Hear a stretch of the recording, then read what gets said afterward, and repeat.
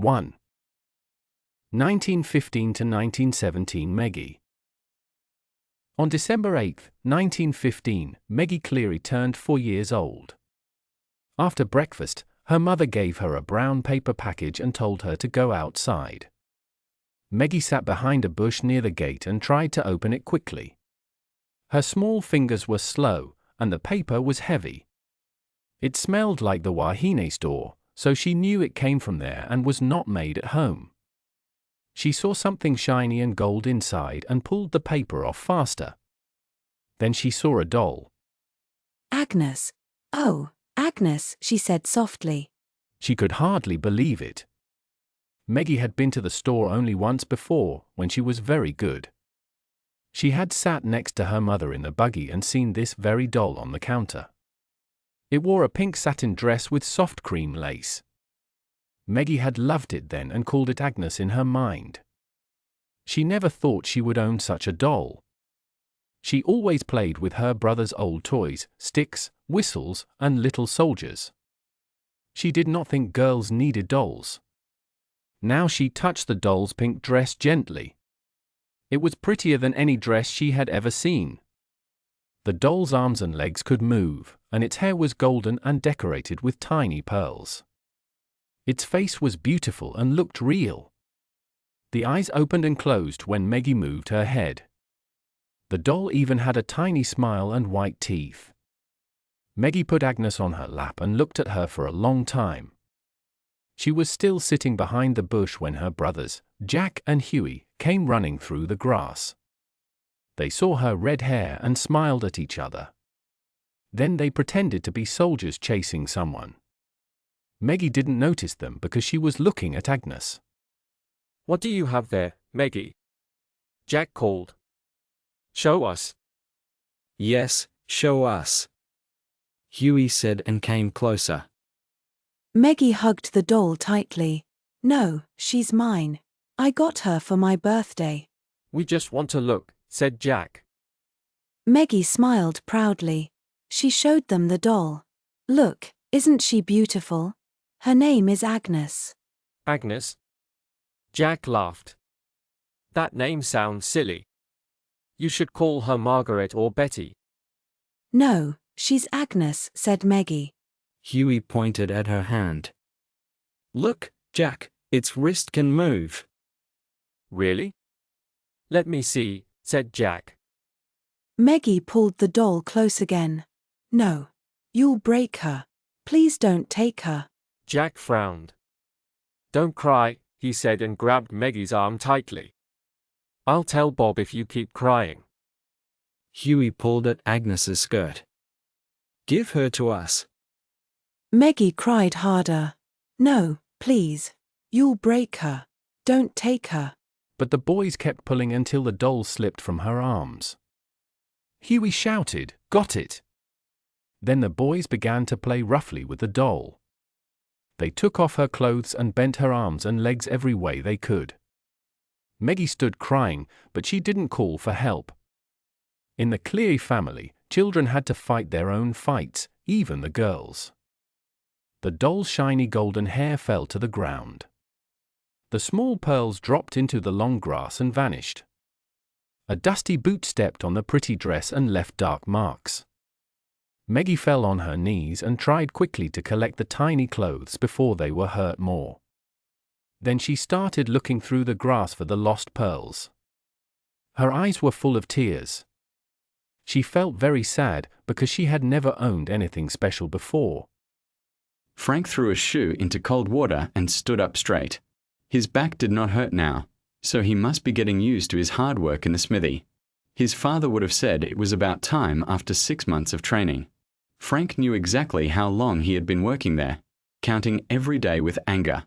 He pushed his long black hair away from his forehead and took off his old leather apron. His shirt was lying on a pile of straw in the corner.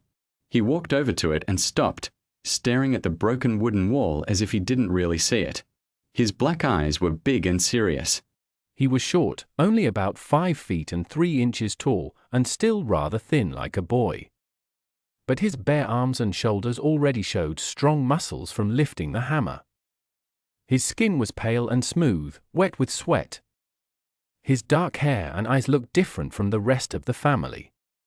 His mouth was full and his nose was wide. His mother had some Maori blood, and everyone could see that in him. Frank was almost 16 years old. His brothers were younger. Bob was 11, Jack 10, Hughie 9, Stuart 5, and little Meggie was now 4. He remembered her birthday was today, December 8th. He put on his shirt and left the barn. The house was on a small hill, higher than the barn and stables. It was wooden and large, spreading over many rooms but only one floor.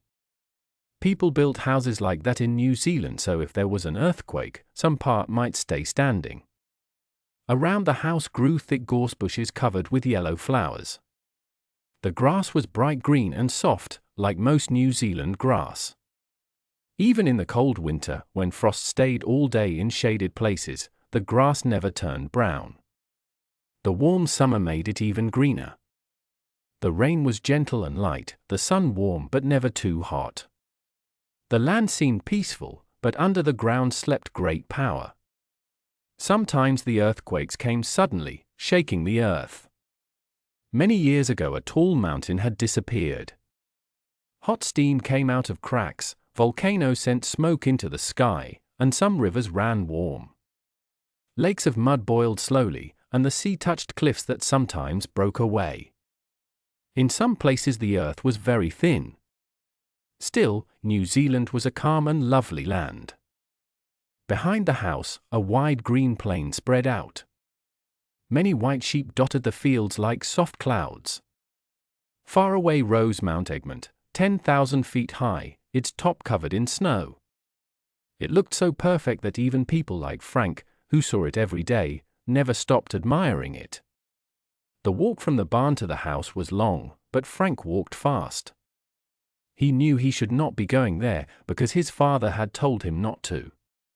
When he turned the corner of the house, he saw a small group near the gorse bush. Frank had taken his mother to the town of Wahine to buy Meggie's doll. He still wondered why she had bought such a gift.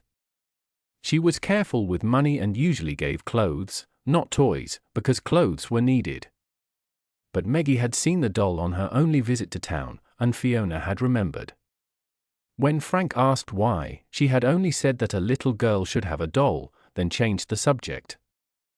On the path in front of the house, Jack and Hughie were holding the doll and moving its arms and legs roughly. Meggie stood watching them, her back to Frank. Her white socks had slipped down into soft folds above her small black boots. The pink skin of her legs showed below the brown velvet Sunday dress. Down her back fell hair with soft curls that shone in the sunlight. It was a color between red and gold. A white ribbon kept some curls away from her face, but the ribbon was dusty and loose. Her dress also had dust on it. In one hand she held her doll's clothes tightly, and with the other she pushed at Hughie. Jack and Hughie quickly stood up and ran away, forgetting the doll. When Frank shouted angrily, the boys knew it was best to run. "If you touch that doll again, you'll be sorry," he called after them. Then he bent down and gently held Meggie's shoulders. "Hey now, don't cry. They are gone. They won't touch your doll again, I promise. Give me a smile. It's your birthday, remember." Her face was red and swollen, and tears filled her grey eyes. Frank's throat felt tight when he looked at her. He took a dirty cloth from his pocket and wiped her face. "Blow," he said, pinching her nose gently with the cloth. She did it and made noisy hiccups as she stopped crying. "Oh, Frank, they took Agnes away from me," she said sadly. Her hair fell down, and all the little pearls were lost in the grass. "I can't find them." More tears fell onto Frank's hand. He looked at them for a moment. "All right, we'll look for them together," he said. "But you can't find anything while crying. And what's this baby talk? You haven't said whittle for a long time. Come on now, blow your nose again and dress poor Agnes, or she'll get burned in the sun." He made her sit on the edge of the path and carefully gave her the doll. Then he started searching in the grass. Soon he shouted with joy and held up a pearl. Look, the first one. We'll find them all. Meggie watched her big brother lovingly as he looked for more pearls. Then she remembered her doll's skin might get burned and started putting the clothes back on. The doll wasn't really hurt. Her hair was messy and her arms and legs were dirty, but she was still fine. Meggie took one of her own hair combs and began to brush the doll's hair. It was real human hair, light and soft. She was trying to fix a big knot when something terrible happened. The whole bunch of hair came off, sticking to the comb. There was nothing on the doll's head now, only a big empty hole. Meggie gasped and looked inside the hole. She saw the inside shape of the doll's face and teeth. The eyes hung on a wire that went through the head. It looked awful. Meggie screamed loudly and threw the doll away. She covered her face with her hands and shook with fear. Then she felt Frank's arms around her, holding her close so her face pressed into his neck. She hugged him tightly, and after some time she started to feel calm. Now she noticed that he smelled nice, like horses, sweat, and metal. When she was quiet, Frank asked her what had frightened her. He looked into the doll's empty head. He thought about his own childhood fears, but they were about people, not toys. What was it you saw, Meggie? He wondered silently. He felt she wouldn't have cried so much if the doll had simply broken or bled a little. In their family, someone was always getting small cuts or bruises. Her eyes, Meggie whispered, not wanting to look at the doll. She's really something, Meggie, Frank said softly, brushing her hair with his face. Her hair was rich and full of color. It took him a long time to make her look at the doll again. Slowly, she looked into the hole. He showed her how the eyes moved and how they were made to open and close. All right now, he said at last, lifting her into his arms and holding the doll between them. Let's go inside. Mum can fix her. We'll clean and iron her clothes and glue her hair back on.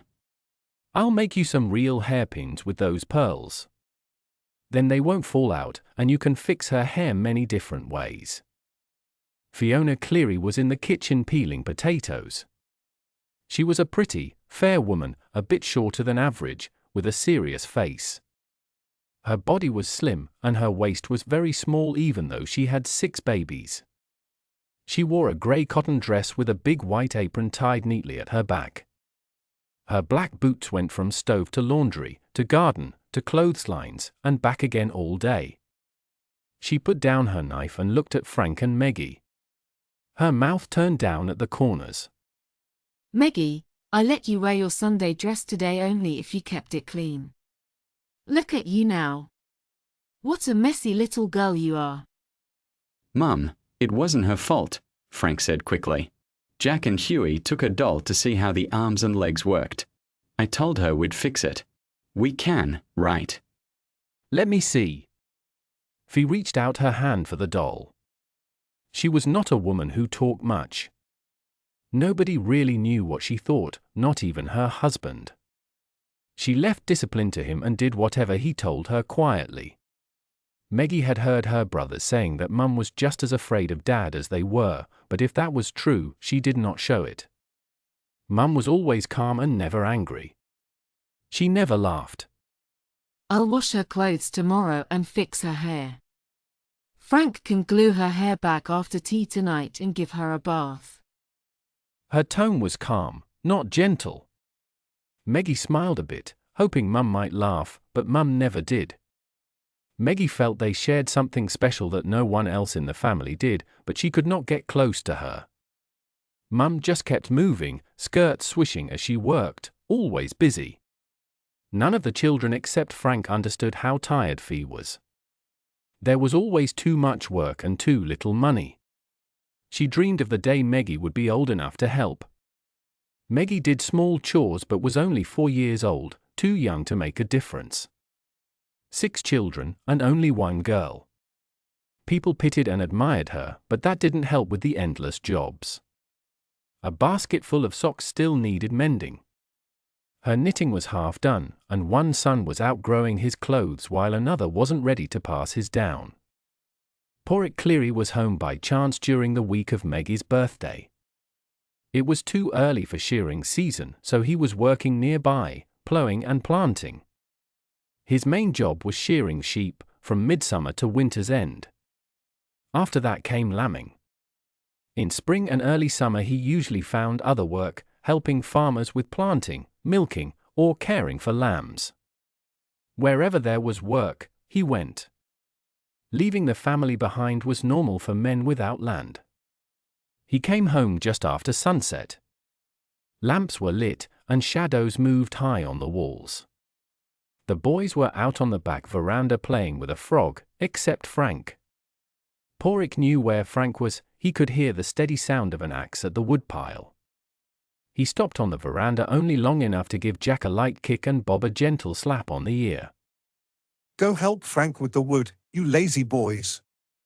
And finish before Mum puts tea on the table, or you'll be in trouble. He nodded to Fiona, who was cooking at the stove. He did not kiss her or give her a hug. He thought that kind of affection should stay private. As he used a tool to pull off his dirty boots, Meggie came running with his slippers. He smiled at her, always amazed by how lovely she was. Her hair was soft and golden. He picked up one curl, stretched it, and watched it spring back. Then he lifted her into his arms and went to sit in the only comfortable chair near the fire. He sat down with a soft sigh and took out his pipe. He tapped out the old tobacco onto the floor.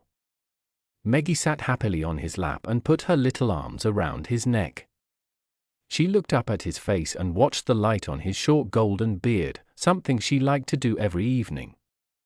How are you, Fee? Asked Porrick Cleary. I'm fine, Paddy. Did you finish the lower paddock today? Yes, it's done.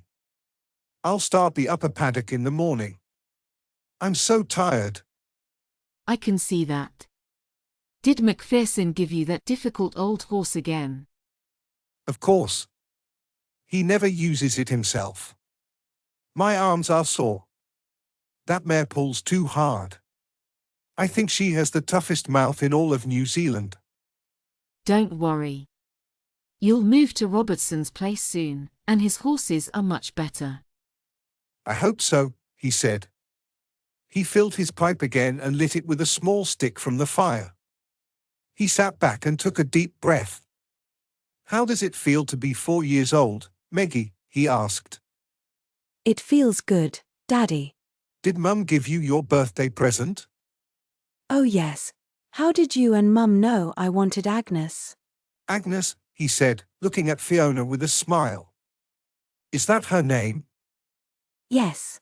She's beautiful, Daddy. I want to look at her all the time. She was lucky at all, Fiona said in a dry voice. Jack and Hughie took the doll before Meggie could really see it. Well, boys can be rough sometimes. Is the doll badly broken? Not too bad. It can be fixed. Frank stopped them before they did much harm. Frank? What was he doing here? He should have been working at the forge today. He was there all day, Fiona said quickly. He just came down to get a tool. Oh, Daddy, said Meggie. Frank is my best brother. He saved Agnes and will fix her hair for me after tea. That's good, her father said sleepily, leaning his head back and closing his eyes. It was very warm near the stove. Sweat shone on his forehead, but he didn't notice. He put his hands behind his head and rested. Porrick Cleary's children got their red hair from him, though his was the brightest of all.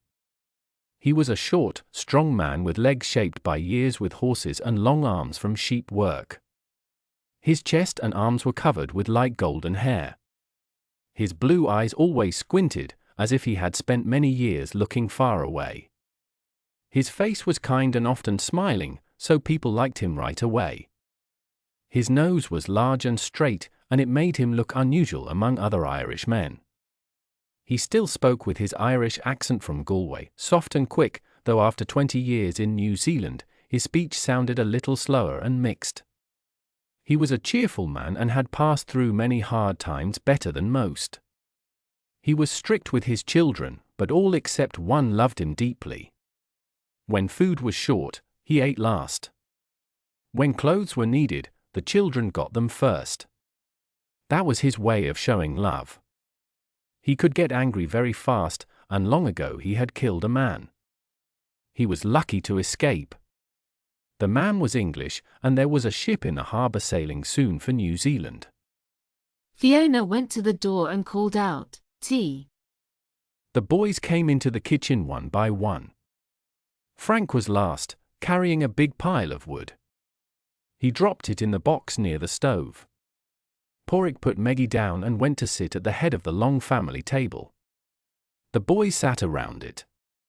Meggie climbed onto the wooden box her father placed on the chair near him. Fee put food onto plates at her work table. She was quick and neat, moving like a waiter. She carried 2 plates at a time to her family, first Paddy, then Frank, then the others, and Meggie last. Fee sat down only after everyone had their food. Urkel. Stew. Stuart said, making funny faces while he picked up his knife and fork. Eat it, his father said quietly. The plates were large and filled with food. There were boiled potatoes, lamb stew, and beans from the garden. Everyone, even Stuart, finished every bite and cleaned their plates with bread. Then they ate more bread with butter and jam. When Fee finished eating quickly, she went back to the table and served dessert.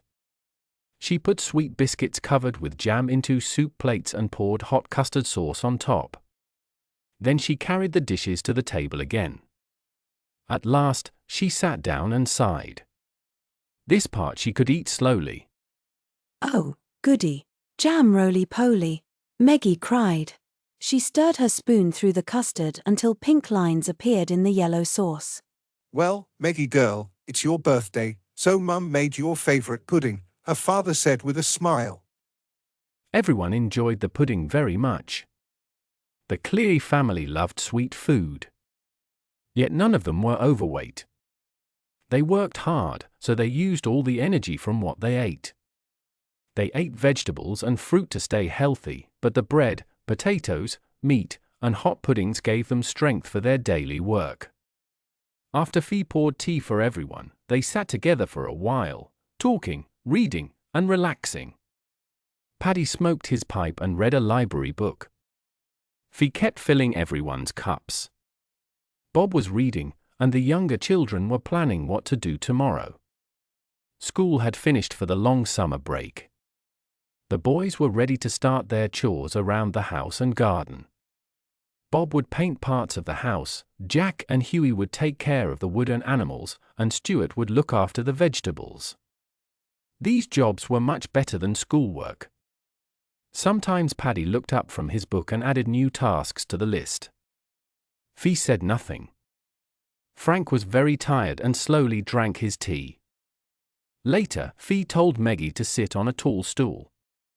She wrapped Meggie's hair in its usual rags before sending her to bed with Stu and Huey. Jack and Bob asked to feed the dogs outside. Frank took Meggie's doll to fix its hair with glue. Porrick stretched, closed his book, and put his pipe into a shiny shell he used as an ashtray. Well, Mother, I'm off to bed. "Good night, Paddy," Fee said. After he left, Fee cleared the table. She took down a big iron tub from the wall, put it at one end of her work table, and poured hot water from the kettle into it. Then she added cold water from a tin so it would not be too hot. She used soap to wash the dishes and placed them one by one in a neat pile. Frank kept working quietly on the doll, then stood up and fetched a towel to help dry the dishes. He moved around the kitchen easily, as if he had done this many times before. They worked together secretly. Paddy did not allow men to do women's work in the house. But every night after he went to bed, Frank helped Fee wash and dry the dishes. Fee always waited to begin until she heard Paddy's slippers hit the bedroom floor. Once he was in bed, he never came back to the kitchen. Fee looked gently at Frank. I don't know what I'd do without you, Frank. But you shouldn't help so much. You'll be tired in the morning. It's all right, Mum. Drying a few dishes won't hurt me. I just want to make things easier for you. It's my job, Frank. I don't mind. I hope we get rich someday so you can have someone to help you, he said softly. That is just dreaming, she said. Her hands were red and soapy. She wiped them on the cloth, then put them on her hips and sighed. She looked at her son with worry. He seemed unhappy, much more than a normal worker who complains about his life. Frank, don't try to think big. It only brings trouble. We are working people. We don't get rich or have servants. You must be happy with what we have. When you talk like that, you hurt your father. He doesn't deserve that. He never drinks, he never wastes money, and he works very hard for us. He never keeps what he earns for himself. It all comes to us. Frank's shoulders moved with impatience, and his face looked hard. But why is it wrong to want a better life? He asked. Why shouldn't I wish for a maid? It's wrong because it's not possible, his mother said. You know there's no money for you to stay in school. If you can't study, how can you ever have an easier job? Your voice, your clothes, your hands show who you are, a worker. But that's not shameful. As Daddy says, when a man's hands are rough, it means he's honest. Frank said nothing more. The dishes were done. His mother took her sewing box and sat in his father's chair near the fire. Frank turned back to the doll. Poor little Meggie, he said suddenly. Today, when those boys were playing too roughly with her doll, she cried like her whole world was broken. He looked at the doll, which now had hair again. Agnes. Where did she get a name like that? She must have heard me talk about Agnes Fortescue Smythe, his mother said. When I gave the doll back, Meggie looked at its face and got scared. Something in its eyes frightened her. Meggie always imagines things, his mother said sadly. It's sad we don't have enough money to keep the little ones in school. They're clever, Frank said. Oh, Frank, his mother answered softly, if wishing could make things happen, poor people would all ride horses. She rubbed her eyes tiredly and pushed her needle deep into a ball of grey wool. I can't do any more tonight. I'm too tired to see straight. Go to bed, Mum. I'll turn off the lamps. As soon as I fix the fire, she said. I'll do it, he answered. He stood up and carefully put the doll behind a cake tin on the shelf so no one would break it. He wasn't worried that the boys would touch it again. They were afraid of him. Frank could be harsh when angry, though never with his mother or sister. Fee watched him sadly. There was something strong but troubled in Frank, something restless. If only he and his father understood each other. They often argued. Maybe he cared too much for her. Maybe he was a little too close to her, her fault, maybe. Yet it showed his kind heart. He only wanted to make her life easier. She wished that someday Meggie would grow up enough to help Frank carry this weight. Fee picked up a small lamp, then put it down and walked to Frank, who was putting wood in the stove and turning the air vent. His arm was pale and lined with veins, his hands dark from work and never fully clean. She reached out softly and brushed his straight black hair away from his eyes. It was her way of saying good night. Good night, Frank, and thank you, she whispered. Fee moved quietly through the door into the front part of the house. The light was pushing away the shadows as she went. Frank and Bob shared the first bedroom. She opened the door softly and raised her lamp. Its light showed the big bed in the corner. Bob was sleeping on his back with his mouth open. His face moved and jerked like he was dreaming badly. Fee went to the bed and turned him onto his side before his nightmare got worse. For a moment she looked down at him. He looked so much like Paddy. In the next room, Jack and Huey were sleeping close together. They were naughty boys, always in trouble but never truly bad. She tried to separate them and fix their blankets, but their red curly heads stayed pressed together. With a quiet sigh, she gave up. She wondered how they could sleep so wildly and still wake full of energy. Meggie and Stuart slept in another small, dull room with brown walls and brown floor. There were no pictures anywhere. Stuart was turned upside down under the covers, his little nightshirt showing where his head should be. Fee found his head near his knees and was amazed he could breathe that way. When she touched the sheet, she felt it was wet. Again. She decided to leave it until morning. He always turned around in bed and made it wet again. Still, 1 boy out of 5 was not too bad. Meggie lay curled up like a tiny ball, her thumb in her mouth and her hair messy around her. She was the only girl. Fee looked at her quickly and left. She thought there was no mystery in Meggie, being a girl was simple. Fee understood her daughter's future and did not feel sorry or jealous. The boys were different. To Fee, they were special, strong boys born from her. Life was hard without help in the house, but she thought her sons made it worthwhile. They showed what a good man Paddy was. A man with sons was respected. Fee went quietly into her own room and placed the lamp on the bureau. She opened the many tiny buttons on her dress, took it off, and removed her camisole. Then she slipped into a long warm nightgown. When she was covered, she took off her underclothes and loosened her stays. Her golden hair fell down when she removed its pins and set them carefully in a shell dish.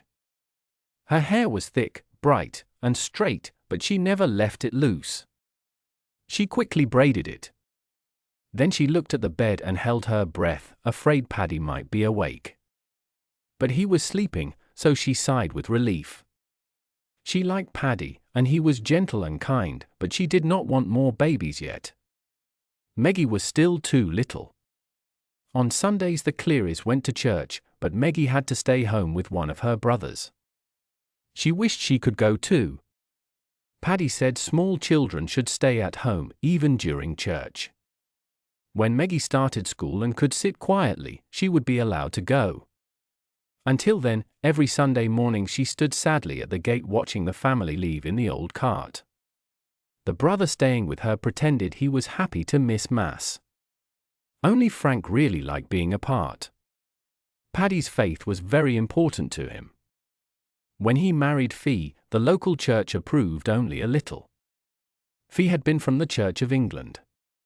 She gave up her old faith for Paddy, but she never became Catholic. Her family, the Armstrongs, were old settlers with high social standing, and they thought her marriage to poor Paddy was shameful. The Armstrong family had been in New Zealand for generations. The first Armstrong there was Roderick. His story started during the American War of Independence in the late 1700s. Before 1776, over 1,000 petty criminals were sent each year from Britain to Virginia and the Carolinas.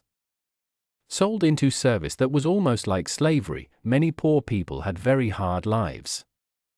At that time, British law was very harsh. People were executed for murder, arson, stealing more than a shilling, or strange crimes like pretending to be Egyptians.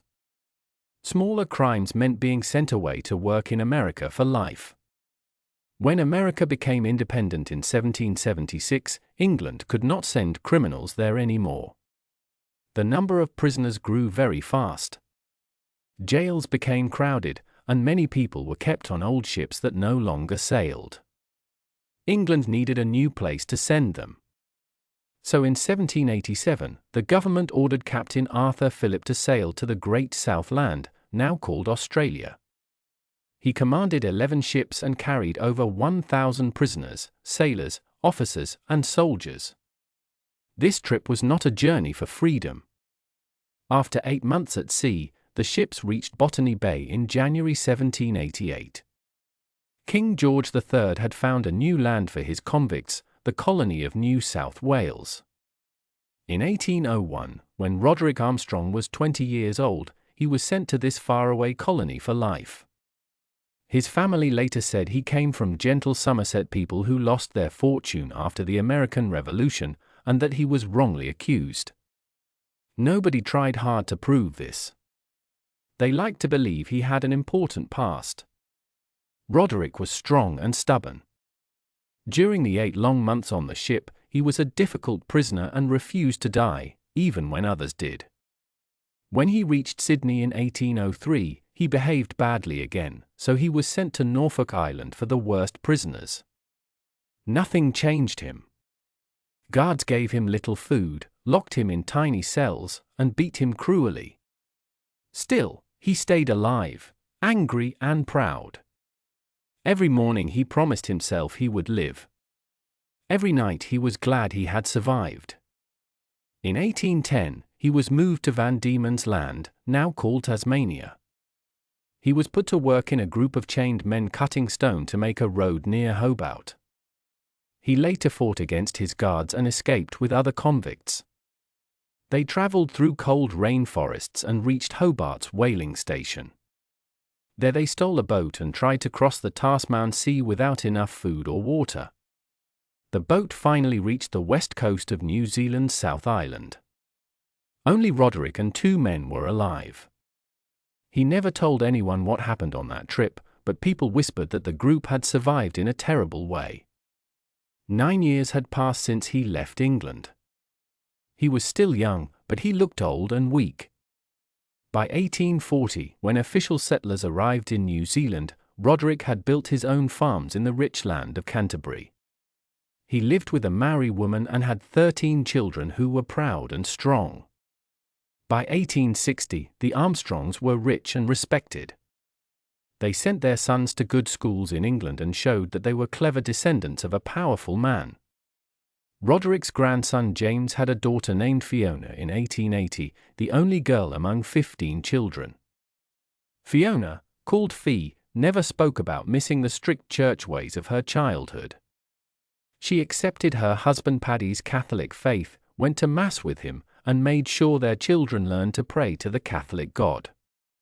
But because she never became Catholic herself, her home did not have small daily prayers or moments of blessing. Something gentle and holy was missing from their everyday life. Aside from one visit to Wahine a year and a half earlier, Meggie had never gone farther from home than the barn and the smithy in the small valley. On the morning of her first school day, she felt so excited that she got sick after breakfast. Her mother quickly sent her back to her room to clean her and dress her again. Her nice new navy blue dress with the big white sailor collar was taken off, and she had to wear her old brown one, tight at the neck and always uncomfortable.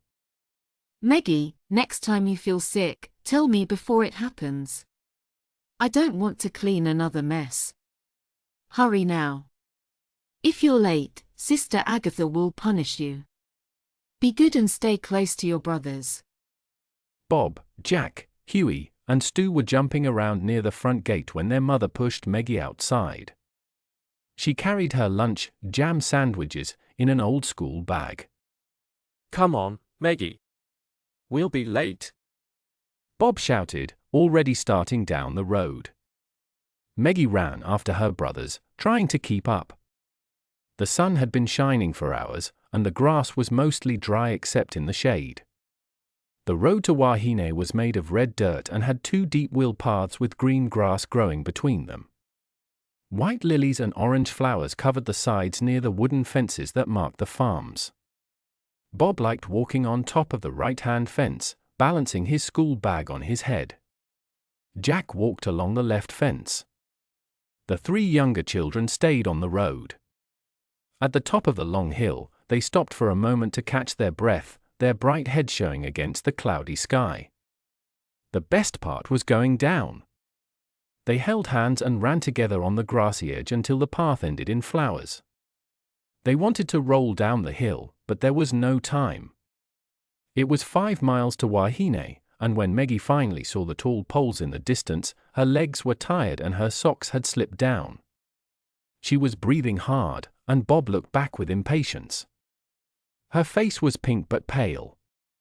He gave his bag to Jack and said roughly, "Come on, Meggie.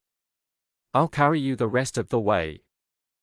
He looked at his brothers so they would not tease him. Meggie climbed onto his back and held on tightly, resting her head on his shoulder. She felt happy and comfortable. From there she could see the town ahead. Wahine was just a large village, with buildings along both sides of the road. The biggest was the hotel, a tall 2-story building with an awning that gave shade to the walkway. Next was the general store, wide with benches outside where people could sit. A flagpole stood near the Masonic Hall, and a faded flag moved in the wind. There was a blacksmith's barn nearby with a stable behind and a gasoline pump beside the water trough. Most buildings were dark brown, except one bright blue shop that looked very different. The public school stood next to the Church of England, across from the Catholic church and school. As the Cleary children hurried past the store, they heard the Catholic bell ringing, then a louder bell from the public school. Bob began to run, and they entered the schoolyard where about 50 children were lining up in front of a small nun holding a long thin stick. Without a word, Bob guided his family to stand on one side, away from the rows of children. He looked straight at the cane in the nun's hand. The Sacred Heart Convent had 2 floors, but because the building sat far back from the road behind a fence, people did not notice that easily. 3 nuns lived there. They belonged to the Sisters of Mercy. They worked as teachers and stayed upstairs with another nun who kept the house and never came out. The ground floor had 3 large classrooms. A wide veranda went around the whole building. On rainy days, the children could sit there quietly at break time and lunchtime. On sunny days, they were not allowed to go there. Big fig trees gave shade to part of the school yard, and behind the school was a small grassy space called the cricket pitch, where children liked to play. While the children went inside, Sister Catherine played a church song on the old piano. Bob and his brothers waited without moving, even though some pupils tried to hide their laughter. When the last child was gone, Sister Agatha stopped standing stiffly and walked toward the Clearys. Her long, heavy skirt moved quickly over the gravel. Meggie stared at her. She had never seen a nun before. The woman looked very strange to her, only her face and hands showed, while everything else was covered in white and black cloth. A long rosary made of wood hung from her belt. Her skin was red from washing too often, and her headpiece pressed tightly around her face. She had small hairs on her chin, and her lips were pressed together. Her eyeglasses left red marks on her nose, and her eyes were pale blue and sharp.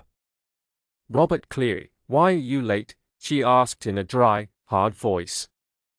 "I'm sorry, sister," Bob said quietly, still staring at the cane that moved in her hand. "Why are you late?" she asked again. "I'm sorry, sister. This is the first morning of the school year, Robert Cleary," she said. "You should have come on time today, even if you don't always." Meggie felt scared, but she tried to be brave. "Please, sister, it was my fault," she said in a small voice. The nun's eyes turned to her and looked right through her. Meggie didn't know it was wrong to speak up like that. Bob kicked her leg quickly, and she gave him a confused look. "Why was it your fault?" the nun asked coldly. Meggie answered honestly, "I was sick all over the table and it went through to my underwear. Mum had to wash me and change my dress, so we were late." Sister Agatha's face did not change, but her mouth grew tight as she lowered the cane a little. "Who is this child?" she asked Bob. "She's my sister, Megan," Bob said. "In the future, tell her we do not talk about such things," Sister Agatha said strictly. "Good children never speak about their underclothes." She lifted the cane. "Hold out your hands, all of you." "But, sister, it was my fault," Meggie cried, holding her hands out like her brothers did at home when they pretended to get in trouble. "Quiet," Sister Agatha said sharply. It doesn't matter whose fault it was. You are all late, so you will all be punished. She spoke calmly, 6 strikes. Meggie watched Bob's hands and saw the cane come down quickly. It touched his palms, and she saw how it hurt, though he stayed still and brave. A purple mark appeared right away. Then came the next cut, this time across the place between Bob's fingers and palm, which hurt more. The last one went over the tips of his fingers. Sister Agatha hit carefully each time. She gave 3 more cuts on Bob's other hand before turning to Jack. Bob's face was pale, but he did not cry out or move. His brothers stayed quiet too, even Gentle Stew. When Sister Agatha lifted the cane high, Meggie closed her eyes without meaning to. She did not see it come down. The pain felt huge and burning, and it spread up her arm. The next strike followed quickly, and soon her whole arm hurt. The last hit on her fingertips made her body feel weak inside, like all the pain reached her heart. She bit her lip hard. She felt ashamed and angry but would not cry. She could not understand why this was happening. It was almost lunchtime before her hand stopped aching. The morning passed in fear and confusion. She was put at a double desk in the last row of the youngest children's classroom. She did not notice who sat beside her until after lunch. At lunch she hid behind Bob and Jack in a quiet part of the playground.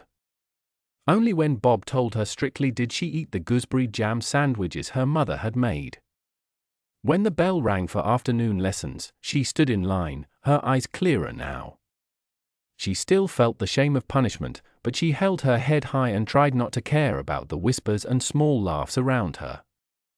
Sister Agatha stood at the front with her cane. Sister Declan walked behind them.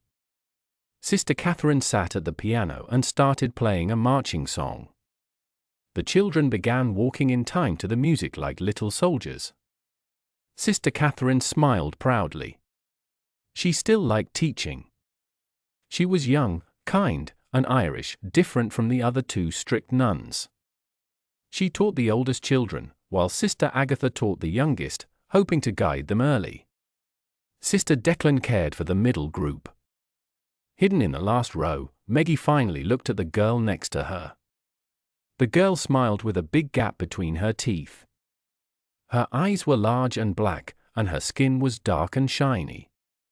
Meggie found her lovely because she had only known children with pale skin and freckles. She thought her seatmate was the most beautiful girl she had ever seen. "What's your name?" the dark girl whispered while chewing her pencil. "Meggie Cleary," Meggie whispered back. Suddenly a sharp voice came from the front. Meggie jumped. The whole class stopped writing, pencils hitting desks. Papers were pushed aside as everyone folded their arms neatly. Meggie felt her heart sink. All eyes turned to her. Sister Agatha walked quickly down the aisle. Meggie wanted to run but had nowhere to go. The nun's face grew close, and Meggie squeezed her hands together in fear. "You spoke, Megan Cleary." "Yes, sister." "And what did you say?" "My name, sister." "Your name?" Sister Agatha said loudly, looking at the other children. "Well, children, are we not lucky? Another Cleary in our school, and she cannot wait to tell everyone her name." She stared down at Meggie again. "Stand up when I address you, you ignorant little savage. And hold out your hands, please." Meggie jumped from her seat. Her long curls moved across her face. She held her hands together tightly, scared. Sister Agatha waited in silence. At last, Meggie slowly stretched out her hands. Before the cane came down, she pulled them back again, breathing fast in fear. Sister Agatha took hold of Meggie's hair and pulled her closer until their faces were very near. "Hold out your hands, Megan Cleary," she said in a cold, calm voice. Meggie opened her mouth and was suddenly sick all over Sister Agatha's dark clothes. Every child in the room gasped. Sister Agatha stood still, her face turning dark red. The sick ran down her black dress to the floor. Then she lifted her cane and struck Meggie many times. The cane hit wherever it could as Meggie tried to protect her face and hide in the corner, still feeling ill. "Go home, you horrible little girl," she said sharply. Then she turned and went into the next classroom. Meggie looked at Stu, who nodded softly to tell her she must go. His eyes were gentle and full of care. Meggie wiped her mouth with her handkerchief and went out into the playground. There were still 2 hours before school ended. She walked down the street slowly, not caring about anything. She knew the boys would not come after her, and she was too frightened to wait for them. She would have to go home alone and tell her mother alone. Fee nearly bumped into her when she came out the back door with a heavy basket of wet clothes. Meggie sat on the top step, her head low. Her hair was sticky, and her dress was dirty. Fee put down the basket, pushed her hair from her face, and sighed. "Well, what happened?" she asked tiredly. "I was sick all over Sister Agatha," Meggie said quietly. "Oh, dear," Fee said, putting her hands on her hips. "I got hit with the cane too," Meggie whispered, her eyes full of tears that didn't fall. "Well, Meggie, I don't know what to do with you. We'll just have to wait and see what Daddy says." She walked away toward the clotheslines moving in the wind. Meggie rubbed her face and looked after her mother. Then she started walking down the path to the forge. Frank was there, finishing work on Mr. Robertson's horse. When he saw Meggie at the door, memories of his own hard school days came back to him. She looked small, soft, and too young, but her eyes were full of pain. It made him feel angry with Sister Agatha deep inside. He dropped his tools, took off his apron, and hurried to her. "What's wrong, dear?" he asked, bending down so their faces were close. He could smell the sick on her clothes, but he tried not to react. "Oh, Frank," she cried. Her face twisted with pain as she began to cry. She threw her arms around his neck and held him tightly, crying quietly and deeply, like all the Cleary children did. It was sad and hard to watch. When she was calm again, Frank carried her to a pile of clean hay near the horse. They sat there together while the mare gently touched the hay with her mouth. Meggie rested her head against Frank's chest. The horse blew warm breaths and made happy noises.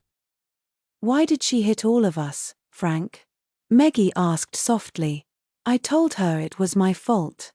Frank didn't mind the smell anymore. He reached out and stroked the horse's nose, pushing it away gently when it came too close. "We are poor, Meggie. That's the main reason. The nuns don't like poor children. When you have stayed at Sister Agatha's old school for a few days, you'll see it's not only the Clearys she is hard on. She is also unfair to the Marshalls and the MacDonalds. We are all poor.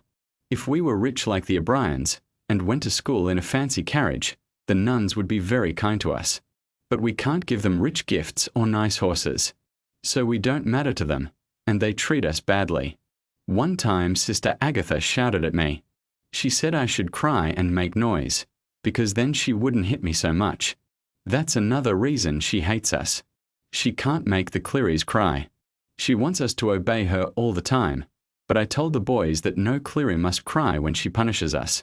That rule is for you too, Meggie. No matter what happens, don't cry. Did you cry today?" "No, Frank," she said sleepily, as she rubbed her face and tried to find her mouth with her thumb. Frank smiled, then gently put her down to sleep in the hay and went back to his work, humming. Meggie was still sleeping when Paddy came in. His arms were dirty from working at Mr. Jarman's dairy. His hat was pushed low over his eyes. He saw Frank shaping a piece of metal at the anvil, sparks flying around him. Then he looked at Meggie sleeping in the hay, with Mr. Robertson's brown horse bending its head close to her. "I thought she would be here," Paddy said as he put down his riding crop and led his old horse to the back of the barn. Frank looked at him quickly, then went back to his hot work, sweat shining on his skin. Paddy took off the saddle, gave the horse water, and mixed some food for it. The horse made a happy sound when Paddy put the food down. Then Paddy washed his face and arms at the trough outside. When he had finished, he looked at Frank. Your mum said Meggie was sent home in trouble. Do you know what happened? Frank stopped working. The poor little thing was sick all over Sister Agatha. Paddy tried not to smile. He looked away for a moment, then turned to Meggie again.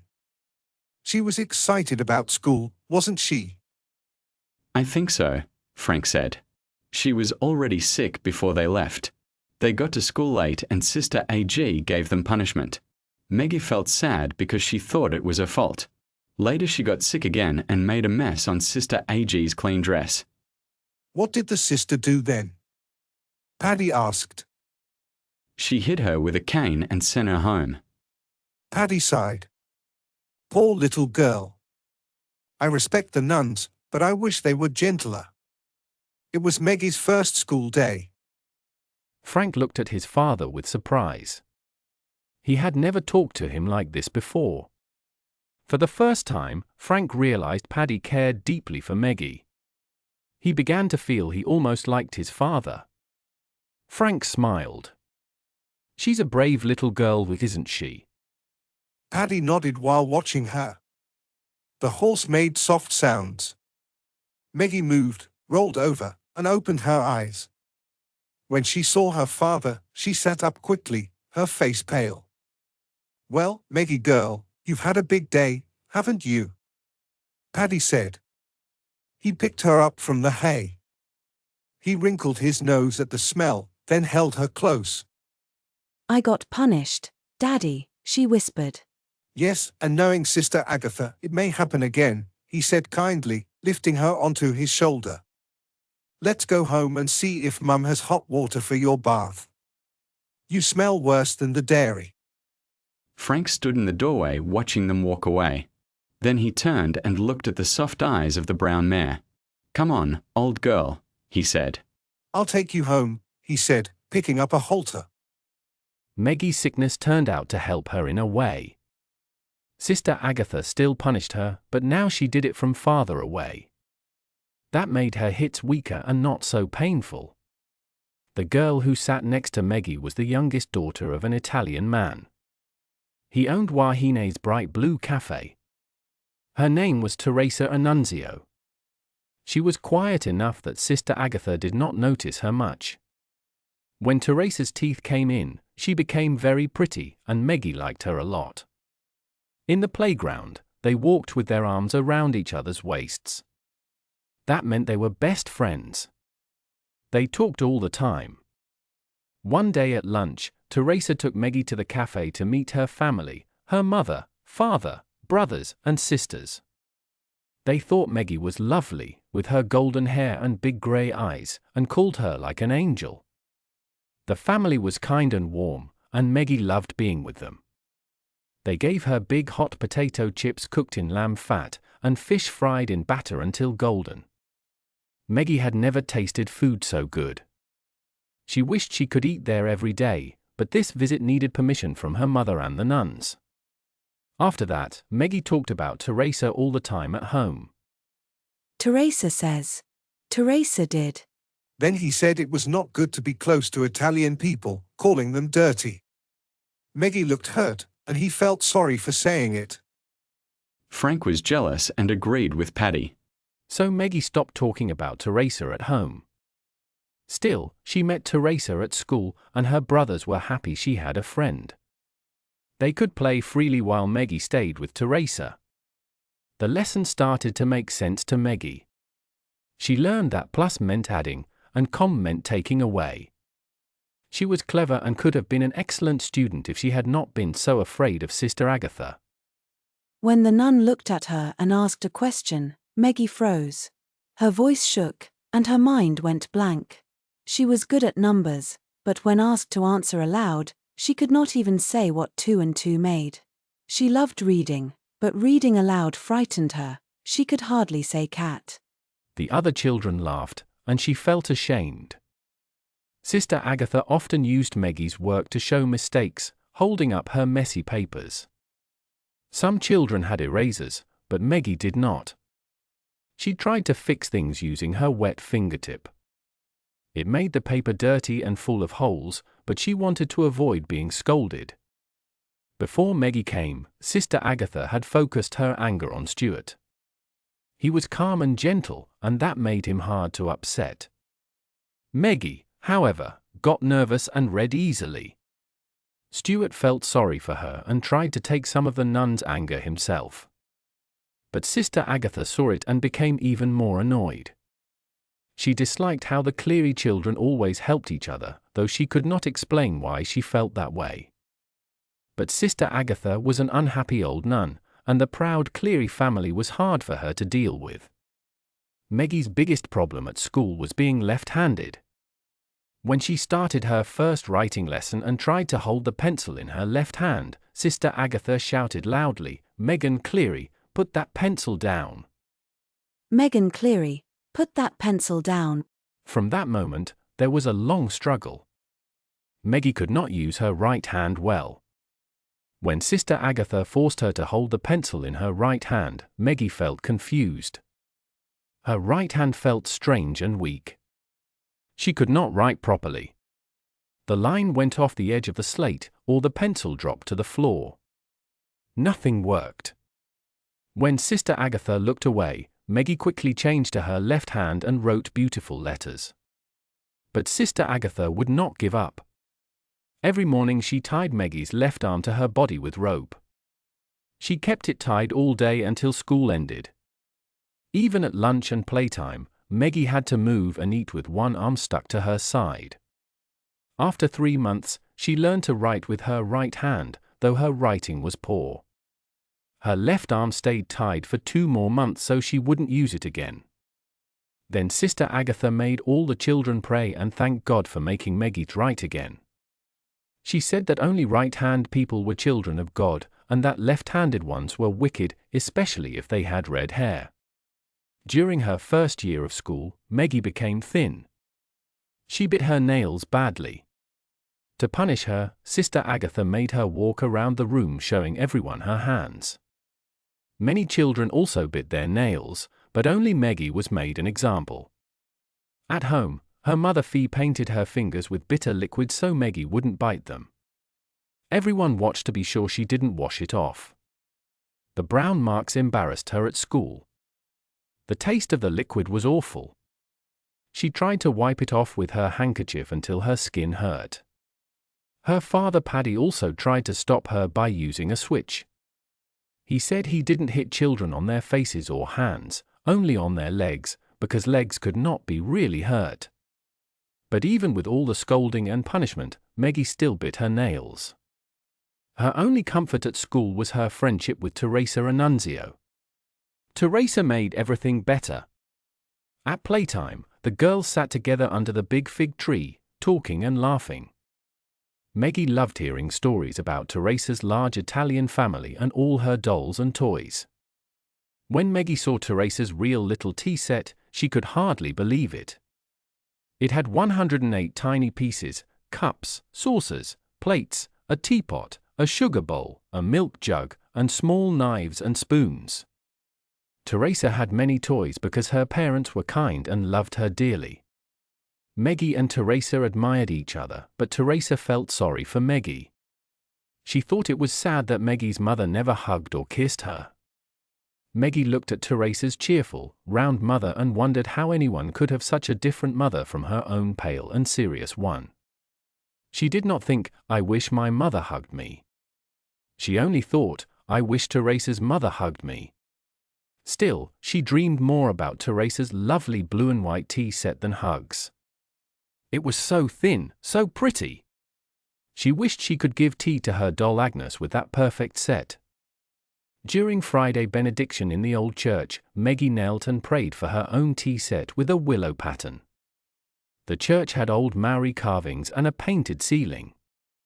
Father Hayes lifted the monstrance and showed the host to bless everyone. But Meggie did not see it. She was busy thinking about how many plates were in Teresa's tea set. When the Maori people started to sing from the gallery, Meggie felt her head spin with bright colors and forgot all about the church or her prayer. The school year was almost finished.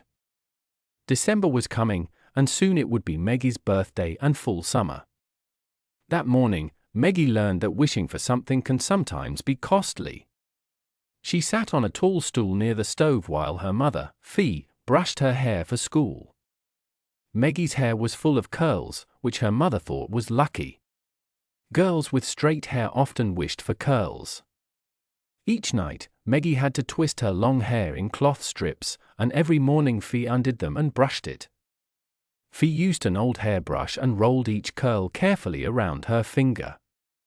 She did this many times until Meggie's hair looked shiny and tidy. Then she tied it with a white bow on top of her head. Most girls at school wore their hair in braids, but Fee liked Meggie to have curls every day. She thought curls looked nicer. Meggie didn't mind how much time it took because she was used to it. The brushing sometimes hurt, but she did not complain. That Monday morning, Fee brushed roughly, and Meggie's eyes watered.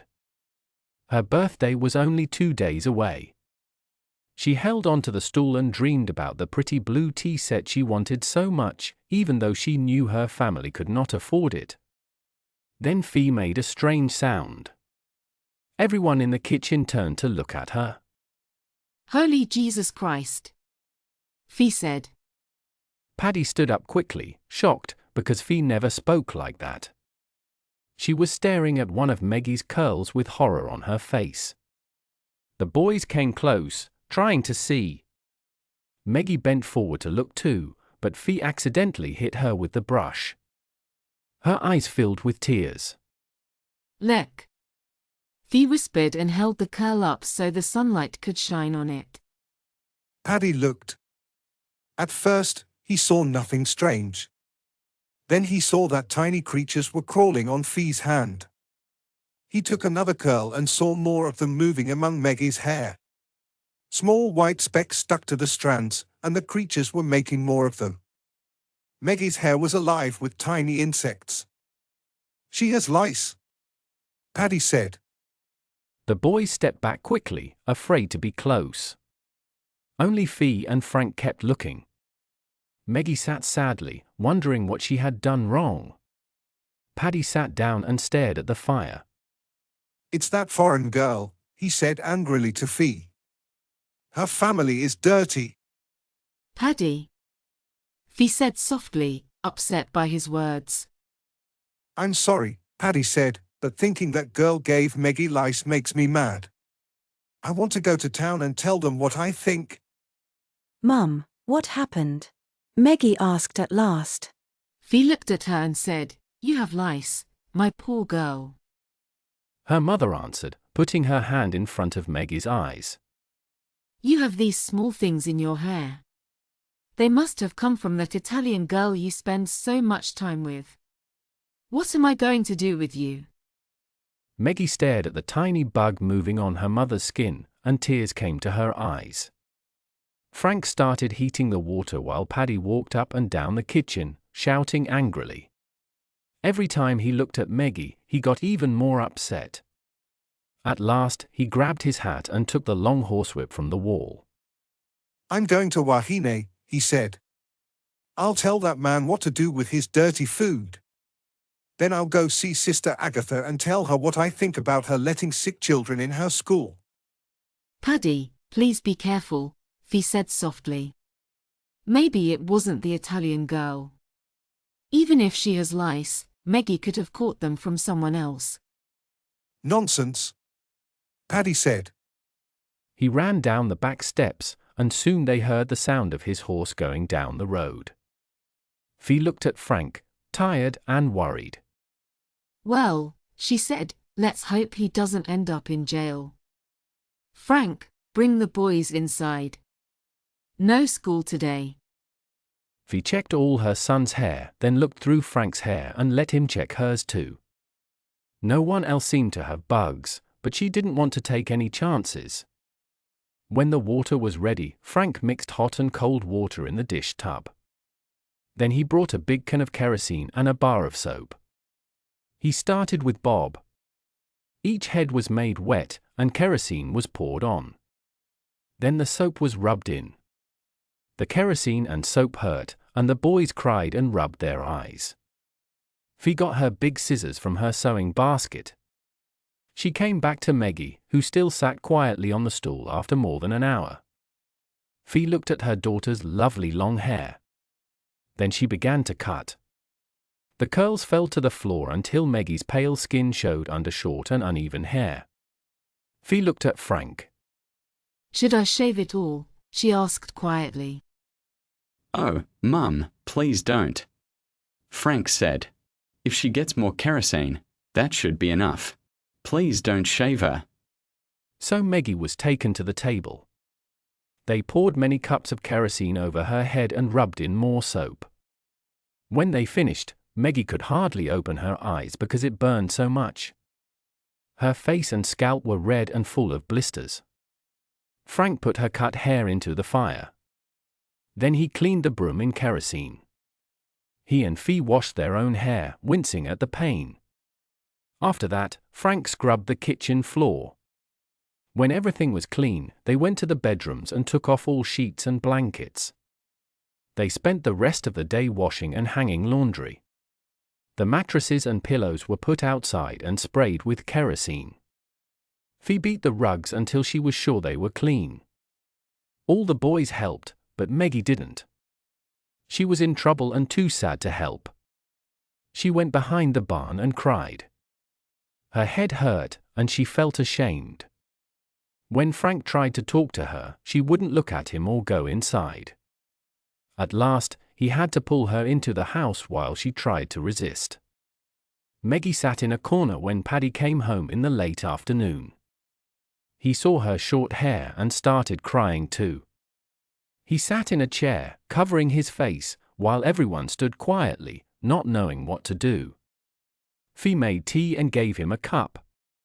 What happened in Wahine? She asked gently. You were gone so long. I hit that man and pushed him into the water trough, Paddy said. Then I saw MacLeod watching, so I told him what happened. MacLeod gathered some men from the pub, and together they pushed a group of people into the horse trough. They poured some sheep wash into it.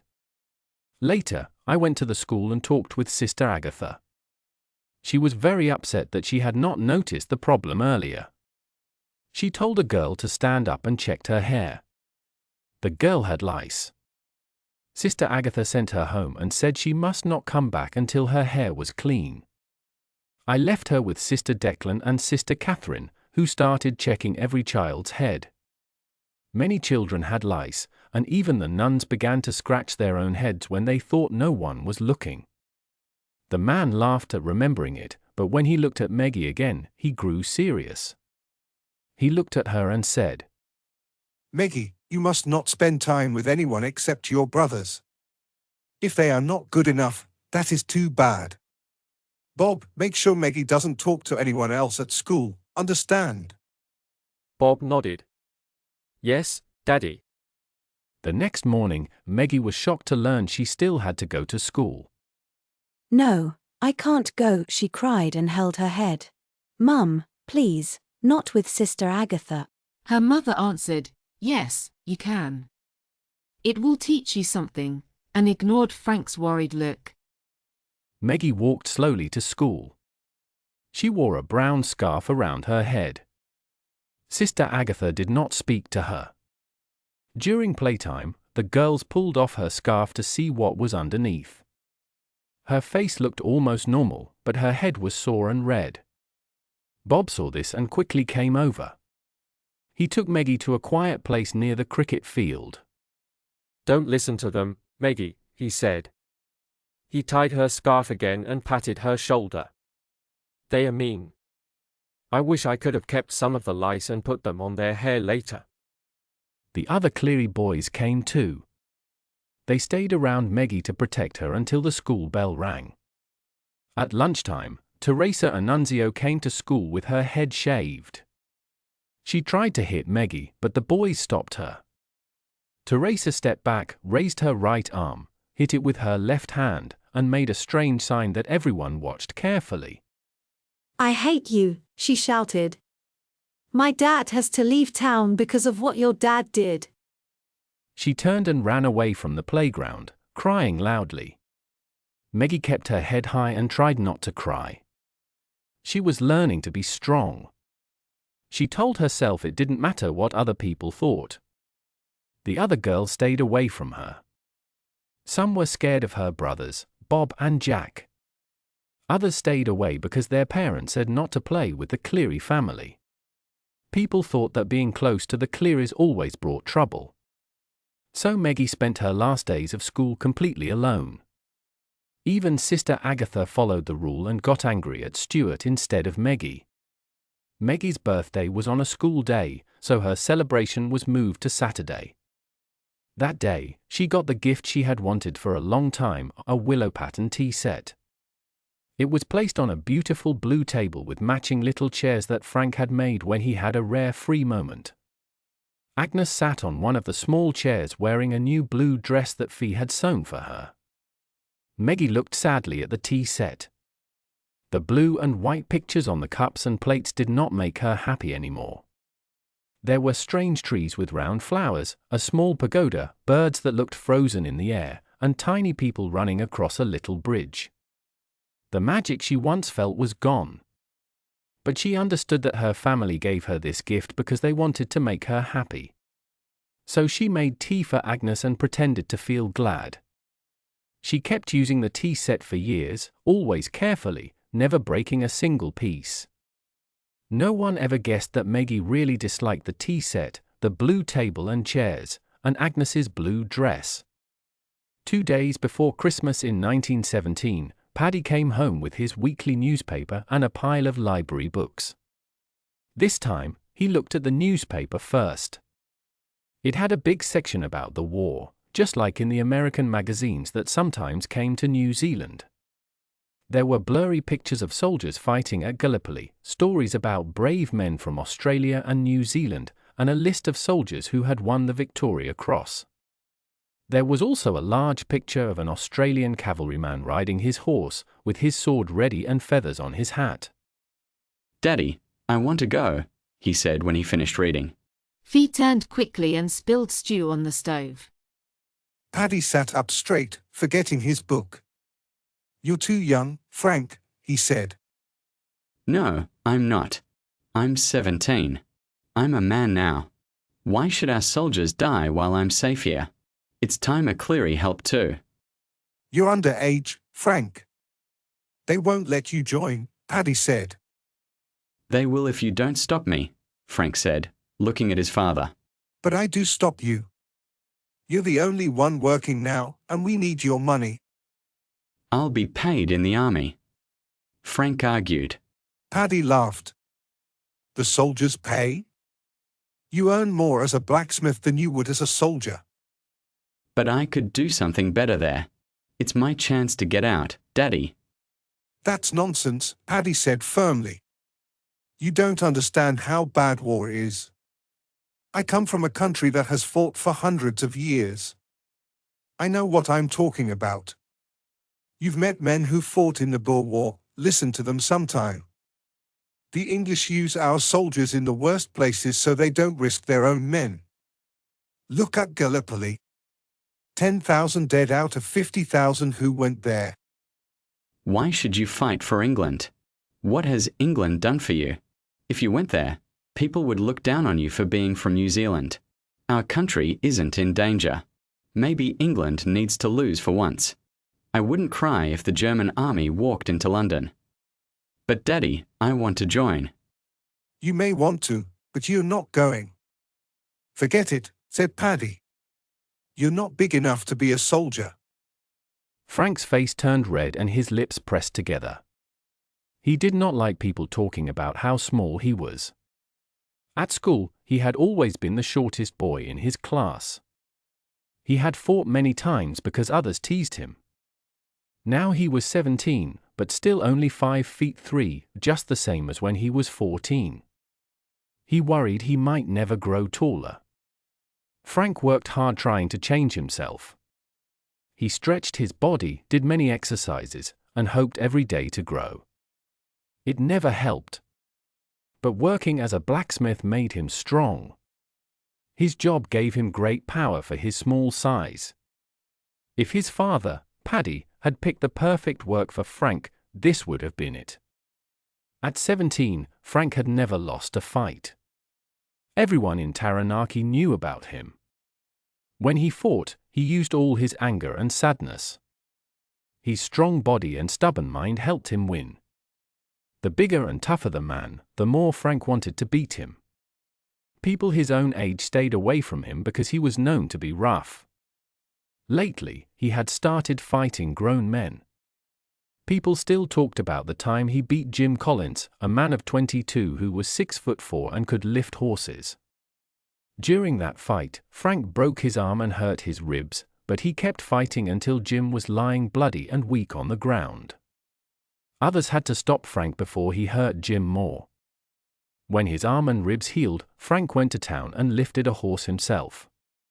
He wanted to show everyone that strength did not come from size.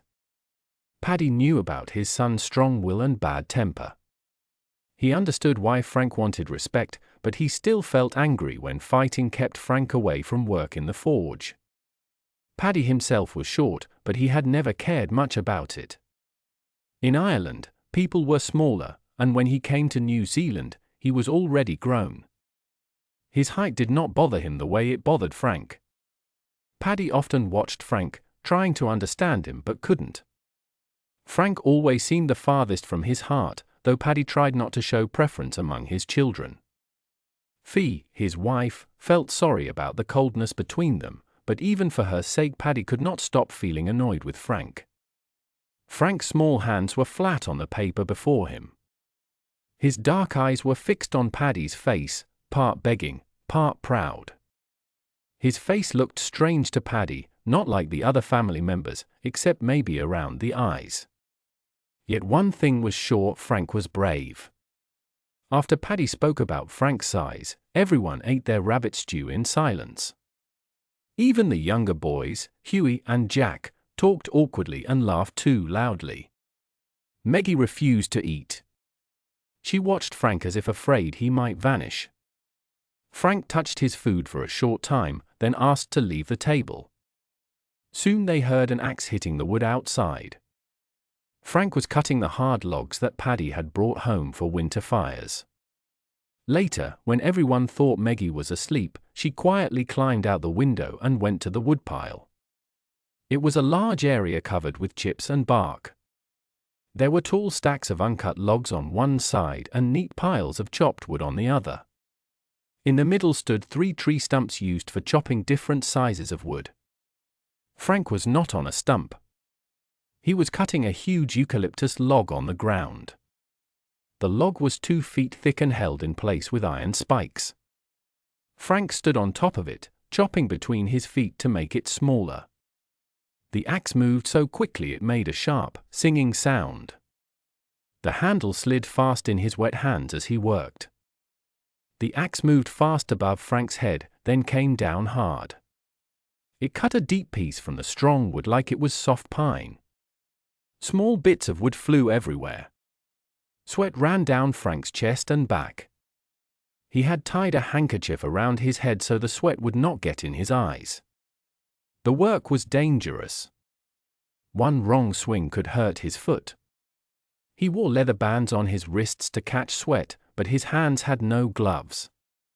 He held the axe with care and skill. Meggie sat nearby, beside his shirt and undershirt, watching him with wonder. There were 3 more axes near him because the hardwood made them dull quickly. Meggie touched one and pulled it to her knees. She wished she could chop wood like Frank. The axe was heavy, and she could hardly lift it.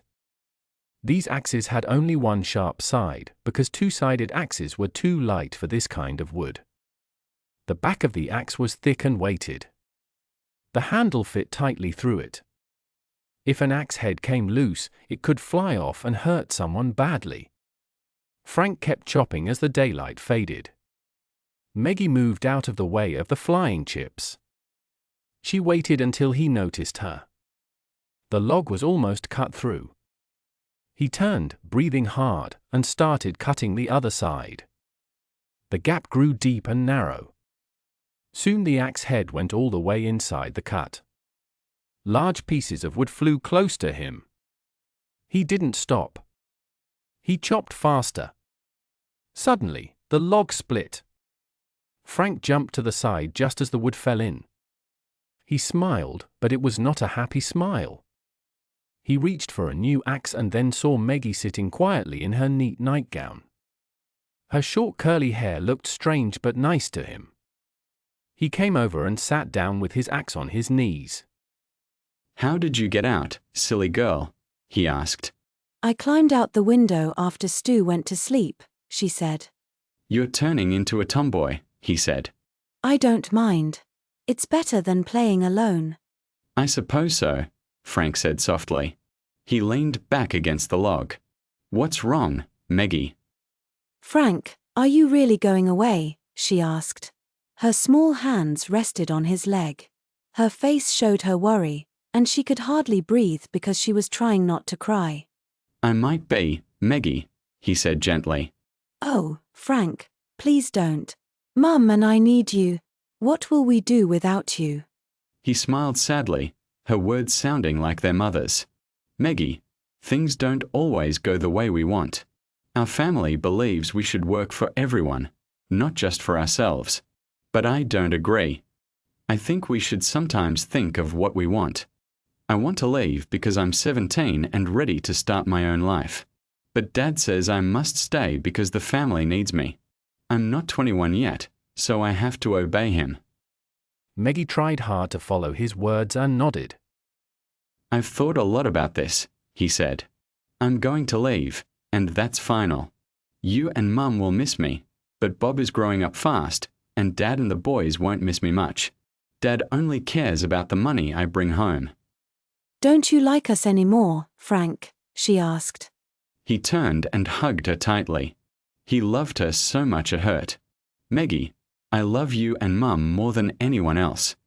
I just wish you were older so I could talk to you properly. Maybe it's best that you're still little."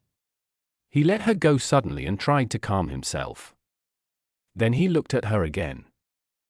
"When you're older, you'll understand," he said. Please don't go, Frank, she whispered. He laughed softly, almost crying. Oh, Meggie! You didn't hear what I said, did you? Well, that's okay. Just don't tell anyone you saw me tonight, all right? I don't want them to think you are part of it. I heard you, Frank, Meggie said softly. I won't tell anyone, I promise. But I wish you didn't have to leave. She was too young to explain the strange, hurting feeling inside her heart. If Frank left, who would care for her? He was the only one who hugged her and showed her love. When she was smaller, her father used to lift her up and hold her, but after she started school, he stopped. He told her, "You're a big girl now." Her mother was always so busy and tired, thinking only about the boys and the house. Frank was the one closest to Meggie. He liked talking with her and made things easy to understand. Ever since the day little Agnes had lost her hair, Frank had comforted Meggie whenever she felt sad. Nothing had hurt her deeply since, not school punishments or mean words, because Frank was there to make her feel safe. She stood up and smiled bravely. If you have to go, Frank, it's all right. "Meggie, you should be in bed. Go quickly before Mum checks," he said. She forgot everything else and ran fast. She lifted her nightgown so she wouldn't trip, her bare feet pressing on rough splinters. In the morning, Frank was gone. When her mother came to wake her, she looked angry and said nothing. Meggie jumped up and dressed without help. At breakfast, the boys sat quietly, and 2 chairs were empty, Daddy's and Frank's. Meggie sat down, shaking in fear. After breakfast, her mother sent them outside. Behind the barn, Bob told her the truth. Frank ran away. Maybe he just went into Wahine, Meggie said. No, silly. He went to join the army. Oh, I wish I was old enough to go too. He's so lucky. Well, I wish he was still here, said Meggie. Bob shrugged. You're just a girl, so of course you think like that. Meggie didn't argue. She went inside to help her mother. While ironing handkerchiefs, she asked, "Where's Daddy?" He went to Wahine. Will he bring Frank back? Her mother sighed. It's hard to keep a secret in this family. No, he won't find Frank in Wahine. He's sending messages to the police and army in Wanganui. They'll bring Frank home. Oh, Mum, I hope they find him. I don't want him to go, Meggie said sadly. Her mother started working the butter fast and hard. None of us want Frank to leave, she said quietly. That's why your father is making sure they bring him back. Her lip trembled and she whispered to herself, "Poor Frank. I don't know why children must suffer for our mistakes." Then she saw Meggie watching and said no more. 3 days later, the police brought Frank back. The officer told Paddy that Frank had fought very hard when they caught him. He ran fast, but a constable stopped him. It took 5 men to hold him and put on the chains, the man said. The officer removed the heavy cuffs and pushed Frank toward the gate. Frank stumbled into Paddy and pulled away quickly, not wanting to touch him. The children stood nearby, watching quietly. Bob, Jack, and Huey looked excited, hoping Frank would run again. Stuart stood calm and kind. Meggie pressed her hands to her face, scared someone would hurt Frank. Frank looked first at his mother. Their eyes met, full of pain they couldn't speak. Then he looked at his father. Paddy's cold blue eyes showed disappointment and anger. Frank lowered his eyes, knowing his father had a right to be upset.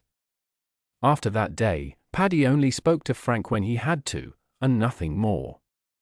But the children were the hardest for Frank to face. He felt shy and ashamed. He was like a free bird that had lost its wings and song. Meggie waited until her mother finished checking the house before bed. Then she climbed through her window and ran across the backyard. She knew Frank would be in the barn, hiding in the hay, away from his father and from everyone's eyes. "Frank, where are you?" she whispered softly as she stepped into the dark barn. She moved slowly, feeling the floor with her toes. "I'm here, Meggie," he answered. His voice sounded tired and weak. She followed the sound and found him lying on the hay. She lay down next to him and hugged him tightly. "I'm so happy you came back," she said. Frank gave a low sound and slid down until his head rested on her chest. Meggie gently touched his hair and spoke to him quietly. In the darkness, he could not see her, but her kindness touched his heart. He started to cry, his body shaking with sadness, his tears wetting her nightgown. Meggie did not cry. She felt grown up and strong because Frank needed her. She held his head and rocked him slowly until his crying stopped and he became calm. 2. 1921 to 1928 Ralph. Father Ralph de Bricassart drove toward Drogheda. The long road brought him no memories from his youth. He closed his eyes halfway against the bright sunlight. The new car moved roughly along the uneven track through tall silver grass. This was not the soft green land of Ireland. Drogheda was not a place of war or power, he thought. Then he smiled quietly. Perhaps it really was a kind of battlefield, and Mary Carson was its ruler. She liked to control everything and everyone. The last gate appeared ahead among small trees, and he stopped the car. He put on his old gray hat to keep the sun off, got out, and pulled the bolt to open the gate. He felt tired of doing this. Between the church in Gillinbone and the Drogheda house, there were 27 gates. Each time he had to stop the car, open the gate, drive through, stop again, close it, and drive on. Often he wanted to leave the gates open and keep driving, but he knew people would be angry if he did. He wished horses were as fast as cars, because gates were easier to open from a horse. "Nothing comes without trouble," he said, touching the car's dashboard and driving through the last gate. The big house of Drogheda came into view. Even for someone used to large buildings in Ireland, it looked grand. It was the oldest and largest estate in the area. The house was made from yellow sandstone brought from far away. It had 2 levels and big windows, and a wide veranda with iron posts around the bottom floor. Black shutters stood beside the windows. In summer, they were closed to keep the rooms cool. Now it was autumn, and the green vines covered the walls. In spring, the wisteria flowers would fill the veranda with soft purple color. The house was surrounded by smooth green lawns and bright gardens full of roses, dahlias, wallflowers, and marigolds. Tall white gum trees shaded the house from the hot sun, and pink bougainvillea climbed around their branches. Even the water tanks were covered with vines and flowers, so they looked beautiful instead of plain. Thanks to Michael Carson's love for the Drogheda home, he had built many water tanks. People said that even if it did not rain for 10 years, Drogheda could still keep its grass green and flowers growing. When someone came close to the home paddock, the big house and tall ghost gum trees were the first things seen. Behind and beside the main house were many small yellow stone houses, joined to it by covered walkways covered in vines.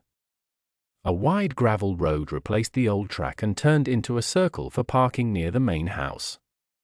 It also went farther down, where the farm work happened, the sheds, barns, and yards for animals. Father Ralph liked the big pepper trees near those buildings more than the smooth ghost gums near the house. The pepper trees had soft green leaves and were full of bees. Their shade gave a lazy, calm feeling that suited the quiet station. When Father Ralph parked and walked on the lawn, the maid was waiting for him on the front veranda. Her face was full of freckles and smiles. "Good morning, Minnie," he said. "Oh, Father, it's lovely to see you this fine morning," she answered in her strong accent. She opened the door wide and held out her hand for his old hat. Inside, the hallway was dim. It had marble floors and a big staircase with shiny brass rails. He stopped there until Minnie nodded and showed him into the sitting room. Mary Carson sat in her chair by a tall window open to the cold air. She did not seem to care about the chill. Her bright red hair still looked almost the same as in her youth. Her skin was rough and freckled, but she had few deep lines for a woman of 65. Only 2 sharp folds beside her nose pulled her mouth down, and her pale blue eyes were hard. Father Ralph crossed the soft carpet quietly and kissed her hands. He moved with grace, and his long black robe made him look dignified. When she looked at him, Mary's eyes softened and she smiled in a shy way. "Would you like tea, Father?" she asked. "It depends. Would you like to have Mass today?" he said. He sat down opposite her and crossed his legs. Under his robe, he wore breeches and tall boots because the work here needed them. "I brought you communion. But if you want Mass, I can prepare quickly. I don't mind waiting to eat." "You are very kind to me," she said, pleased. She knew people respected her because she was rich. "Please have tea. Communion will do for me." He kept his feelings calm. Working in this parish had taught him patience. He dreamed about rising higher one day in the church and hoped not to make old mistakes again. Maybe this woman could help him reach that goal. "This year has been very pleasant," said Mary. "You are much better than old Father Kelly was. May God rest his soul." Her voice turned hard and bitter. "My dear Mrs. Carson, that's not very kind," Father Ralph said with a small smile. "But it's true. He drank too much. I think God will treat his soul like the drink treated his body." She leaned forward. "I think I know you well now, Father. I want to ask some questions. You come to Drogheda often. You learn farm work. You ride. You spend time here instead of Gilly. I invited you, yes, but I do think I can ask you a few things, can I?" He did not like her tone, but he had expected this day. "Of course, Mrs. Carson.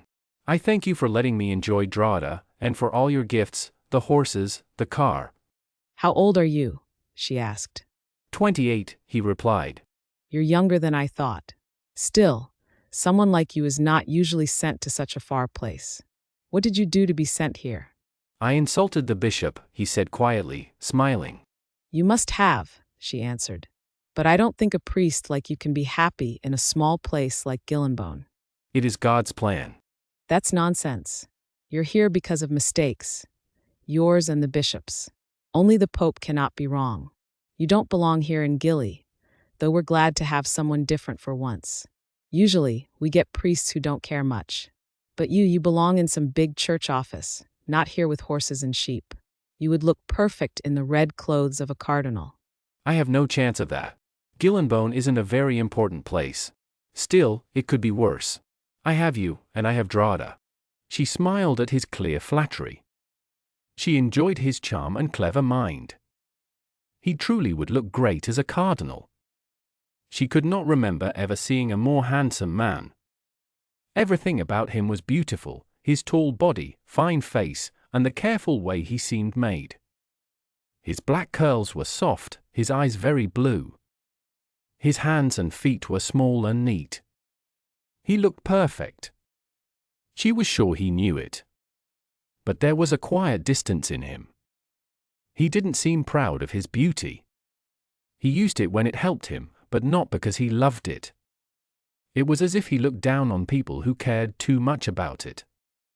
She wondered what in his past had made him like that. It was strange how many priests looked handsome and strong. Did they choose a life without marriage to avoid problems that beauty could bring? Why do you stay in Gillenbone? She asked. Why not leave the church? You could be rich and powerful in any job. You must like power. He raised one eyebrow. My dear Mrs. Carson, you're Catholic. You know my promises to God are sacred. I will stay a priest until I die. I cannot change that. She laughed. Oh, come on. Do you really think that if you left, someone would punish you with lightning or someone chasing you with guns? Of course not. And I know you're too smart to think I stay because I'm scared. Well then, why stay? Why accept the heat, the dust, and the flies? You might be stuck here for life. For a moment his eyes looked tired, but then he smiled kindly. You are good company, he said, then looked up and sighed. I was trained from birth to be a priest, but it's more than that. I am like a vessel that can be filled with God. Sometimes I feel close to God, sometimes not.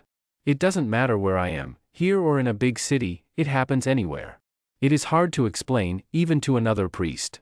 It is a great mystery. To turn away from it? I could not. So it's power? She asked. Why should only priests have it?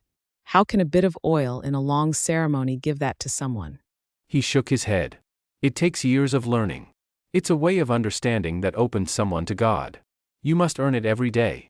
That's why we take vows. We must keep our minds free from worldly things, no love for women, no love for money, no refusal to obey. I've never been rich, so poverty isn't hard for me. I can live simply. Obedience is hardest. But I obey, because if I think I'm more important than my duty to God, then I fail. So I obey, even if it means staying in Gillenbone for life. Then you're a fool, she said. I agree that some things matter more than romance, but being a vessel for God isn't one of them. I didn't know you believed in God so strongly. I thought you might doubt. I do doubt, he said softly. All thinking people doubt sometimes. That's why I sometimes feel empty. He looked past her at something she could not see. I think I would give up all my dreams if I could become the best priest, he said.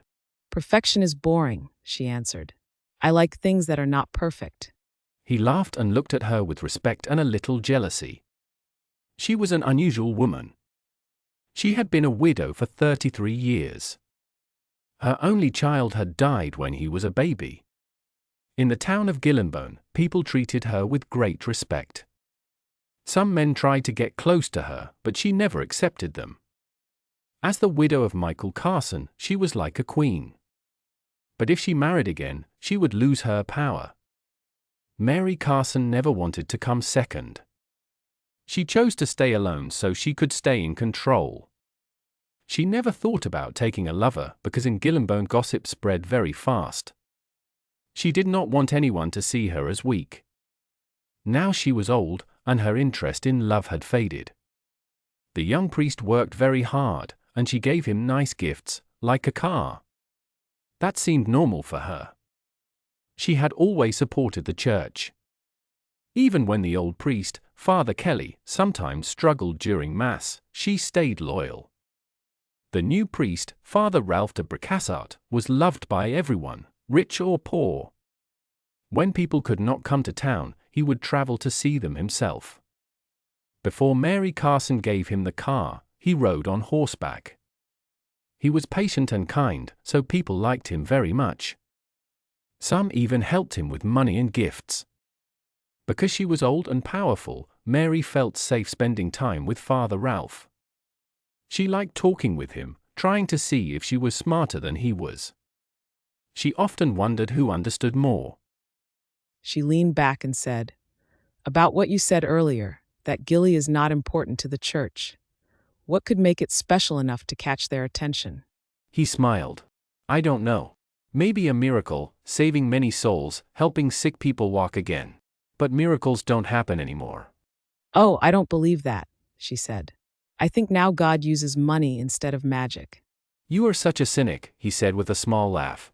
"Maybe that's why I like you, Mrs. Carson." "Call me Mary," she said. Just then, Minnie came in with the tea trolley. "Thank you, Mary," Father Ralph said politely. As they ate toast and bannocks, Mary sighed. "Father, please pray hard for me today." "Call me Ralph," he said playfully. "I always pray for you, but I'll try even harder." "Oh, you always know how to charm. I never really know what you think of me, because you are too polite to say. You are so interesting. But do pray for me. I am old, and I have done many wrong things." "Everyone grows old," he said gently. "And I have done wrong things too." She laughed. "I would love to know what your sins are." Then she paused. "I need a new head stockman again." "Another one?" "Yes. That's the 5th this year. It's hard to find a good worker." "People say you can be a strict employer," he teased. "Oh, what a bold man you are," she laughed. "Who bought you that new car so you wouldn't have to ride everywhere?" "And I pray very hard for you in return," he said smiling. "If my husband Michael had been more like you, maybe I would have loved him," she said quickly. Her face changed, becoming cold. "Do you think I have no family, so my money and land will go to the church?" "I really don't know," he answered calmly, pouring more tea. "Actually, I have a brother, and he has many sons." "How nice for you," she said quietly. "When I married, I had no money at all. I knew I could not find a rich husband in Ireland, because rich men there wanted women with fancy families and fine backgrounds. So I worked very hard to save enough money to travel to a land where rich men were not so choosy. When I arrived, all I had was my face, my figure, and a quick mind. Those were enough to win Michael Carson, who was rich but not very clever. He adored me until the day he died." "And your brother?" he asked, seeing that she had changed the subject. "My brother is 11 years younger than I am, so he must be 54 now. He and I are the only ones still alive. I barely know him, because he was just a little boy when I left Galway. He lives in New Zealand now, but I don't think he has made much money there. Last night, when the station worker told me that Arthur Teviot had packed his things and gone, I suddenly thought about my brother Porrick. I am getting older, and I have no family here. Then I thought, Paddy knows how to work on land, but he doesn't have his own. Why shouldn't I write to him and ask him to come here with his sons? When I die, he will have Drogheda and my car limited, because he's my only close relative. It seems silly to wait. He can come now, learn how to manage sheep on the plains, which is different from sheep in New Zealand. Then, when I am gone, he can take my place easily." She looked down and watched Father Ralph carefully. "I'm surprised you didn't think of this before," he said. "Oh, I did. But I used to think I didn't want greedy people watching and waiting for me to die. Only now, death feels closer, and I think it might be nice to have family around me." "Do you think you are sick?" he asked quickly, real worry in his eyes. She lifted her shoulders. "I'm fine, but turning 65 feels strange. Suddenly, old age isn't something that will happen later. It's already here." "I understand," he said. "It will be nice for you to hear young voices in the house." "Oh, they won't stay with me," she said. "They can live in the head stockman's house by the creek, far away. I don't like children or the noise they make." "Don't you think that's unfair to your brother, Mary, even if you are much older?" "He'll get my land when I die. He can earn it," she said firmly. Fiona Cleary gave birth to another boy 6 days before Meggie's 9th birthday. She felt lucky that only a few miscarriages had happened before. Meggie was now old enough to help in real ways. Fee was 40 years old, and having babies at that age was very hard work. The baby, Harold, was weak and small, and for the first time, the doctor came often to the Cleary house. After that, the Cleary family had more problems. Life on the farms got worse after the war. There was not much work anywhere. One day, old Angus MacWhirter brought a telegram just as they finished dinner. Paddy tore it open with shaking hands. Telegrams never brought good news. The boys gathered around, except for Frank, who took his cup of tea and left the table. Fee watched him go, then turned back when Paddy made a sad sound. What is it? She asked. Paddy looked at the paper as if it said someone had died. Archibald doesn't want us, he said. Bob hit the table with his hand, angry. He had been waiting to go with his father to learn sheep shearing, and Archibald's place was going to be his first job. Why would he do such a mean thing to us, Dad? We were supposed to start tomorrow. He doesn't say why, Paddy said. Maybe another man offered to work for less money. Oh, Paddy, Fee sighed. Baby Hal began to cry near the stove. Before Fee could move, Meggie stood up. Frank came back inside and leaned on the door, watching his father closely as he drank his tea. I suppose I'll have to go talk to Archibald, Paddy said. It's too late to find another job now, but he should give me a reason for this. Maybe we can find milking work until Willoughby's shed opens in July. Meggie took a clean towel from the warm pile and put it on the work table. Then she lifted the crying baby from his crib. His soft hair shone faintly as she changed his diaper quickly and neatly, as well as her mother could have done. Little Mother Meggie, Frank said, teasing her. I'm not, she answered quickly. I'm just helping Mum. I know, he said softly. You are a good girl, little Meggie. He pulled at the white bow on the back of her head until it hung crooked. Meggie looked up at him with her big grey eyes full of love. While she held the baby, she looked older than she was. His chest hurt when he thought that she had to care for a baby when she was still a child herself. The only baby she should care for was Agnes, now forgotten in the bedroom. If it were not for Meggie and their mother, he would have left long ago. He looked toward his father with anger, blaming him for all the trouble in the house. It served his father right to lose his shed. The other boys and even Meggie were never on his mind the way Hal was. When their mother's belly began to grow this time, Frank was old enough to be a man himself.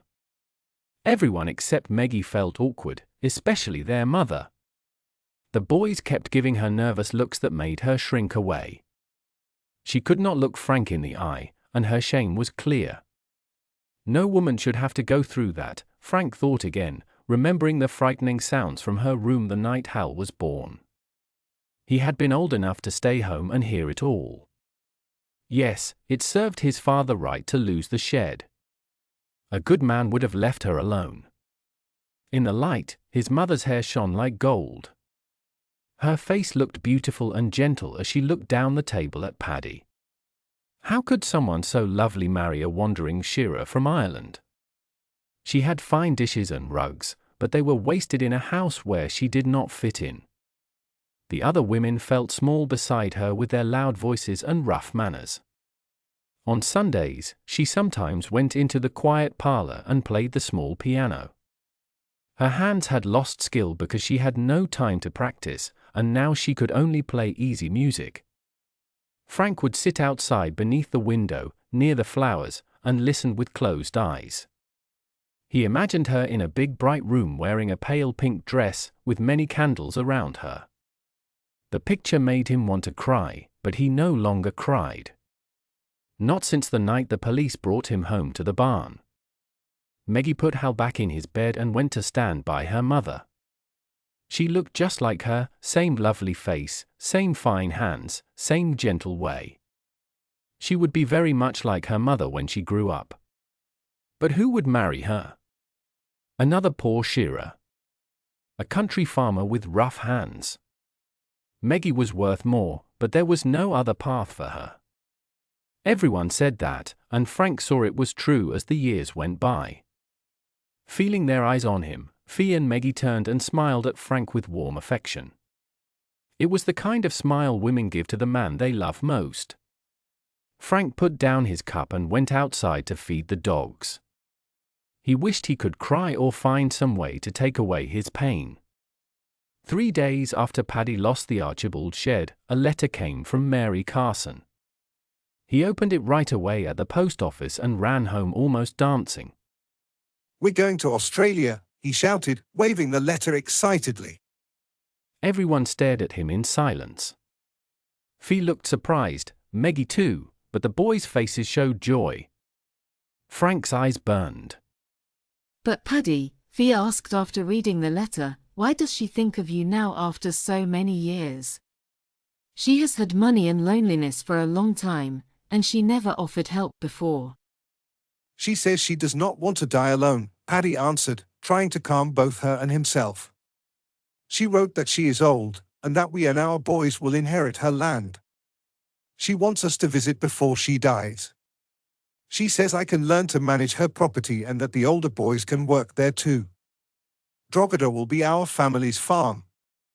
Does she say she will pay for us to travel? Fee asked. Paddy stood straight. "I would never ask her for money," he said sharply. "We can get to Australia ourselves. I have saved enough." I think she should pay for the trip, Fee said firmly. Everyone stared at her, surprised, because she rarely spoke her thoughts. Why should you leave your life here and go work for her just because she made a promise in a letter? She never helped us before, and I don't trust her. You always said she was very careful with money. Anyway, Paddy, you don't really know her. She was much older than you and went to Australia before you started school. "I don't think that changes anything. If she saves money, that means we might get more when she dies. No, Fee, we are going to Australia, and we'll pay for it ourselves." Fee said nothing more. Her face showed no feeling, so no one knew if she was upset. Hooray, we're going to Australia! Bob shouted, holding his father's shoulder. Jack, Huey, and Stu jumped around happily, and Frank smiled quietly, thinking of something far away. Only Fee and Meggie felt afraid. They hoped it would all fall through because life in Australia might be just as hard, only in a strange place. "Where's Gillenbone?" Stuart asked. They found their old atlas. The Clearys were poor, but there were many books on shelves near the kitchen table. The boys looked at the yellow pages until they found New South Wales.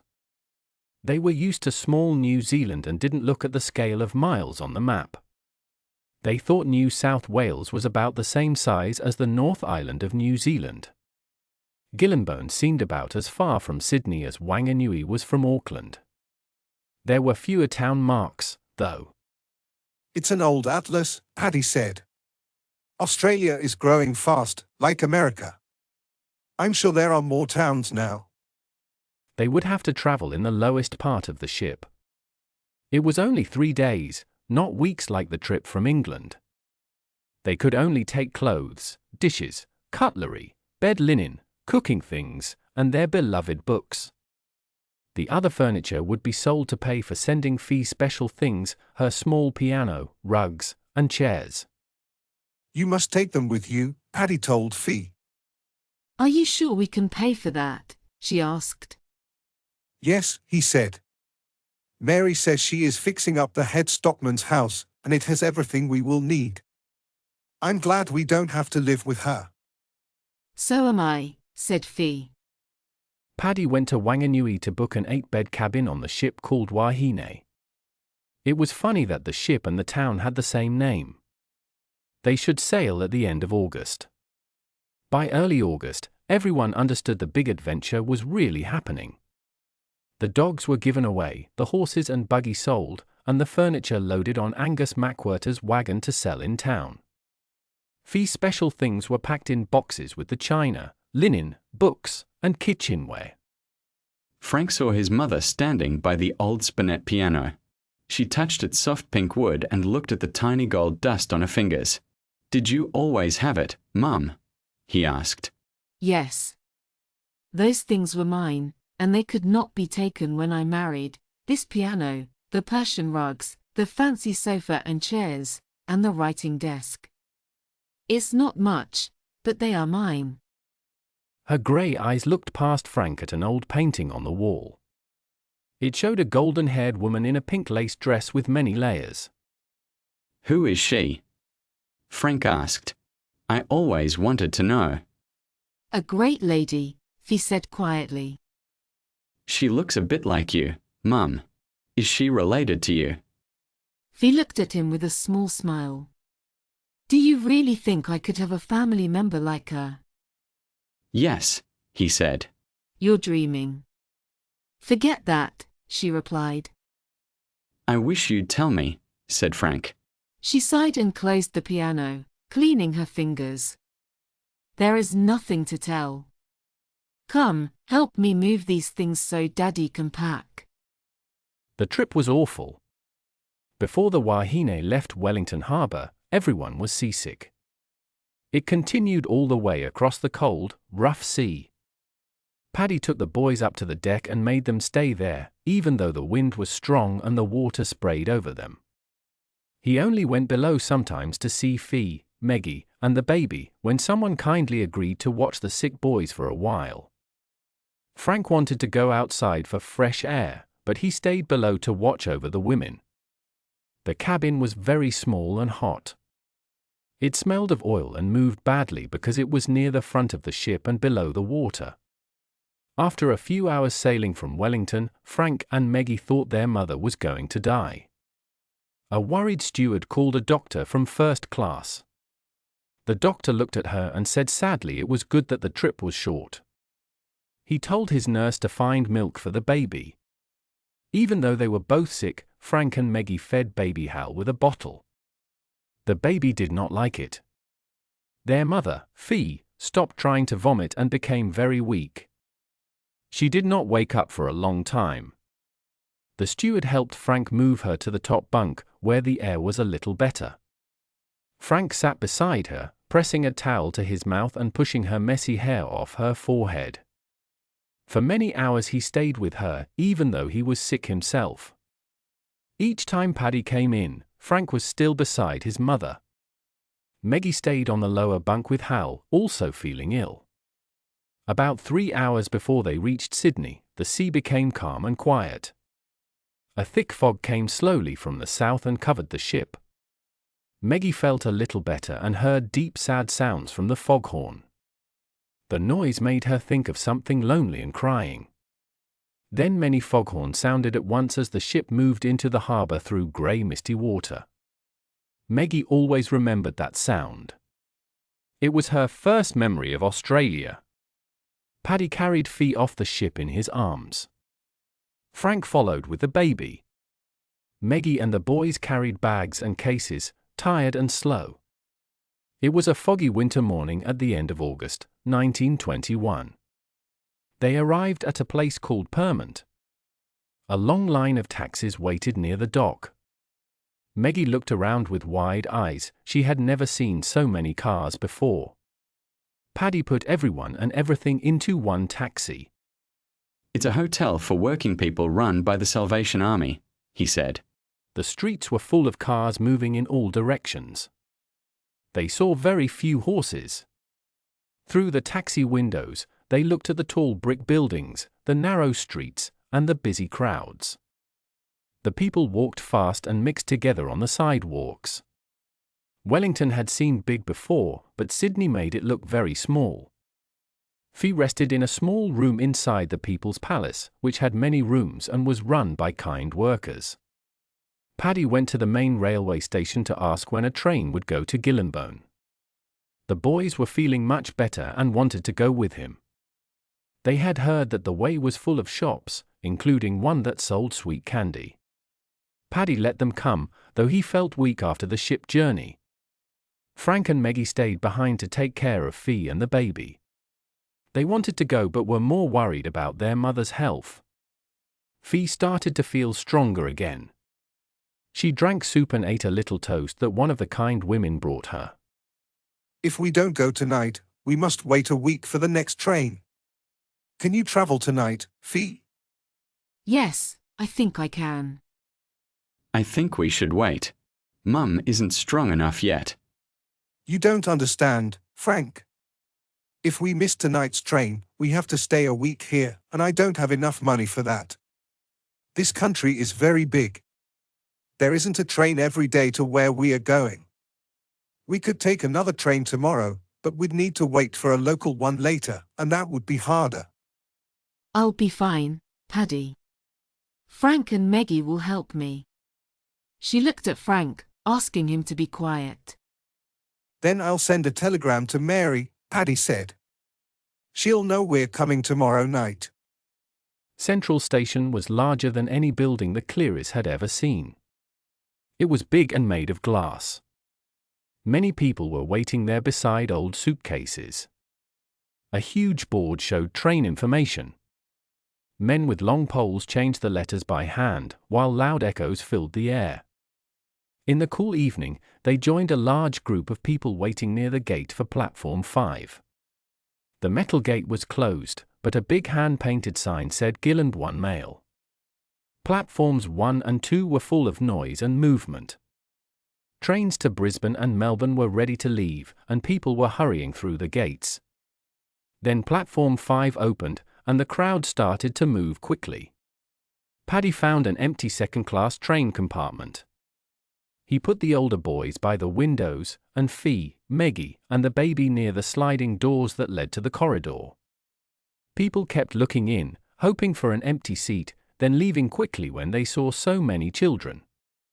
Sometimes having a big family was a good thing. It was cold that night, so they opened their large tartan travel rugs from the suitcases. The train was not heated, but warm boxes of ashes were placed on the floor to give a little heat. No one expected heating anyway, because trains in Australia and New Zealand were never warm. How far is it, Daddy? Meggie asked as the train began to move and rattle over the tracks. It's very far, Meggie. 610 miles. We'll get there tomorrow afternoon. The boys looked surprised, but soon forgot when they saw the many city lights outside. Everyone watched excitedly as the train ran on and the houses slowly disappeared. The train moved faster and faster. Sparks flew past the windows in the cold wind. When Paddy took the boys to the corridor so Fee could feed baby Hal, Meggie wanted to go too. But now she was not treated like one of the boys. Since the baby was born, she had to stay close to her mother. Still, she told herself she didn't mind. Hal was lovely, and it felt nice when Mum treated her like a little lady. She didn't know how her mother made babies, but she thought they were wonderful. After Fee fed Hal, the train stopped with a loud creak. It waited so long it felt like hours. Meggie wanted to open the window, but it was too cold now, even with the warm boxes on the floor. Paddy came in with a hot cup of tea for Fee. Fee put Sleepy Hal back on the seat. What place is this? Fee asked. It's called Valley Heights, said Paddy. We get another engine here to go up the climb to Lithgow. How long do we stop? 15 minutes. Frank is getting sandwiches, and I'll feed the boys. Our next stop for food is at a place called Blaney, much later tonight. Meggie shared her mother's sweet tea and ate her sandwich quickly. Frank put a rug around her and settled her on the seat under the baby. Then he did the same for Fee. Stuart and Huey lay on the floor between the seats. Paddy told Fee he would take Bob, Frank, and Jack to another compartment to talk with some shearers and stay there overnight. It was much nicer than the ship. The train moved with a soft huffing sound. Wind whistled through the wires outside. Sometimes the wheels slipped and made loud noises as they climbed the rails. Meggie listened and soon fell asleep. In the morning, they looked out and were surprised and sad. The land was so strange and different. There were hills, but nothing looked like New Zealand. The ground was brown and grey, and even the trees looked dull. The fields of winter wheat shone silver under the strong sun, moving like waves in the wind. Thin trees and grey bushes stood far apart. Fee looked calmly at the view, but Meggie's eyes filled with tears. It was silent, huge, and had no green at all. The freezing night became a burning hot day as the train sped forward under the bright sun. It stopped sometimes in small towns where people used bicycles and horse carts. There were not many cars here. Paddy opened the windows wide, even though black dust blew in. The heat was hard to bear, and their heavy winter clothes from New Zealand made them itch. It was difficult to believe that winter could be this hot anywhere in the world. The train came to Gillinbone when the sun was going down. The town was very small, made of old wooden and iron buildings on both sides of one wide, dusty street. There were no trees, and the place looked dry and tired. The last light of the sun made everything glow for a moment, but the beauty quickly disappeared. Soon it looked like an ordinary little town in the far dry country. The land to the west was wide and empty, with almost no rain at all. A shiny black car was waiting in the station yard. A priest walked toward them through the thick dust.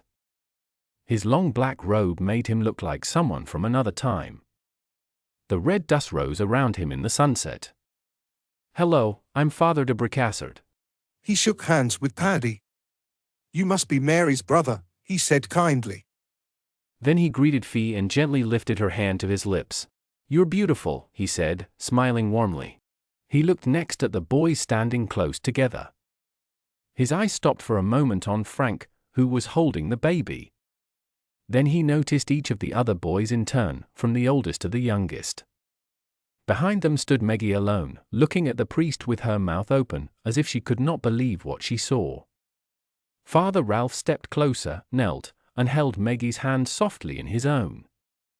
"Well, and who are you?" he asked with a gentle smile. Meggie, she answered. Her real name is Megan, said Frank, frowning. He did not like this tall, handsome priest. "That's a lovely name," said Father Ralph. He kept holding Meggie's hand. "You should stay at the presbytery tonight," he said to the family. "I'll drive you to Drogheda in the morning. The train ride from Sydney was long, and it's too far to go now." Gillinbone had only a few brick buildings: the Hotel Imperial, the Catholic Church, the school, the convent, and the presbytery. The big public school was made of wood. When darkness came, the air grew cold, but a fire burned brightly in the presbytery's sitting room. The smell of food came from the kitchen. The housekeeper, an old Scottish woman with quick movements, showed them their rooms and talked non-stop in her strong accent. The Cleary family was not used to priests who were so friendly. They felt shy. Only Paddy relaxed, remembering the warm priests from his home in Galway. The others ate quietly and went upstairs early, leaving Paddy and Father Ralph behind. Paddy followed later, still friendly but tired. For him, religion brought comfort and peace. For the rest of the family, it was something that made them afraid and forced them to obey. When everyone had gone to bed, Father Ralph sat in his chair by the fire, smoking and smiling. He thought about each member of the Cleary family. Paddy looked like Mary but was kind and tired from work. Fee, his wife, was beautiful and looked like a lady from another world. Frank was dark and serious. The other boys were more like their father, but little Stuart looked like his mother and would be handsome one day. The baby was too young to tell. And then Meggie, she was the nicest little girl he had ever seen. Her hair was both red and gold at the same time, and her eyes were gray and shining like light on water. Father Ralph laughed at himself. Perhaps he was becoming too dreamy. He threw his cigarette into the fire and stood up. In the morning, he drove the Clearys to Drogheda. He knew the land well and smiled at their surprise as they looked around. He explained that the land here was flat, with black soil good for grass and farming.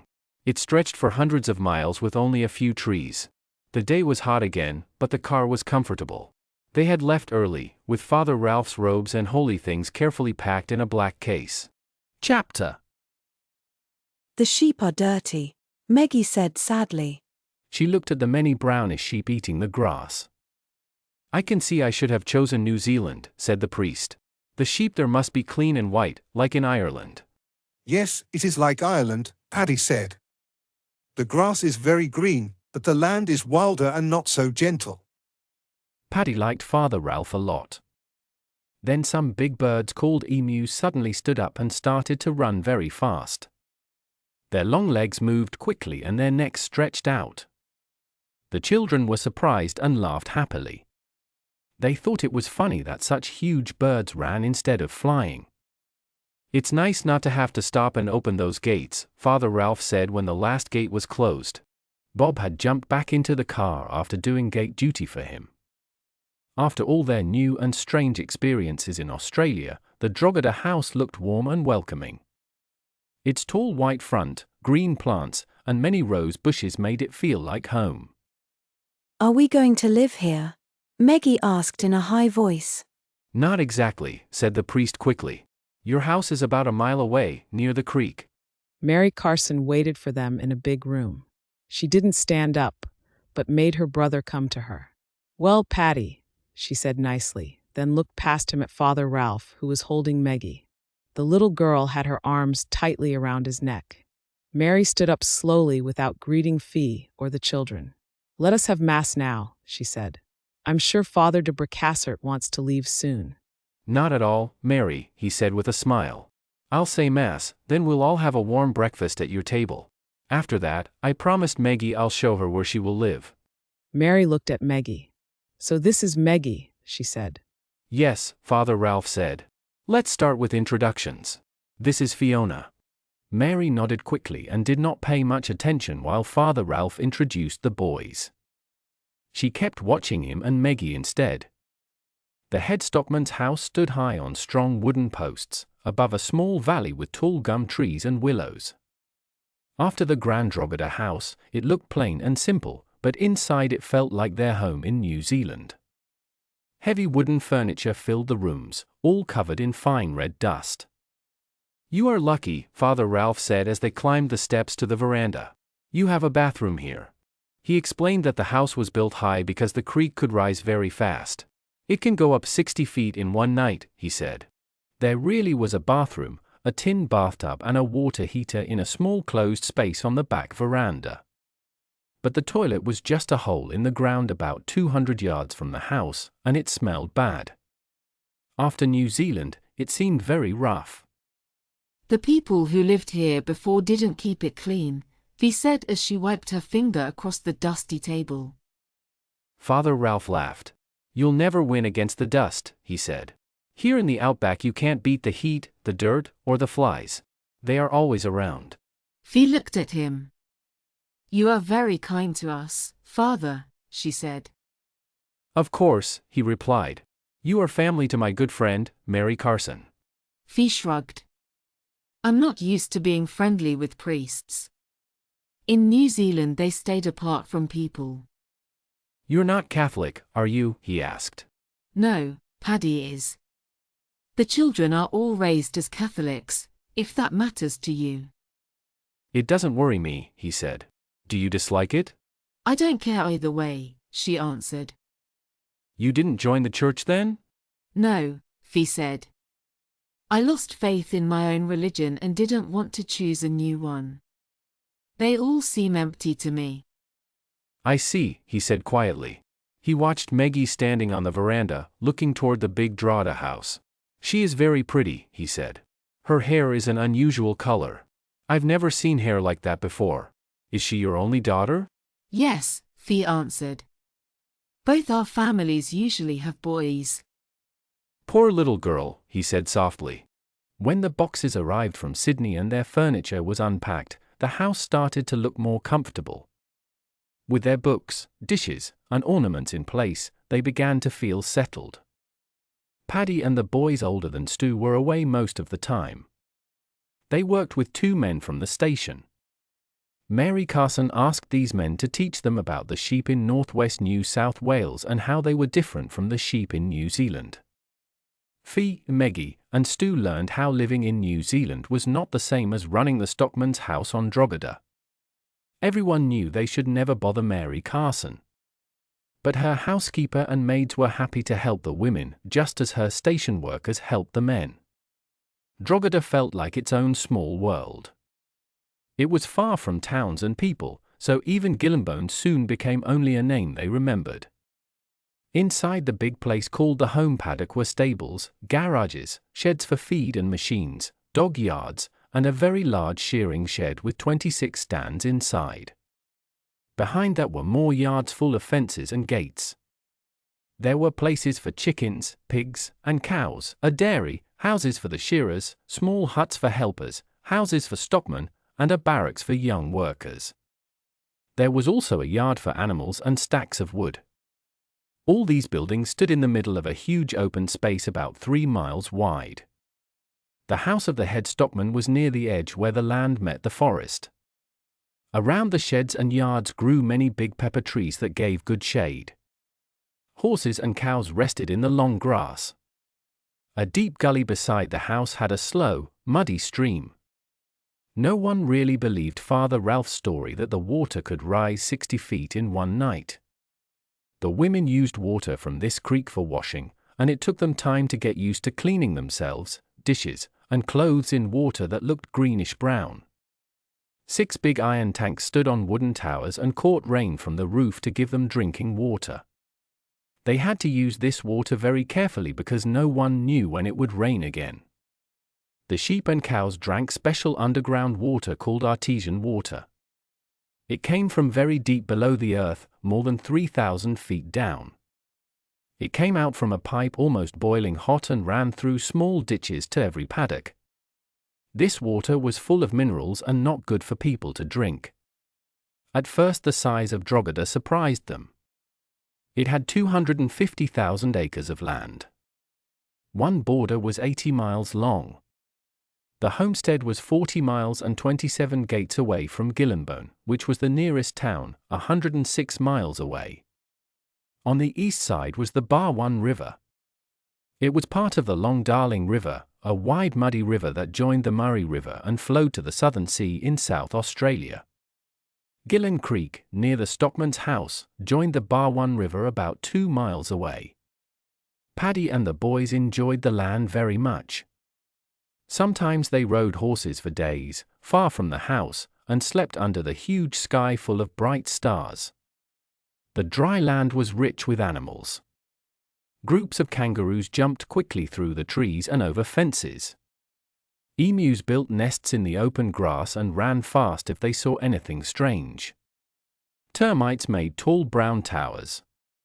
Large ants rushed in lines into holes in the ground.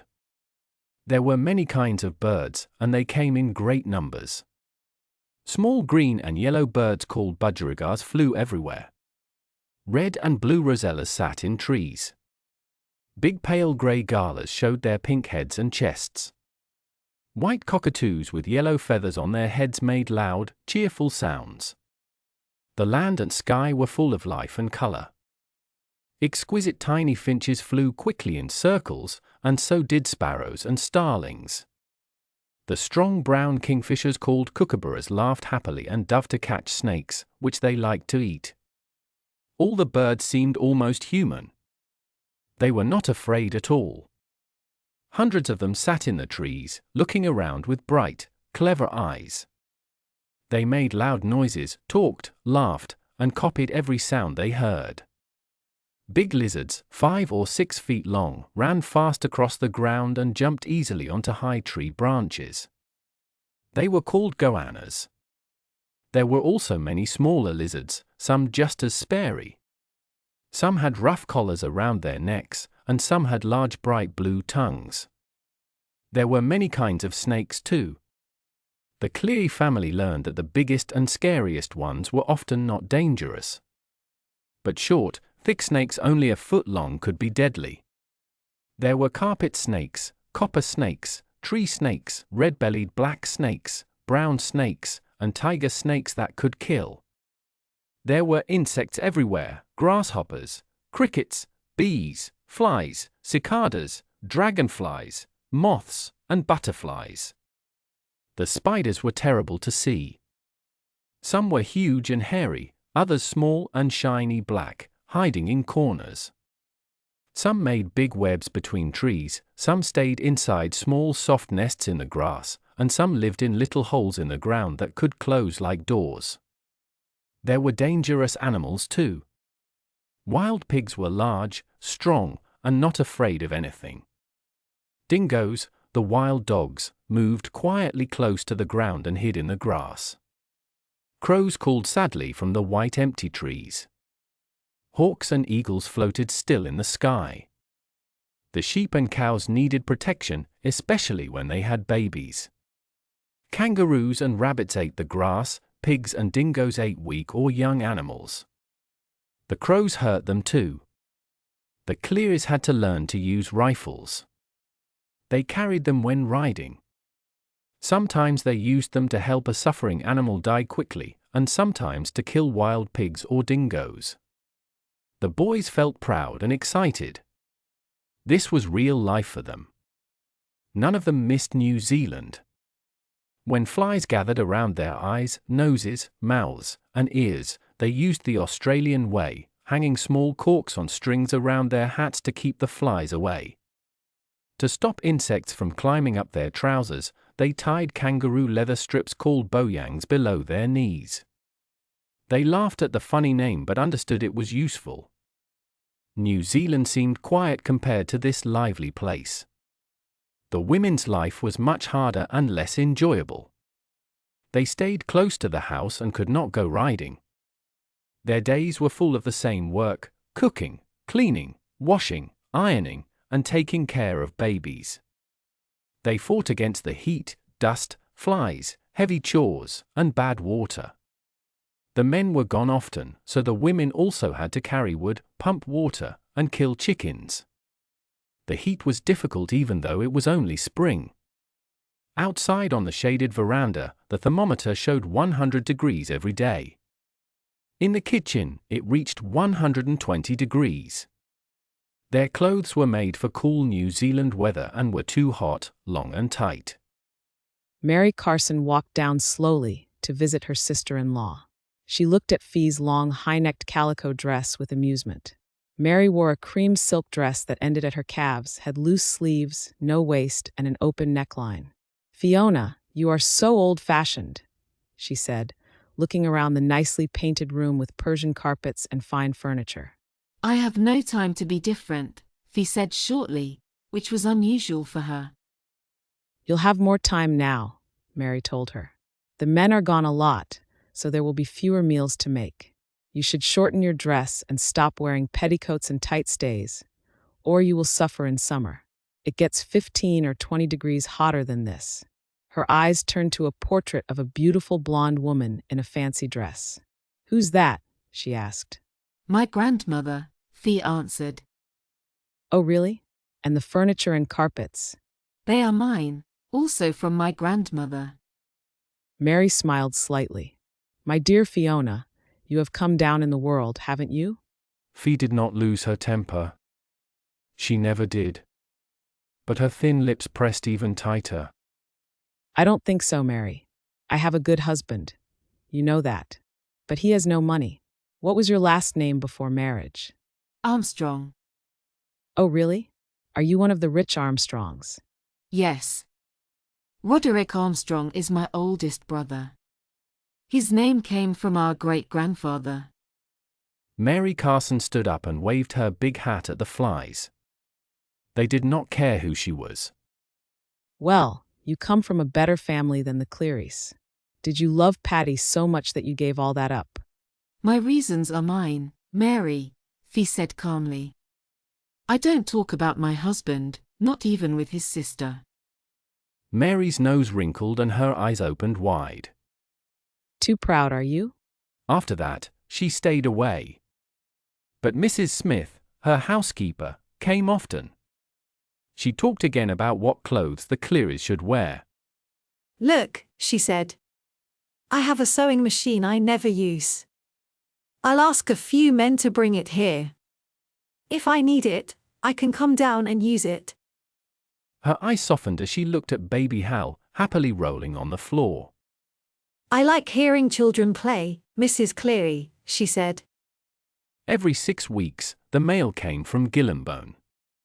It was their only connection with the world outside. Drogheda had a few vehicles, a Ford truck, another special Ford with a water tank, a Model T car, and a Rolls-Royce, but people hardly used them to go into town. Only Mary Carson went sometimes. 40 miles felt as far as the moon. The man who brought the mail was Bluey Williams. He needed 6 weeks to finish his route. His flat-topped wagon had huge wheels and was pulled by 12 strong horses. It was full of many things ordered by the faraway stations: mail, food, fuel, sugar, flour, tea, potatoes, machines, clothes, toys from Sydney, and more. He traveled 20 miles a day. Everyone greeted him happily when he came. They asked about weather and news from far away, gave him letters and lists of things to buy, and received new mail from him. Past Gilly there were only 2 stations, Drogheda and Bugula.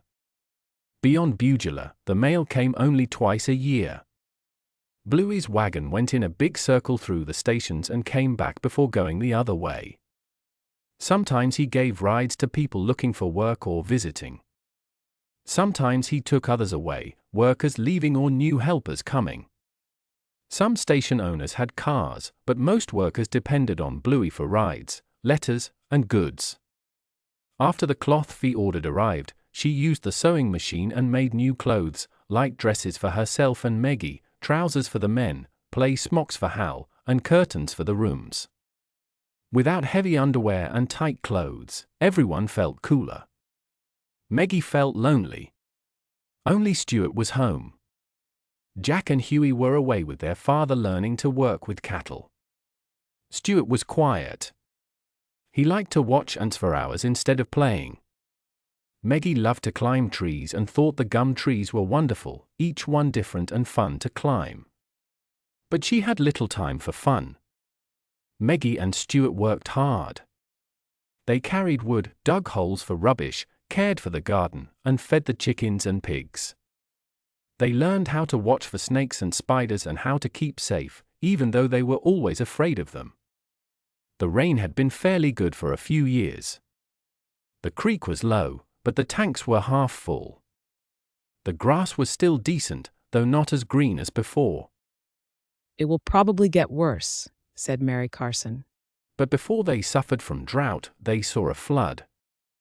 In January, heavy winds and rain came from the north.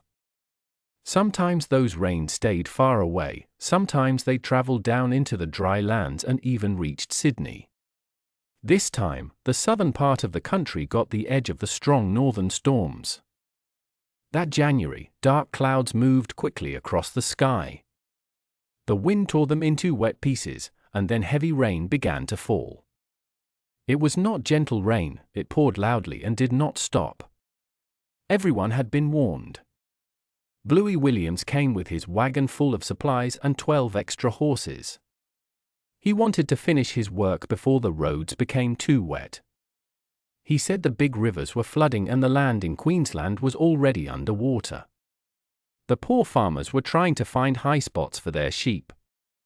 Suddenly, everyone worked fast. Paddy and the other men hurried to move the sheep from the low fields, away from the creek and the Barwon River. Father Ralph came, saddled his horse, and rode out with Frank and the best dogs to clear 2 paddocks near the river. Paddy took the rest of the men and boys in other directions. Father Ralph was very good with horses and animals. He rode a beautiful chestnut horse that Mary Carson had given him. He wore clean tan boots, light-colored trousers, and a white shirt with sleeves rolled up. Frank felt poor beside him, wearing old grey trousers and a worn shirt. He followed Father Ralph through the trees near the creek on his own horse, which was bad-tempered and hard to control. The dogs barked and jumped around, fighting until Father Ralph stopped them with his whip.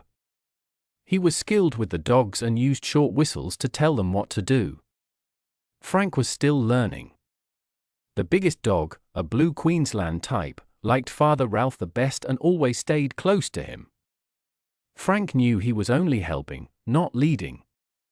Frank didn't enjoy living at Drogheda. He had wanted to leave New Zealand, but not to come to this place. He disliked the long days of checking the sheep, sleeping on hard ground, and working with rough dogs that were shot if they failed their tasks. Still, that day felt exciting. The wind bent the trees and made the air feel wild. Father Ralph worked with great energy, sending the dogs after the sheep. The frightened sheep ran together tightly as the fast dogs moved around them. With such smart working dogs, a few men could manage this huge farm. By evening, Father Ralph and the dogs, with Frank behind, finished clearing one paddock, a job that usually took days. He stopped his horse near some trees by the next paddock gate and said hopefully they might finish it too before the rain started again. The dogs lay in the grass, tired and panting. The big blue dog rested near Father Ralph.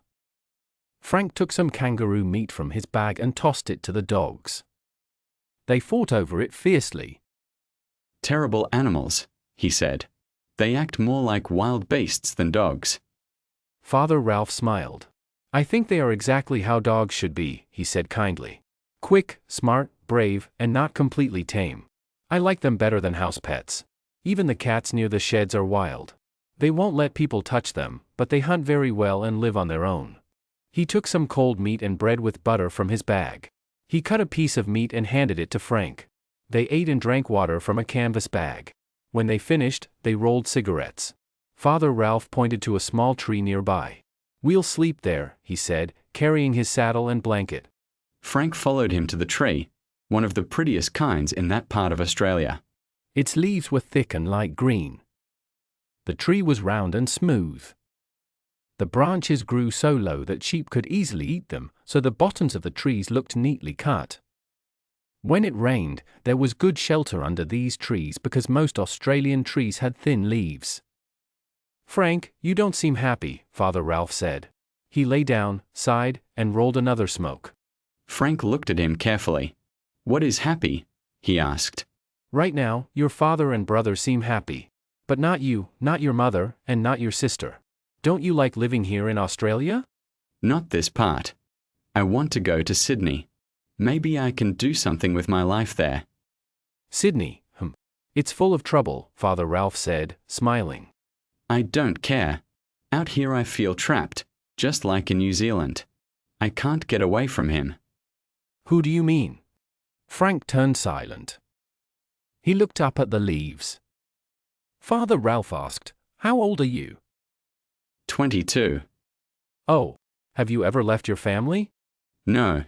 Frank didn't call him father. Then he won't be able to control you forever.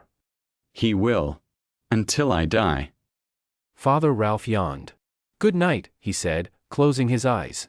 The next morning the clouds hung lower, but the rain did not fall. They finished clearing the second field. There was a long ridge across Drogheda, and most of the animals stayed there because it was higher ground. When night came, the rain started as Frank and the priest hurried toward the creek. No need to blow the whistle now, shouted Father Ralph. Kick faster, or we'll be stuck in the mud. In seconds they were soaked. The dry ground turned into thick, sticky mud that trapped the horses' legs. The animals slipped and stumbled, but they kept moving. When the creek came near and the grass turned bare, the men had to get off their horses. Without riders, the horses had no trouble, but Frank could hardly stand. The ground was too slippery. They crawled to the top of the bank and slid down again. The creek was much deeper than usual, full of fast white water. Frank heard the priest laugh as the horses climbed out on the other side, helped by loud shouts. But the two men couldn't get up. Each time they tried, they fell back. Father Ralph said they should climb a tree for safety. Then Paddy came with a rope. He saw the horses without riders and pulled the men out safely. Father Ralph smiled and shook his head when Paddy offered a place to rest. I must go to the big house, he said. When he reached Mary Carson's house, he walked around to the front, thinking it was shorter. She saw him first. You can't come inside covered in mud, she said from the veranda. Then please bring me some towels and my bag, he replied. She watched calmly while he took off his dirty clothes and wiped off the worst of the mud. You are very handsome, Ralph, she said. Why are so many priests good-looking? Is it because they are Irish? Or maybe handsome men become priests to stay safe from trouble. I'm sure many girls like you in Gilly.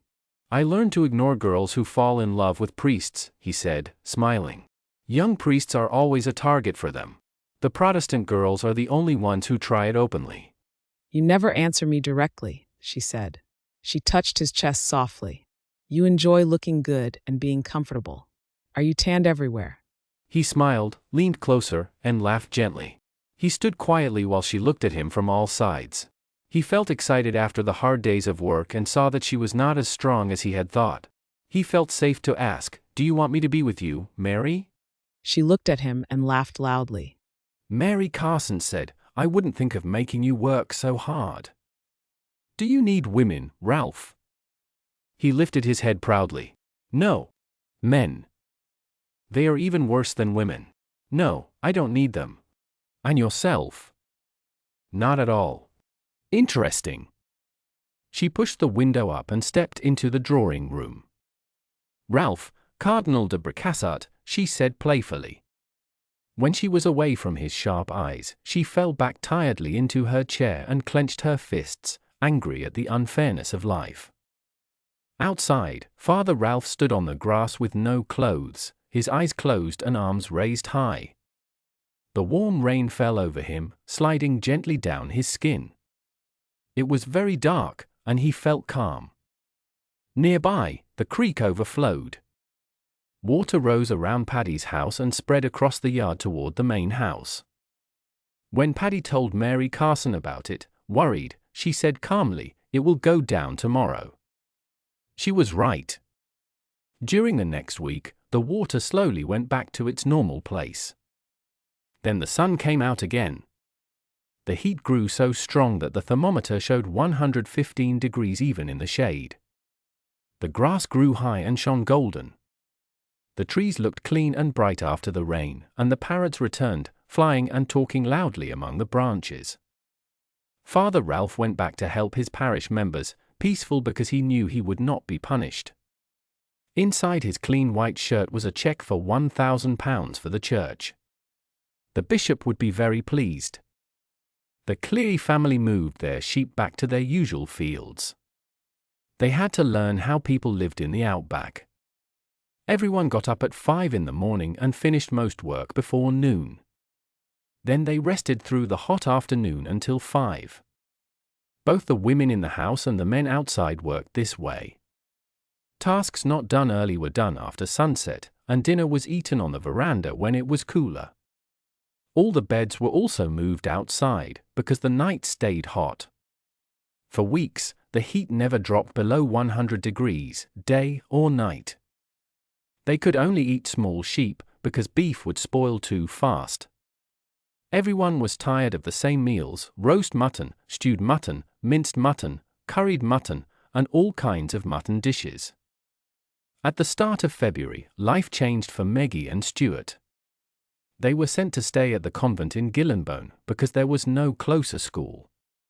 Paddy said Hal could study by mail from a school in Sydney when he was older, but Meggie and Stuart already had teachers, so Mary Carson kindly offered to pay for their schooling and board at Holy Cross Convent.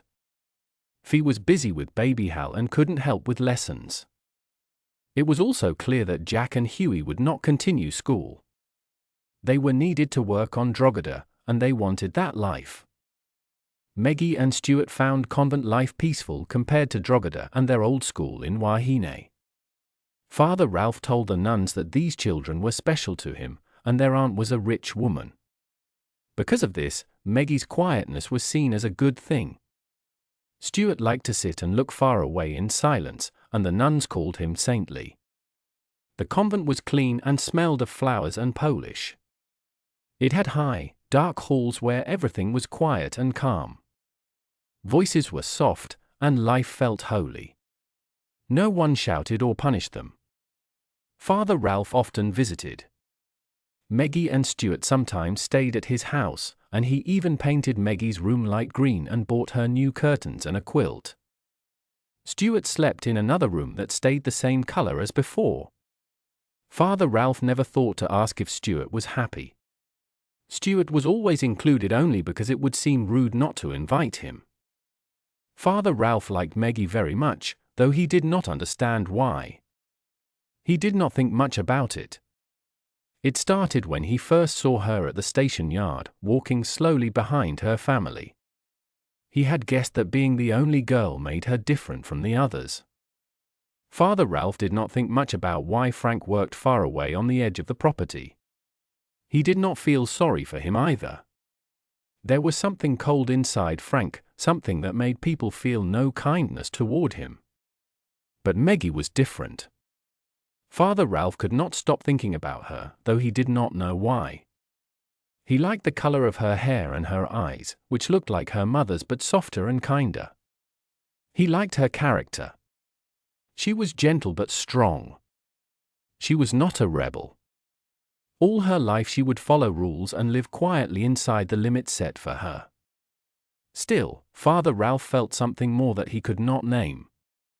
Maybe, if he had thought about it more, he would have seen that his feelings came from many small things. No one else saw Meggie as important, so there was space in her life for him. She was a child, and that made her safe for him and his position as a priest. He loved beauty, and she was beautiful.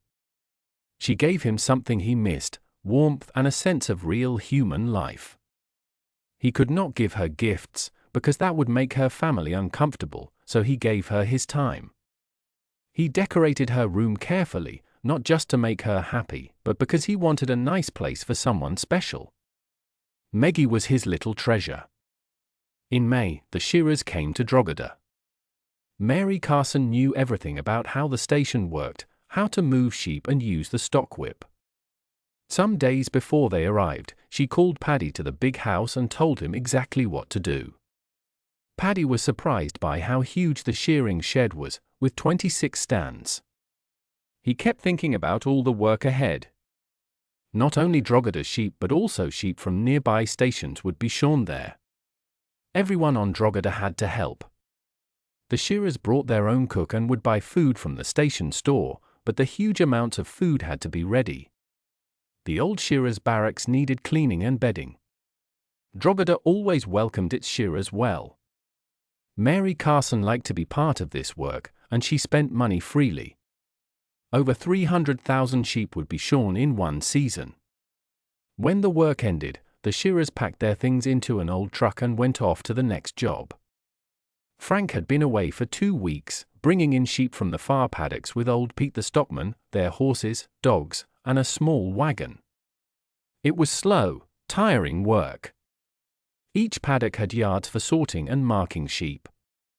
The main shed could hold only 10,000 at a time, so they would have to keep moving new mobs in and out. "Mum, I'm home," he said happily. He stared. "Oh, God," he said. Frank, she said gently, don't talk like that. You are grown now, you should understand. This is how every life begins, including yours. It is not shameful. When you insult your father, you insult me too. "He should not have touched you," he said in a low voice, trembling. "It isn't dirty," she said again, tired but calm. She looked at him with sad, clear eyes, as if she had decided she would never feel ashamed anymore. "It's not dirty, Frank, and what made it isn't dirty either." Frank's face turned red.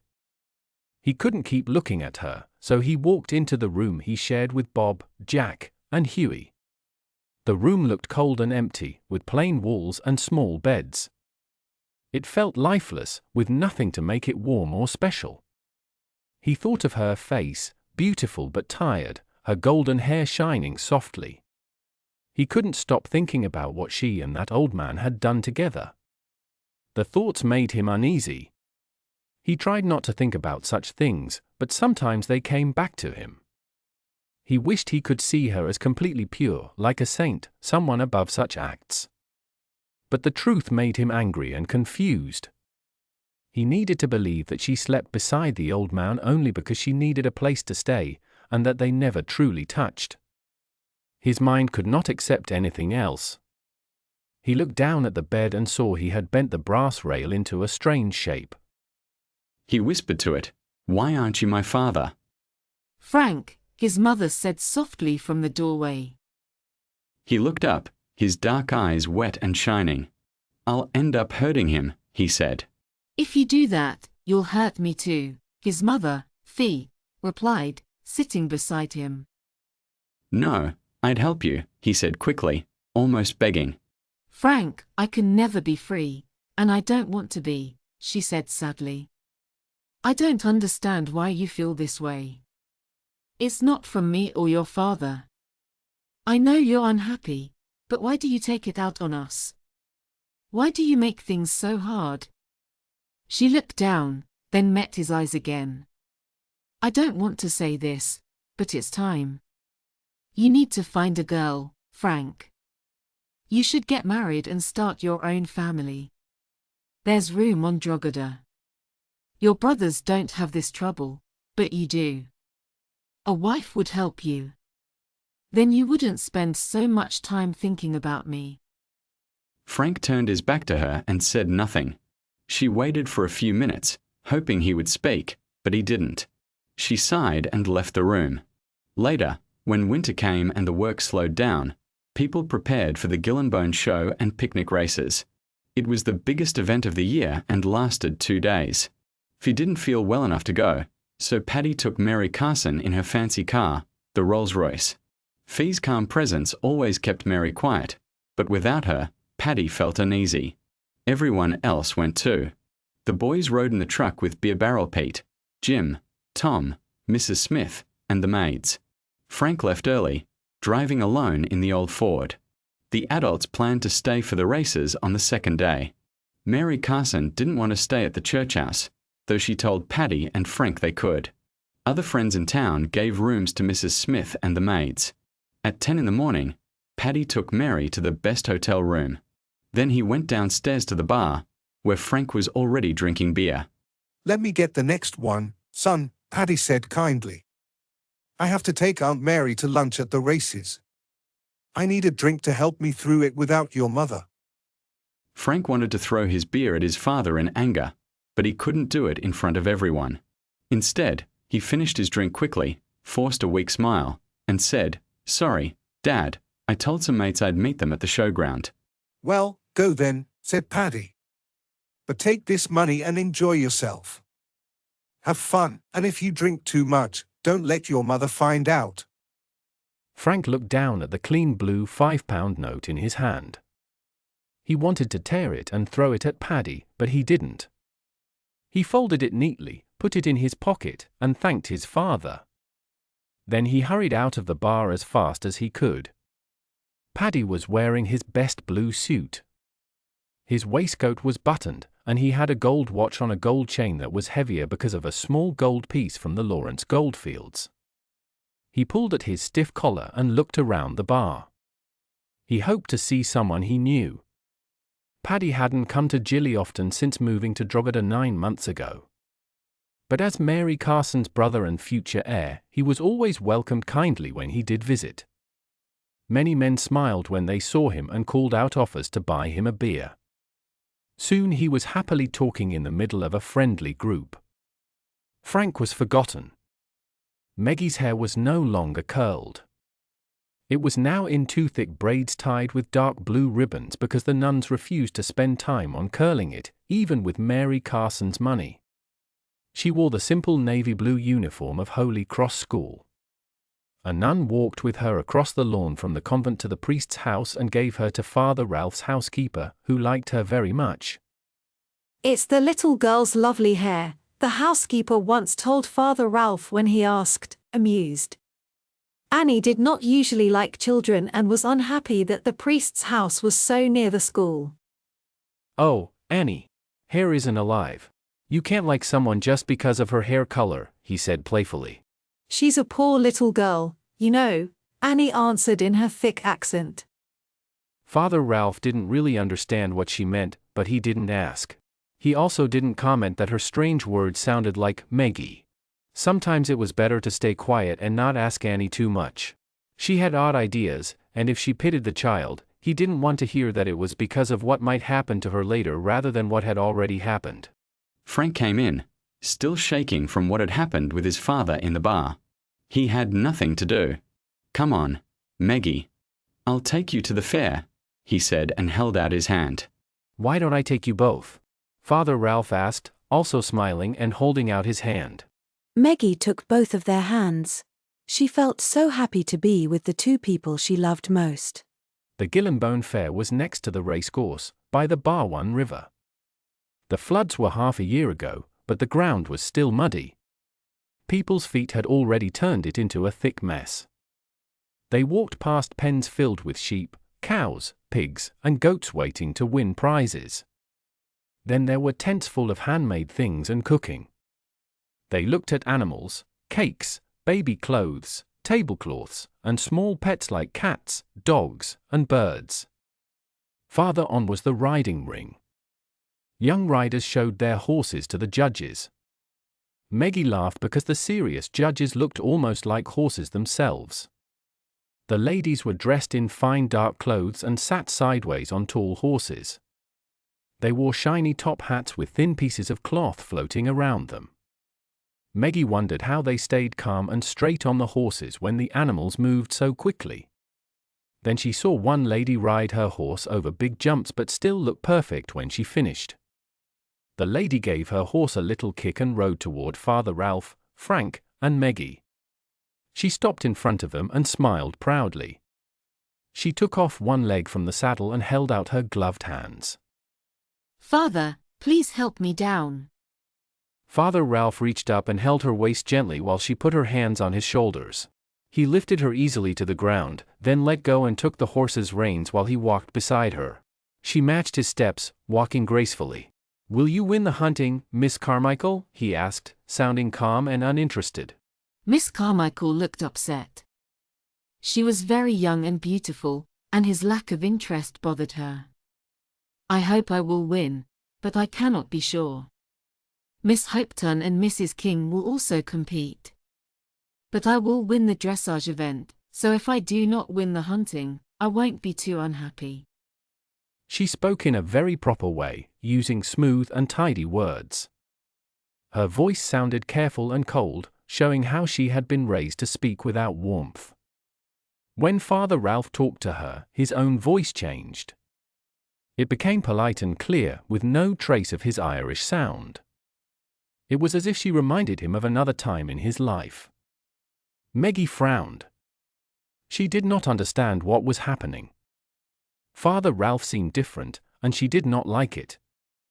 She let go of her brother Frank's hand. Soon Frank was walking behind them, because the path was narrow. When they came to a big puddle, Father Ralph looked at it with a smile. He held Meggie's hand tightly and bent down to her, speaking softly and kindly, much kinder than he had been with the lady.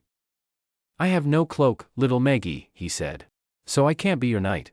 I'm sure Miss Carmichael will forgive me." He turned to the lady with a polite smile. "I can't let my favorite girl get her shoes muddy." He lifted Meggie up and held her easily on his hip. Miss Carmichael had to gather her long skirts and hold the horse's reins, walking through the puddle alone. Frank laughed behind them, and Miss Carmichael looked angry. On the other side of the puddle, she quickly walked away. "I think she would like to hurt you if she could," Frank said when Father Ralph put Meggie down. He was amazed by what had just happened. Miss Carmichael was very beautiful and proud. Frank had thought no man could stand against her, but Father Ralph had done it easily. It seemed to Frank that the priest wanted to break her pride and show that he didn't care for her charm. Frank thought Father Ralph disliked her and what she represented, women and their mystery, something Frank could not understand. Frank had also wanted Miss Carmichael to notice him, because he was the oldest son of Mary Carson's heir. But she ignored him, looking only at Father Ralph. She treated the priest like someone above all others, even though he was still a man, tall, dark, and handsome. "She'll come back soon," Father Ralph said with a small, cold smile. She's rich, so next Sunday she'll show off by putting a big note in the church plate. Frank looked surprised, and Father Ralph laughed. I'm not much older than you, he said. Even as a priest, I know a little about the world. Don't judge me for it. Think of it as experience. They walked away from the horses and came to the part of the grounds full of amusements. It felt magical to Meggie and Frank. Father Ralph gave Meggie 5 shillings, and Frank had £5. They could now pay to enter all the bright tents around them. Many people were there, and children ran everywhere, staring at colourful signs painted on torn cloth: the fattest lady in the world, the snake dancer, the India rubber man, the strongest man, the mermaid. At each tent they paid a few pennies and watched carefully, not noticing how old the shows looked or how fake the smiles were. At the far end stood a huge tent with a high wooden walkway and big painted pictures above it. A man with a megaphone shouted to the crowd, "Come and see Jimmy Sharman's famous boxing group. 8 of the best fighters in the world. Any brave man can try and win a prize." Women and girls left the crowd while men and boys came closer, filling the space in front of the walkway. 8 boxers marched out proudly, standing with hands on hips and feet apart, enjoying the cheers. Meggie thought their clothes looked like underwear, black tights and shirts with grey shorts. On their chests were big white letters saying Jimmy Sharman's troop. They were all strong, some tall, some short, some in between. They laughed and talked as if this was normal, showing off their muscles. "Who wants to fight?" the man called again. "Take the gloves and win £5, he shouted between the loud beats of a drum. I will. Frank shouted. I will, I will. Frank pulled away from Father Ralph's hand. People around them saw how small Frank was and started to laugh. They pushed him forward kindly. The man calling for volunteers was serious, though. One of his group smiled and helped Frank climb the ladder. Frank stood with 8 other men on the bridge. Don't laugh, said the man. He's small, but he's the first to say yes. It's not about size, it's about courage. Let's see if any big men are brave enough to join him. Put on a glove, last the round, and earn £5. More young men slowly joined after that. They looked shy and held their hats, staring at the strong, confident fighters beside them. Father Ralph wanted to see what happened, but he knew he had to take Meggie away. He picked her up and started to leave. Meggie began to scream.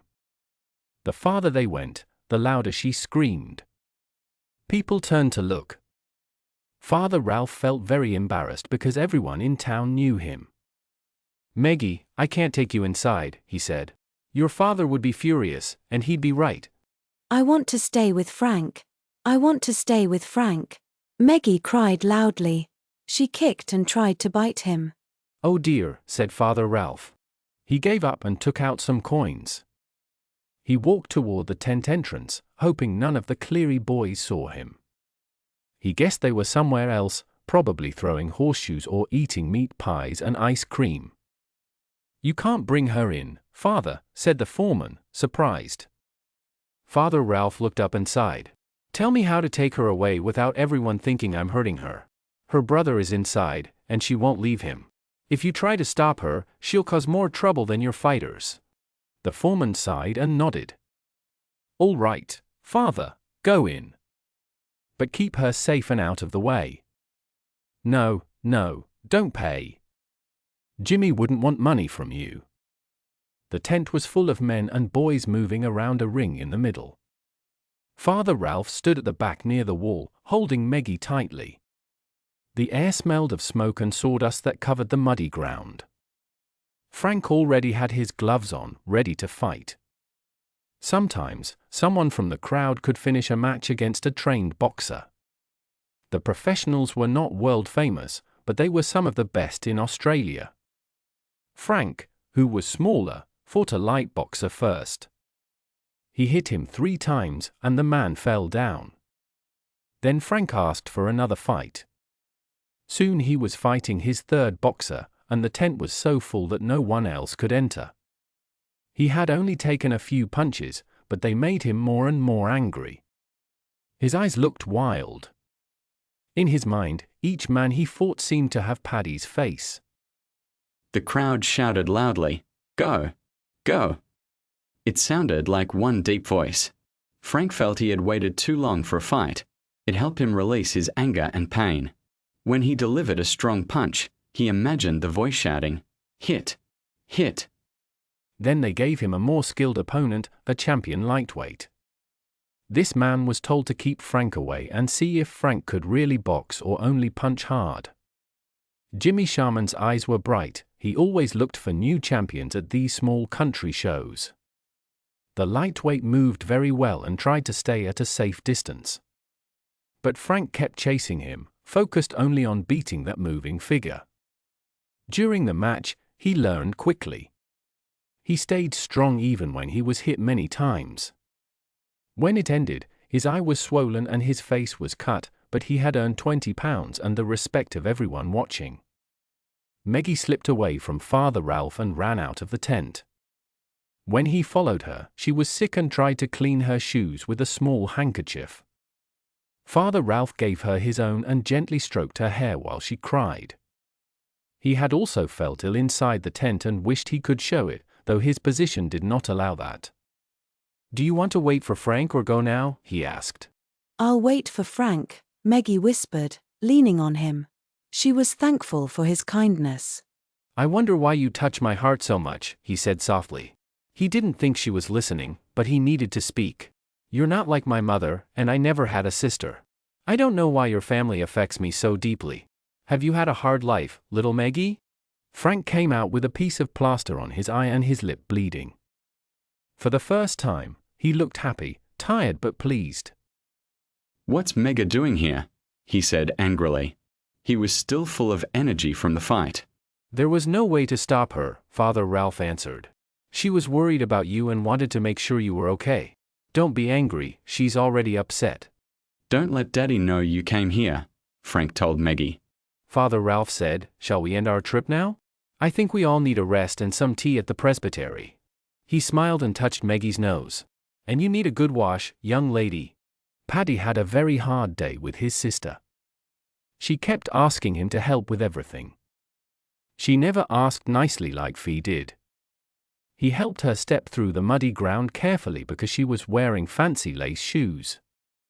He smiled and talked with the people she greeted like a queen. He stood next to her when she gave the emerald bracelet to the winner of the main horse race, the Gillinbone Trophy. Paddy didn't understand why the prize was jewelry for a woman instead of a cup and some cash. He didn't know that the race was only for people who loved horses as a hobby. The riders were rich and did not care about money. The winner, Horry Hopeton, said he wanted 6 bracelets because he had 5 daughters.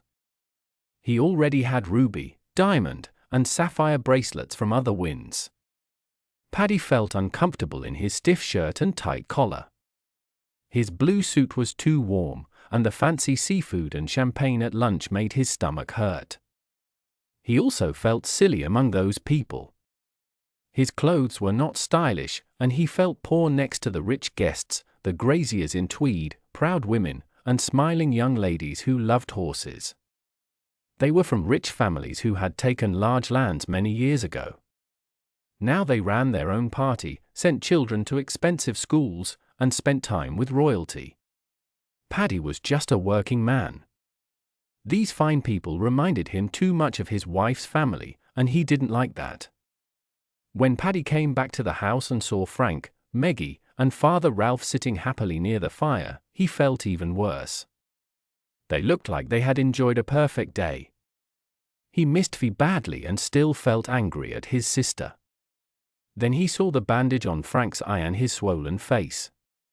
That gave him a reason to shout. "How will you face your mother looking like that?" he said loudly. "You can't spend one day without fighting." Father Ralph jumped up, trying to calm him, but Frank spoke first. "I earned this," Frank said quietly, pointing at the bandage. "I made £20 today. I fought for it. I knocked out 3 boxers and went all rounds with the champion. Jimmy Sharman himself said I was good. I earned money and respect." Paddy looked angry. You think a few old fighters at a country show are something special? Grow up, Frank. You can't grow taller, but you could grow wiser for your mother's sake. Frank went white. That was the worst thing his father could have said. He breathed hard and kept his hands down. They weren't old, Daddy. You know Jimmy Sharman is famous. He said I could have a great future as a boxer. He wants to train me and pay me. I can beat any man alive, and that means you too. Paddy also went white. Don't you dare talk to me like that. Frank shouted back, You're disgusting. You can't keep your hands off her. Meggie screamed, No, no, no. Father Ralph held her tightly as she cried and tried to get free. No, Daddy, no. Please, Frank, stop. Only Father Ralph heard her. Paddy and Frank looked at each other, full of anger and fear. Their secret dislike finally showed. The quiet love they shared for Fee was gone. I am her husband, said Paddy softly. God gave us our children. Frank shouted, You're no better than a dirty old dog. Paddy shouted angrily, telling Frank he was no better than the old dog who fathered him. Then he stopped and looked frightened. His anger disappeared. He trembled and seemed very sad, pulling at his mouth as if trying to take back his words. I didn't mean it. I didn't mean it, he cried. Father Ralph quickly let go of Meggie and caught Frank. He held Frank's arm behind him and his arm around Frank's neck to stop him. Frank tried to fight, but the priest was strong. Soon Frank stopped resisting and gave up. Meggie fell to the floor and cried, looking at both her father and brother with pain and fear. She didn't understand what happened, but she knew something terrible had changed. She could not keep both of them. You did mean it, Frank said hoarsely. I think I always knew. He looked at Father Ralph. Let me go, Father. I promise I won't touch him. Father Ralph shouted, angry now. May God forgive you. If you have hurt the child, I'll never forgive you. Then he looked at Paddy and Frank angrily. I kept Meggie here because I was afraid you'd fight if I took her away. I should have let you do it, you selfish fools. It's all right, Frank said quietly. I'm leaving. I'll join Jimmy Sharman's troop, and I won't come back. You must come back, Paddy whispered. What can I tell your mother?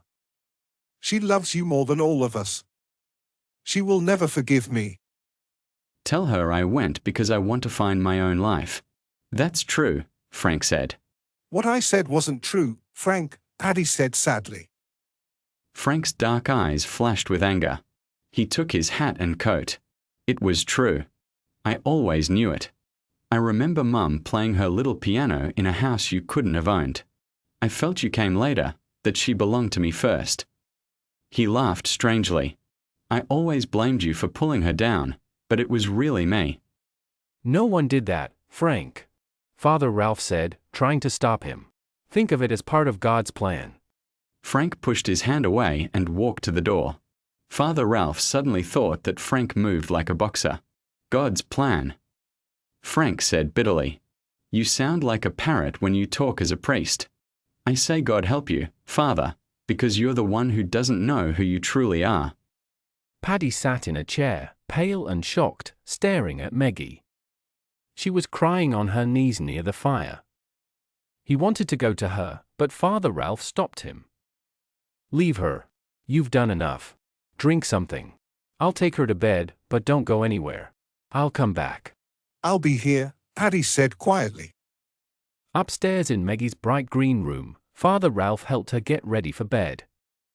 He slowly unbuttoned her dress and took off her shoes and stockings. He helped her into her nightdress, talking softly about silly things like buttons that wouldn't open and ribbons that were too tight. She didn't answer. Her eyes looked far away and tired. Now lie down, my dear, he said gently. Try to sleep. I'll come back soon, and we'll talk then. Back downstairs, Paddy asked quietly, Is she all right? Father Ralph poured him some whiskey. I don't know, he said sadly. I don't know which is worse for an Irishman, the drink or the anger. What made you say those things? Never mind, the temper. That's the real curse. He sighed. It's true though. I knew he wasn't your son when I first saw him. Paddy looked at him weakly. You don't miss much, do you? Not really, said Father Ralph. It doesn't take much to see when someone is hurt or in trouble. And when I understood everything, I knew I must try to help. You are very well liked here in Gilly, Father, said Paddy. For that, I suppose I should thank my face and my figure, the priest answered sadly. He wanted to sound light, but he could not. That's not true, Father. People like you because you are a kind pastor. Well, I seem to be caught in your troubles now, said Father Ralph awkwardly. You should tell me what is bothering you. Paddy looked at the fire. He had made it very big while the priest was putting Meggie to bed. He felt guilty and wanted to keep busy. His hand shook as he held his glass. Father Ralph stood up, took the whiskey bottle, and filled the glass again.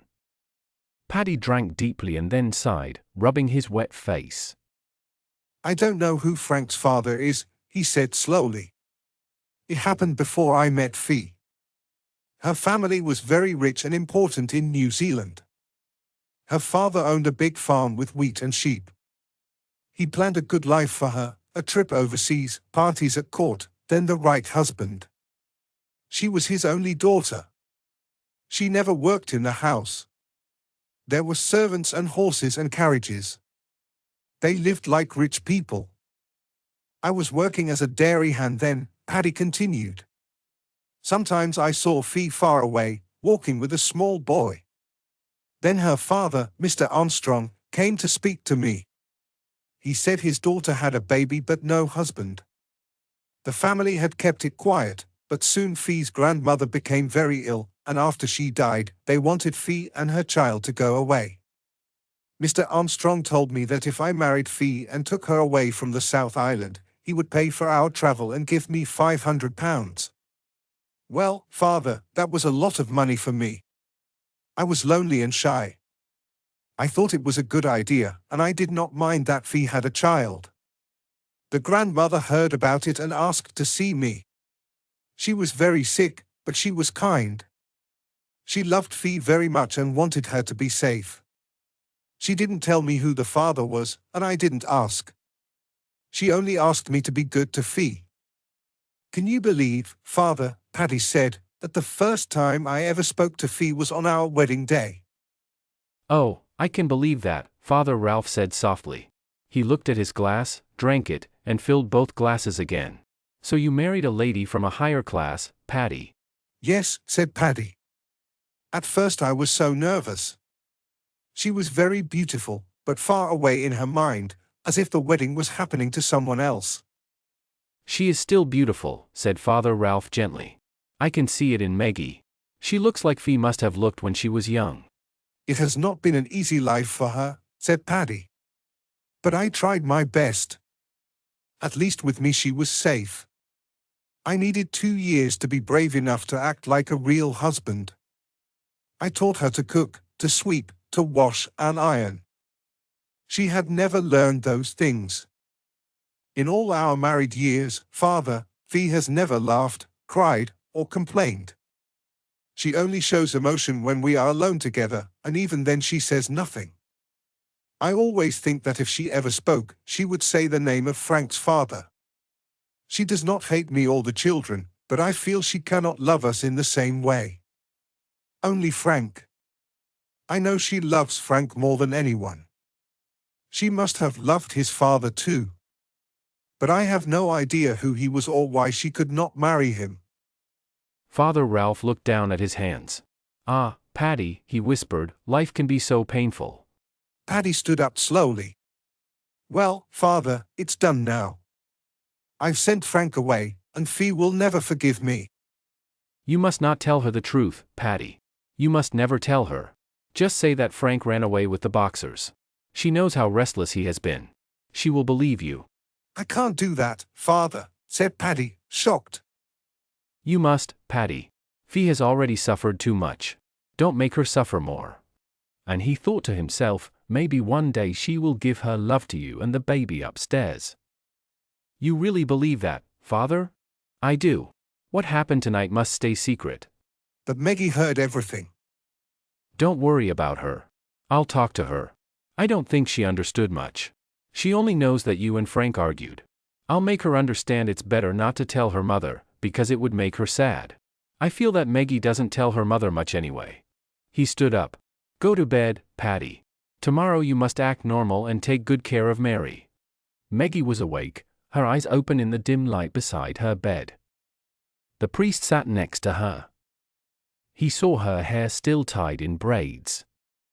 Gently, he removed the ribbons and let her hair fall smoothly on the pillow. Frank has gone, Meggie, he said. I know, Father. Do you know why? He had a fight with Daddy. What will you do now? I will go with Frank. He needs me. You can't, Meggie. Yes, I can. I wanted to find him tonight, but I was too tired. I don't like the dark. But I'll go in the morning. No, Meggie, please don't. Frank has his own life. He needs to go and live it. You may feel sad, but he has wanted this for a long time. You must let him go. When people grow up, they want their own homes, their own families. Frank is grown up now. The fight only showed that he was ready to leave. It doesn't mean he and your father hate each other. Many young men leave home after a fight. It just gives them a reason to go. Do you understand? Meggie looked at his face, her eyes tired and full of pain. I understand, she said. Frank wanted to leave when I was small, but Daddy brought him back then. But this time Daddy can't make him stay. Frank has left for good, Meggie. He isn't coming back. Will I ever see him again? I don't know. Maybe, but no one can tell the future, not even a priest. He sighed. You must not tell your mother about the fight. It would upset her. She isn't well. Because she's having another baby. What do you know about that? Mum likes having babies. She has had many. They are always lovely babies, even when she feels sick. I will have one like Hal when I grow up, then I won't miss Frank so much. Good luck, Meggie. But what if you can't have one? I still have Hal, she said softly and closed her eyes. Then she asked, Father, will you go away too? One day, Meggie. But not soon. Don't worry. I think I will stay in Gilly for a long time, said the priest sadly. There was no other choice. Meggie had to go home. He could not manage without her. When the priest stayed alone in the convent at Gilly, Stuart stopped eating, so he also came back to Drogheda. It was August, and the weather was very cold. 1 year had passed since they came to Australia, but this winter felt colder. There was no rain, and the air was so dry that breathing hurt. Far away in the east, on the high mountains, snow covered everything. But west of Burren Junction, it had not rained since the heavy rain of last summer. People in Gilly began to talk about another drought. It had not come for a long time, so they thought it might happen soon. When Meggie saw her mother again, she felt something heavy inside her heart. It was like leaving her childhood and starting to feel what it was like to be a grown woman. On the outside, Fee looked the same except for her large belly. Inside, she had changed a lot. Fee moved slowly now, like a clock that was almost stopped. She seemed tired and unsure when she walked. She did not look happy about the coming baby. Even when she had Hal, she had looked stronger. Hal was now a little boy with red hair. He walked everywhere and touched everything, but Fee did not try to teach him or watch him much. She only worked around the stove, the table, and the sink, as if nothing else existed. So Meggie took care of Hal. She became like his mother. She did not mind because she loved him very much. He cried for her and said her name before anyone else's. When he lifted his arms to be held, it made her so happy. Even though she worked hard every day, washing, ironing, sewing, feeding hens, Meggie still felt her life was good. No one spoke about Frank. But every 6 weeks, when the mail came, Fee would look up hopefully. For a short time she looked alive again. When Mrs. Smith brought the letters and there was none from Frank, Fee's hope went away. 2 new babies arrived in the house. Fee gave birth to twins, two small red-haired boys named James and Patrick. They were lovely children, cheerful and sweet like their father. Fee only gave them milk but did not care much for them afterward. The women in the big house loved the babies and took care of them, calling them Jims and Patsy. They spent most of their time there because everyone wanted to hold them. Meggie could not look after the twins. She was too busy and Hal always wanted her attention. He did not like anyone else caring for him. Meggie was the center of his little world. Bluey Williams sold his horses and bought a truck. Now the mail came every 4 weeks instead of 6. Still, no letter ever arrived from Frank. Slowly, everyone began to forget him a little. The clear picture of Frank started to fade in Meggie's mind. She remembered only a soft, almost saint-like image. Inside Fee, a quiet change happened. Nobody noticed except Stuart. He was 14 and very much like his mother, silent and thoughtful. He did not make his father or brothers angry like Frank once did. Fee and Stuart shared a deep, calm understanding that helped them both feel less lonely. He always did what people told him. He worked hard and never complained. He lived quietly and did not make trouble for anyone. His hair was red, but not bright, it looked more brown-red. His eyes were very light, like water in the shade, and they seemed to see everything clearly. He was the only one of Paddy's sons who looked like he would grow into a handsome man. Meggie, however, thought her brother Hal would be even better looking when he was grown. No one knew what Stuart was thinking. Like his mother, Fee, he spoke very little and did not share his opinions. He could stand very still, not only with his body but inside himself too. Meggie, who was close to him in age, thought he could go safely to a quiet place inside that no one else could reach. Father Ralph once said something about him. He told people that Stuart seemed almost strange, not like other boys. When Stuart was brought back home after being left at the convent without Meggie, the father said the boy had refused to eat but never complained. He simply waited for someone to understand what he wanted. When Father Ralph asked him if he wanted to go home, Stuart only smiled and nodded. Later, it became normal that Stuart did not go out to work with his father and brothers. He stayed near the house and did jobs there. He cut wood, looked after the garden, and milked the cows. He did the work that the women were too busy to do because of the babies. It was good to have a man, even a young one, close to the house. He made the place safer, and people thought there were more men around. Sometimes travelers came walking up to the house. They wore old boots and asked for food politely. Many men wandered through the country this way, carrying their small packs. They moved from town to town, looking for new work or just traveling. Most were nice men who wanted a meal before moving on again. They ate, packed a little tea and sugar, and left with their dogs walking behind them. These men almost always traveled on foot. But from time to time, a bad man came to the door. He might try to steal from houses where the men were away. Fee always kept a shotgun ready in the kitchen, far from the babies. She stayed close to it while talking to strangers until she felt sure they meant no harm. After Stuart began guarding the house, Fee gave him the shotgun herself. Not all visitors were travelers.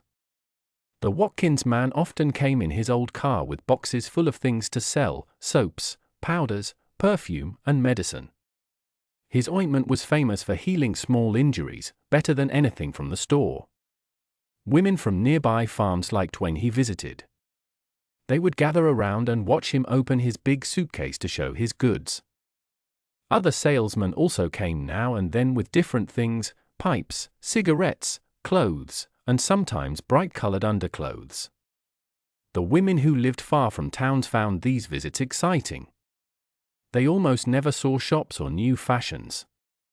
Life in the outback was mostly hard work, flies, and dust. Rain had not come for a very long time. The less rain there was, the more flies and dust.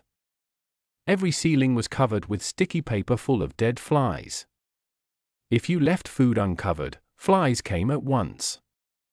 Little black specks of fly dirt covered the furniture, the walls, and even the calendar. And everywhere, so much dust. There was no way to stop the fine brown dust. It slipped into jars, covered hair and skin, and made everything look dirty. It lay on clothes and curtains and made tables dull again after they were cleaned.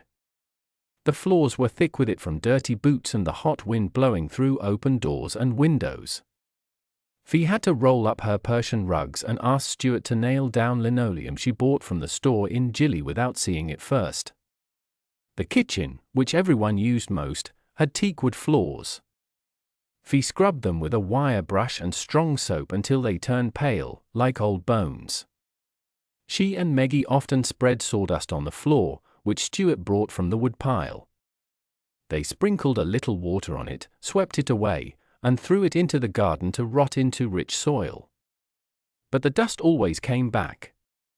Later the creek dried and turned into small pools. There was no water left to pump to the kitchen or bathroom. Stuart had to drive a tank truck to the bore and bring back full loads of water. He poured it into spare rain tanks. The women had to use this bad water for washing dishes, clothes, and themselves. It smelled strongly of sulfur and minerals and was worse than muddy water. It left dishes sticky and made hair rough and dull. Only rain water was saved for cooking and drinking. Father Ralph watched Meggie with affection. She was brushing Patsy's curly red hair while Jim's waited nearby. Both boys looked up at her with bright blue eyes full of love. She looked like a tiny mother, he thought. Girls seemed to be born loving children. At her age she might have been playing or doing something fun, but instead she was taking her time with the boys, trying to shape their hair nicely. Father Ralph smiled at her. Then he hit the dust off his boot with his crop and looked away toward the big house hidden by trees and vines. Many buildings stood between his place and the main house. He wondered what plan Mary Carson was thinking about. Father, you're not watching, Meggie said. I'm sorry, Meggie, he answered. I was thinking. He smiled at her as she finished brushing Jim's hair. The three of them looked at him until he lifted the twins up, one on each hip. Let's go see your Auntie Mary, he said. Meggie walked beside him, holding the chestnut mare and carrying his crop. He carried the twins easily, though it was almost a mile to the big house. At the cookhouse he gave the boys to the happy Mrs. Smith and went on to the main house with Meggie. Mary Carson sat in her armchair. She stayed there most of the time now because Paddy took care of everything. When Father Ralph entered holding Maggie's hand, Mary looked sharply at the child. Meggie felt nervous, and Father Ralph gently squeezed her wrist. Meggie tried to curtsy and whispered a greeting. Go to the kitchen, girl. Have your tea with Mrs. Smith, Mary said coldly. Why don't you like her? Father Ralph asked as he sat down in his usual chair. Because you do, she said. Oh, really? He was surprised. She is only a poor child, Mary. That's not how you see her, and you know it, she said. He looked at her calmly. Do you think I harm children? I am a priest. You are a man first, Ralph de Bricassart, she replied. Being a priest just makes you feel safe. He laughed, shocked. He couldn't argue with her today. It felt as if she had found a weakness in him. He was changing, getting older, and becoming more content with his life in Gillinbone, though it was quiet and unimportant. His dreams were fading, or maybe he cared about different things now. I am not a man, he said quietly. I am a priest. The heat, the dust, and the flies make me tired. But I am not a man, Mary. I am a priest. Oh, Ralph, you have changed so much, she said with a mocking smile. Is that Cardinal de Bricassart I hear? It can't happen, he said with sadness in his eyes. I don't think I want it anymore. She started to laugh and moved in her chair while looking at him. Don't you agree, Ralph? I'll let you wait a bit longer, but your time will come. Maybe not for a few years, but it will come. I'll make you suffer for what you have done. You are the most interesting man I have ever met. You show your beauty and look down on us. But one day I will make you show your weakness. You will give in and do what you said you never would. Do you think that's impossible? Ralph leaned back and smiled. I know you will try. But I don't think you understand me as much as you believe. Maybe not, she said. We'll see with time. Time always tells the truth. I'm old now, and all I have left is time. And what do you think I have? Asked Ralph. I have time too, Mary. Only time, with dust and flies. The clouds gathered in the sky, and Paddy wished for rain. It's just a dry storm, said Mary Carson. We won't get any rain from this. Not for a long time. The Cleary family thought they had already seen how hard Australia's weather could be, but they hadn't yet faced these dry storms. The air and ground were both so dry that they seemed to rub together until huge storms formed. The sky turned heavy and dark, so Fee had to light the lamps inside the house. In the yards, the horses jumped at every sound. The hens went to their perches and hid their heads. The dogs fought and barked. The pigs dug into the dust and looked around with bright, nervous eyes. Everything living was afraid of what was coming. The clouds seemed to eat the sun, and thunder rolled across the land. Bright flashes lit the dark sky, and the lightning looked like white rivers of fire. Then a strong wind blew, full of dust that stung faces and eyes. The thunder was so loud it felt like the world was breaking apart. At first, everyone was scared, but later they went out onto the veranda to look. They watched the lightning bolts strike again and again. The lonely trees burned and smoked, and the people understood why those trees were always dead. The sky glowed strangely, in pink, lilac, and yellow light. The air smelled sweet and strange. The trees seemed to shine, and the red hair of the Clearys looked like it was on fire. Their arms felt the hairs stand up. The storm lasted all afternoon, moving slowly away as the sun set. No rain fell. But they felt amazed to have lived through it safely. It was all they talked about for days. We'll get many more storms, said Mary Carson without interest. And she was right. The next dry winter was even colder. Frost covered the ground, and the dogs stayed close in their kennels, eating meat and fat to keep warm. At least there was plenty of beef and pork, not just the same old mutton. Inside the house they made big fires, and the men had to come home when they could, because the nights outside were freezing. When the shearers came, they were happy, they could work faster and not sweat so much. Each man stood in his place on the shed floor, on spots made pale by years of sweat from other workers. There was still grass from the old flood, but it was slowly disappearing. Every day the sky stayed grey. The light was dull, and the wind cried across the fields, but no rain ever came. The wind blew hard, pushing brown dust through the air. It looked almost like rain, making everyone think of water. The children's hands were red and sore from the cold. Their lips were cracked, and their feet hurt from wearing damp socks. They could not get warm because the houses let all the wind inside. Each night they slept in freezing rooms, and each morning they woke up in the cold again. They waited for Mum to heat some water in the big kettle so washing was not so painful. One day, little Hal began to cough and breathe badly. Fee made a thick warm paste and put it on his chest to help him, but it did not work. At first she thought he would get better soon, but as the hours passed, he became worse, and she did not know what to do. Meggie sat beside him, praying silently. When Paddy came home at 6, he could hear Hal's hard breathing from the porch. The boy's lips were turning blue. Paddy hurried to the big house to use the telephone, but the doctor was far away. They tried to help Hal breathe by holding him over smoke so he could cough, but he was too weak. He was turning a deeper blue and fighting for every breath. Meggie held him closely and prayed, feeling her heart ache as she watched him struggle. Of all the children, Hal was most special to her because she was his mother. She wished she were grown enough and strong enough to save him. Fee and Paddy knelt by the bed, praying too. None of them knew what else to do. At midnight, Paddy gently took Meggie's arms from around Hal's body and laid him back on the pillows. Meggie woke a little, thinking that Hal was quiet because he was better. "Oh, Daddy, he's better," she said. "No, Meggie," he said softly. "Hal is not better that way. He's free now. He has gone to God." Fee spoke in a flat voice. Daddy means he is dead. "Oh, no," Meggie cried. "He can't be dead." But he was. Hal lay still on the pillows, not moving. When Meggie looked, she understood. She had never seen death before, but she knew. He looked like a doll now, not a real boy.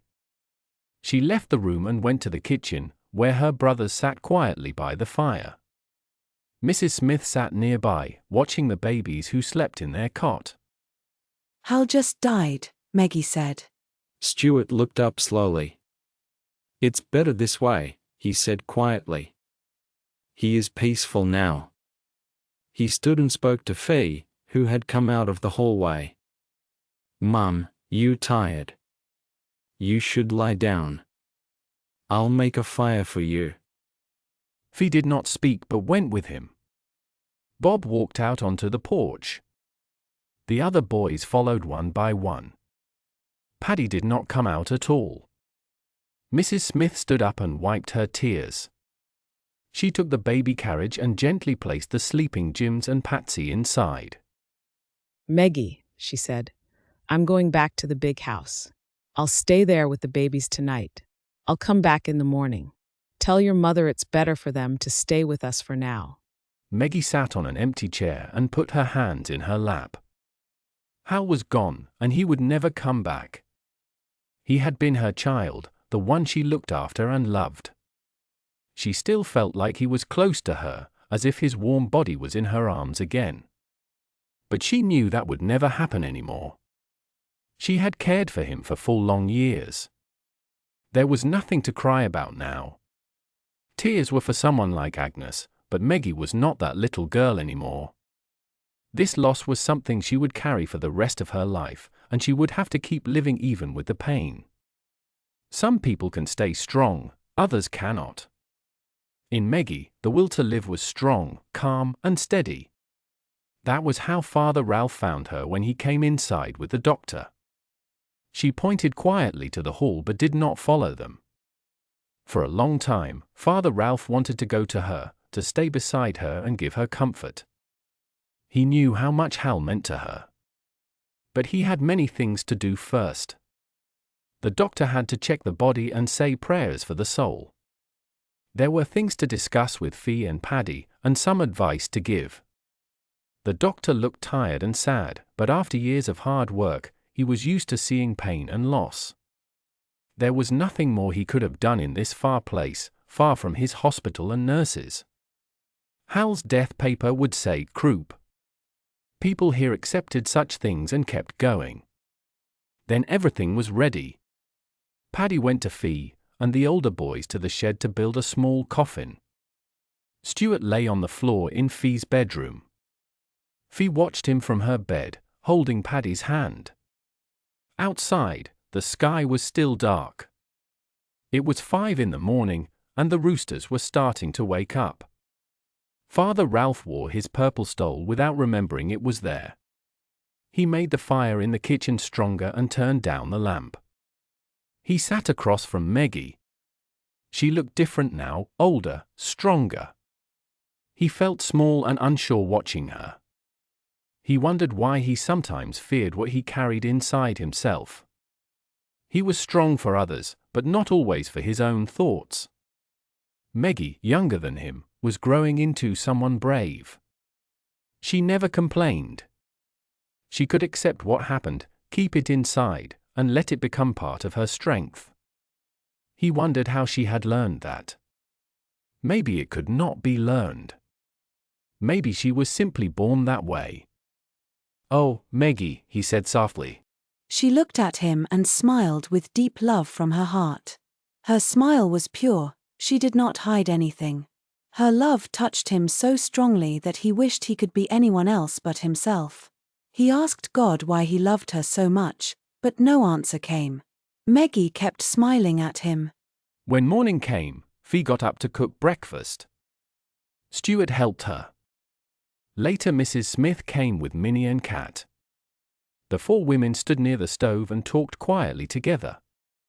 They shared something in their grief that Meggie and Father Ralph could not understand. After they finished eating, Meggie went to. The boys had made a small wooden box. It was smooth and shiny.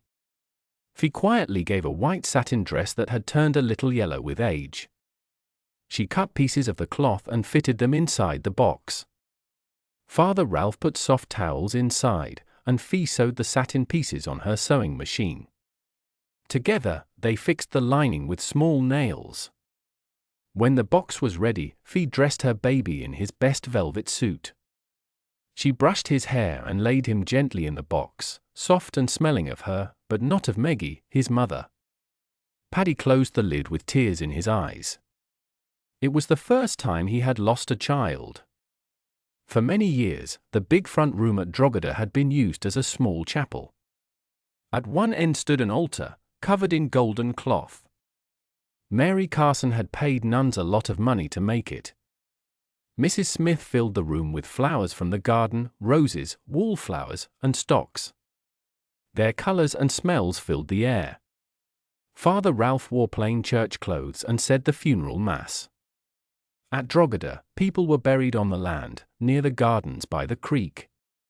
There was a cemetery with white fences and green grass, watered from the house tanks. Michael Carson and his baby son were buried there in a marble tomb. A big angel stood on top with a sword, watching over them. Around the tomb were smaller graves marked by simple white wooden crosses. Some had no names, only short notes. One was for a man who worked on the farm and had no family. Another was for some traveling workers who had died there. There were nameless bones found in a field, and the Chinese cook, He Sing, had a red umbrella over his grave with little bells that sounded like his name.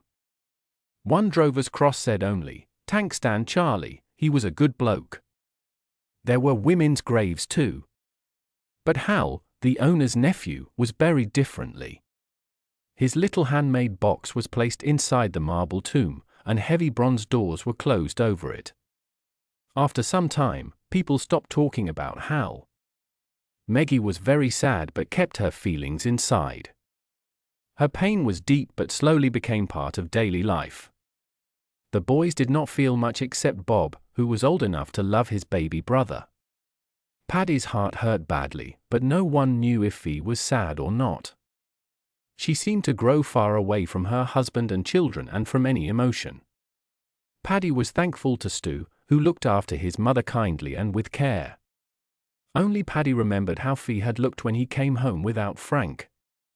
Her grey eyes showed no feeling, no anger, no tears. It was like she had known what would happen and could not stop it. "I knew he wouldn't come back," Fee said. "Maybe he will, if you write to him," Paddy said. She shook her head and said no more. She thought it was better if Frank started a new life far from Drogheda. She knew that if she wrote to him, he would return, and she could not let that happen. She must stay silent, even if her days felt long and full of sadness. Paddy had not been her first choice, but he was a good man. Fee was a person who felt too strongly, so much that her feelings were painful. Life had taught her to hide them. For 25 years, she had tried to stop feeling deeply. She believed that one day she would succeed. Life continued as usual on the land. The next summer, the rains came. They were not heavy but enough to fill the creek and water tanks. The thirsty grass drank and became green again. The dust was gone. The men were happy and worked with new hope. They knew they would not have to feed the sheep by hand. The grass had lasted just long enough with help from the trees they had cut. Not all stations near Gilly were so lucky. The number of animals depended on how the station owner managed them. Drogheda was a large station but had fewer animals, so the grass lasted longer. The busiest time came with lambing and the weeks after it. The sheep calendar. Every time a lamb was born, it had to be caught. Each lamb got a small ring on its tail and a mark on its ear. Male lambs not needed for breeding had an operation to keep them from fathering more sheep. This job was dirty and hard. The workers often got wet and tired, and there were many lambs to handle in a short time. The tails slowly dried up and fell off after being tightly ringed. These sheep were some of the best wool-producing animals in the world. The farm raised many of them with only a few workers, and everything was done to make sure the wool was perfect. There was also crutching. The wool around the sheep's back end got dirty and messy, so it had to be cut short. It was not pleasant work because it smelled bad and attracted flies, but the pay was a little better. Then there was dipping. The sheep were pushed through narrow fenced paths into a cleaning liquid that killed small insects and pests. Next came drenching. The workers gave each sheep medicine through large tubes placed carefully in their mouths to help them stay healthy. Work with sheep never stopped. When one job was done, another began. The animals were gathered, moved to new fields, shorn, dipped, and given medicine again. Some were sold after their wool years ended. The farm also had many cattle, but sheep brought more money. There were about 1 sheep for every 2 acres of land, around 125,000 sheep altogether. The merino sheep were not used for meat. When they were old, they were sent away to be used for skins and other materials. The Cleary family lived far from everything on Drogheda. Reading became very important because books were their main way to connect with the outside world. There was no nearby library like the one in Wahine, and they could not visit town often to get new books and newspapers. Father Ralph helped by collecting books from the Gillenbone Library, his own shelves, and the convent. Soon, with help from Bluey Williams and the mail truck, he made a traveling library. Books went around between many faraway farms, bringing joy to families who loved to read. People returned them slowly because they loved the stories, but Father Ralph kept notes about which books were most liked. Then he ordered more through the Gilly News Agency and paid for them using Mary Carson's name as a donor. In those days, books were clean and simple. There were no love scenes, so both adults and children enjoyed the same stories. Paddy liked the books his children read most, fun adventures like *. And the Kangaroo *, the *Billabong stories, and *We of the Never Never Star. At night, in the warm kitchen, they read poems out loud. Everyone listened and enjoyed the exciting stories and funny verses, sharing laughter and sometimes quiet tears together. Chapter. Many people like to imagine Clancy riding far away by the Cooper River, where the drovers took their animals. He rode behind the slow-moving herd and sang songs. Life for a drover had joys that city people could not understand. The bush welcomed him with gentle sounds of wind and water. He saw wide sunny plains and bright stars at night. Clancy of the Overflow was everyone's favorite poem, and the banjo was their favorite poet. His poems were not written for rich or educated people, they were for ordinary Australians. Many people could say his verses by heart, more than could recite poems from Tennyson or Wordsworth. The English poems about daffodils meant nothing to the Cleary family, because those flowers could not grow in their land. The Clearys understood the bush poets well, because the place called the Overflow was close to them and the moving sheep were part of their everyday life. Near the Barwon River there was official land called the Travelling Stock Route. It was free land for moving animals from one part of the country to another. Long ago, drovers and their hungry animals were not liked, and the bullock drivers were also disliked because their big teams of oxen ate much grass. Later, when those old ways changed and the bullock drivers were gone, everyone became friendlier. Drovers who passed by were invited for a drink, a talk, and a meal. Sometimes drovers brought women with them. The women drove old carriages pulled by tired horses. Pots and bottles hung around, making noise as they moved. These women were strong and tough. They travelled far, from Kainuna to the Peru, from Gindewindi to Gundagari, and even farther north.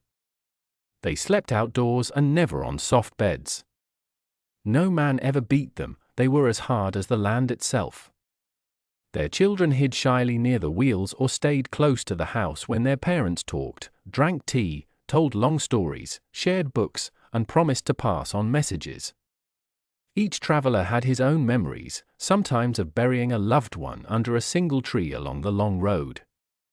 Meggie, one of the Clearys, knew nothing about love or how life begins. Her father kept men and women apart and never allowed talk about such things. The men always wore clothes when they were near the women. There were no books about growing up, and Meggie had no friends her own age to teach her. Her days were filled with housework, and everything near the house was quiet and without secrets. No animals near her showed love or mating. The farm bought horses instead of breeding them, because stallions caused trouble. There was one bull that was dangerous, and Meggie was afraid to go near it. The dogs were kept locked up and only allowed to mate under careful watch. Meggie did not like the pigs and wished she did not have to feed them. She spent all her time caring for her 2 little brothers. Because she saw so little of life, Meggie stayed innocent and unaware. Her body and mind slept through things that others would notice and understand. Just before Meggie turned 15, summer was very hot. One day, she saw brown marks on her underwear. After a few days, they went away. But 6 weeks later, they came back again. This time, she felt very scared. The first time she thought she was just dirty, but now she saw it was blood. She did not know where the blood came from and thought it was from her bottom. The bleeding stopped after 3 days. She washed her underwear secretly, and no one noticed because she usually did the laundry. 2 months later, it happened again, but worse. Her stomach hurt, and there was more blood. Meggie was very frightened. She took some diapers that belonged to her baby brothers and put them under her underwear to stop the blood from showing. When her brother Hal had died, it had been sudden and strange. But now, Meggie felt her own body was slowly dying, and that scared her more. She could not tell her mother or father because she believed she had a shameful illness. Frank was far away, so she could not ask him for help. Meggie remembered hearing women talk about sicknesses like tumors and cancer and thought she might have one. She feared her body was breaking down inside. She lay awake at night, too scared to sleep. She did not want to die. Death was something she did not understand. She wondered if being dead was like sleeping forever, or like passing through fire, or like living inside a bright glass world with singing voices. Religion did not comfort her, it only felt like rules. Many words about death and punishment came to her from people she had heard before, but nothing made her feel safe. She became very quiet and still, frightened like a small animal. When someone spoke suddenly, she jumped. When her younger brothers and sisters cried, she quickly helped them, trying to make up for feeling weak and guilty. When Meggie could be alone, she went to the cemetery to visit Hal's grave. She felt close to him because he was the only dead person she knew. Everyone saw she was changing, but they thought it was just because she was growing up. No one guessed what she was really feeling. Meggie hid her fear well. She had learned to control herself, to stay proud and calm like her mother and brothers. She believed no one should see her pain. She had to keep her face strong and perfect. Father Ralph came often to Drogheda. When he saw Meggie, he noticed that she seemed very weak and pale. He felt worried and then afraid. She looked as if her spirit was leaving her body. He could not bear to see her become sad like her mother. Her face looked sharp, and her eyes seemed too big. Her skin was pale and clear. He thought that if this continued, she might fade away completely, like light disappearing. Father Ralph decided he must find out what was wrong with her. But Mary Carson, who always wanted his attention, grew more demanding and jealous. He stayed patient with her, hiding his anger and keeping her calm. Even though he cared deeply for Meggie, he also liked watching how his charm worked on Mary Carson. In his heart, he felt two things at once: kindness toward Meggie, and pleasure in being clever and strong against Mary Carson. He enjoyed not letting her control him and felt sure that she would never win over him. Eventually, he got away from Mary Carson and found Meggie in the small graveyard. The pale angel statue stood above her, quiet and soft. Meggie looked up at its face with fear. He thought she looked so lovely, afraid beside that cold stone angel. But he wondered why he was running after her. It should be her mother or father who came to help, not him. Still, they did not seem to care as he did. And he was a priest, so he must give comfort to anyone sad or alone. He could not stand to see her unhappy. Yet it frightened him how close he was becoming to her. These small moments with Meggie were turning into strong memories, and that made him uneasy. He loved her, but his duty and his fear mixed inside him. He walked through the grass. Meggie turned when she heard him, folding her hands and looking down. He sat near her, arms around his knees. He decided not to wait. She would try not to talk if she could. "What's wrong, Meggie?" he asked. Nothing, Father, she said. "I don't believe you." Please, Father, I can't tell you. "Oh, Meggie, you can tell me anything. That is why I am a priest. I listen for God. I forgive for God. There is nothing we cannot forgive. Tell me what troubles you, my dear. I will do everything I can to help you. I will watch over you like a guardian angel. Better than that stone one above you." He leaned closer. "Meggie, if you care for me, please tell me." Meggie pressed her hands together. Father, I'm dying. I have cancer. For a moment, he felt he might laugh at how strange that sounded. But then he looked at her thin arms and pale skin. His heart filled with sadness. No, she would not imagine such a thing. There must be a reason. "How do you know this?" he asked softly. She spoke slowly, so quietly that he bent close to hear. It started 6 months ago, Father. I have terrible tummy pain.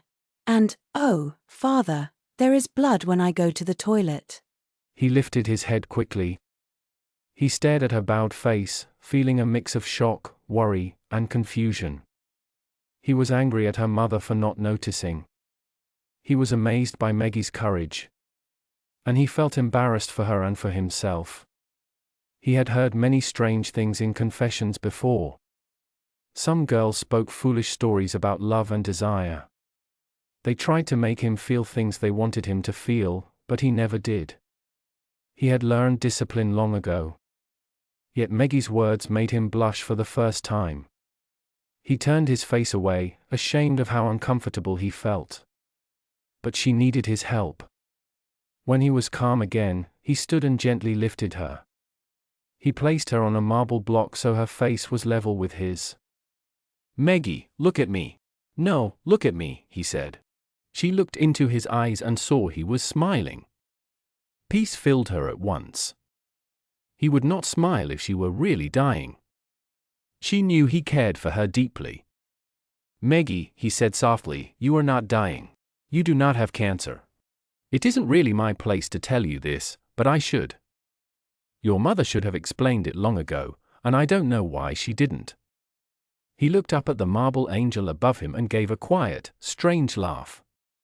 Then he said softly, "Oh Lord, what hard things you give me to do."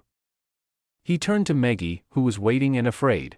"When you grow older, you might think about today and feel embarrassed," he said. "But don't, Meggie. There is nothing to be ashamed of. I am only doing my duty as a priest. You were scared and needed help, and the Lord sent me to help you. Always remember that. I speak in His name." He continued gently, "You are only going through what all women go through. Once every month, for a few days, you will pass some blood. This usually begins around the age of 12 or 13. How old are you?" I'm 15, Father. 15? Really? He looked surprised. Then you are a little later than most girls. It will happen every month until you are about 50. Some women are very regular, others are not. Some feel pain, others don't. No one knows why it is different for each woman.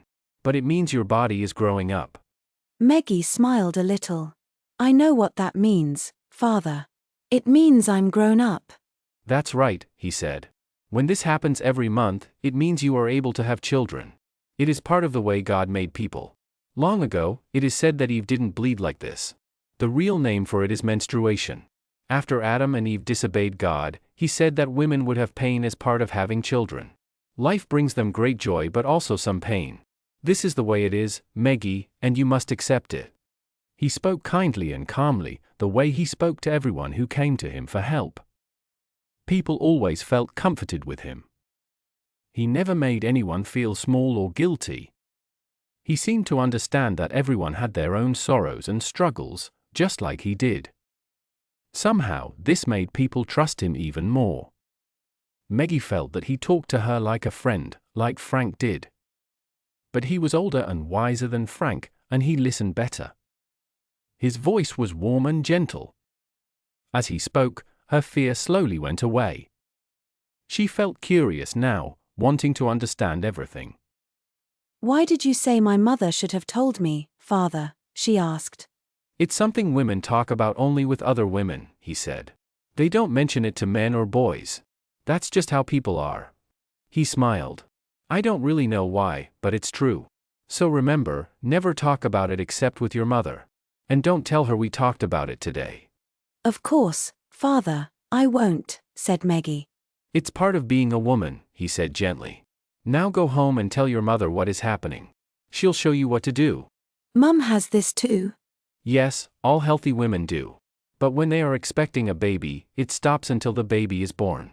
That's how women know they are expecting. Why does it stop then? Meggie asked. I don't really know the reason, he said with a kind smile. I'm sorry, Meggie. She nodded, then whispered shyly, why does the blood come out of that place, Father? He looked up at the angel with anger, but the angel looked calm. It did not care about the worries of women. Things were becoming awkward for Father Ralph. He was surprised that Meggie kept asking questions, because she was usually quiet. But he knew she trusted him to explain things she could not learn from books. If he showed that he felt shy or uncomfortable, she would stop talking and never ask again. So he said kindly, it doesn't come from your bottom, Meggie. There is a small secret area in front, and it has to do with having babies. He smiled and helped her down. Now you know. Do you know how babies begin, Meggie? And what makes them start growing? Who told you that? Father Ralph closed his eyes. He decided not to go further. He felt sorry for her, but he could not explain more. It was enough. Oh, that's where babies come out, she said. I always wondered how they came out. Oh yes, she said proudly. You grow them, Father. You just wish for them. No one. I thought of it myself, she said. Mary Carson was almost 72. She wanted to have the biggest party ever held on Drogheda in 50 years. Her birthday was at the beginning of November. The weather was hot but still fine for people from Gilly. Remember that, Mrs. Smith. Minnie whispered. She was born on November the 3rd. What are you talking about, Minute? Asked the housekeeper. Minnie's strange words always bothered Mrs. Smith. She's a Scorpio woman. Minnie said seriously. I have no idea what that means. Mrs. Smith said. It's the worst sign for a woman, Minnie went on. Scorpio women belong to the devil. Kat looked shocked and made the sign of the cross. Really, you two are silly, said Mrs. Smith. But everyone on Drogheda was full of excitement. Mary Carson gave orders all day. Some things were taken out of storage, others were put back. The 2 Irish maids cleaned silver and fine china. They turned the small chapel into a room for guests and made the dining rooms ready. The Cleary boys tried to help, but made trouble. Stuart and other workers cut the grass, pulled weeds, and cleaned the verandas. They put chalk on the floor to make it good for dancing. A band from Sydney was coming to play. Oysters, prawns, crabs, and lobsters were being brought in, and women from Gilly were hired to help. Everyone in the nearby towns was talking about the big event.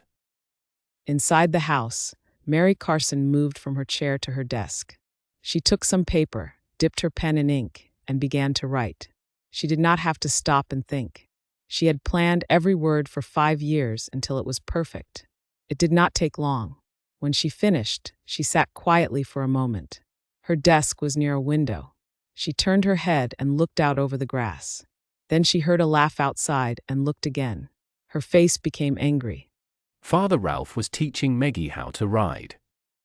Meggie had never sat on a horse before. In poor farm families, girls did not usually ride horses, only rich girls did.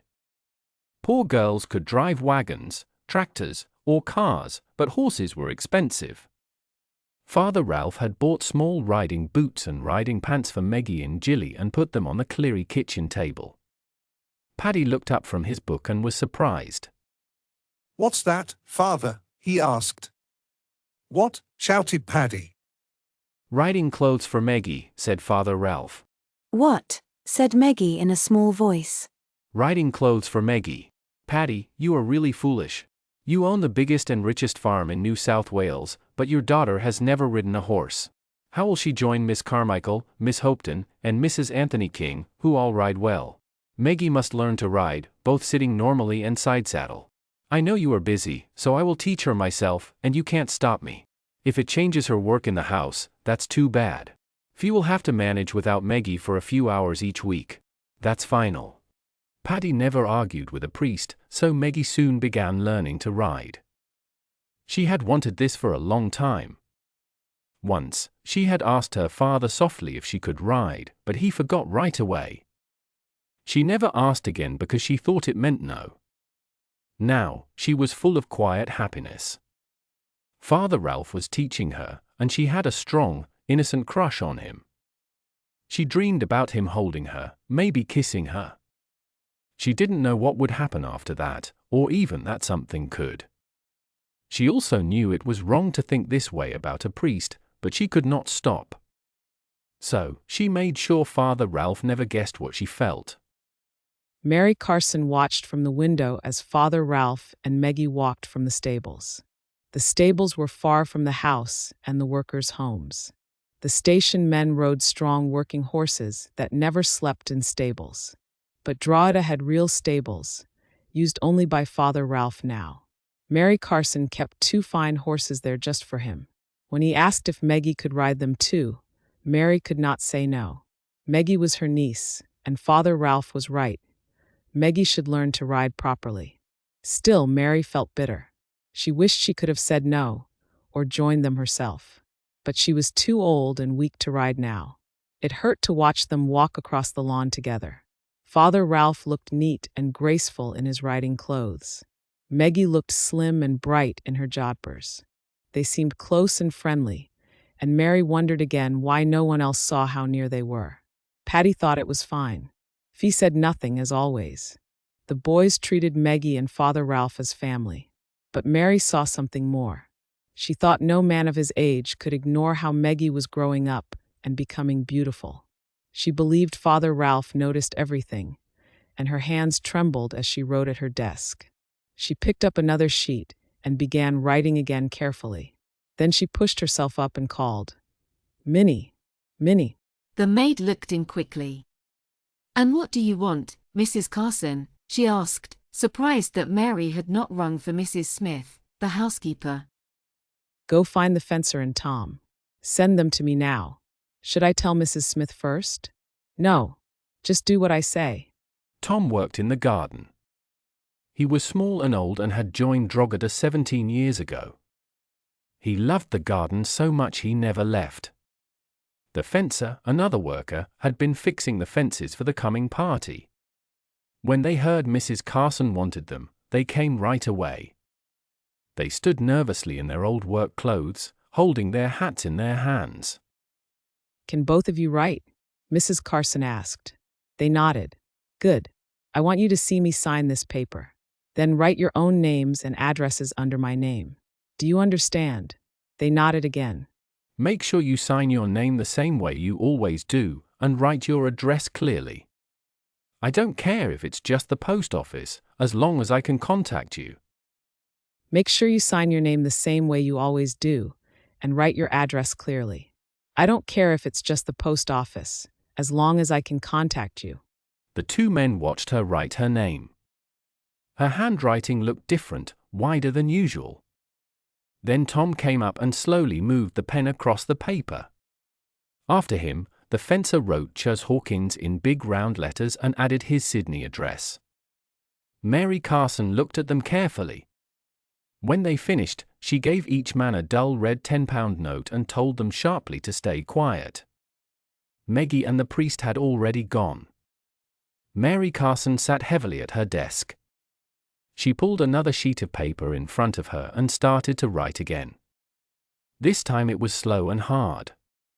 She stopped many times to think, then smiled without warmth and went on writing. She wrote close lines and a lot of words that needed a second sheet.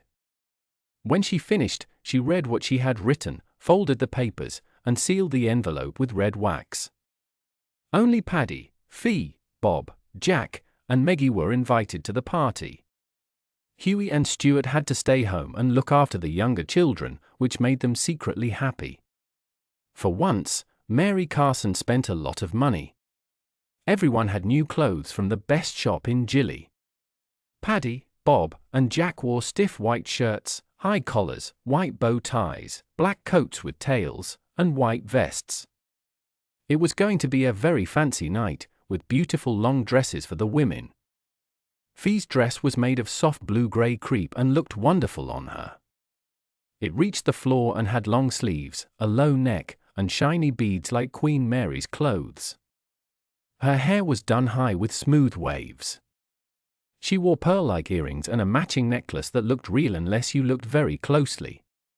A large feather fan in the same color completed her outfit. The weather was very hot, even at 7 in the evening, so the fan was useful as well as pretty. When Fee and Paddy came out of their room, the boys were amazed. They had never seen their parents look so grand and so different. Paddy looked 61, but proud and important, like a leader. Fee looked 10 years younger than 48, fresh and smiling. The twins, Jims and Patsy, started crying loudly because they didn't recognize Mum and Dad. But soon laughter returned, and the parents acted like usual, which made the twins happy again. Everyone then looked at Meggie.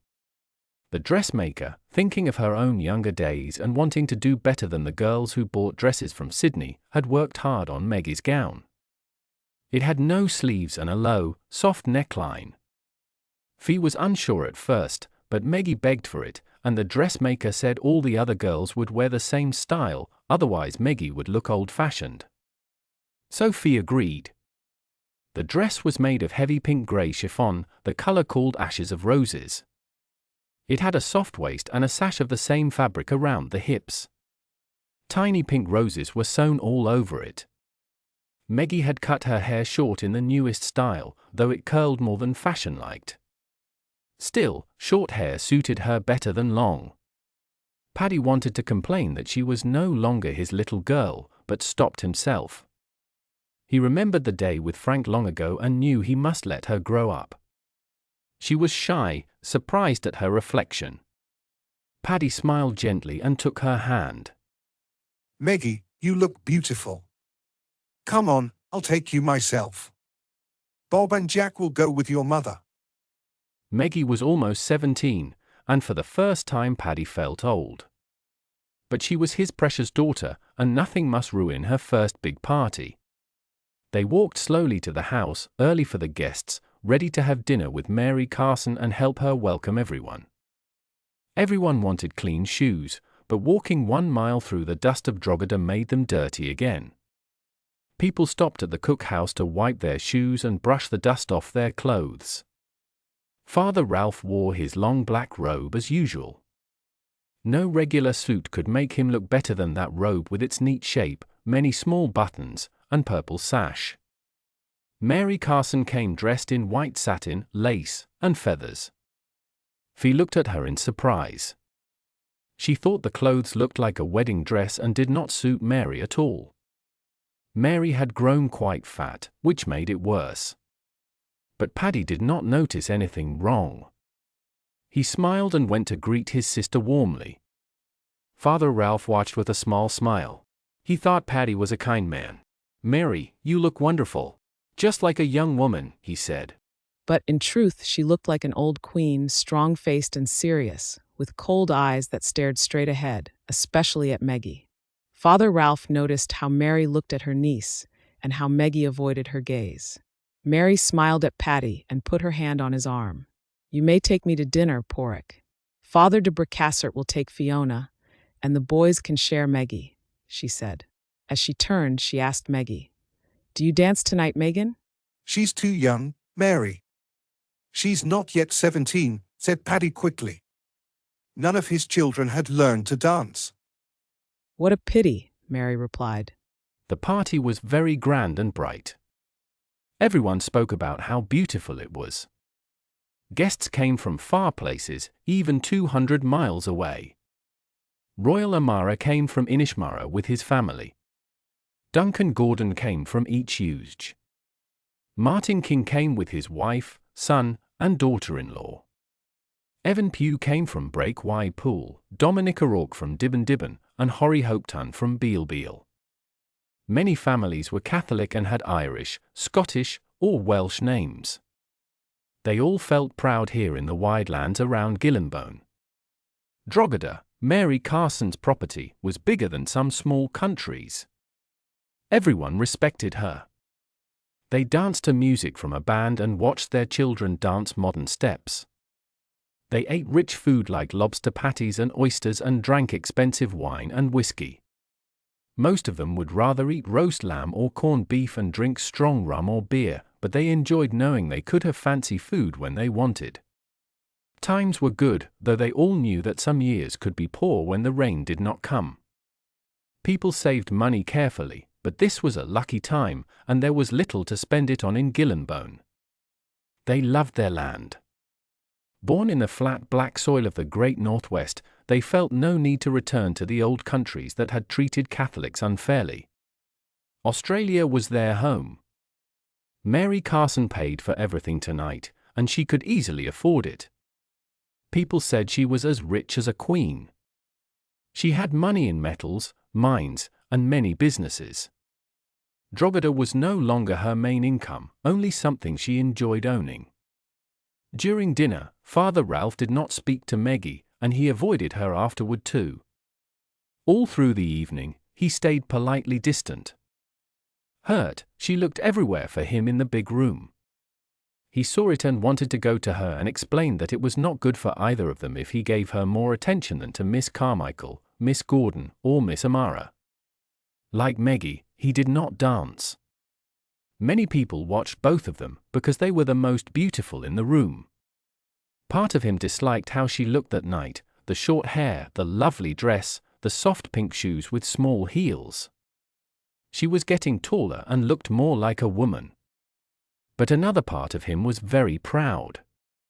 She looked brighter and more lovely than all the other young women. Miss Carmichael had a fine face but not Meggie's shining red gold hair. Miss King had pretty blonde hair but not Meggie's slim body. Miss McHale had a nice figure but a face that was not beautiful. Still, what he felt most was sadness. He wished he could go back in time. He didn't want Meggie to grow up. He wanted the little girl he loved and cared for. When he saw the same feeling on Paddy's face, he smiled a little. How happy he would be if he could show his feelings freely. But habit and duty were too strong. Later the dancing became wilder, and people changed their drinks from wine and whiskey to rum and beer. The party began to look more like a country dance. By 2 in the morning it was not much different from the usual parties in Gilly, except that there were no workers or servants there. Paddy and Fee were still enjoying themselves, but around midnight Bob and Jack took Meggie home. Paddy and Fee did not notice. They were dancing together and seemed closer than usual, maybe because they rarely had time to relax.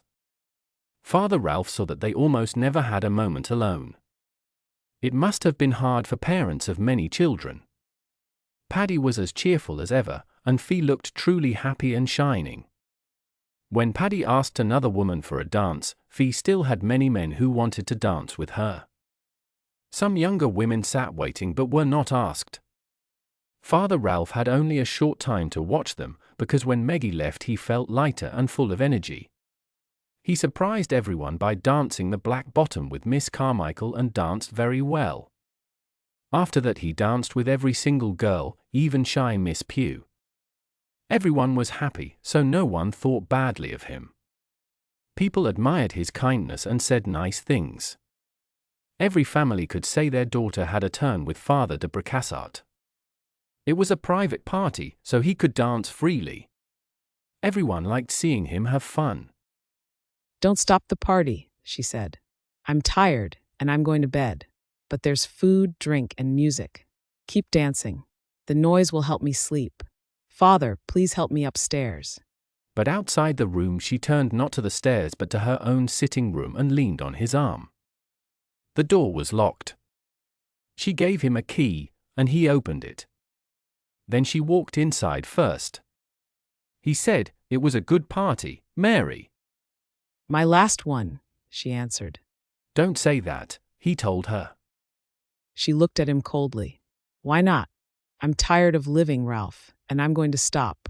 I've always done what I want. If death thinks he can choose my time, he's wrong. I will choose it myself. It's our will to live that keeps us here. When we stop wanting to live, it's easy to go. I'm tired and I want to stop. That's all. He felt tired too, not tired of life, but tired of pretending, of the hot weather, of having no real friends. Mostly, he was tired of himself. The room was lit softly by a tall lamp made of red glass. The light made red shadows on Mary Carson's face and gave her a hard look. Ralph's feet and back hurt. He had danced a lot that night, more than he had in a long time. He liked to think he could still keep up with the new dances.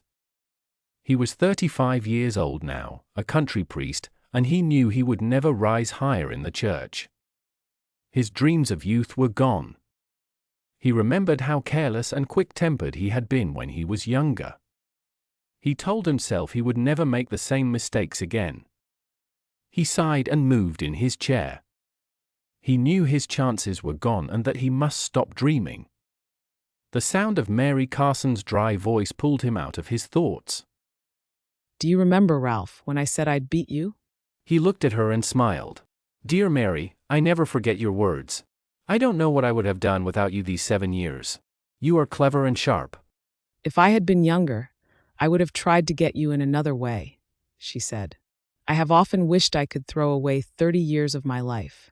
If the devil had come and offered me youth for my soul, I would have agreed at once. But I don't really believe in God or the devil. I have never seen proof they exist. Have you? No, he said slowly. But faith does not need proof. It lives inside us. Without faith, there is nothing. That sounds weak. Maybe, Ralph said.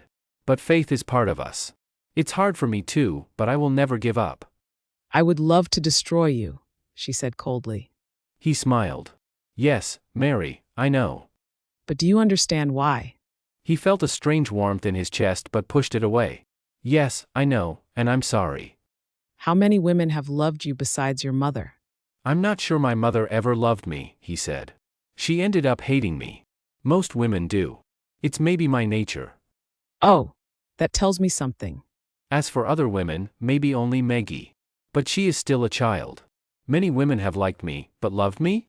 I doubt it. I have loved you, Mary said sadly. No, he said. You don't love me. You are angry at time and at age. When you see me, you think about what you cannot have anymore. You're wrong, she said fiercely. I have loved you deeply. Do you think age stops love? Inside, I'm still young. I still feel, want, dream, and fight against these limits. Old age is a cruel thing. Why doesn't God make our minds old too? She leaned back, showing her teeth. I'll go to hell, of course. But before that, I want to tell God what a poor, mean God he is. Ralph looked at her quietly. You were a widow for too long, Mary.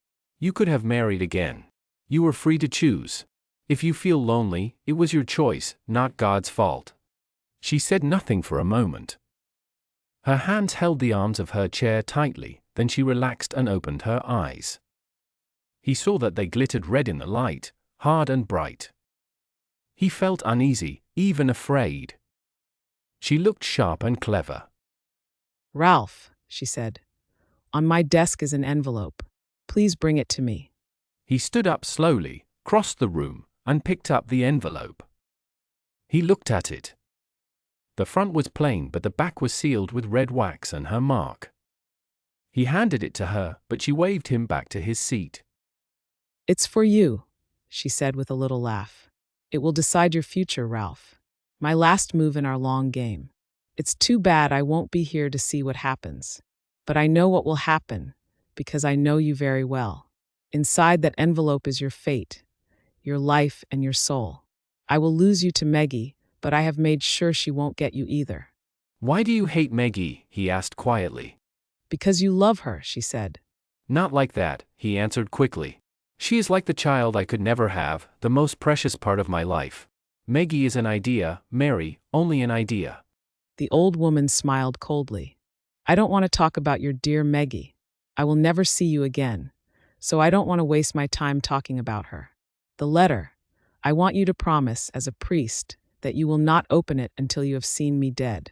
Then, open it right away before you bury me. Promise me. There's no need to promise, Mary. I will do what you ask. Promise me, or I'll take it back. He sighed. All right. I promise on my priest vows. I will not open the letter until I have seen your body, and then I'll open it before you are buried. Good, very good. Mary, please don't worry.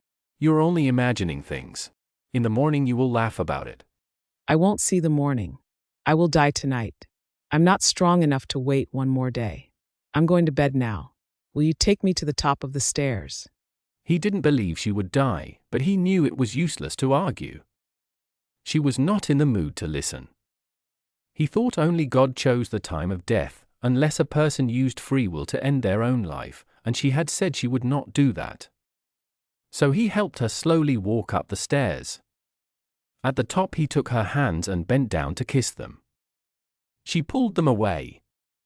No, not tonight. On my mouth, Ralph. Kiss my mouth like a lover. Under the bright chandelier with its hundreds of candles, she could see his disgust. His body moved away from her. She suddenly wanted to die right then. Mary, I'm a priest. I can't. She laughed loudly, almost wildly. Oh, Ralph, you are false. A false man, a false priest. And once you asked me to love you, were you sure I'd say no? I wish I hadn't refused. I'd give anything to see how awkward you would be that night.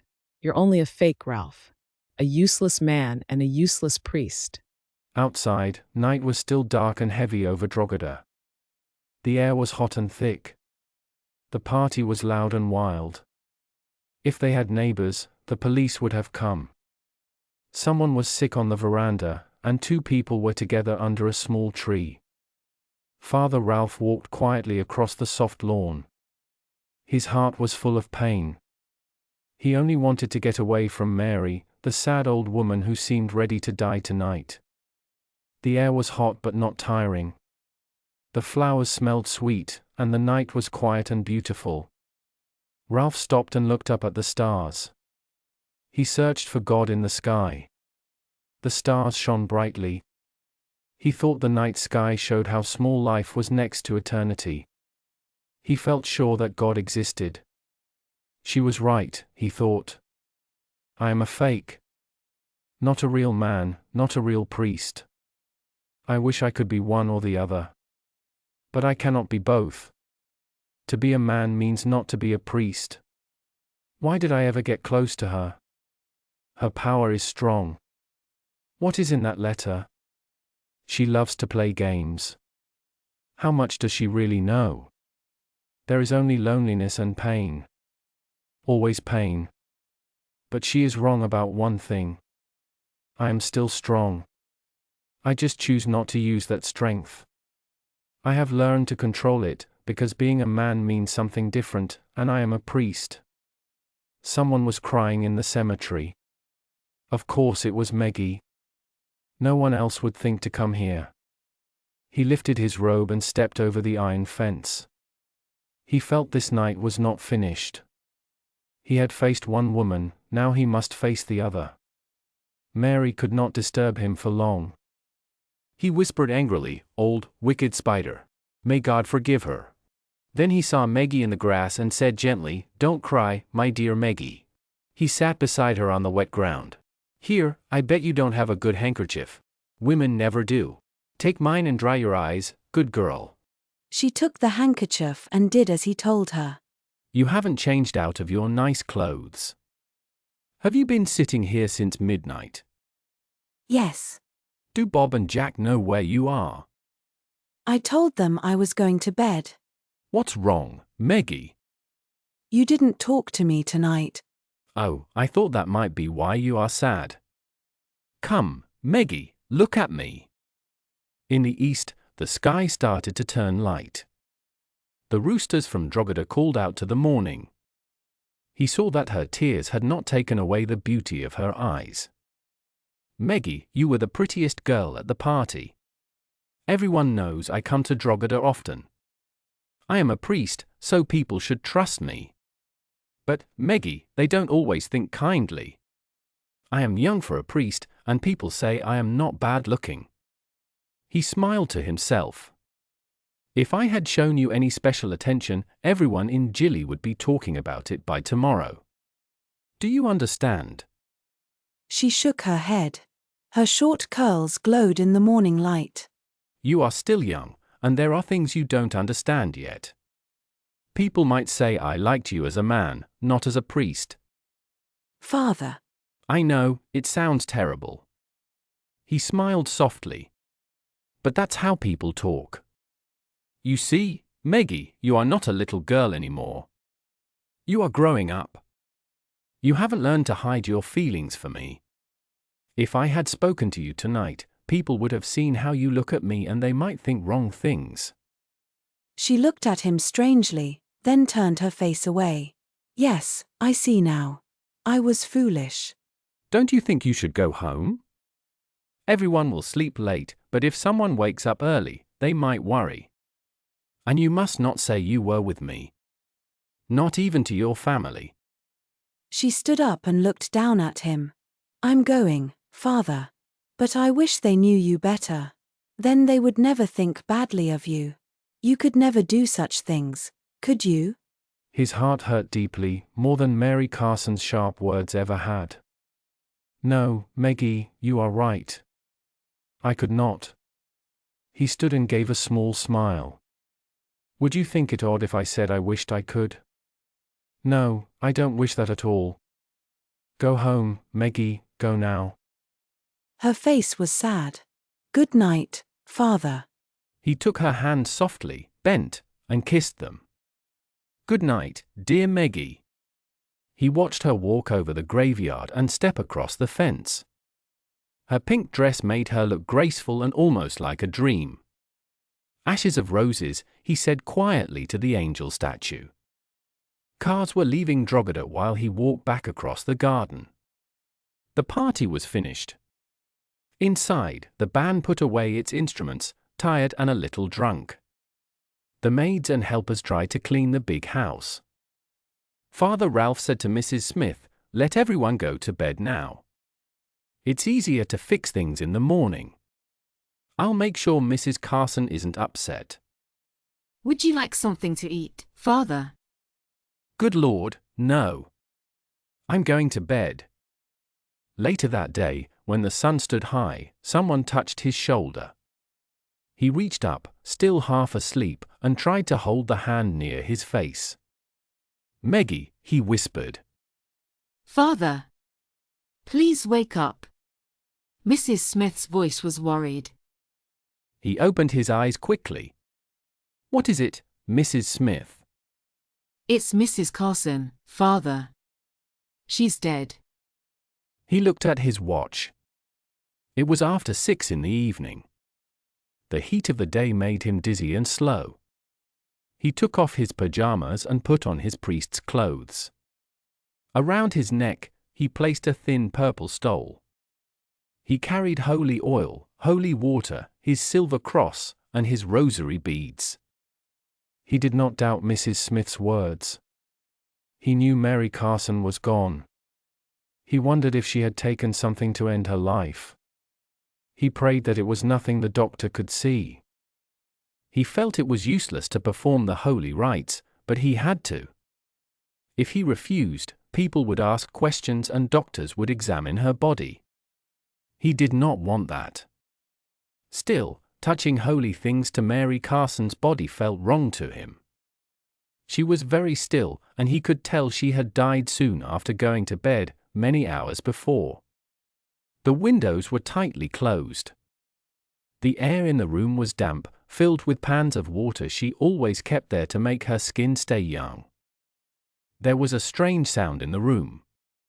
For a moment he did not understand what it was.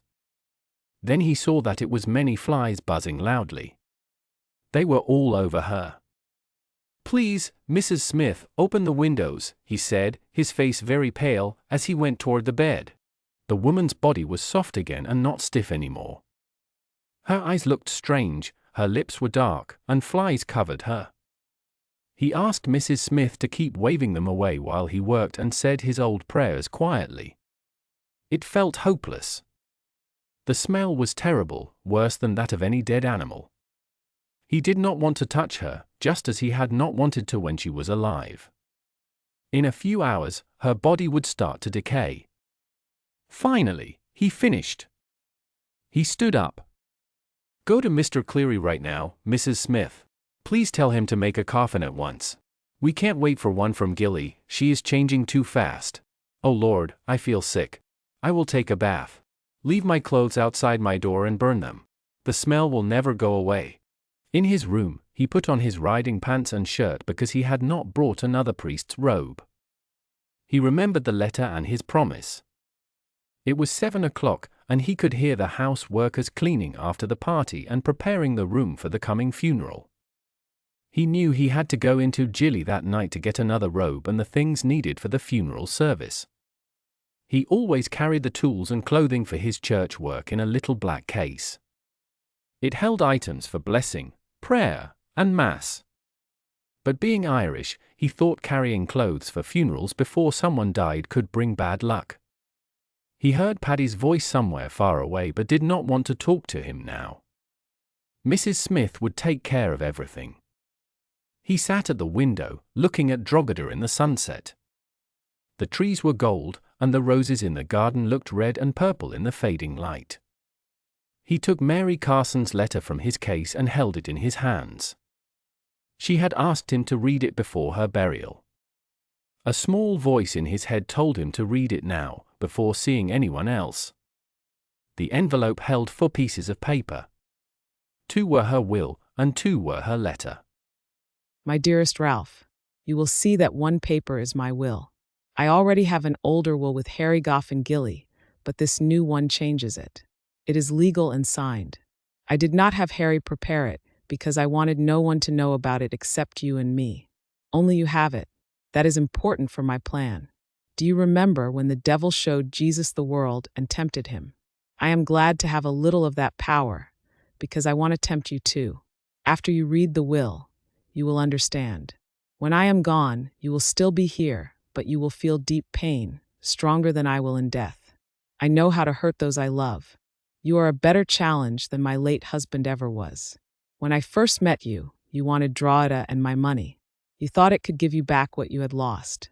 Then you met Meggie and forgot about me except as your way to visit her. I wonder if you would have acted the same if you had known how rich I really am. Do you know, Ralph?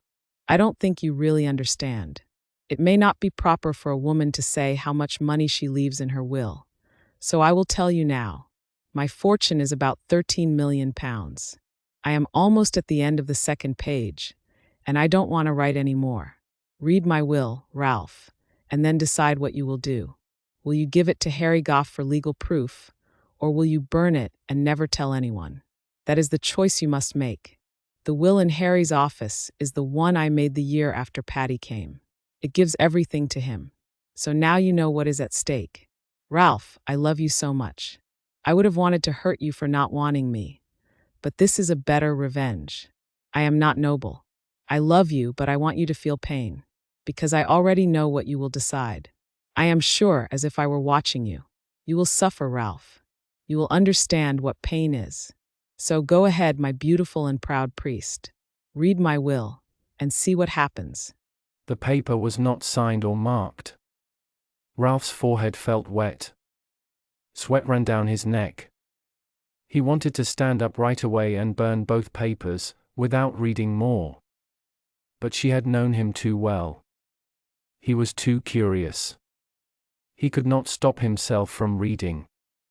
He thought, what had he done for her to want to hurt him like this? Why did women always make him suffer? Why couldn't he have been born small and ugly? Then maybe he could have been happy. The last 2 pages were written in her small, hard handwriting, just like her cold heart. I, Mary Elizabeth Carson, am in good health and sound mind. This is my last will and cancels all my past wills. Except for the special gifts listed below, I give all my money, land, and property to the Holy Catholic Church of Rome, under these rules. 1. The Church must know how much I care for Father Ralph de Bricassart, its priest. Because of his kindness and help, I give my fortune this way. 2. The Church will keep receiving my gifts only while it values Father Ralph. 3. Father Ralph de Bricassart will manage my money and property himself. 4. When Father Ralph dies, his own will shall decide who will manage the estate next. The Church will still own everything, but he can name any person he wishes as the next manager. 5. The Drogheda ranch must never be sold or divided. 6. My brother, Meggie Cleary, will remain as manager of Drogheda. He may live in my house and get a salary chosen by Father Ralph. 7. If Meggie dies, his wife and children may stay at Drogheda. His job will pass to each of his sons, Robert, John, Hugh, Stuart, James, and Patrick, but not to Francis. 8. After Patrick or whichever son last remains, except Francis, dies, these same rights will go to Megie's grandchildren. Special gifts. To Meggie Cleary, everything inside my houses at Drogheda.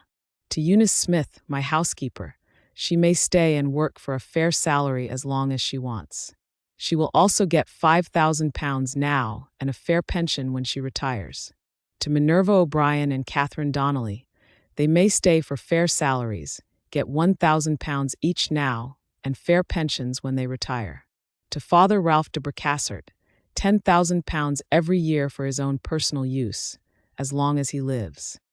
It was properly signed, dated, and witnessed. Ralph's room faced the west.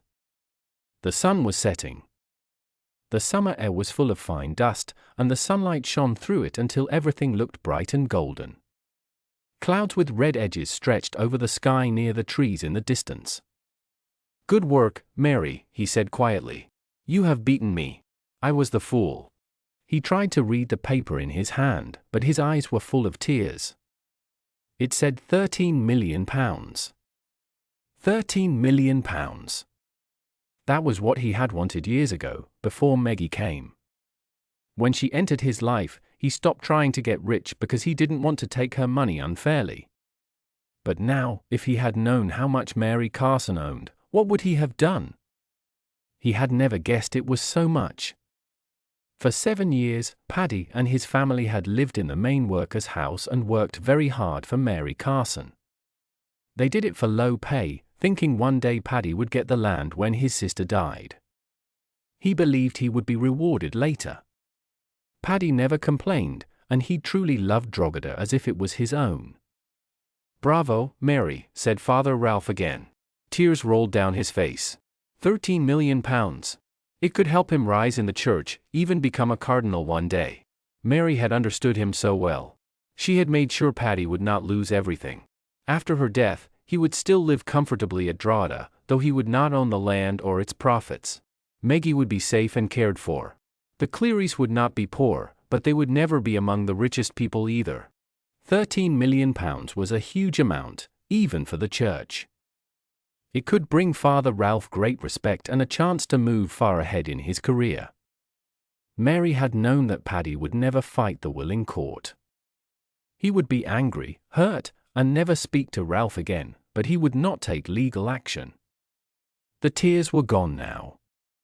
Father Ralph stood up, fixed his clothes, and walked to the door. He needed to go to town to get his church robe and other clothing. But first he wanted to see Mary Carson one last time. The smell in the room was very strong. The air did not move, and the curtains hung still. Father Ralph stepped to the bed and looked down at Mary. Her body had started to change after death. He felt sick and sad. "Old woman," he whispered, "you won, but at what cost? You cannot take Meggie's heart from me. You cannot win everything." He turned and walked downstairs. Paddy was waiting for him in the hall. The man looked pale and confused. "Oh, Father," he said softly, as he came closer. "Isn't this terrible? I can't believe it. She looked so healthy last night. Dear God, what should I do?" "Have you seen her?" "Yes, I have." "Then you know what must be done. Her body is changing very quickly. You must put her properly into something before long, or you'll have trouble. She must be buried early tomorrow morning. Don't worry about making the coffin beautiful, just cover it with roses or flowers. But please hurry. I'm going into Gilly to get the church clothes."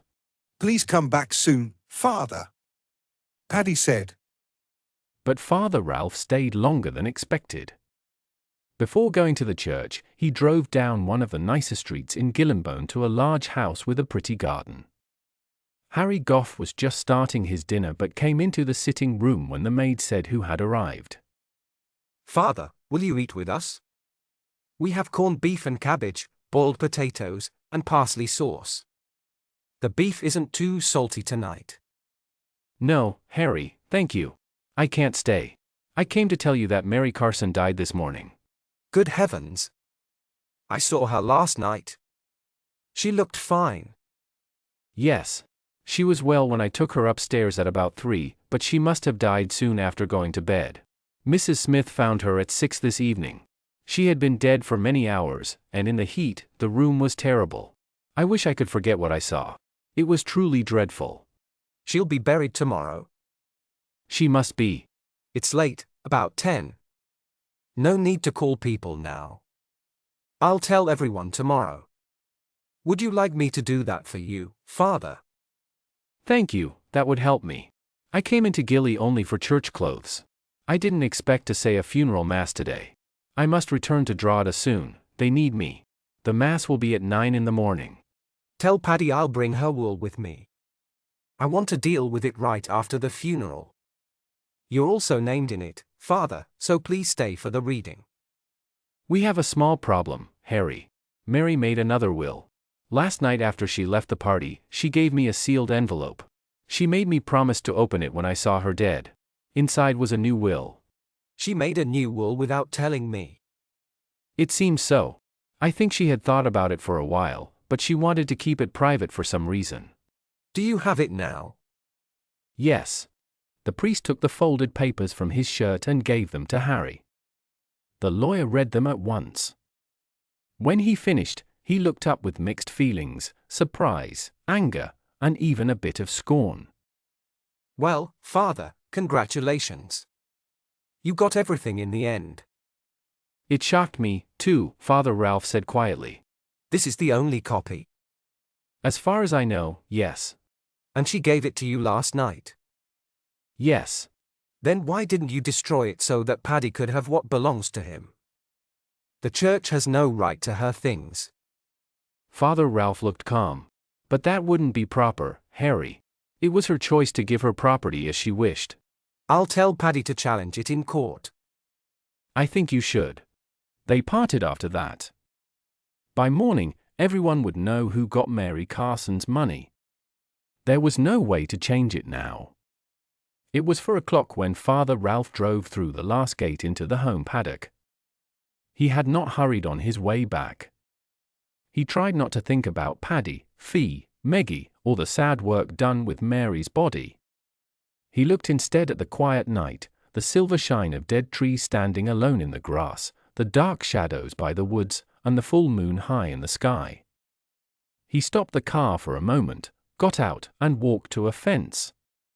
He leaned on it and breathed deeply. The air was full of the smell of gum trees and wildflowers. The land looked peaceful and strong. People thought they ruled it, but really, it ruled them. Until humans could control the weather and make rain, the land would always be more powerful. He parked his car a little way behind the house and walked slowly toward it. The windows were bright with light. He could hear Mrs. Smith and the 2 Irish maids praying softly. A shadow moved under the dark vine, and he stopped quickly. Then he saw it was Meggie, waiting for him. She wore riding pants and boots and looked full of life. "You scared me," he said. "I'm sorry, Father," she answered. "I didn't mean to. I didn't want to stay inside with Daddy and the boys. Mum is still at our house with the babies. I guess I should be praying with Mrs. Smith and the others, but I don't want to pray for her. That's bad, isn't it?" "I don't think so, Meggie," he said quietly. "It's worse to pretend. I don't want to pray for her either. She wasn't a good person. If it's a sin, then I have sinned too. But it is my duty to love everyone, and that is not your burden." "Are you all right, Father?" "Yes," he said. "But I don't want to go inside. I want to stay out here until morning.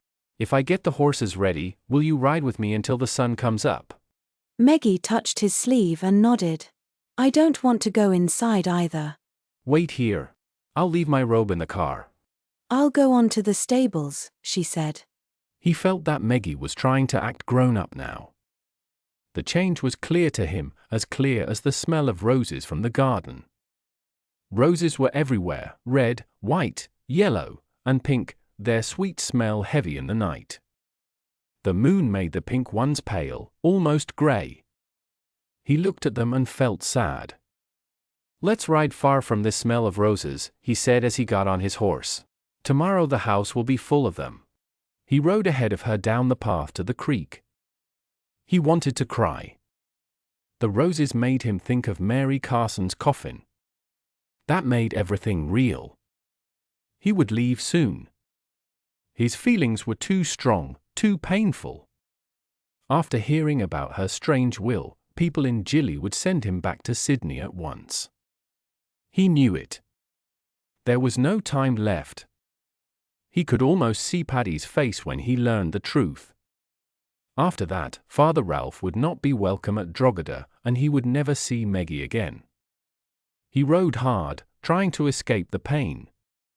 Maybe it would hurt less later, far away, locked in quiet rooms, until the pain slowly disappeared. It must be better that way. Better than watching Meggie grow up, knowing she would marry someone else one day. If he left, he could forget. But now, riding beside her, he felt lost. He didn't know why he kept riding with her. There was no anger, only the pain of saying goodbye. "Father, Father, I can't catch you. Please slow down," Meggie's voice called after him, pulling him back to reality. He stopped his horse and waited. The animal stamped and tossed its head until it calmed down. Meggie caught up with him. Near them was a big steaming pool with water shooting from a pipe. The air smelled strange. Green grass grew thick around the drains where water ran away. The ground near the pool was soft and muddy, and small crayfish lived there. Father Ralph suddenly started to laugh. "It smells terrible, Meggie. Like smoke and something rotten, right here in her own yard. She will remember this smell when she meets roses, don't you think?" "Oh, Meggie." The horses stood quietly with loose reins. There were no fences close by, and no trees for a long distance. But beside the cool end of the pool, there was a log. In winter, people sat there to dry their feet after bathing. Father Ralph sat on the log, and Meggie sat a little away from him, turned so she could see his face. "What's wrong, Father?" she asked. He smiled. "I have sold you, my Meggie, sold you for 13 million pieces of silver." "Sold me?" "It is only a saying. It doesn't matter. Come and sit near me. We may not have another chance to talk again. You mean because we are sad for Auntie? She moved closer to him. Why would that stop us from talking? I don't mean that, Meggie. Then, because I'm getting older, people might talk about us. Not exactly. I mean I'm leaving. The words were heavy. She felt a quiet sadness grow inside. She did not cry or speak loudly. She only seemed smaller, as if the weight was too big for her. She took a quick breath. When? In a few days. Oh, Father, that is worse than when Frank left. And for me it is harder than anything I have ever done. I have no comfort. At least you have your family. You have God. Well said, Meggie. You are growing up. But Meggie's thoughts went back to the question she had carried for her whole ride here. He was leaving, and she felt sad, but she still wanted to ask it. Father, in the stables you said ashes of roses. Did you mean the color of my dress? In some way, yes. But really, I meant something else. What was it? Something you would not understand, my Meggie. It means the end of a thought that should never have started. I think everything that begins has a right to be, she said. He looked at her carefully. You know what I mean, don't you? I think I do. Not everything born is good, Meggie. No. But if it begins, it was meant to begin. You argue like a priest. How old are you? I will be 17 next month, Father. And you have worked hard all your life. Hard work makes us older. What do you think about when you have time to think? Oh, about Jim's, Patsy, Daddy, Mum, Hal, and Auntie Mary. Sometimes about babies, I want to have one someday. I think about riding, the sheep, the weather, the garden, the hens, and what I'll do tomorrow. Do you dream about having a husband? No, not really. Only that I might need one if I want a baby. A baby needs a father. He smiled, though he felt sad. She was so innocent and honest. He turned to her and gently took her chin in his hand. Meggie, I saw something recently that I should have seen earlier. You were not completely honest when you said what you think about. She was silent. You didn't say my name, did you? If you had no guilty feeling, you might have said me along with your father. Maybe it's better that I'm leaving. You're too old for a schoolgirl crush, but not very old yet. Crushes hurt, Meggie. I know, they hurt badly. She wanted to speak but did not. Her eyes were bright with tears. Listen, Meggie, he said softly. This is only a stage while you grow up. One day, you will become a woman and meet the man who will be your husband. You will be busy with your life, and you will think of me only as an old friend who helped you through some hard times. Do not dream of me with love. I cannot love you like a man loves a woman. I am a priest. When I say I love you, it means something different. So please, don't fill your heart with dreams about me. I'm going away and maybe I will never come back. Her shoulders bent, but she lifted her head and looked straight at him. Don't worry. I won't dream of you like that. I know you are a priest. I'm not sorry for choosing my work. It gives me something that no person ever could, not even you. I understand. I can see it when you do the church service. You have a special strength. I think you feel something like what Jesus felt. I feel every quiet breath from the people, Meggie. Each day I feel myself fading, and each morning when I say Mass, I feel alive again. But I wonder, is it because I am a chosen priest, or because I feel the power when everyone looks at me? Does that really matter? It just happens. It might not matter to you, but it matters very much to me. I'm full of doubt. Meggie looked away and began to speak about what was important to her. I don't know how I'll live without you, Father. First Frank went away, and now you. With Hal, it's not the same. I know he's gone forever. But you and Frank are alive. I'll always wonder what you're doing, if you're safe, if you need help. I'll even wonder if you're still living. I'll feel the same, Meggie. I'm sure Frank does, too. No, Frank has forgotten us. You'll forget us, too. I could never forget you, Meggie. Not while I'm alive. And maybe that's truly my punishment, to live for a very long time. He stood up, gently helped her to stand, and held her softly. I think this is goodbye, Meggie. We must not be alone again. If you were not a priest, would you have married me? The word father sounded strange to her. Don't call me that all the time, he said quietly. My name is Ralph. Which didn't answer her question. He held her close, but he didn't plan to kiss her.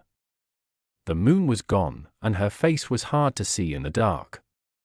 He could feel her small body against his chest. It made him feel strange and uneasy. Her arms went naturally around his neck, as if she often did that, and she held him tightly. He had never kissed anyone with love before, and he didn't want to now. He thought Meggie didn't want that either. Maybe just a warm goodbye, like she would give her father. She was gentle and proud, and his words had surely hurt her feelings. She wanted this farewell to end quickly, just as he did. He wondered if it would help her to know that his sadness was stronger than hers. When he bent to kiss her cheek, she lifted herself up and accidentally touched his lips. He pulled back in surprise, then leaned in again before she could move away. He tried to say something, but she opened her mouth to answer. Her body relaxed completely, soft and warm in his arms. He held her tightly, afraid she might leave before he could understand this new, strange closeness. She was Meggie, yet not the Meggie he knew. This Meggie felt different, unfamiliar. His Meggie was a girl, not a woman. He could not see her as a woman, just as she could not see him as a man. The thought shocked him, and he pushed her away. He tried to see her face, but she looked down and kept silent. It's time to go, Meggie, he said. She said nothing, went to her horse, got on, and waited for him. This time, she waited for him first. Father Ralph had been right. At that time of year, Drogheda was full of roses, and the house was covered with them. By 8 o'clock that morning, almost all the flowers were gone from the garden. The first guests arrived soon after the last roses were picked. In the small dining room, coffee and fresh bread with butter were ready. Later, after Mary Carson was placed in her grave, a bigger meal would be served for the visitors before they started their long trips home. Everyone in the area already knew about the funeral. People spoke polite words, but they were secretly curious and full of guesses. I hear we're going to lose you, Father, said Miss Carmichael sharply. He looked very distant and cold that morning in his plain black clothes. It seemed his body was there, but his mind was somewhere far away. Then he looked at Miss Carmichael, remembered himself, and smiled kindly.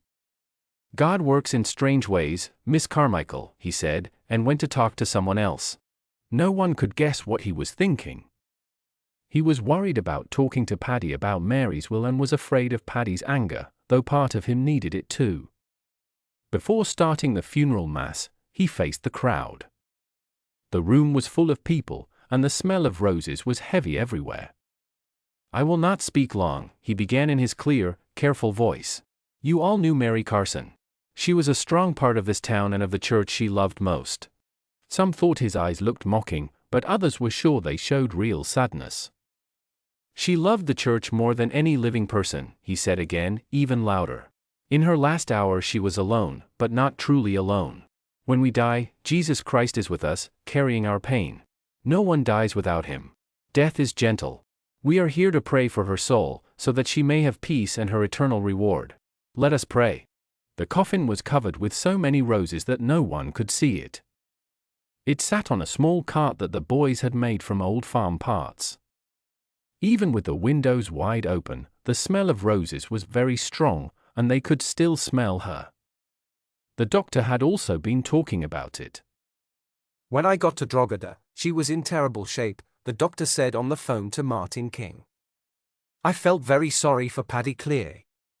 He lost Drogheda and had to put what was left of her in that coffin.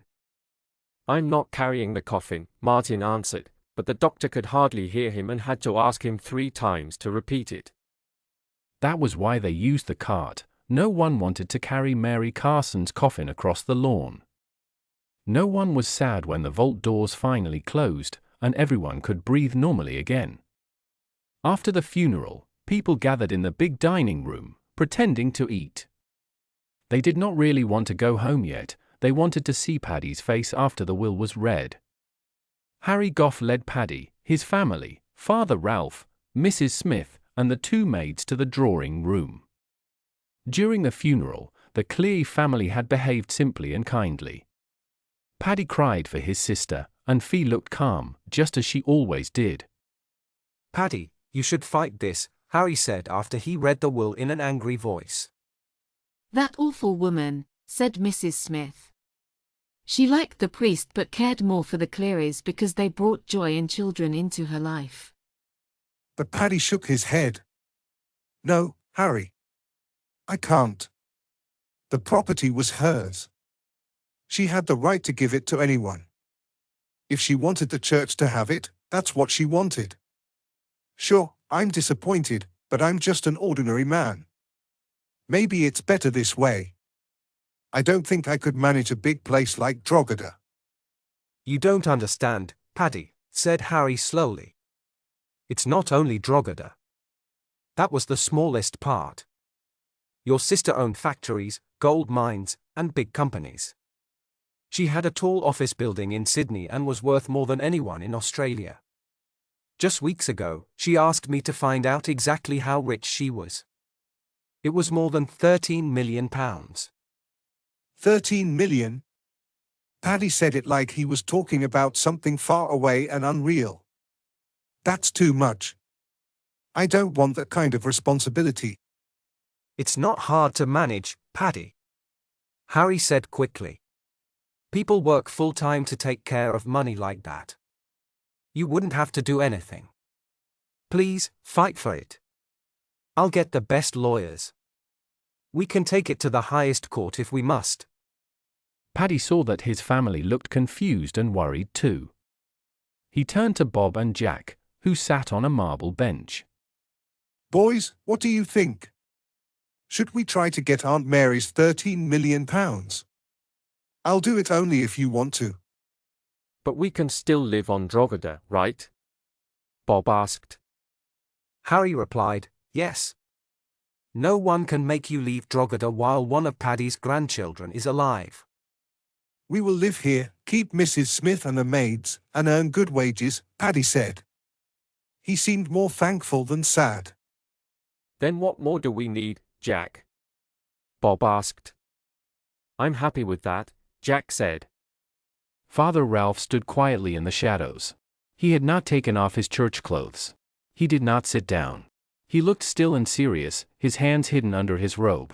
His face showed strong feelings he could not speak, shock and disappointment. Paddy was giving everything to him with kindness instead of anger, and he would even thank him for taking the Cleary's burden. What about Fee and Meggie? The priest spoke to Paddy in a sharp voice. Do you care enough about your women to ask what they think? Fee? Paddy asked, worried. Do what you want, Paddy. I don't mind, she said. And you, Meggie? I don't want her money, Meggie said quietly, looking at Father Ralph. Paddy turned to the lawyer. All right, Harry. We won't fight about the will. Let the church have Mary's money. Harry hit his hands together. It's not fair. You're being cheated. Paddy smiled softly. I thank Mary for everything. Without her, I'd still be trying to earn my living back in New Zealand. When they left the room, Paddy stopped Father Ralph and held out his hand so everyone could see. Father, please believe we feel no anger. Mary always did what she wanted. No one could change her, not you, not anyone. You were kind to her and kind to us. We won't forget it. Father Ralph felt sad and guilty. For a moment, he almost did not take Paddy's hand. But then he did, and tried to smile. Thank you, Paddy. You will never be without help from me. A week later, Father Ralph left. He visited all the Catholic families in the district except those on Drogheda. Soon, a new priest from Wales, Father Watkin Thomas, came to stay there. Father Ralph became the private secretary to Archbishop Clooney Dark. His new job was not hard because he had helpers. Mostly, he worked to find out everything Mary Carson had owned and to help the church manage it. 3. 1929 to 1932 Paddy. The new year started with Angus McQueen's big New Year's Eve party at Rudna-Hunnish. The family still had not moved into the large house. It was slow work, with 7 years of things to pack, and Fee wanted the drawing room finished first. No one felt rushed, but everyone was excited. The big house was not very different from the old one. It had no electricity, and there were still many flies. But in summer it was much cooler because of its thick stone walls and the tall trees around the roof. The bathhouse was a special comfort. It had warm water all winter from pipes behind the big stove in the cookhouse, and all the water came from rain. The baths and showers were in one large building with 10 cubicles. The big and small houses all had inside toilets, which was very fancy. In town, most people only had toilets outside, except for the hotel, 2 pubs, the Catholic house, and the convent. Drogheda Homestead was better because it had many tanks and roofs to catch rainwater. They had strict rules: don't waste water, and keep everything clean. Compared to holes in the ground, it felt wonderful. At the start of December, Father Ralph sent Paddy a cheque for £5,000. Paddy looked at it, surprised. "I've never made this much in my whole life," he said. Fee stared at the cheque, then at Paddy. Her eyes were bright. "Money, Paddy. Real money. I don't care about Aunt Mary's fortune. That's too big to feel real. But this is real. What shall we do with it?" "Spend it," Paddy said calmly. "Buy some new clothes for you and the children. Maybe a few things for the big house. We don't need much else." Fee laughed. "You're right. Isn't it funny?" She stood up and called to Meggie. "Come on, girl. Let's walk up to the big house and take a look." Though 3 weeks had passed since the busy week after Mary Carson died, none of the Cleary family had gone to the big house. Now Fee decided to visit, and her visit made up for all the times they had stayed away. She walked from room to room with Meggie, Mrs. Smith, Minnie, and Kat following her. Fee was more lively than Meggie had ever seen her. She kept talking to herself. She said many things were terrible. She wondered if Mary had no sense of color or taste. Fee stopped in the drawing room for a long time and looked around carefully. It was almost as big as the reception room, 40 feet long and 30 wide, with a very high ceiling. The decoration mixed nice things with ugly ones. The walls were painted cream, but the color had turned yellow and made the fine ceiling and wall designs hard to see. Huge windows went along one side of the room. Thick brown velvet curtains covered them and made the whole room dark. The chairs were brown too, but 2 green stone benches and 2 white marble benches looked very beautiful. A big cream-colored fireplace stood there, and the wooden floor shone. 3 large carpets lay in neat squares. A long crystal light hung from the ceiling. "You did well, Mrs. Smith. The room looks awful, but it is very clean. I will give you something much nicer to care for. Those lovely benches should shine in a beautiful room. Since I first saw this place, I have wanted to make it charming and comfortable for everyone." Fee walked to Mary Carson's old desk and the phone sitting on it. She touched the dark wood with dislike. "My own desk will look better here," she said. "I will begin with this room. When it is finished, we will move up from the creek. Then we will have one cheerful place to meet." She sat down and lifted the phone. While Meggie and the servants watched silently, Fee began giving orders. She told Harry Goff to arrange everything. She wanted shops in Sydney to send samples of fabrics, paints, and wallpaper. They would also send catalogues with pictures of furniture. Harry laughed and promised to find a good upholsterer and painters to do the careful work that Fee asked for. he said Mrs. Cleary was going to remove all signs of Mary Carson from the house. When Fee hung up, she told everyone to pull down the brown velvet curtains right away. They threw them outside to be burned, and Fee herself helped light the fire. We don't need those, she said firmly.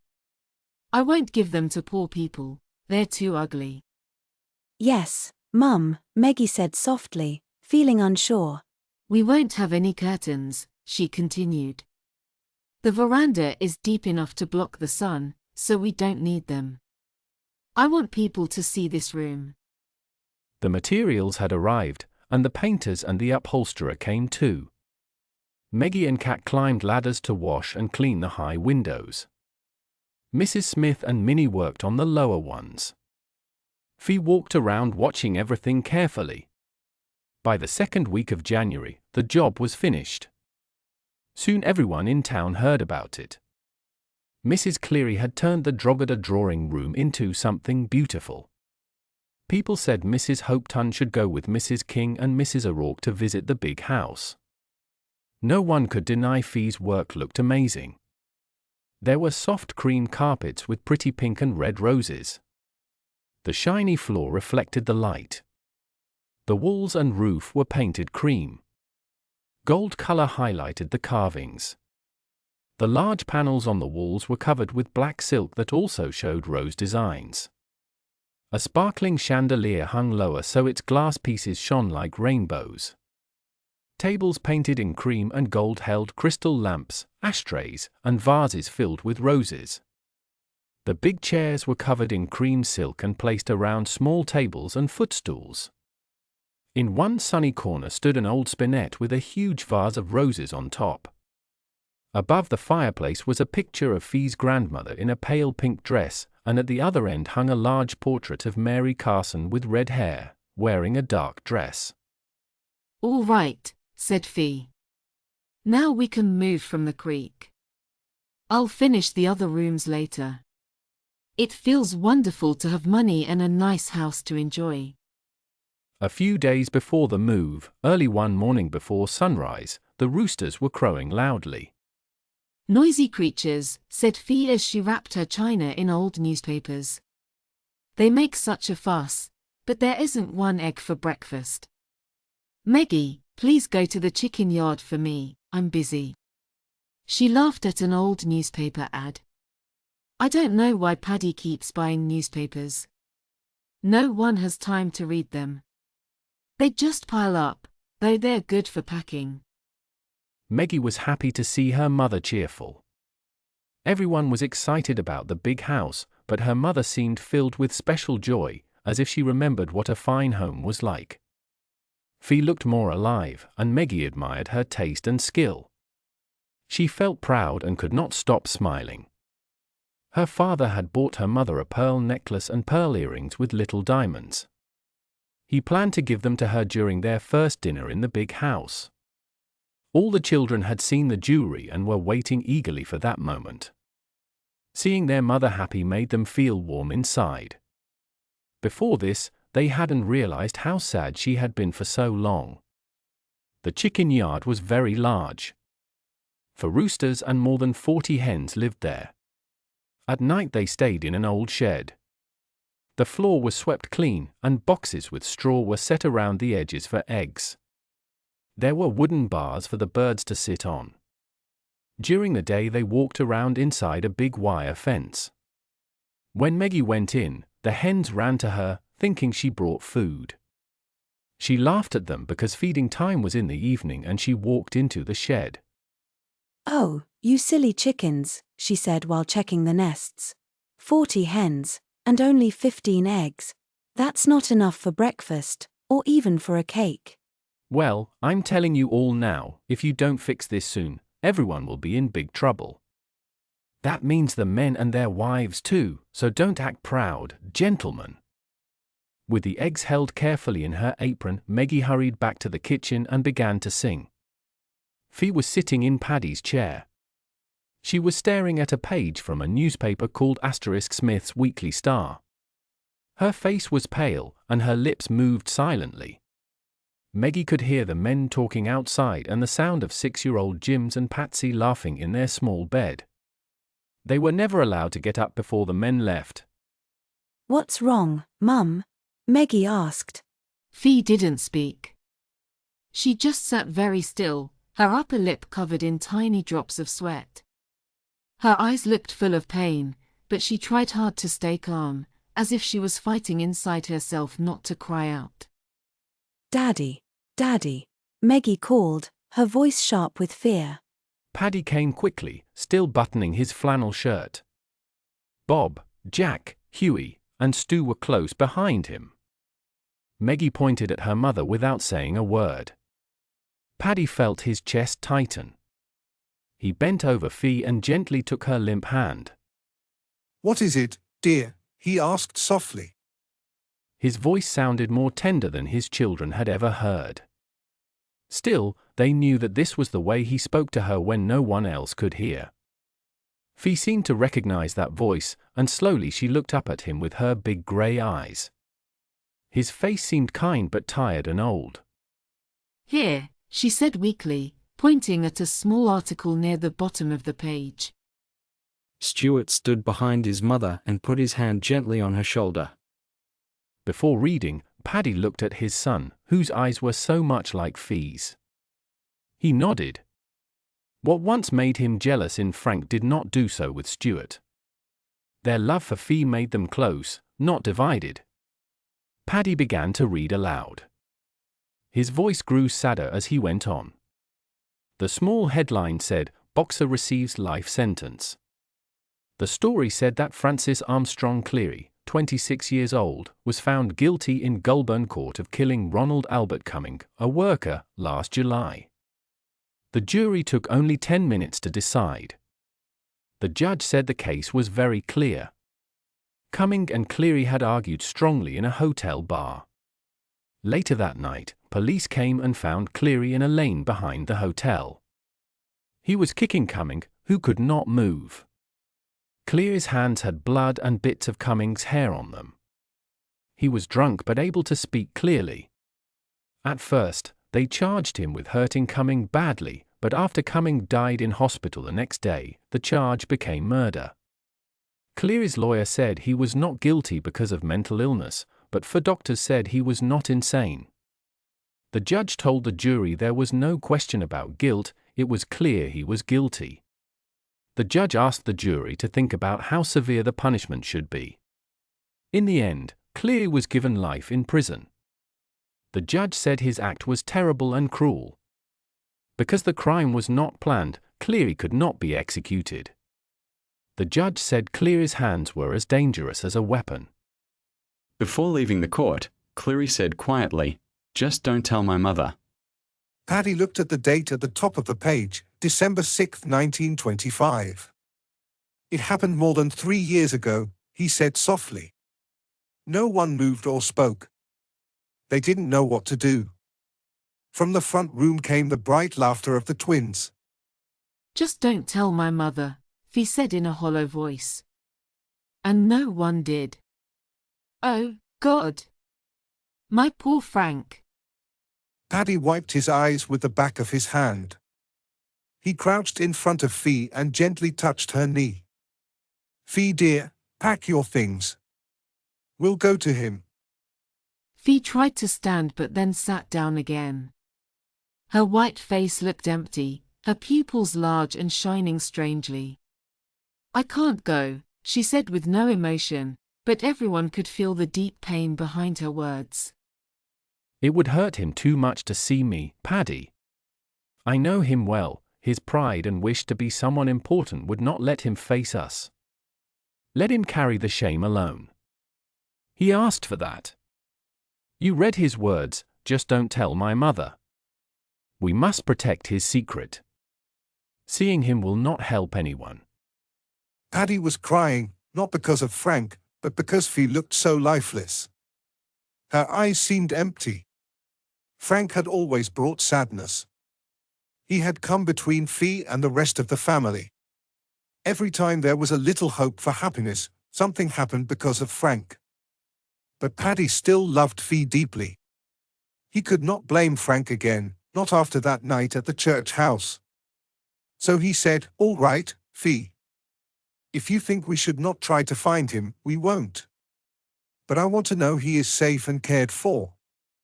Maybe I can write to Father de Bricassart and ask him to watch over Frank." Fee's eyes did not brighten, but there was a soft colour in her cheeks. "Yes, Paddy, do that. But don't let Father de Bricassart tell Frank that we know. It might help him if he thinks we do not." A few days later, Fee got most of her strength back. She became busy decorating the big house. But her calm face returned, showing no feelings. She seemed more interested in the house than her family. Maybe she thought they could take care of themselves, and that Mrs. Smith and the maids would handle the rest. Still, what had happened with Frank changed everyone deeply. The older boys felt sad for their mother and could not sleep.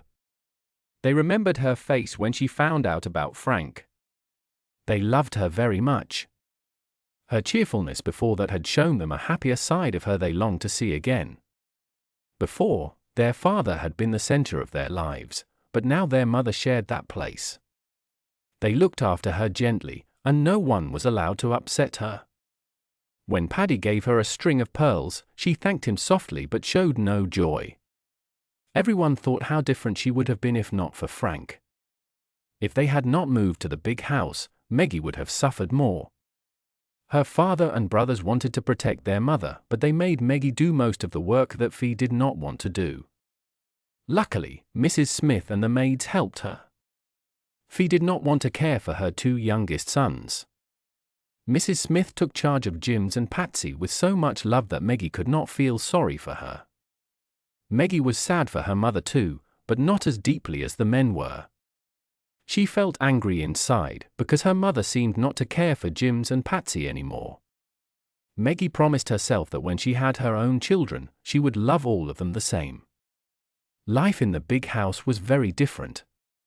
It felt strange at first to have a bedroom alone. The women did not have to worry about cleaning or cooking anymore. Minnie, Kat, and Mrs. Smith took care of everything and refused any help. Many traveling workers came and went. They chopped wood, looked after animals, milked cows, helped with the gardens, and did heavy jobs. Paddy had written to Father Ralph. Father Ralph replied, "Mary's estate earns about £4 million a year. The company, Mycar Limited, owns ships, steel, and mines and is privately owned. So what I have given you is only a small part of the Carson money. It is much less than 1/10 of Drogheda Station's profit for a year. Don't worry about bad years, because the station makes a lot of money. I could pay you forever from the interest alone if I had to. What you get is fair and doesn't harm Mycar Limited. It's station money, not company money. All I ask is that you keep the station books correct and ready for the auditors." After this letter, Paddy called a family meeting in the nice sitting room one evening when everyone was at home. He sat in a big cream chair, wearing his glasses halfway down his nose. His feet rested on a matching small stool, and his pipe lay in a glass ashtray. "This is lovely," he said, smiling. "We should thank Mum for making it look so nice, don't you think, boys?" The boys quietly agreed. Fee sat in Mary Carson's old chair, now covered with cream silk. Meggie sat near the ottoman she had chosen and kept her eyes on the sock she was fixing. "Father de Bricassart has been very kind," Paddy said. "He put £7,000 in the bank for me. He also made savings accounts for everyone, with £2,000 each. I will earn £4,000 a year as station manager. Bob will earn £3,000 as assistant manager. Jack, Huey, and Stu will each earn £2,000 a year. The younger boys will get £1,000 a year until they are grown. When the little ones grow up, they will still get money every year, even if they don't work at Drogheda. When Jims and Patsy turn 12, they will go to Riverview College in Sydney. The estate will pay for their schooling. Mum will get £2,000 a year, and so will Meggie. The house money will be £5,000 a year. I don't know why Father thinks we need that much, but he says it's in case we want to make big changes to the house. I also know how much Mrs. Smith, Minnie, Kat, and Tom will be paid. Father was generous. The rest of the wages I can decide. My first choice as manager is to hire 6 more stockmen. Drogheda is too big for only a few workers. He stopped talking about his sister's management at that point. Everyone was quiet, surprised by how much money they would have. We'll never use even half of it, said Fee. There's nothing to spend it on. Paddy looked at her kindly. I know, Mum. But isn't it good that we'll never have money problems again? He coughed lightly and said, Now, I think Mum and Meggie especially will have some free time. I'm not good with numbers, but Mum is. So, Mum will be the bookkeeper for Drogheda instead of Harry Goff's office. Harry used to have one man working just on Drogheda's accounts. He's short a worker now, so he's happy to give the job back to us. He even said Mum would do it well. He'll send someone from Gilly to teach you, Mum. It's not easy. You have to balance the ledger and cash book, write in the journal, note everything properly, and more. It will keep you busy but not as tired as cooking and washing. Meggie wanted to say something. She had done as much cooking and washing as her mother, but she stayed quiet. Fee smiled for the first time in a long while. I'll like the work, Paddy, she said. It will make me feel part of Drogheda. Bob will teach you to drive the new Rolls-Royce, Paddy continued.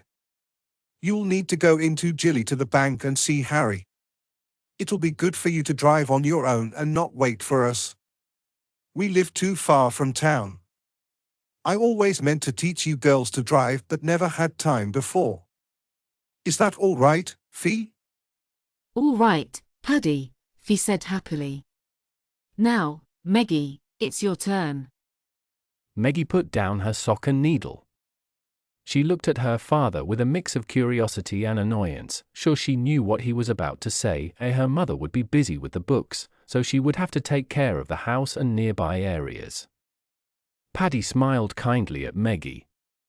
I don't want you to become lazy or proud like some rich girls we know, he said. So I will give you a real job, Meggie. You will take care of the inside paddocks, Boarhead, Creek, Carson, Winnamurra, and North Tank. You will also look after the home paddock. You must check which stock horses are working and which ones are resting.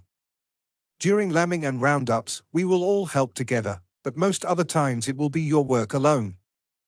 Jack can teach you how to work with the dogs and use a whip. You are still a tomboy, so I think you will prefer working outside instead of staying in the house. Meggie listened happily. Her anger disappeared completely. Paddy was her loving father again. She felt ashamed for doubting him. She felt so sorry that she wanted to hurt herself a little to show her feelings, but then she laughed at the thought because she was too happy. Her face shone. Oh, Daddy, I'll love it, she said. Stuart asked quickly, What about me, Daddy? The girls don't need you in the house now, Paddy said. You can go out to the paddocks again. All right, Daddy, Stuart replied and looked quietly at Fee, wishing she would notice him. Fee and Meggie learned to drive the new Rolls-Royce that Mary Carson had bought before she died. Meggie also learned to work with the dogs, and Fee learned to keep the accounts. Meggie felt completely happy except for one thing: Father Ralph was still gone. She loved being on horseback and working like a stockman. But she still missed him. She often thought about his kiss. The memory was warm and sweet, but it was never as real as the moment had been. When Father Ralph wrote about visiting Frank in the jail at Goulburn, Meggie hoped he would come to see them too. But he didn't. In his letter, he tried to sound calm. He said Frank wanted to pay for his mistakes, but he did not say how sick Frank really was. Father Ralph had tried to move Frank to another place for treatment, but no one had agreed. He had told Frank that the family did not know what had happened. He said he had first learned from the newspapers. After that, Frank felt a little better. Paddy thought about selling Father Ralph's chestnut mare. Meggie used her own black horse for work because it was calm and easy to ride. The other horses were often moody or rough. Stock horses were smart but not gentle animals. Oh, please, Daddy, don't sell the chestnut. Meggie cried. Think how sad it would be if Father Ralph ever visits and sees his horse gone. Paddy looked at her with love. Meggie, I don't think Father Ralph will come back. But he might. We can't be sure, she said.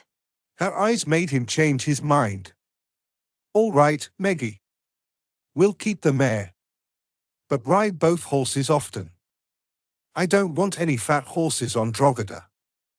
After that, Meggie rode both animals so that each got enough exercise. It worked well, because she spent most days outside while Fee worked at her desk. Mrs. Smith, Minnie, and Kat looked after the twin boys. The twins were full of fun and always laughing, so nobody could be angry with them for long.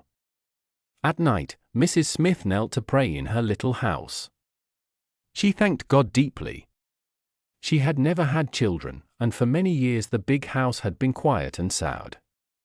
But now, with the Clarys there, it was full of life.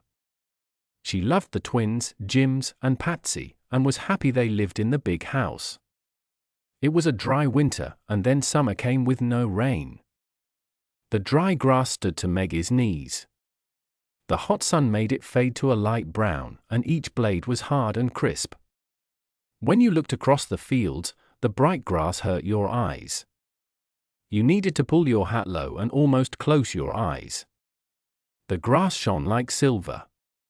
Small whirlwinds danced across the land, moving dry leaves and broken grass from one place to another. Everything was dry, even the trees. Their bark broke and fell off in stiff pieces. The sheep still had enough grass to eat for now.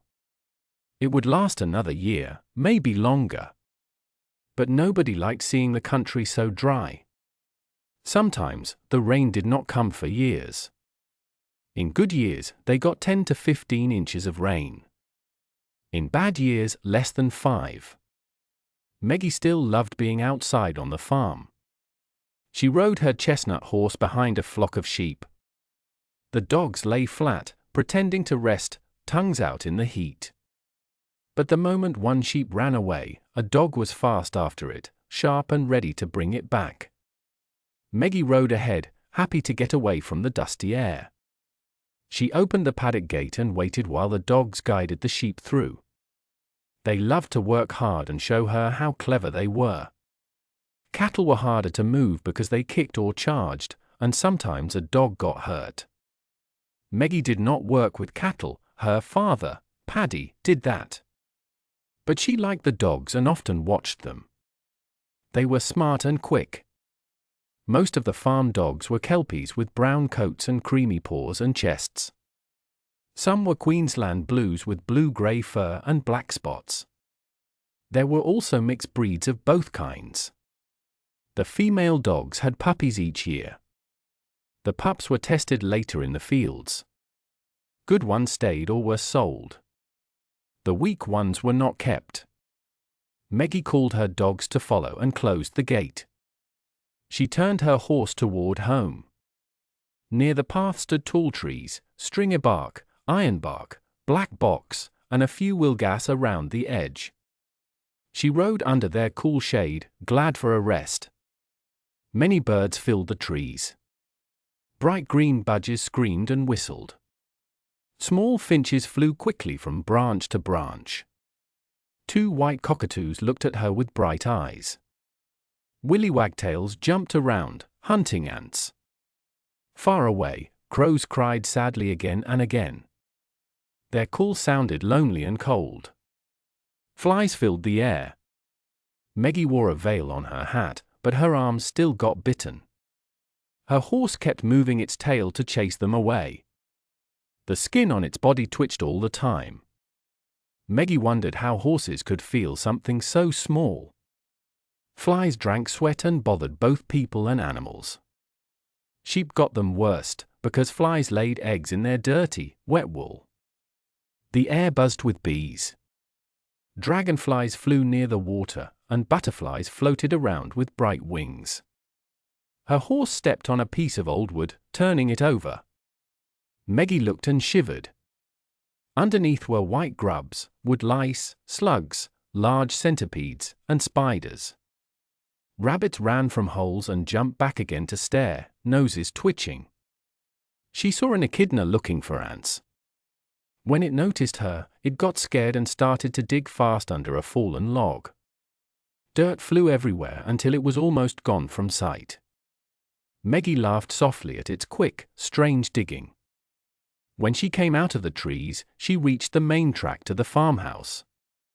Pink and grey galas were eating in the dust. As they heard her, they flew up together. The birds looked like a moving pink cloud in the sky, flashing beautiful colors above her head. If Meggie had to leave Drogheda tomorrow and never come back, she thought she would still remember it in her dreams. She would see the soft pink color under the wings of the galas flying above the land. It must be very dry far away now because many kangaroos were coming closer. She saw a huge group of them, maybe 2,000, jumping quickly away across the fields. They moved faster than horses, faster than any animal except the emu. While she looked at the animals, Meggie thought of Ralph as she always did. She had never called what she felt for him just a girl's crush. She called it love.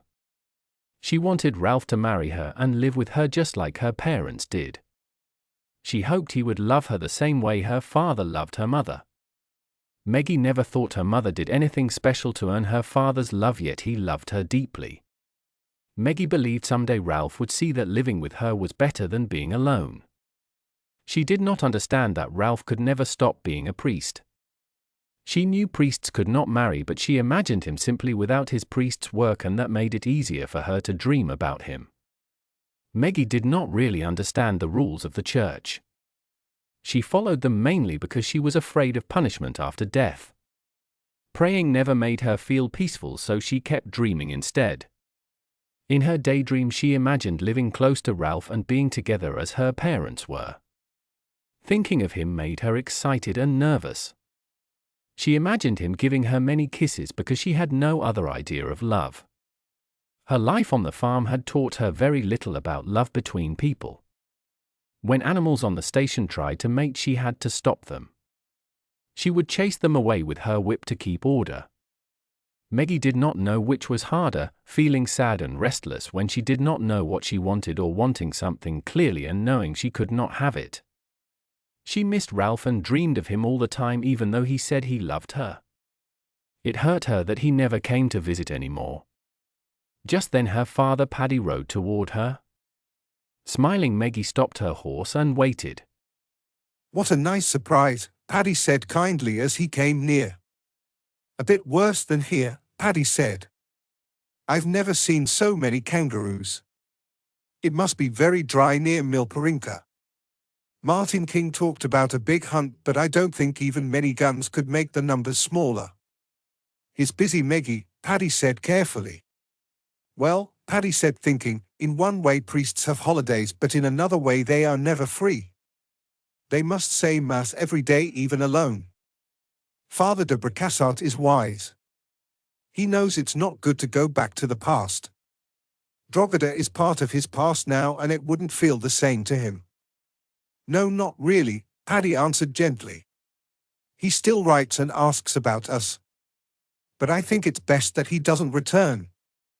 I don't invite him because I want him to keep his peace."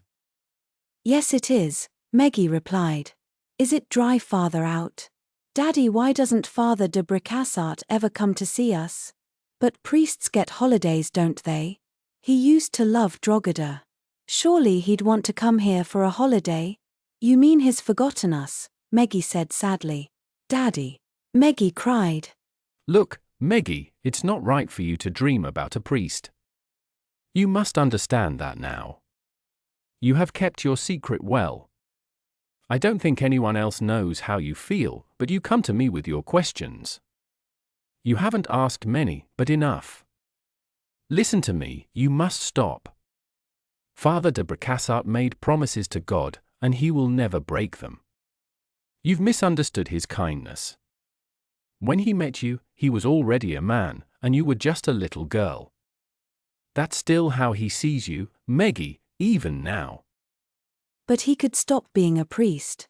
I just haven't talked to him about it yet. Meggie. Oh, dear God, that's the trouble with this life in the bush. You should be in school. If Aunt Mary had died sooner, I would have sent you to Sydney so you could finish a few years. But now you're too old. I wouldn't want people to laugh at you. Poor little Meggie. Meggie, Father de Bricassart is a priest. He can never stop being one. His promise to God is very serious. Once a man becomes a priest, he can't turn back. The church makes sure he knows that before he takes his vows. Father de Bricassart took his vows, and he will never break them. Now you know, Meggie. You can't dream about him anymore. They were near the stables. Meggie didn't say anything. She turned her horse toward them and rode off, leaving her father behind. Paddy kept looking back at her for a while, then he made his horse go faster and finished his ride quickly. He felt unhappy and guilty for saying what he had to. He hated how hard it was to tell her the truth. Love between men and women always seemed to follow rules that didn't fit any others. You have not behaved as Jesus Christ asks his priests to behave. I think you already know this better than we do, but I still must speak for the Archbishop, who is your superior. You must obey him completely. It is not your place to question his decisions. Do you understand how much shame you have brought on yourself, your parish, and the church, which you should love more than anyone? Your vow of purity was a serious promise, and breaking it is a great sin. You will never see the woman again. We will help you fight against temptation. You must leave at once for work in the parish of Darwin, in the Northern Territory. Tonight you will take the train to Brisbane, then another to Longreach. In Longreach, you will take a plane to Darwin. Your things are being packed now and will go with the train. You don't need to return to your current parish. Now go with Father John to the chapel and pray until it is time to leave. Father John will travel with you to Darwin. You may go now. The priests in charge were careful and wise. They wanted to make sure the young priest could not see the girl again. It had become a shameful story in his parish. It was very upsetting. As for the girl, she could only wait and wonder. From now until he reached Darwin, Father John would watch him carefully. Father John had clear instructions. After that, every letter he sent from Darwin would be read before delivery, and he could not make long phone calls. She would never know where he went, and he could not tell her. He would not be able to meet another woman either. Darwin was a small frontier town, and there were very few women there. His promises to the church were permanent. If he could not control himself, the church would do it for him. When the young priest and his guide left the room, Father Ralph rose from his desk and walked into another chamber. Archbishop Clooney Dark was sitting in his usual chair.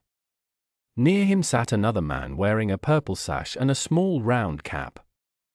The archbishop was a large man with bright white hair and deep blue eyes. He looked lively and strong, with a happy face. He loved good food and liked to laugh. The other man was very different. He was small and thin, with only a little black hair under his cap.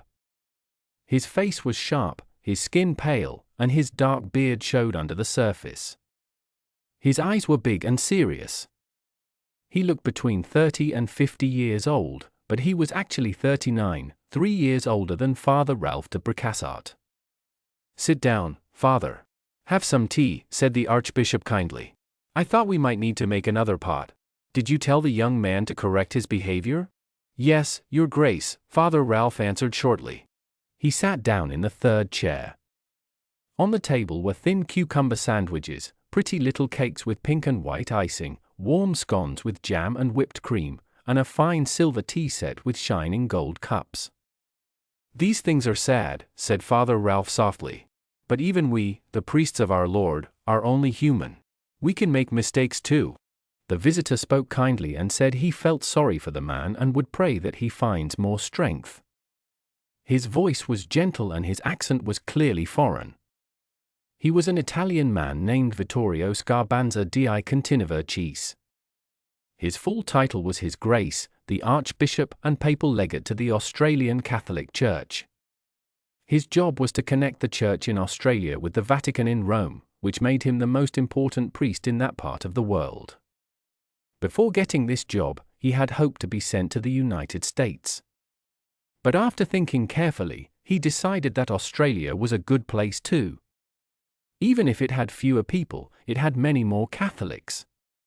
In Australia, being Catholic was not a problem and did not harm a person's career or position.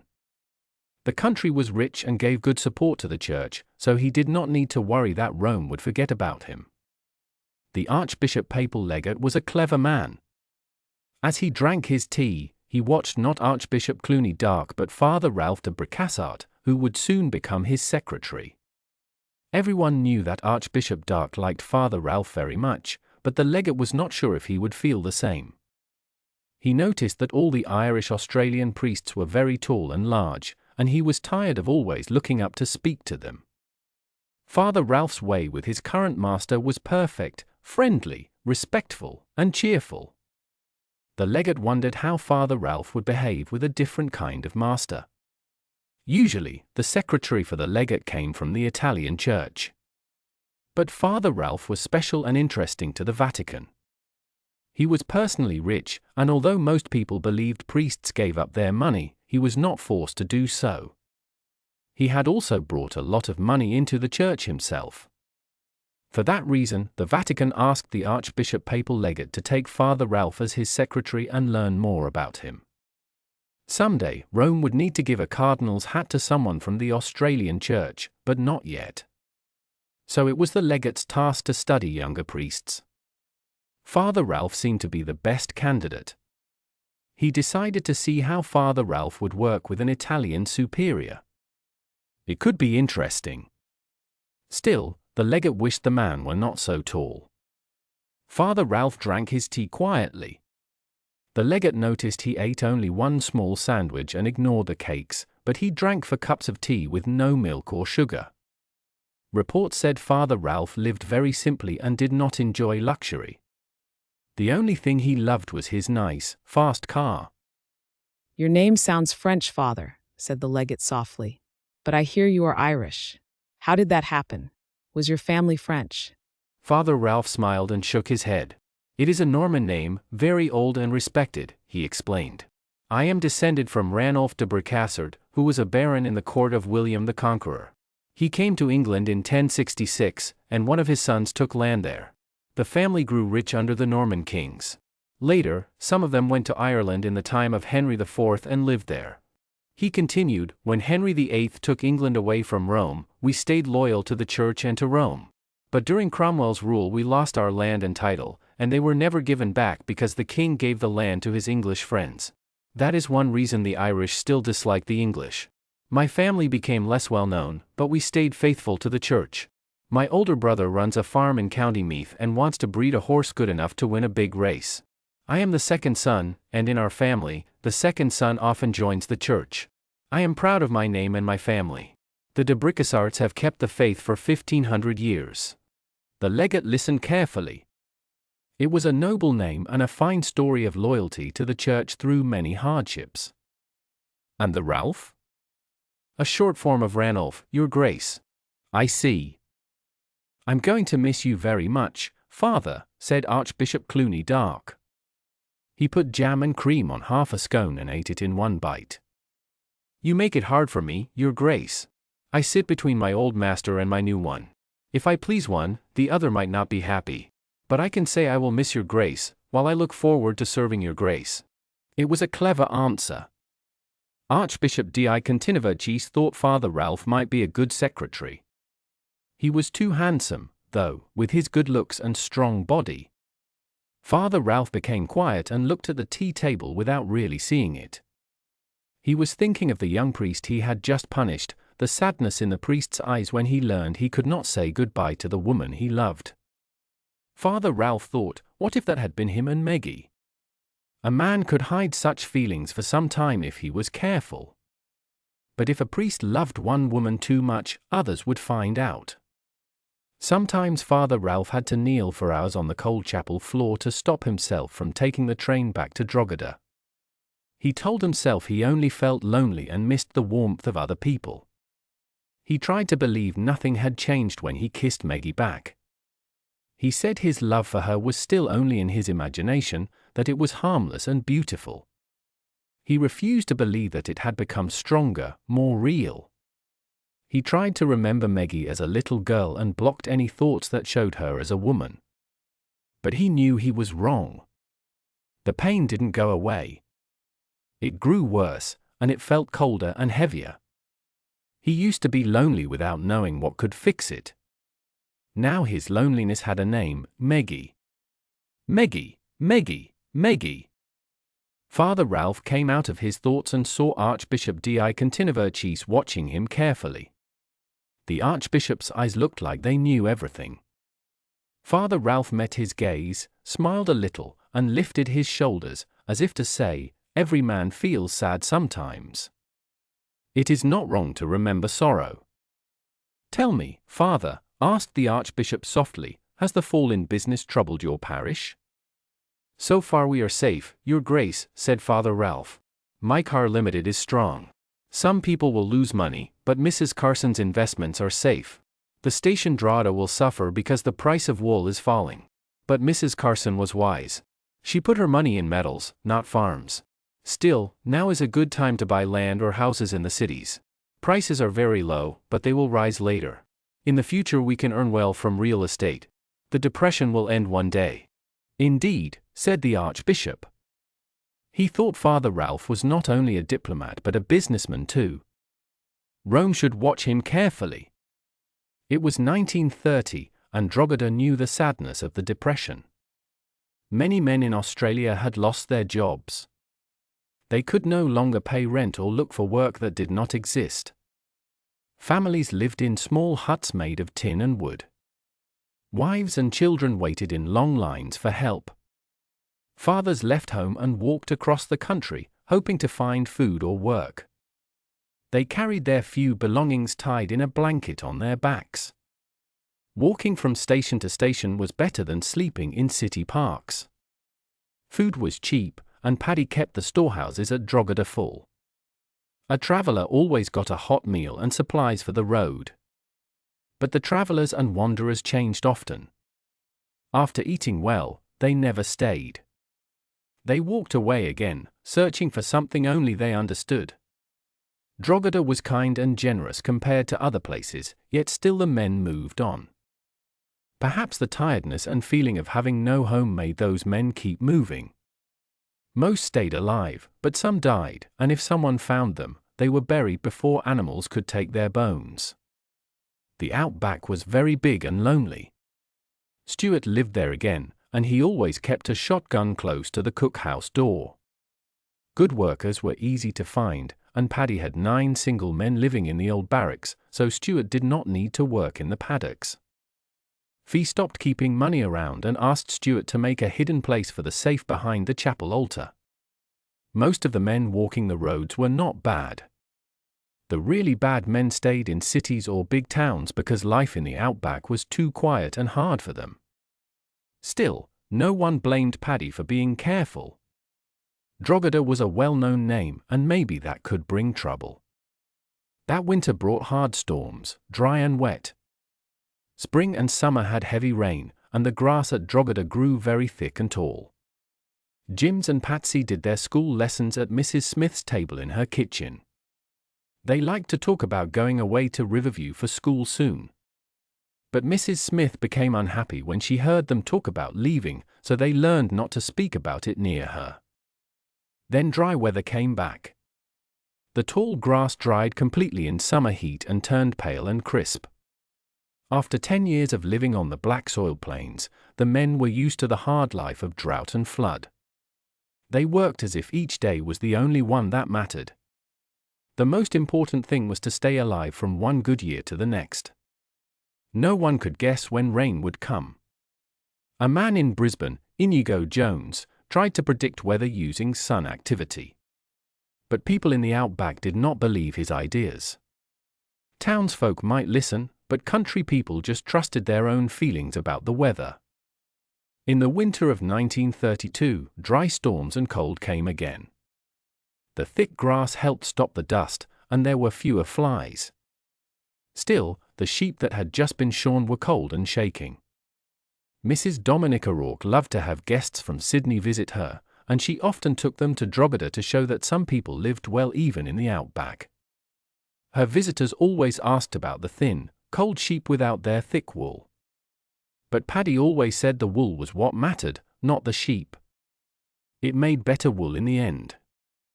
Soon after, a letter was printed in the Sydney Morning Herald asking for new laws to stop what it called bad treatment of animals.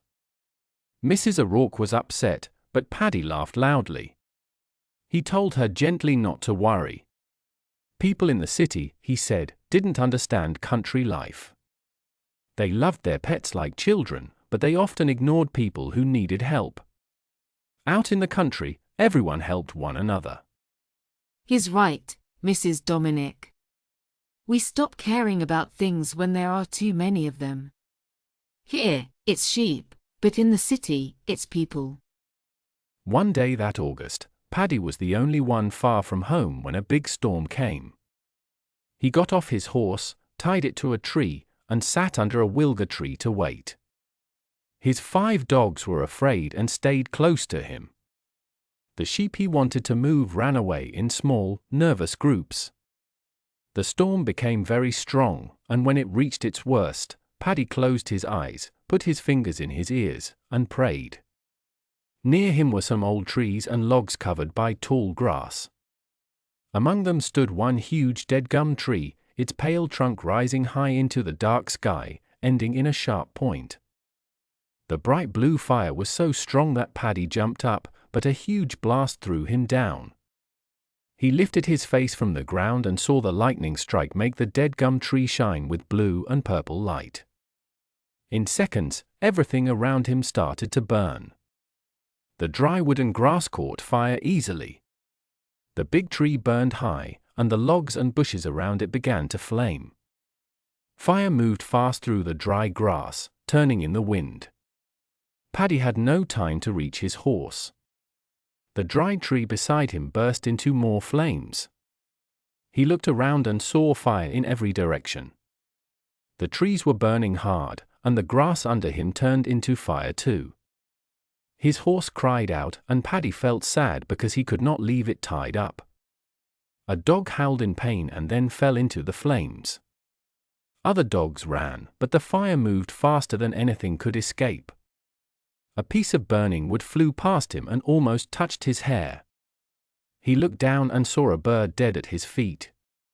Then he understood that he could not get away. Fire was everywhere. A dry tree behind him burst again, and heat burned his skin. His clothes caught on fire, and he screamed and called out his wife's name. He ran wildly, but the fire was too strong. The other men reached Drogheda before the storm came. They put their horses in the yard and went inside. In Fee's bright sitting room, the Cleary boys listened to the thunder but stayed near the warm fire. Cakes and sandwiches were waiting, and no one wanted to go out. They did not believe Paddy could make it back in this weather. Around 4 o'clock the clouds moved east, and everyone felt safer. Jack and Bob went outside for fresh air. Look, Bob said, pointing west. Good heavens, cried Jack. He ran and called on the phone. Fire! Fire! He shouted. The people inside ran out to see for themselves. He told the operator only that Drogheda was burning, and everyone along the line knew what that meant. The men ran for horses, and the workers came from their rooms. Mrs. Smith opened the storehouse and handed out wet bags to fight the fire. The smoke was coming from the west, and the wind blew toward the house. Fee quickly took off her long skirt, put on Paddy's trousers, and ran with Meggie to the stables. Everyone needed to help. In the kitchen, Mrs. Smith made the big oven hotter. The maids brought large pots down. Good thing we killed a cow yesterday, she said. Minnie, Take the key to the drink store. You and Cat bring all the beer and rum, then make bread while I cook stew. Hurry. The horses were nervous and hard to saddle because they smelled smoke. Fee and Meggie pulled the restless horses out into the yard to manage them better. While Meggie held the chestnut mare tightly, 2 travelling men came running down the road from Gilly. "Fire, missus, fire! Do you have some extra horses? Can we take a few bags?" Go that way, toward the stockyards. Oh God, I hope no one is out there, Meggie cried. She didn't know where her father was. The 2 men took some cloth bags and water bags from Mrs. Smith. Bob and the other men had already left 5 minutes earlier. 2 travelling workers ran after them, and Fee and Meggie rode their horses fast down to the creek, crossed it, and went toward the smoke. Behind them, Tom, the garden helper, finished filling the big water truck from the pump. Then he started the engine. He knew that no amount of water could stop a fire like this, but it was needed to keep the bags wet and help the people using them. He pushed the truck into low gear and climbed the far creek bank. He looked back at the empty stockman's house and 2 other empty houses nearby. If the fire reached the trees behind those houses, it could burn the whole homestead. Tom looked to the west, made up his mind, and drove the truck back across the creek. He decided they could not stop the fire out in the fields. He would stay to protect the houses. He connected the hose to the tank and sprayed water on the buildings until they were soaked. Then he did the same for the 2 smaller houses. He wanted to keep them wet so they would not catch fire. As Meggie rode next to Fee, a heavy cloud of smoke grew in the west. The wind carried the strong smell of burning. It was getting dark. Animals were running from the fire: kangaroos, pigs, sheep, cattle, emus, lizards, and many rabbits. Bob left the gates open so the animals could escape. She noticed this as they rode from Boarhead into Billabilla. Every paddock on Drogheda had a name. But sheep were foolish, they often stopped near a fence and did not see an open gate. When they reached the fire, it had travelled 10 miles. It was spreading sideways too, getting bigger every second. The dry grass and strong wind made the flames jump quickly from one patch of trees to another.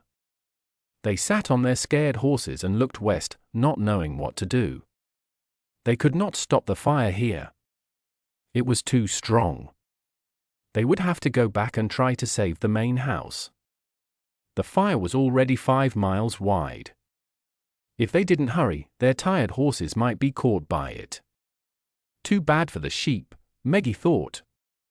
Nothing could be done. Tom was still spraying water on the houses when they rode through the creek.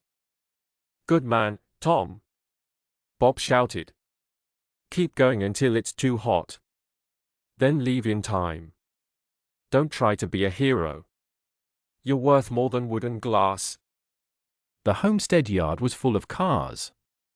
More lights were coming down the road from Gilly. A large group of men waited as Bob stopped near the horse pens. "How big is the fire, Bob?" Martin King asked. "Too big," Bob said sadly. "It's about 5 miles wide, and with this wind it moves almost as fast as a galloping horse. I'm not sure we can save the homestead. Horry should get ready to protect his place next. The fire is heading that way. I don't think we can stop it." Martin nodded. "We're due for a big fire. The last one like this was in 1919. I'll send a group to Beale. Many men are coming. Gilly can send about 500 to fight the fire. Some of us will stay here. I'm lucky my land is west of Drogheda." Bob smiled a little. "You're a real help, Martin." Martin looked around. "Where's your father, Bob?" "He's west of the fire, like Bugula. He was at Wilga gathering ewes for lambing. Wilga is about 5 miles west of where the fire began." "No other men to worry about?" "Not today, thank heavens." Meggie felt as if she were in a battle when she went into the house. Everyone moved quickly but carefully. They thought about food and drink and tried to stay strong and brave. There was fear of danger close by. More men came and went to the home paddock to help. They cut down small trees near the creek and cleared the long grass around the edge. Meggie remembered her first day at Drogheda. She had thought the home paddock looked empty and dull compared to the forests around it. Now she understood why. It was made that way to stop any fire from spreading. People talked about how many fires Jilly had seen in 70 years. Big fires came not when the land was dry, but when heavy rain a year earlier had made the grass thick and dry after growing. Those fires sometimes burned for hundreds of miles. Martin King was in charge of the 300 men working to protect Drogheda. He was the most experienced farmer in the area and had fought fires for 50 years. He said he once lost all his sheep and trees in a fire many years ago. It had taken him 15 years to build everything again, when both wool and meat prices were very low. The wind kept blowing hard. The air smelled of smoke. It was night now, but the western sky shone bright with fire. The smoke was heavy and made everyone cough. Soon they saw big flames climbing high into the air, making a loud, deep roar. Fire caught the trees on the west side of the home paddock, and they burned like one wall of fire. Meggie stood still on the veranda, frightened. She could see the small shapes of men moving against the light, running and jumping as they fought the fire. Meggie, hurry and put those plates on the sideboard, girl. This is no picnic, came her mother's voice. She turned away slowly. 2 hours later, tired men came back to eat and drink. They needed rest so they could go out and fight the fire again. The women at the station had worked hard to cook stew and make bread. They also had tea, rum, and beer ready for about 300 men. During a fire, everyone helped in the way they could. The women kept the men strong by giving them food and drink. The men were covered with black soot and looked very tired. They ate quickly, big pieces of bread, a plate of stew, a glass of rum, and went back to the fire again. Between her turns helping in the kitchen, Meggie looked at the fire. She felt amazed and afraid. It was strangely beautiful, not like anything on earth. It looked like something from the sky, something powerful and not human. The fire had moved east, and they were surrounded now. In the bright flames Meggie could see colors: black, orange, red, yellow, and white. She saw a tall tree shining in orange light, small red sparks flying like dancing shapes, glowing yellow from trees that were almost gone, and sudden bright flames coming out when a gum tree burst. It was beautiful in the night, and she knew she would never forget it. Then the wind became stronger. The women climbed up to the iron roof with wet bags. They tried to stop little burning pieces from making holes in the roof. Their hands and knees hurt even through the bags. They were afraid the hot iron would break and drop fire inside the house. But the worst part of the fire was 10 miles away, on Beal. Drogheda House was only 3 miles from the east edge of the land. Beal was next to it, and after that was Narrowgang. When the wind reached 60 miles an hour, everyone understood that nothing could stop the fire except rain. Without rain, it would burn for weeks and destroy a huge area of land. Tom fought the fire like a man who would never give up. He used his tank truck to spray water, fill it again, and spray once more. But when the wind got stronger, the small houses by the creek burned down, and Tom had to drive his truck away, crying. "You should thank God the wind didn't change earlier," said Martin King. "If it had, this house would have burned too, and we might not be alive. I hope the people at Beal are safe." Fee gave him a large glass of rum. He was an older man, but he had worked hard and directed everyone calmly. "It's strange," she said softly. "When I thought the house might burn, I didn't think about dying or the children. I thought about small things, my sewing basket, my knitting, my box of buttons, and my special cake pans. How could I live without those things? They can't be bought again. Martin nodded. Many women think like that. I remember in 1905 my wife ran back into the house while I shouted at her to stop. She wanted to save her little piece of embroidery. We lost that house, but she finished the needlework later. It said "Home Sweet Home."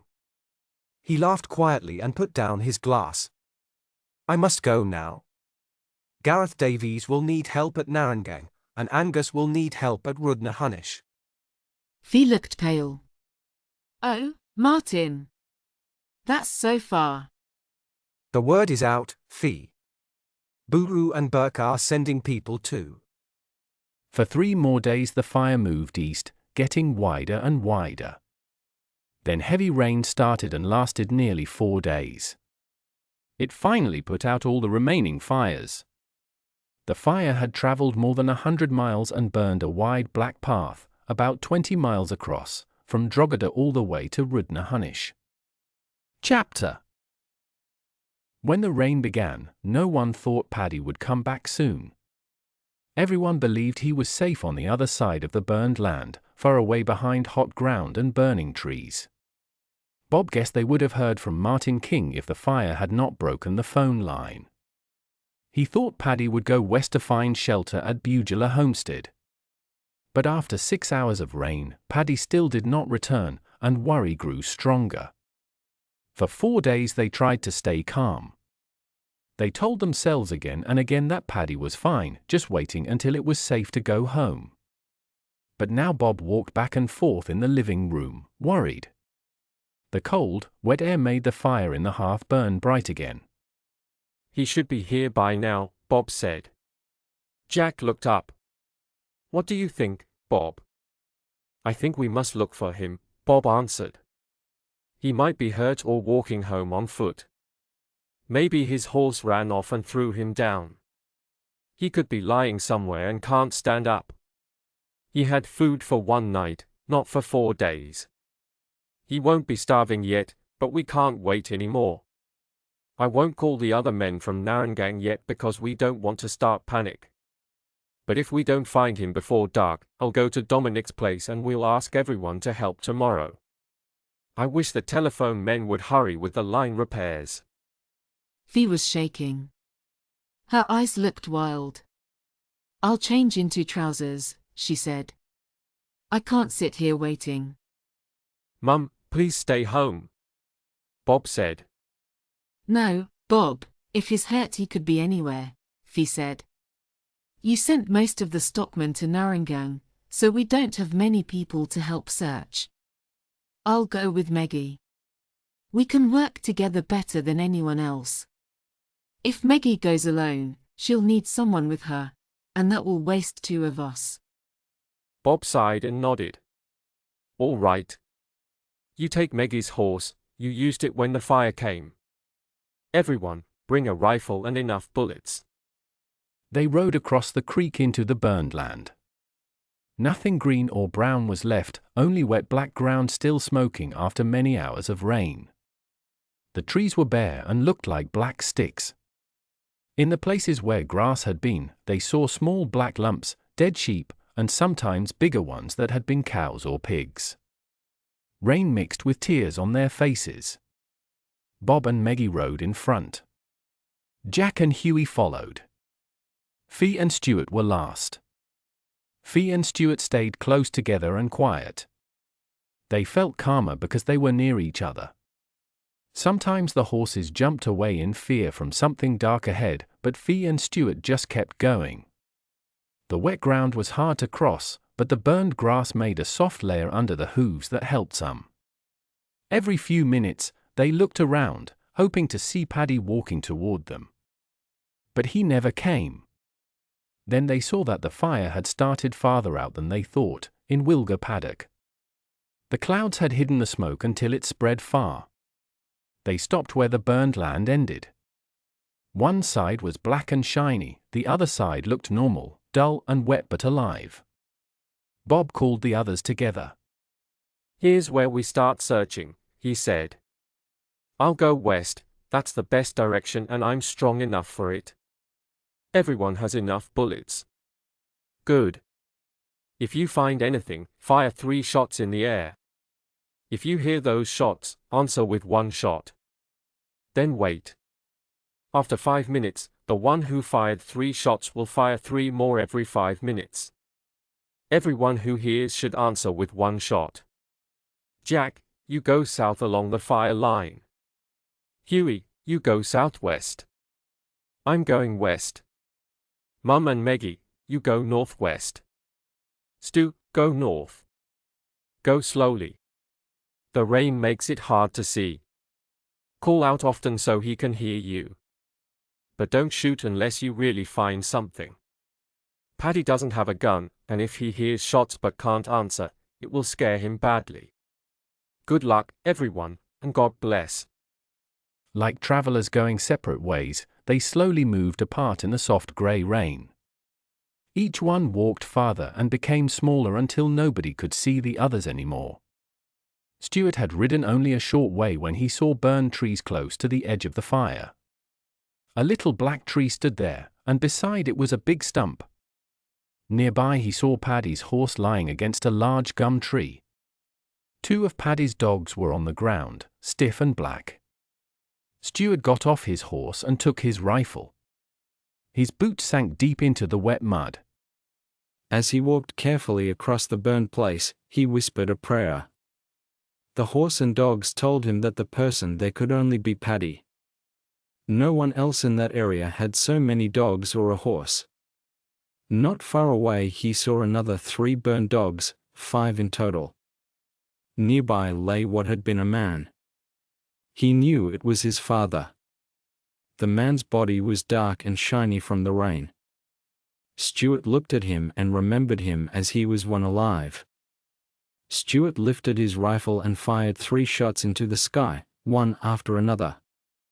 From far away he heard answers, 1 shot closer, 1 farther. He knew the closer one came from his mother and sister. They were northwest, and he was north. Then he fired 3 more shots to the south. Soon, he heard more replies, 1 from the west, 1 from his brothers, and 1 again from his mother. He felt calmer. He didn't want his mother and sister to reach him first. As he listened, Stuart smelled something strong. It was a huge wild pig coming out of the trees. The animal was as big as a cow and walked heavily on short legs. Its skin was hurt and red on one side, and part of its hair was burned away. The smell of its burned skin was strong in the rain. Stuart turned and saw the angry pig watching his horse. The horse neighed and stepped back. When the pig started to move toward the horse, Stuart tried to grab his rifle. He remembered it was not loaded and quickly opened it and reached for a bullet. The rain kept falling, making every sound quieter. But the pig heard the click of the rifle and suddenly turned toward Stuart instead. It charged at him fast.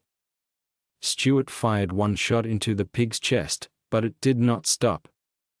The pig's tusk struck him, and he fell heavily to the ground.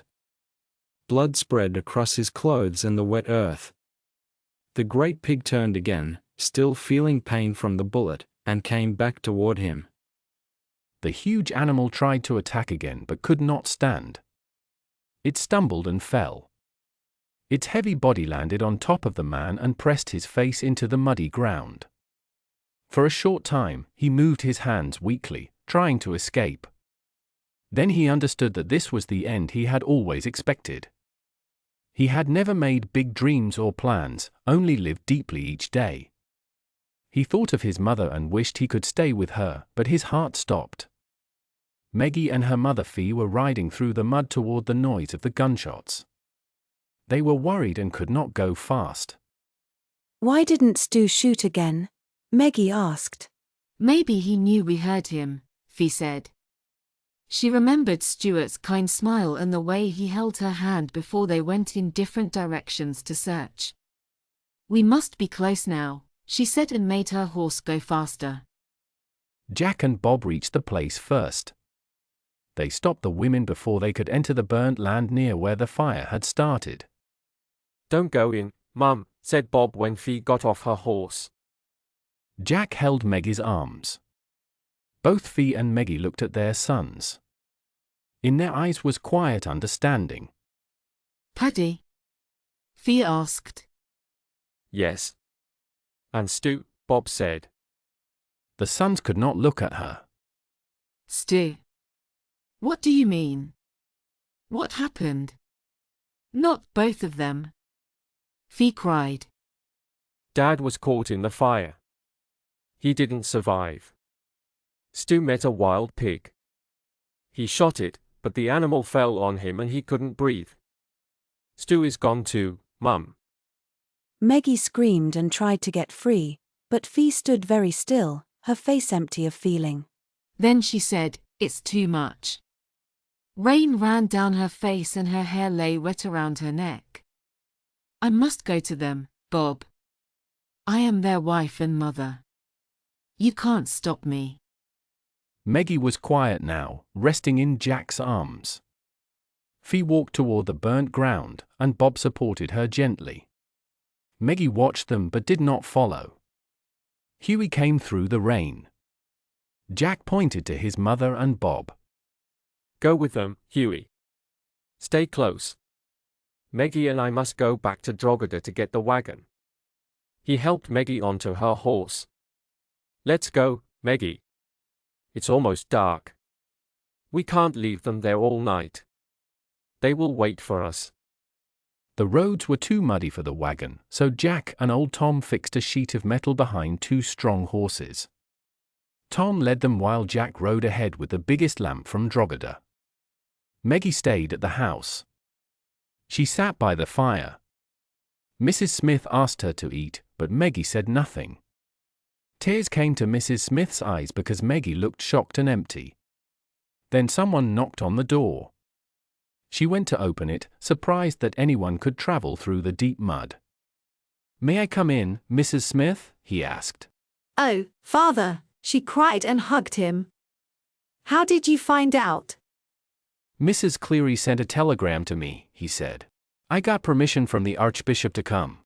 I flew here, but the plane sank into the mud when it landed. I borrowed a horse and rode through the rain. Oh, Mrs. Smith, please don't cry.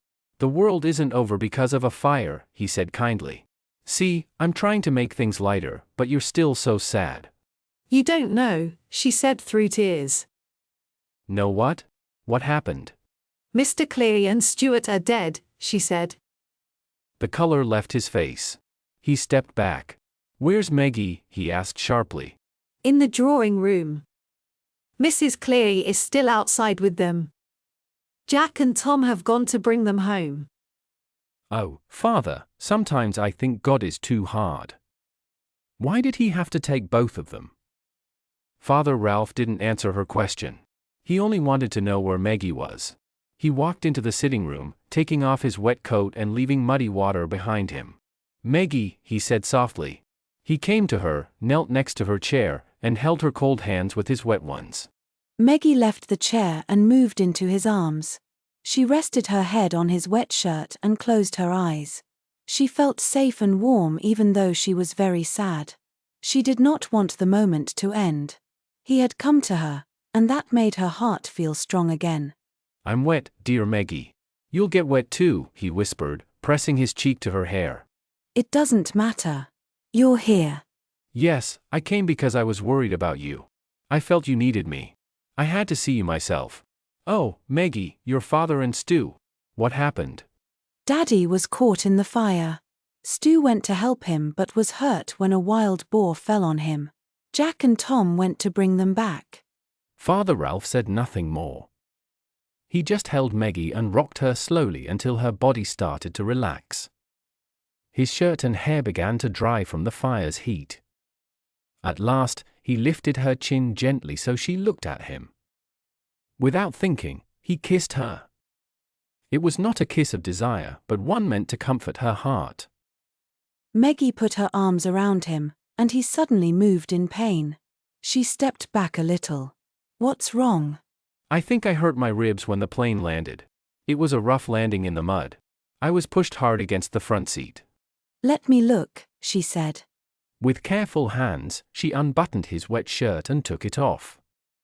Under his skin she saw a large dark bruise. She gasped. Oh, Ralph, you came all the way with that. It must have hurt so much. Do you feel all right? I'm fine. I didn't notice it. I only wanted to get here quickly to see you. I think it's not serious. Meggie bent her head and softly kissed the bruise. Her hands moved gently over his chest and shoulders. The feeling was warm and strong, and it frightened him. He tried to push her away, but she held him again. He forgot his pain, forgot the church, forgot everything except her. He kissed her deeply and wanted to hold her as close as possible. The feeling was too strong, and he suddenly pulled away, breathing hard. He sat back on his heels, his head down, watching his shaking hands. Meggie, what have you done to me? I love you. I always will.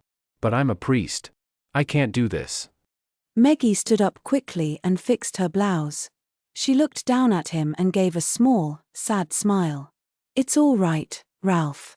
I'll ask Mrs. Smith to make you something to eat. Then I'll bring you the horse liniment.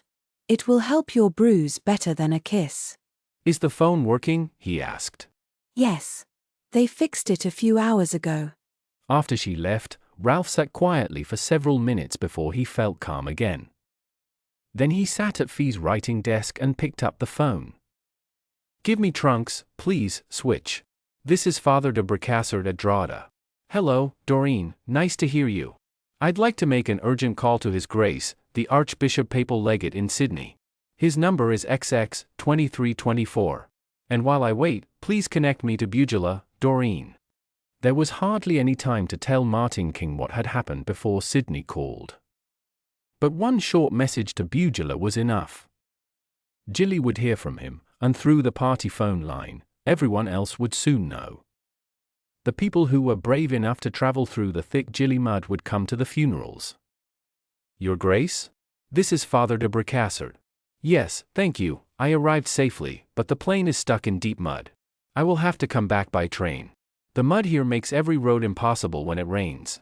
I rode from Gillinbone to Drogheda on a horse because that is the only way to move in this weather. That is why I am calling. I was right to come. I think I felt something was wrong. Things are very bad.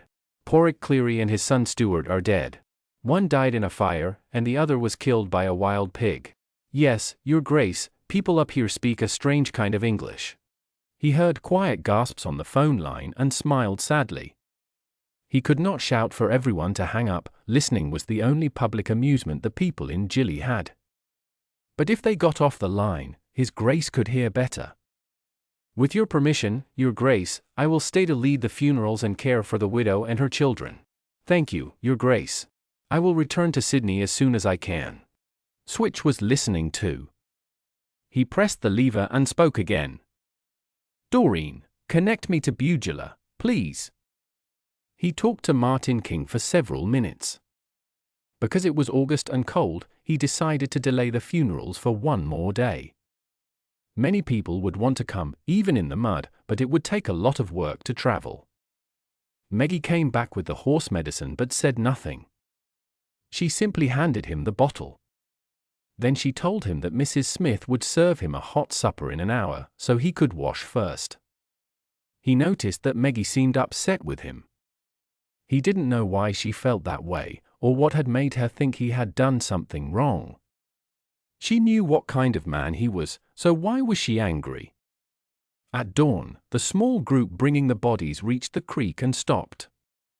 The water stayed inside its banks, but the creek had become a strong, deep river. Father Ralph swam his horse across to meet them, with his stole around his neck and his holy items in a steel bag. Fee, Bob, Jack, Hughie, and Tom waited while he uncovered the bodies and blessed them. After what he had seen with Mary Carson, nothing could shock him anymore. He did not feel disgust toward Paddy and Stu. One had died in a fire, and one from the air being cut off, but he kissed them gently with love and respect. For 15 miles, the sheet of iron carrying the bodies had bounced and scraped over the ground, leaving deep marks in the mud. Those marks would still be seen years later. But now they could go no farther. The wild river blocked their way, with Drogheda only 1 mile away. They stood looking at the tall trees across the water, visible through the rain. I have an idea, said Bob to Father Ralph.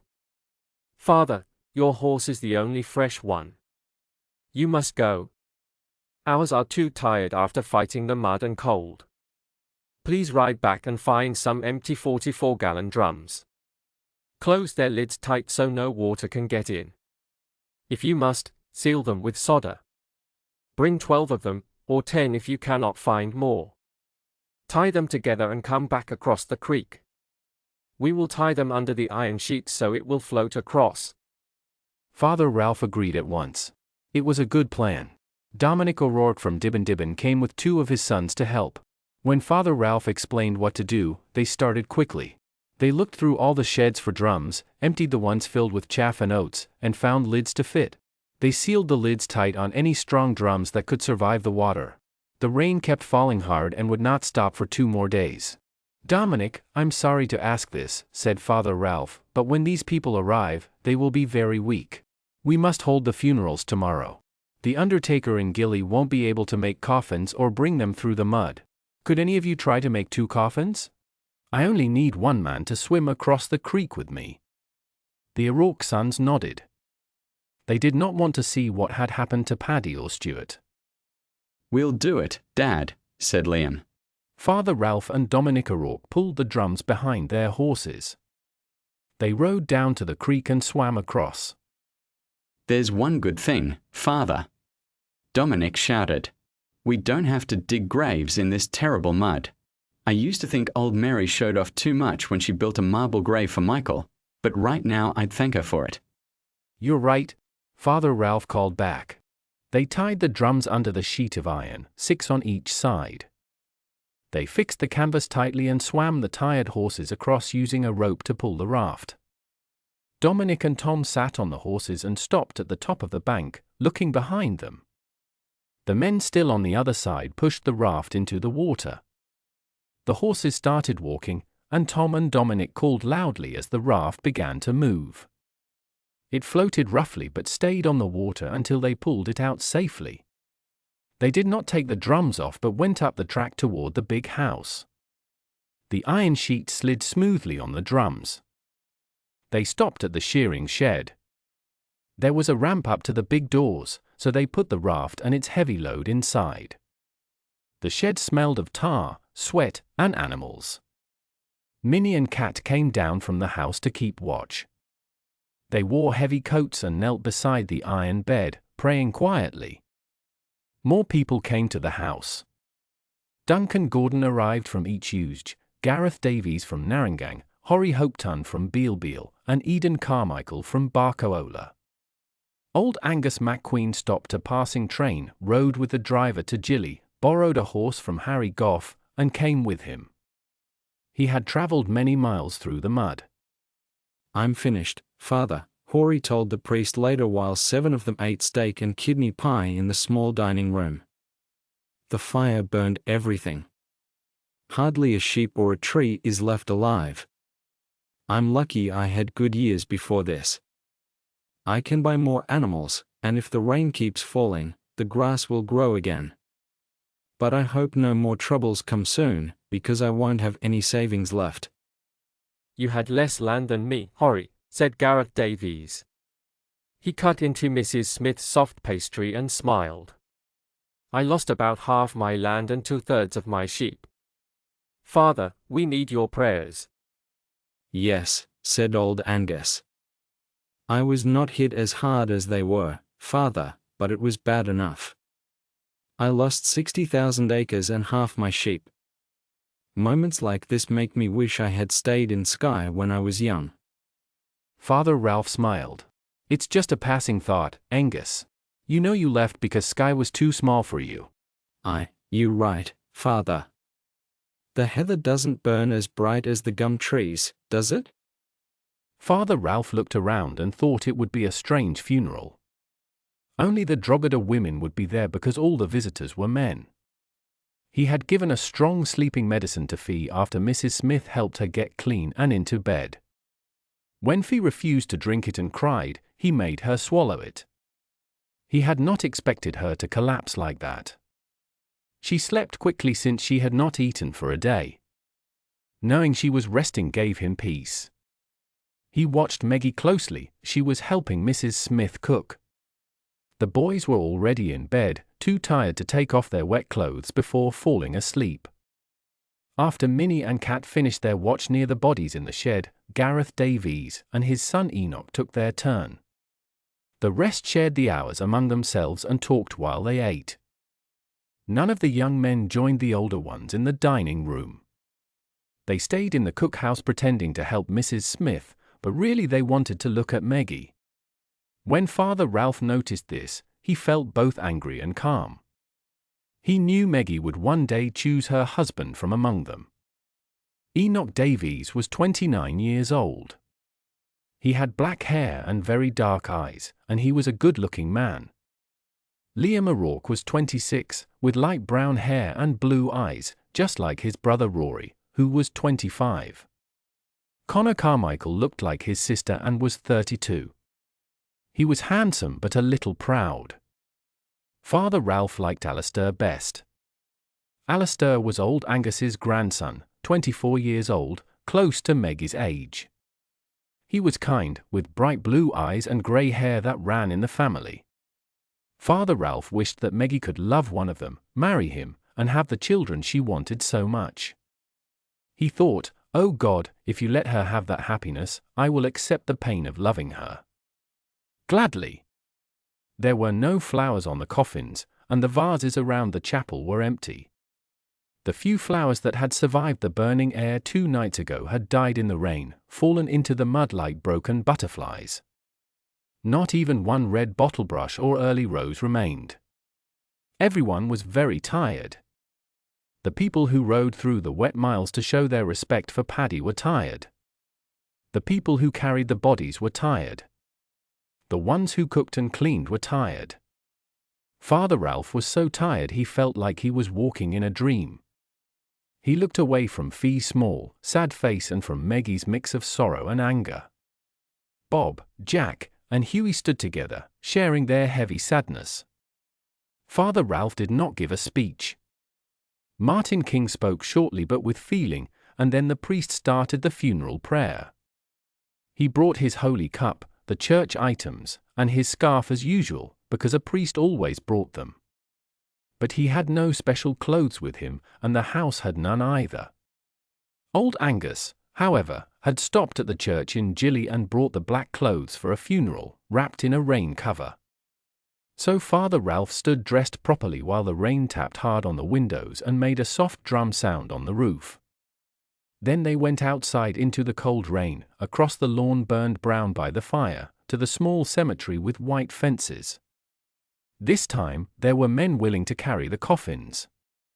They slipped in the mud and tried to see through the rain falling into their eyes. The little bells on the Chinese cook's grave made a soft sound, he sing, he sing, he sing. The funeral ended at last. The people went home on their horses, bent forward under their coats. Some looked sadly at the land, afraid of losing it. Others thanked God they had lived through the fire. Father Ralph packed his few things, knowing he had to leave soon. He went to Fee, who sat quietly at the desk, looking at her hands. Fee, will you be all right? He asked, sitting near her. She turned her head slowly. She looked so empty inside that he felt afraid. He closed his eyes. Yes, Father, I will be all right. I still have my books to care for, and 5 sons, 6 if you count Frank. But we probably can't count Frank, can we? She stopped and whispered, "Thank you for helping him. It means more than I can say. It comforts me to know your people are watching him and making his life easier. If only I could see him, just once."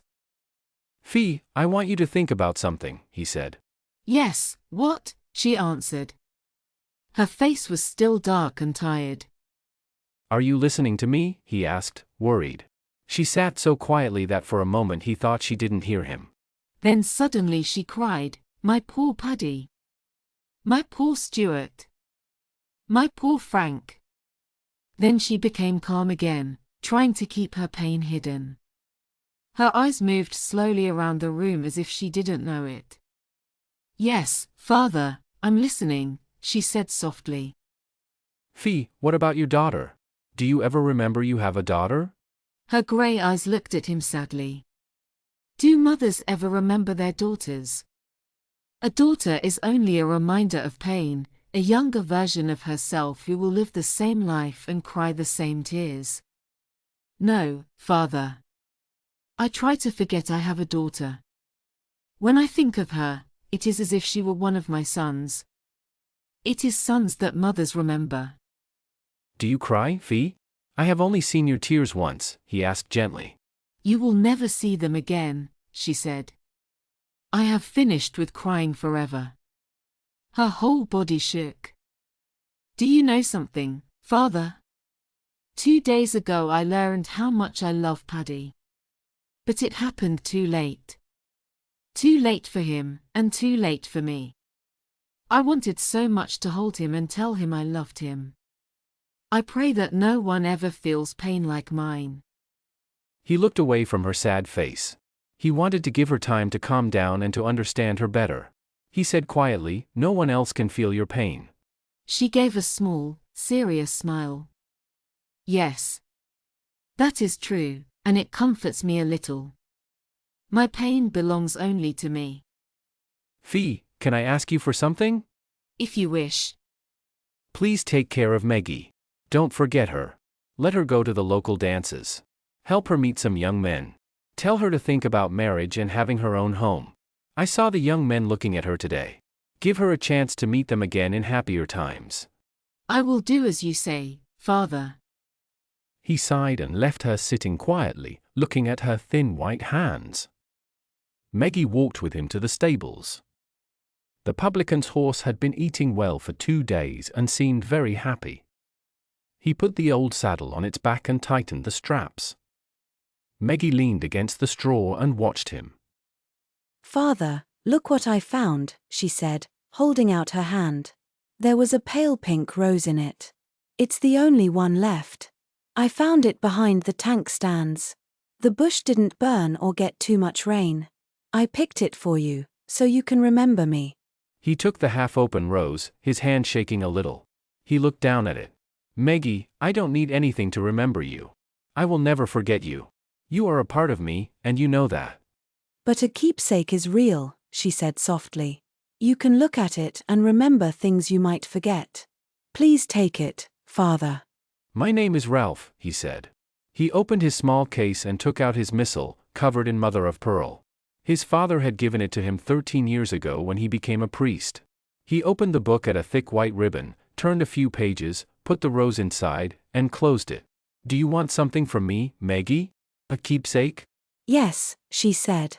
I won't give you one, he said gently. I want you to forget me. I want you to find a good and kind man. Marry him. Have the children you dream of. You were born to be a mother. Don't hold on to me. It isn't right. I will never leave the church. And I must be honest with you, I don't love you in that way. Forget me, Meggie. Will you kiss me goodbye? She whispered. He did not answer. He climbed onto the horse and went to the door.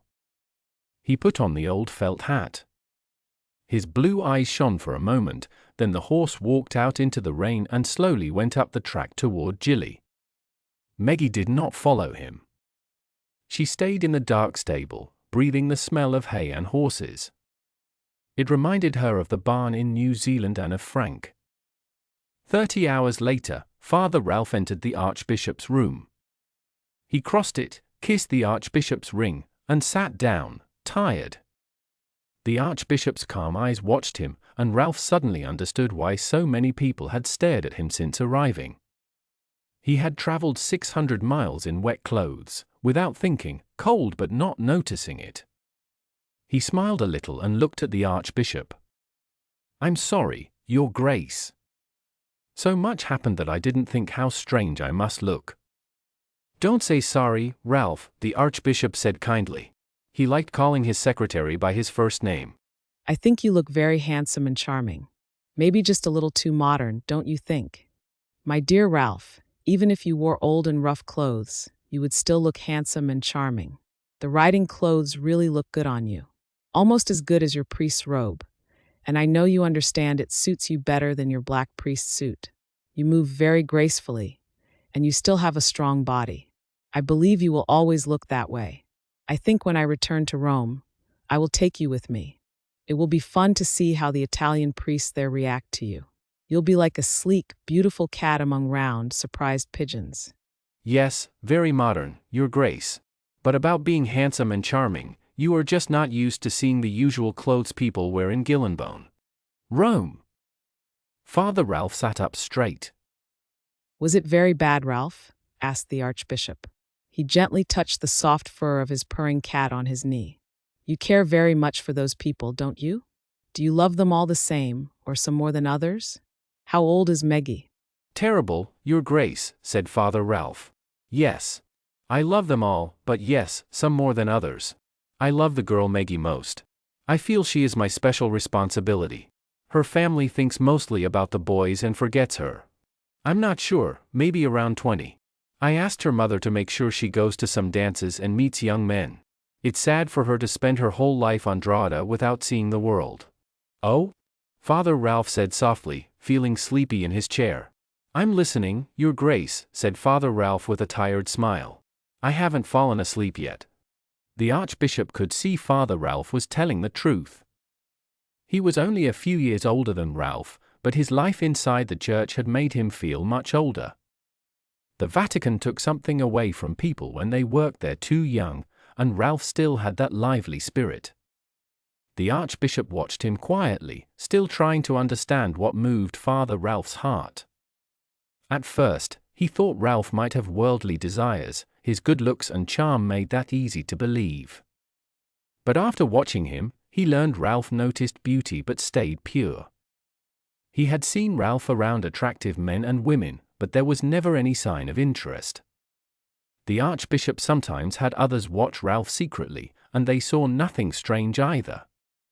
He started to think Ralph's weaknesses were pride and ambition. Those were easy to understand, he had them too. The church often rewarded ambitious men. People said Ralph might have taken an inheritance from the Cleary family, the ones he said he loved. If that was true, the Archbishop thought he should keep Ralph close. And how those blue eyes had shone when Rome was mentioned. Maybe it was time to test him again. He gave the cat on his lap a little push and said, Ralph, I had news from the Vatican while you were away. My Sheba, you are heavy. You make my legs go numb. Yes, I will let you go to bed soon, but first listen to my news. I sent a personal message to the Holy Father, and today I received an answer from my friend Cardinal Monteverdi. I always forget to ask if he is related to that old musician. And Sheba, please stop pressing your claws when you are happy. No wonder you like cats so much. You act like one yourself, playing for fun. He snapped his fingers and said, Come here, Sheba. Leave him. He is not kind. The cat jumped down, walked across the carpet, and softly climbed onto the priest's knees. It moved its tail and sniffed him carefully, curious about his smell of horses and dirt. Father Ralph looked into the Archbishop's eyes and smiled. Both of them were half smiling, their eyes watching each other closely. How did you do that? Asked the Archbishop. Cats don't go to strangers, but Sheba comes to you like you give her a treat every day. Strange animal. I'm waiting, Your Grace, said Father Ralph. You punish me by taking my cat, said the Archbishop. All right, you win. You never seem to lose. You deserve congratulations, Ralph. From now on you will wear the bishop's hat and robe. People will call you Bishop de Bricassart. The news made Father Ralph open his eyes wide and smile with joy. He did not try to hide his feelings this time. 4. 1933 to 1938 Luke. The land healed very quickly. After 1 week, small green plants started to grow again. After 2 months, the trees began to have new leaves. The people were strong because the land did not allow weakness. Sad or tired people usually left the Great Northwest. But it would take years before everything looked normal again. Many trees had to grow new bark, and some trees would never grow again. For a long time, dead animal bones would stay on the ground, slowly turning into dust. Across Drogheda, marks from the fire could still be seen. Travelers often pointed to them and told others about the story until it became part of local history. Drogheda lost about 1/5 of its land and 25,000 sheep. It was not a big loss for such a large farm, which had about 125,000 sheep in good years. No one blamed bad luck or God. They simply started again, because it had happened before and would happen again. Still, it was sad to see the gardens brown and empty in spring. The drought could be survived because of Michael Carson's water tanks, but fire destroyed everything. Even the wisteria flowers died before blooming. Roses were burned, pansies were gone, and other flowers turned brown and dry. After the rain came, people used their time to help old Tom fix the gardens. Bob kept Paddy's idea to hire more men for Drogheda, and 3 new stockmen joined. Mary Carson had always hired people only for short seasons, but Paddy's way worked better. It made the workers feel safe and stay longer, though many left after a short time anyway because they liked moving from place to place. The new houses farther from the creek were for married men. Old Tom now had a clean 3-room cottage under a pepper tree near the stables, and he was very proud of it. Meggie still looked after some of the closer fields, and her mother handled the accounts. Fee now wrote to Bishop Ralph instead of Paddy. She only talked about work in her letters and hid them in a locked box right after reading them. Meggie wished to read his letters, but Fee never allowed it. With Paddy and Stu gone, Fee seemed far away. After Bishop Ralph left, Fee forgot her promise to care about Meggie's feelings. Meggie refused all dance and party invitations politely. Fee never asked her to go. Some men, Liam O'Rourke, Enoch Davies, Connor Carmichael, and Alistair McQueen, tried to visit or call her, but Meggie was always quiet and distant, and they soon gave up trying to get her attention. The summer was very wet. The rain never stopped long enough to dry the ground, but it did not cause floods. The land stayed muddy, and the Barwon Darling River ran deep and strong. When winter came, the rain still fell now and then. The brown air was full of water, not dust. Fewer men without homes walked along the road that season because it was hard to travel through wet, clay soil. The cold weather made it worse, and many people got sick because they had no warm place to sleep. Bob was worried about his sheep. If the rain did not stop, their feet might get sick from the wet fields. The sheep could not live long in mud without problems. Shearing was almost impossible because the men did not want to cut wet wool. Bob also feared that if the ground stayed muddy when the lambs were born, many would die from cold and wet earth. The phone rang. Bob, it's for you. Hello, Jimmy. Yes, I hear you. Okay, send him to see me. If he's good, tell him he probably has the job, but I want to meet him first. Thanks. A new stockman is coming. Jimmy says he's a good worker. He was on the plains in West Queensland near Longreach and Charleville. He used to move cattle and break horses. Jimmy says he can ride well and used to shear sheep too, very fast, more than 250 a day. That's why I'm not sure. If he was that good, why would he take a job that pays less? A great shearer doesn't usually stop for simple stock work. Still, he'll be useful for shearing outdoors. Bob's way of speaking had become slower and more Australian over time. His sentences were short and easy. He was almost 30 now. Meggie was sad that he had not found a woman he liked. He was shy and loved the land deeply, without wanting anything else. Jack and Huey were much the same. People could easily think the 3 brothers were triplets. They liked to camp outside instead of staying in the house. Even at home, they often slept on the floor because they thought beds made them soft. The sun and wind had made their skin dark and rough. Their blue eyes looked calm, and their faces had lines from staring at faraway places. It was hard to tell how old they were. All three had Paddy's nose and gentle face, but stronger bodies made for riding horses. They did not care much for women or comfort. Is the new man married? Don't know yet. I'll find out tomorrow when he comes. Jimmy will drive him, said Bob. He also needs to look at those old sheep near tank stand. Let's hope he stays a while. If he isn't married, he might leave after a few weeks. Wretched people, stockman, said Fee. Jims and Patsy were staying at Riverview. They promised they would leave school as soon as they turned 14, which was allowed. They dreamed of working outside with Bob, Jack, and Huey. Then Drogheda would be run by the family again, and visitors could come when they wished. They loved to read, but didn't enjoy doing it at Riverview. They thought it was nicer to read a book under a shady tree at midday than inside a classroom. Boarding school was hard for them. The big classrooms and green fields meant nothing. The gardens and buildings did not make them happy. Sydney, with its museums and shows, also didn't excite them. They became friends with other boys from farms. In their free time, they talked about Drogheda and how large and beautiful it was. Everyone west of Burren Junction knew about the famous Drogheda. A few weeks passed before Meggie saw the new stockman. His name was Luke O'Neill. People at the main house talked about him more than usual. He didn't sleep in the men's barracks but chose the small empty house near the creek. He also made friends with Mrs. Smith, who normally didn't like stockmen. Meggie wanted to know more about him even before she met him.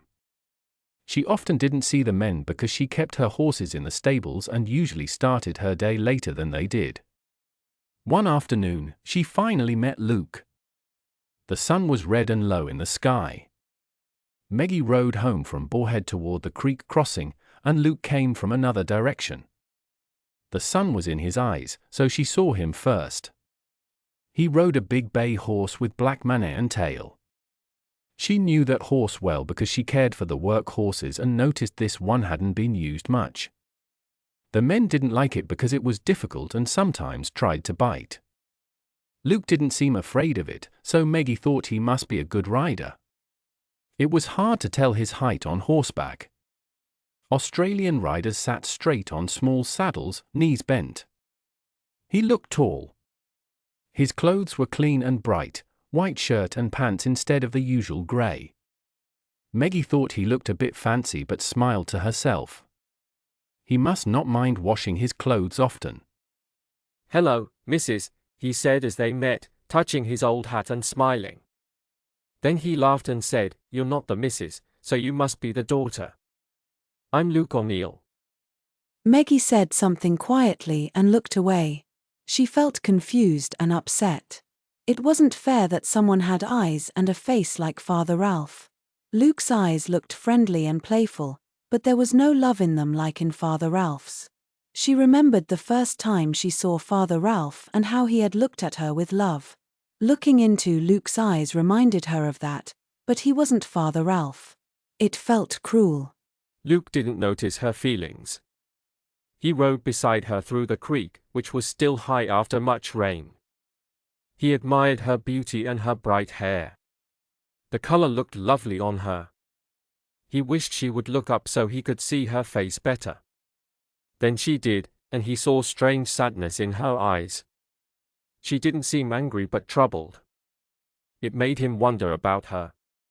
Luke was not used to women looking disappointed with him. He liked how she looked, and her quiet manner only made him more interested. Still she watched him. Her mouth was a little open, and her skin was wet from the heat. Her reddish-gold eyebrows lifted as she looked at him with wonder.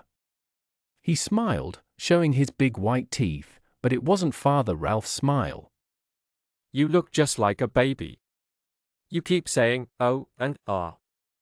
She looked away. Sorry. I didn't mean to stare. You reminded me of someone. Look all you want. It's nicer than seeing only the top of your head. Who do I remind you of? No one important. It's just strange. You look familiar but also very different. What's your name, Miss Cleary? Meggie. Meggie. It doesn't sound fancy enough for you. Maybe Belinda or Madeline would be better. But all right, Meggie it is. Is it short for Margaret? No, for Megan. Ah, that sounds better. I'll call you Megan. No, please don't, she said quickly. I hate that name. He laughed. You always get your own way, don't you, Miss Megan? If I want to call you a long name like Eustacia Sophronia Augusta, I will. They reached the stockyards. He jumped off his horse and stood waiting to help her down. But she touched her mare with her heels and rode forward. Won't you let the fine lady ride with the workers? He called. Of course not, she replied without turning. She felt upset. Even when he walked, he looked like Father Ralph. He was tall, strong, and moved easily. But Father Ralph moved like a dancer and Luke O'Neill like an athlete. His hair was thick, black, and curled. His eyes were blue, his nose straight, and his mouth neat. Still, he was not really like Father Ralph. They were only similar in looks. After that meeting, Meggie listened for people talking about Luke O'Neill. The men liked him and said he worked hard. Even Fee spoke of him one night, saying he was very handsome. Does he remind you of anyone? Meggie asked while lying on the carpet reading. Fee thought about it. He's a little like Father de Bricassart, the same build and colouring, but they are different as people. And Meggie, please sit in a chair. Just because you wear riding trousers doesn't mean you can forget to act like a lady. Pooh, said Meggie. No one cares. There was a likeness between the two men, but only Meggie noticed it. She loved one and didn't want to find the other attractive. In the kitchen she saw how much people liked Luke. She also found out why he could wear clean white shirts and trousers every day. Mrs. Smith washed and ironed them because she liked him so much. What a fine Irishman he is, Minnie said with pride. He's Australian, Meggie said on purpose. Born here maybe, Miss Meggie dear, but with a name like O'Neill, he's surely Irish. Not meaning any disrespect to your dear father, may he rest in peace. With that dark hair and blue eyes, of course he's Irish. In old times, the O'Neills were kings of Ireland. I thought the O'Connors were, Meggie said with a smile. Minnie laughed. Oh well, Ireland is a big place. Go on. It's not much bigger than Drogheda. And anyway, O'Neill is an orange name. You can't fool me. It is, indeed, but it's still a great Irish name from long ago. It came before there were Orangemen at all. The O'Neills were from Ulster, and some became Orange, but there was also the O'Neill of Clandeboy and the great O'Neill long ago. Meggie stopped arguing. Minnie wasn't angry anymore about such things. A week later, Meggie saw Luke again near the creek. She thought he might have waited for her there, but she wasn't sure what to do. Good afternoon, Megan, he said. Good afternoon, she answered, looking straight ahead. There's a woolshed ball at Breakway Pool next Saturday night. Will you come with me? Thank you, but I don't know how to dance. There's no reason for me to go. I can teach you to dance very quickly, so that's not a problem. I'll be taking the squatter's sister. Do you think Bob will let me borrow the old rolls, or maybe the new one? I said I wouldn't go. You said you couldn't dance, and I said I'd teach you. You didn't say you wouldn't come with me if you could dance. So I thought you only didn't want to dance, not that you didn't want me. Are you going to shout at me? She looked angrily at him, but he only laughed. You're spoiled, Meggie. It's time you learned you can't always get what you want.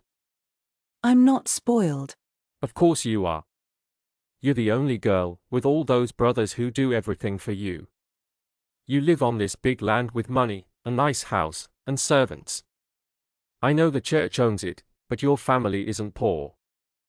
Meggie suddenly understood the difference between Luke and Father Ralph. Ralph cared about what was inside people, but Luke only saw what was outside. Luke didn't understand how deep or painful life could be. Bob was surprised but gave Luke the keys to the new rolls without saying anything for a moment. Then he smiled. I never thought of Meggie going to a dance. Take her, Luke. She might like it. She hardly ever goes anywhere. We should think about that more, but we never do. Why don't you and Jack and Huey come too? Luke asked, happy for company. Bob looked shocked. No, thanks. We don't really like dances. Meggie wore her Ashes of Roses dress because she didn't have anything else. She never thought of using the money Father Ralph had saved for her to buy dresses for parties. She had always refused invitations before because men like Enoch Davies and Alistair McQueen gave up quickly when she said no. Luke was different, he didn't give up easily. Looking at herself in the mirror, Meggie thought maybe next week she would go to Jilly with her mother and ask old Gurut to make some new dresses. She hated this one and would have changed it at once if she had another. It reminded her of another time, another man with black hair, and of love, dreams, tears, and loneliness. Wearing it for Luke felt wrong. Meggie had learned to hide her feelings and always look calm and happy. She was becoming stronger and colder inside, almost like her mother. Sometimes at night she thought of her mother and shivered. Would she become like her, unable to feel? Was this how it started for her mother long ago, when she was with Frank's father? What would her mother say if she knew Meggie now understood the secret about Frank? She remembered that day at the presbytery, when her father and Frank had faced each other and Father Ralph had held her so tightly that it hurt. They had shouted terrible words. Everything made sense after that. Meggie had grown enough to understand that children come from a kind of closeness that only married people can share. Her poor mother must have felt so ashamed and sad about Frank. No wonder she acted the way she did. If something like that happened to Meggie, she felt she would want to die. In books, only bad girls had babies without husbands, but her mother was never bad. Meggie wished her mother could talk to her about it, or that she herself could be brave enough to ask. Maybe she could help in some way.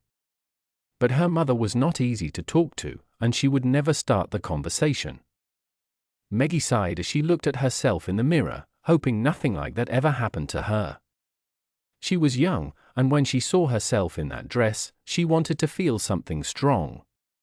She didn't want to live without feelings all her life. She wanted change, excitement, and love. She wanted a husband and children. Why should she dream about a man she could never have? He didn't love her in that way and never would. He said he loved her, but not as a husband loves a wife. He belonged to the church. Did all men love something else more than they could love a woman? No, not all of them. Maybe only the difficult ones, the ones who always questioned everything. But there had to be simpler men, men who could love a woman more than anything else. Men like Luke O'Neill, for example. I think you are the prettiest girl I have ever seen, Luke said as he started the car. Meggie was surprised. No one had spoken to her like that before. She looked at him quickly and said nothing. Isn't this great? Luke said happily. I just turn a key and press a button, and the car starts. No more hard work to make the engine go. This is the good life, Megan. You won't leave me alone, will you? Meggie asked. Of course not. You came with me, so you're mine for the night, Luke said with a smile. I'm not letting anyone else take you. How old are you, Luke? I'm 30. What about you? I'll be 23 soon. Really? You look so young. I'm not a child, she said firmly. Oh? Have you been in love before? Once. Only once. At 23. I had been in and out of love many times when I was your age. Maybe I would have too, but I don't meet many people on Drogheda. You're the first stockman who ever talked to me about more than work. Well, it's because you don't go to dances, he said. If you don't dance, you miss out. But don't worry, we'll fix that. You'll be dancing tonight, and soon you'll be very good at it, he laughed. I'm sure some of the men from other stations have asked you to go out before. They must have. Meggie smiled. If I'm too good for stockman, why did you ask me? Because I'm brave enough, he replied. Now, tell me the truth. Surely some men from Gilly have asked you. A few, she said slowly. But I never wanted to go. You made me come. Then the others must be fools, Luke said. I know a lovely girl when I see one. Meggie wasn't sure she liked how he spoke, but Luke was difficult to ignore. The Woolshed dance was a big local event. Everyone came, from rich landowners' children to stockmen and their wives, housemaids, teachers, and townspeople. It was a friendly, noisy party, not a fancy one. Old Mickey O'Brien came from Gilly to play the violin, and others took turns playing the accordion beside him. He sat for hours playing without stopping. But these dances were not like the ones Meggie saw at Mary Carson's birthday. They were fast and lively, round dances, jigs, polkas, reels. People hardly touched hands except for quick turns. There was no romance in the dancing, it was just fun and noise. If anyone wanted quiet talk or something more personal, they went outside. Meggie soon saw that many women looked at Luke with interest. He was handsome, and they seemed jealous she was with him. She remembered how people used to look at Father Ralph the same way. Used to. How strange it felt to think of Father Ralph as someone from the distant past. Luke stayed close to her all night, only leaving for a short time. Other men wanted to dance with her, but he didn't give them a chance. Meggie didn't realize she could say yes to others. Luke noticed the looks and laughed quietly. Some of the men were angry. How could a simple stockman walk off with such a girl? Luke didn't care. They had their chance, and he had one. The last dance was a waltz. Luke took Meggie's hand and held her by the waist. He was a fine dancer, and she found it easy to follow him. She was shy but surprised by how close he was, feeling his strength and warmth. It was a strange, new feeling for her. Her short meetings with Father Ralph had always felt very strong and full of feeling. She once thought she would never have that same feeling with anyone else. But now, this was different. It was also exciting. Her heart was beating fast, and she knew Luke could feel it. He turned her quickly, held her close, and rested his cheek on her hair. While the car moved smoothly toward home, they didn't talk much. Breakway Pool was about 70 miles from Drogheda. The road passed through open fields where no houses or lights could be seen. It was an empty, quiet land. The small ridge near Drogheda was only a little higher than the rest of the area, but on the wide, dark plains it felt very high. Luke stopped the car, came around, and opened Meggie's door. She got out and stood beside him, feeling a bit nervous. Would he try to kiss her now? It was so quiet and far from everyone. A broken old fence stood nearby. Luke held Meggie's arm gently so she wouldn't trip in her pretty shoes. He helped her walk over the rough ground full of holes. She held the fence and looked out at the fields. First she felt scared, then calm, because he didn't try to touch her. Then she felt wonder. The moon shone softly and showed the great open land. The grass moved and shined silver in the light. The trees glittered when the wind touched them, and wide dark shadows lay underneath. Meggie lifted her head and looked at the stars, but there were too many to count. They looked bright and soft, blinking on and off in the clear sky. They seemed close above her, shining quietly. The air was warm and smelled fresh. The only sounds were the wind, the soft noise of trees, the car making a few metal sounds as it cooled, and a sleepy bird complaining nearby. Were you born here, Megan? He asked slowly. No, she said. I was born in New Zealand. We came to Drogheda 13 years ago. He finished his cigarette and lit it carefully. You had fun tonight, didn't you? Oh yes, she said. I'd like to take you to all the dances. Thank you. He smoked quietly for a while, looking toward the trees and listening to the bird. When his cigarette was finished, he dropped it and pressed his boot on it until it was out. Meggie looked once more at the moonlit land, then turned back. Luke helped her into the car. He didn't kiss her, because he wanted her to want it first. He planned to marry her if possible. There were more dances as the summer went on. Soon everyone at home understood that Meggie had a handsome boyfriend. Her brothers didn't tease her. They liked her and liked Luke too. He worked harder than anyone else, and the men respected that.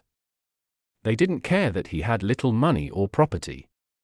Her mother, Fee, didn't worry about judging him either.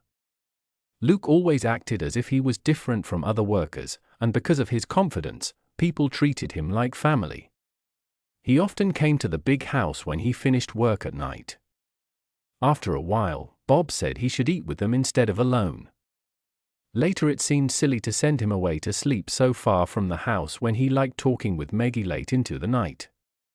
So he was allowed to stay in one of the small guest houses behind the big house. By this time Meggie thought about Luke very often. She did not think badly of him anymore. She used to compare him to Father Ralph, but that pain was fading. Soon she stopped remembering how Father Ralph's smile looked like Luke's, or how Father Ralph's blue eyes were calm while Luke's eyes were full of strong energy. Meggie was young and had felt love only for a short time before. She wanted to feel it again to understand what love really was. But Father Ralph had changed. He was Bishop Ralph now. He would never come back. That thought always hurt her. She still remembered the strange thing he said to her long ago, and many nights she tried to guess what he meant. When Luke held her close while dancing, Meggie liked the way he felt. He made her heart move a little. His touch was strong and full of life. She didn't feel deep love for him. She didn't think she would fall apart without him. But she liked being near him. When Luke took her to the many local dances and meetings, she met many men, Enoch Davies, Liam O'Rourke, Alistair McQueen, but none of them interested her as much as Luke. The other men might be tall or have nice eyes, but something was always missing. Luke had something special. Meggie told herself it was not because he reminded her of Father Ralph, but maybe that was part of it.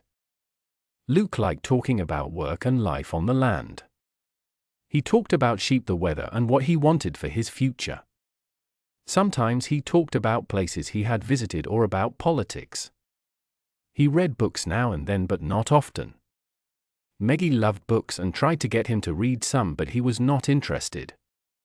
He didn't want deep or personal talks. He never asked her what she dreamed of or what made her happy. When she tried to talk about her feelings, he always changed the subject to something simple. Luke was smart and proud. He worked very hard and wanted to make money and live better. Luke was born in a small rough house near Longreach in Western Queensland. It was very hot there, so no one cared that he and his brothers and sisters had no shoes. His father came from a rich Irish family, but they stopped talking to him. His mother was a butcher's daughter, and her family rejected her too when she married Luke's father.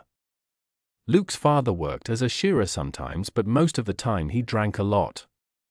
When Luke was 12, his father died in a hotel fire. After that, Luke started working. He joined the sheep shearing group as a helper, putting tar on wounds when the shearers cut a sheep by mistake. Luke never feared hard work. He liked it. Maybe he worked hard because his father had been lazy, or maybe because his mother liked to work too. No one really knew. As Luke grew older, he moved from helper to shed hand. He carried the wool and cleaned it. Then he learned to prepare the wool for sorting. The man who sorted the wool was very skilled, but Luke did not have that kind of skill. So he tried other jobs, pressing the wool into big bales or becoming a shearer to earn more money. Luke was strong, quick, and had good control. These were important skills for a shearer. He became very good at it and started earning well. People knew him as a fine worker. Soon he was shearing more than 200 sheep a day, 6 days a week. He made good money and felt proud of himself. The big handpieces from New Zealand were not allowed in Australia, but they helped shearers do twice as much work. Shearing was hard work. Luke had to bend over, hold the sheep between his knees, and move the shears along the whole body to cut the wool. He tried to do it neatly so his boss would be happy. The boss wanted every shearer to work fast and close to the skin. Luke was used to the heat, the sweat, and the many flies, because he had grown up in a place full of them. He didn't even mind the sheep, though they were often difficult. They were merinos, with wool covering nearly their whole bodies and soft skin that tore easily. What Luke really hated was the noise, the smell, and the feeling of being locked inside the shed. To him, a shearing shed was a terrible place. He began to dream of being the boss, the man who walked around and watched his own sheep being shorn. He wanted to own the wool, not cut it. Luke did not want to spend his life bending over sheep. He wanted to work outside, in the fresh air, and earn money without breaking his back. The only thing that might have kept Luke shearing was becoming one of the best, a dreadnought shearer who could shear over 300 sheep a day and make big side bets. But Luke was too tall, and bending slowed him down. So he started to think of another way to get rich. Around that time he realized that women liked him. His first plan was at Noarlunga Station, where there was a young, pretty heiress. He worked as a stockman and tried to win her heart, but she chose another man instead. Then Luke went to Bingley to break horses. There he tried again with Dot, the owner's daughter. She was not young or beautiful, but she had money and land. Luke almost married her, but she obeyed her father and became the wife of an older man who owned the next property. These 2 tries took him more than 3 years, and Luke decided that spending so long chasing women was too dull. He wanted to move around more, see different places, and maybe find another rich woman faster. Luke enjoyed traveling.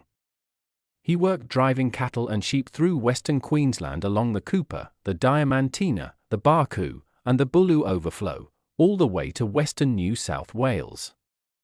By now he was 30 years old, and he felt it was time to find his golden egg. When Luke heard of a place called Drogheda, he was interested. He learned there was only one daughter in the family. She would not own all of Drogheda, but maybe her family would give her a piece of land to take when she married.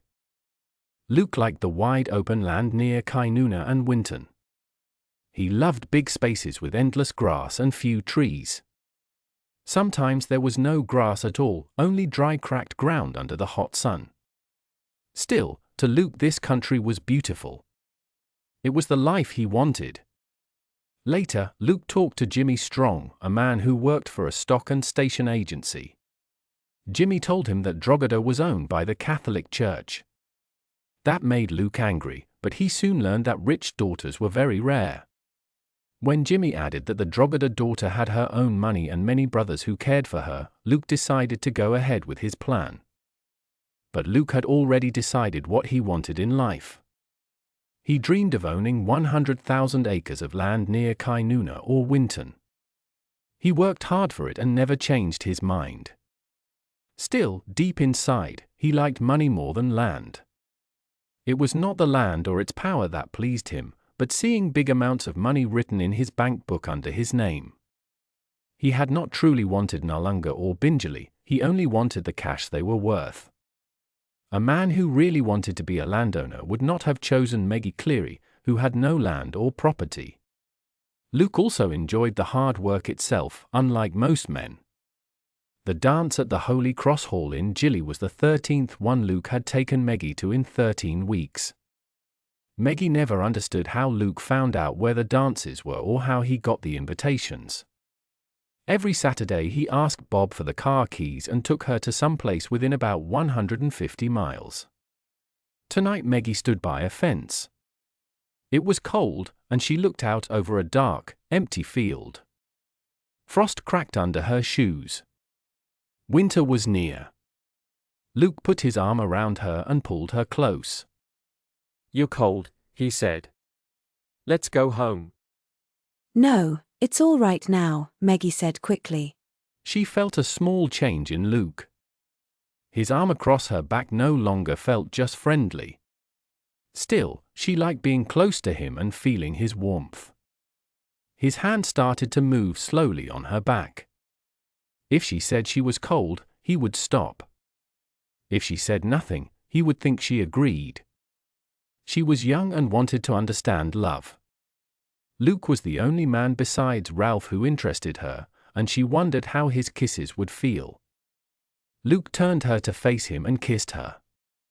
It felt strange, only pressure at first. She moved her lips a little, but then he kissed harder and deeper. She did not like it. When Ralph kissed her, it had felt gentle and sweet. This was wet and unpleasant. Luke touched her side, and her body reacted even though she wanted to move away. He kissed her neck, and she brought her hands up around him. But when he tried to pull her dress from her shoulder, she pushed him away quickly.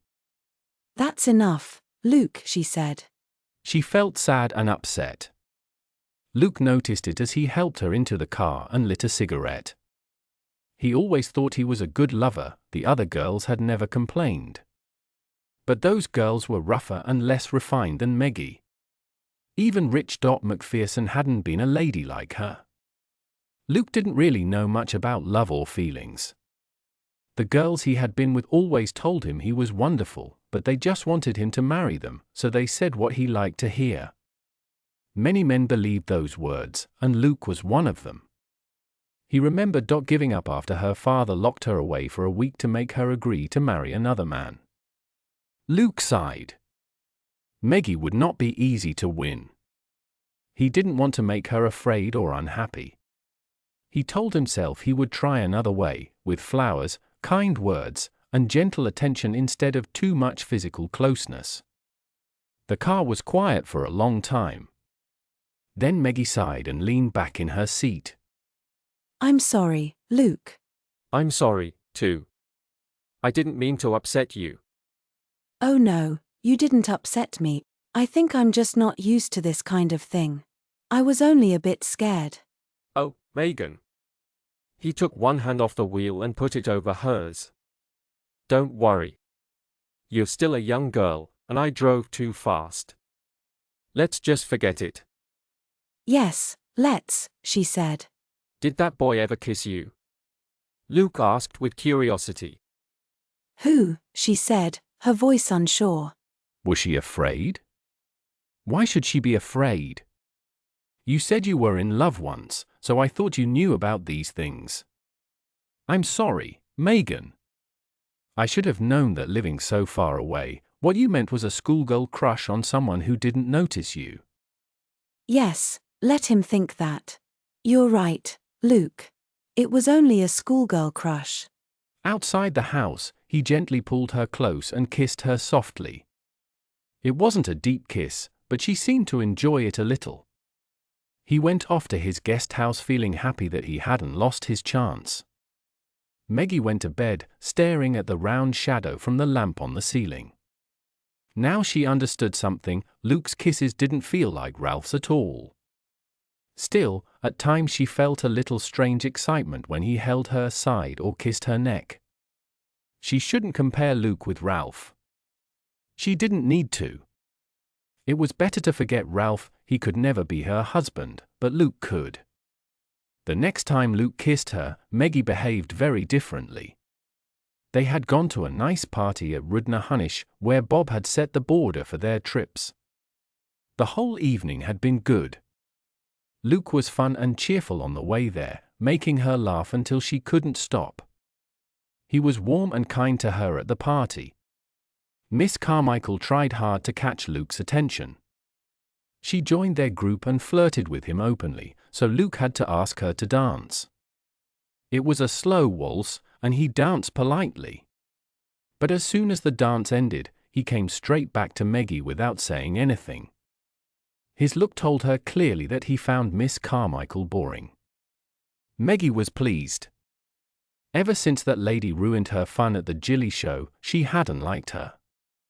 She remembered how Father Ralph had ignored Miss Carmichael that day to help a little girl across a puddle. Tonight, Luke acted in the same way, and she admired him for it. The drive home was long and very cold.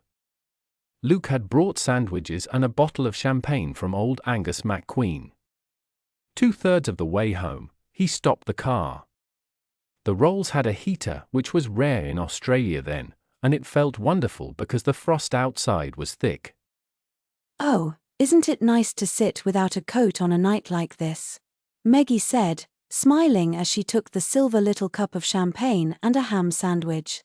Yes, it is. You look very pretty tonight, Megan, Luke said. He looked into her eyes. They were grey, but not dull. He thought they held many colors: blue, violet, green, even a touch of gold. They looked like soft shining stones, surrounded by long lashes that glowed as if touched with gold. He gently brushed one lash with his finger, then looked at it. "Why, Luke? What is it?" she asked. I just wanted to see if you used gold powder. You really have gold on your eyelashes. "Oh." She touched her lashes, looked at her finger, and laughed. "You're right. It doesn't come off." The champagne made her feel light and happy.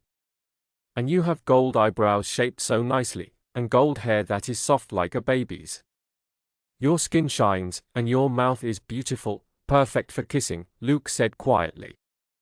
She looked at him, her lips slightly open just like when they first met. He took her empty cup and said, "I think you need a little more champagne," and poured some for her. "I like stopping here for a bit," she said. "It's nice to have a short rest.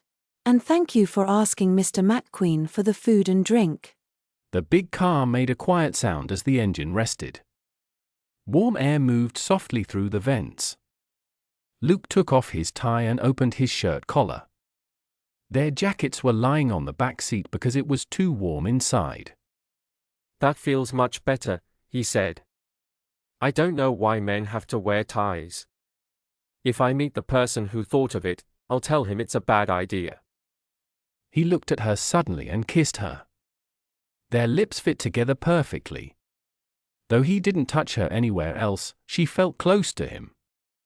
She moved with him as he leaned back, her head resting on his chest. His hands touched her face gently, and his kiss grew deep and warm. She put her arms around his neck.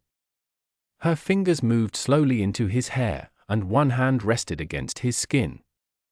He kissed her softly again and again, her cheeks, her closed eyes, and her mouth. He liked the smoothness of her skin and the gentle shape of her lips. Then he kissed her neck and shoulder, feeling close and tender. He helped her back into her dress and fixed the buttons. You should marry me, Megan, he said with a quiet laugh. I don't think your brothers would like what we just did. Yes, I think so too, she said with a shy smile. Let's tell them tomorrow morning. Good, he said. Next Saturday I'll take you into Gilly. We'll see Father Thomas, if you want a church wedding, and buy a ring. Thank you, Luke. It was decided. She had said yes, and now she couldn't change her mind. In a few weeks she would marry Luke O'Neill. She would become Mrs. Luke O'Neill. It felt strange. Why did she agree? Because he told her to. Because it seemed like the right thing. Was it to help him, or help herself? She thought of Ralph de Bricassart and felt angry. The moment in the car had left her confused, full of new feelings.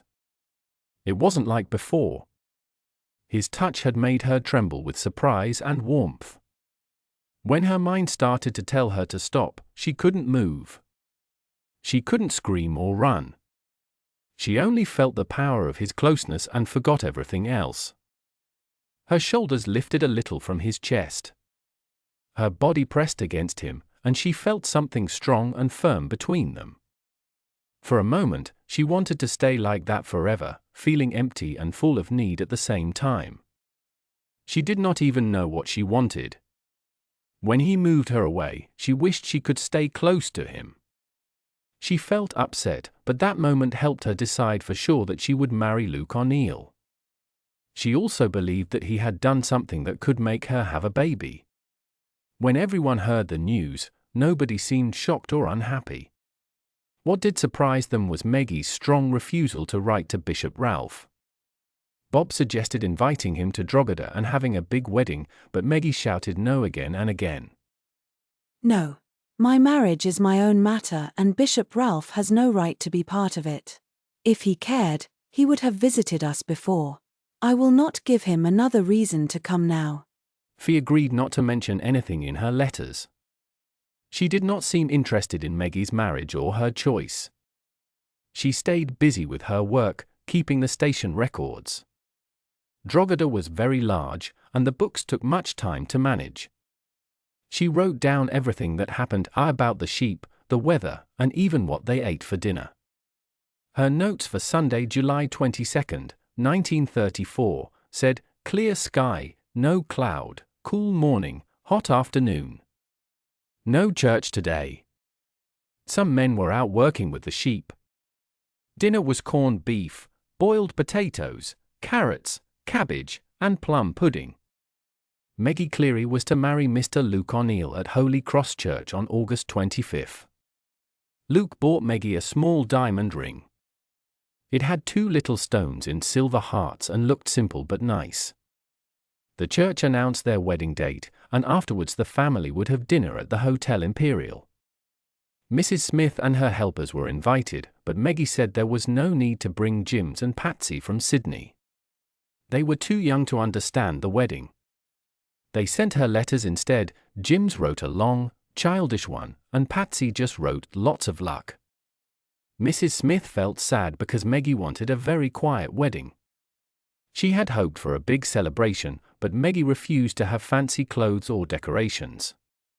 She said she would marry in her normal day dress and hat, which she could wear when traveling too. On the Sunday after they made their wedding plans, Luke sat down in a chair across from her and said with a smile, "Darling, I know where I'll take you for our honeymoon." "Where?" "North Queensland. When you were buying your dress, I talked to some men in the Imperial Bar. They told me there is good money in the sugar cane fields. A man can earn well if he is strong and not afraid to work hard. But Luke, you already have a good job here. I don't feel right living off your family, Meggie. I want to earn money so we can buy our own land in Western Queensland. I want to do it before I get too old. It's hard for a man without much schooling to find well-paid work now, but there aren't enough workers in North Queensland. The pay is 10 times more than I get at Drogheda." "What kind of work?" "Cutting sugar cane." "Cutting sugar cane? That sounds like cheap labor." "No, it's not. Many people think that, but it's wrong. Only strong men can do it. The law says no foreign workers can come just to take work for less pay than Australians. There aren't enough cane cutters, and the pay is great. I'm strong enough to do it, and I won't give up." "So you want us to live in North Queensland, Luke?" "Yes." He spoke again, very direct. "Meggie, I'm the kind of man who likes old ways. Are you? Is that important?" "Yes. I think that when a man and a woman marry, all the woman's money should become the man's. That's how it used to be long ago. I know you have some money. When we marry, I want you to give it to me. I'm telling you now so you can decide before it's too late. Oh, she said. I didn't know I had to sign anything. I thought it became yours when we married. It used to. But those silly politicians changed the law when they gave women the vote. I want everything clear between us. She laughed softly. It's fine, Luke. I don't mind. How much money do you have? At the moment, £14,000. Each year I get 2,000 more. £14,000. That's a lot. I'll take care of it for us. We can go to the bank next week and put everything in my name. I promise not to spend it. It will help us buy our own land later. For now, we'll both work hard and save all we can. All right? Meggie nodded. Yes, Luke. One small problem almost stopped the wedding. Luke wasn't Catholic. When Father Watty found out, he was very shocked. Oh dear, Luke. Why didn't you say so before? We must hurry to have you baptized before the wedding. Luke looked at Father Watty, completely surprised. Meggie looked past him through the big windows. She saw the white trees, the home paddock, and the wide land of Drogheda. She thought about leaving it forever. If they moved, she could hide from Bishop Ralph and never see him again. She looked at Luke's face, handsome but impatient. Her eyes looked beautiful but sad. Luke noticed her sadness a little, but he did not care much. He didn't want her feelings to be too important to him. He liked that she was lovely and gentle, but he wanted to protect his own heart. No woman was going to control him, not even sweet Meggie Cleary. Who said anything about converting, Father? I am fine as I am. If it bothers you, you can call me anything you like. But I will never be a Catholic. They tried hard to change Luke's mind, but he refused. He said, I have nothing against Catholics or Ireland. I know Catholics in Ulster have a hard life. But I am Orange, and I won't change sides. If I were Catholic and you wanted me to be Methodist, I would still say no. I don't like changing what I am. So, Father, you will have to do without me. Then you cannot get married, said the priest. Why not? If you won't marry us, the Church of England will. Or the Justice of the Peace will, said Luke. Fee gave a small, unhappy smile when she remembered her own problem with the priest and how she had managed to win that fight. Meggie looked worried. But I must be married in a church, Luke. If not, that means I am living in sin. As far as I care, said Luke, living in sin is better than changing who I am. He could be strange like that, because even though he wanted Meggie's money, he was too stubborn to give in. Fee spoke sharply, not to Luke but to the priest. Please stop this nonsense. Do what Paddy and I did. Father Thomas can marry them in the presbytery if he doesn't want to use the church. Everyone was surprised, but it worked. Father Watkin agreed to marry them in the presbytery, although he refused to bless the ring. Meggie felt guilty afterward, but not too much. She thought she had sinned, but not enough to go to hell. Annie, the housekeeper, tried to make the priest's study look nice with flowers and bright brass candle holders. Still, the ceremony felt cold and strange. Father Watkin looked unhappy and acted as if he only married them so that no one would have to do it outside the church. There was no mass and no blessings, but it was done. Meggie became Mrs. Luke O'Neill. Soon she and Luke would travel to North Queensland for their honeymoon. Luke did not want to spend Saturday night at the Imperial Hotel because the train to Goondiwindi left only once a week, on Saturday night. It joined the mail train to Brisbane on Sunday. That way, they would reach Brisbane on Monday morning and catch the train to Cairns. The Goondiwindi train was packed. There were no sleeping cars, so they sat up all night. The train moved slowly and stopped often. Sometimes the driver stopped to make tea, or to let sheep cross the tracks, or to talk with drovers. Meggie tried to chat, asking, why do they say Goondiwindi when it's written Goondiwindi? Luke sighed. How should I know? He was tired and hungry. It was Sunday, and nothing was open. They could not even buy tea. Only when the mail train stopped for breakfast on Monday did they finally eat and drink. When they reached Brisbane, they went to Roma Street Station to catch the Cairns train. Meggie found that Luke had booked second-class seats with no beds. Luke, we have plenty of money. If you forgot to go to the bank, I have £100 from Bob in my purse. Why didn't you get first-class sleeping seats? She asked, feeling tired and annoyed. Luke looked down at her in surprise. But it's only 3 nights and 3 days to Dunglow, said Luke. Why spend money on a bed when we are young and strong? Sitting in a train won't hurt you, Megan. You should know you married a normal working man, not someone rich. Meggie sat in the window seat Luke had chosen for her. She put her chin in her hand and looked outside so he would not see her tears. He talked to her like she was a silly child. She started to wonder if he really thought of her that way. She felt angry but kept quiet because she was too proud to argue. She tried to calm herself. She told herself Luke was still learning how to be a husband. She wanted to give him time. They would share a home, she would cook, mend his clothes, care for him, have his children, and be a good wife. Her father had loved her mother very much. Maybe Luke would learn to love her too, if she waited. They were travelling to Dunglow, a town not far from Cairns. The train went a long way, over 1,000 miles, along the coast of Queensland. The seats were small, and people filled every space. Meggie could not rest or stretch her legs. The land outside had more houses and colour than the country around Gilly, but she did not care. Her head hurt, and she could not eat. The heat was worse than anything she had ever known. Her pink wedding dress was dirty from smoke blowing in through the windows. Her skin was wet with sweat, and she felt weak and unhappy. She even started to dislike Luke. He didn't seem tired at all.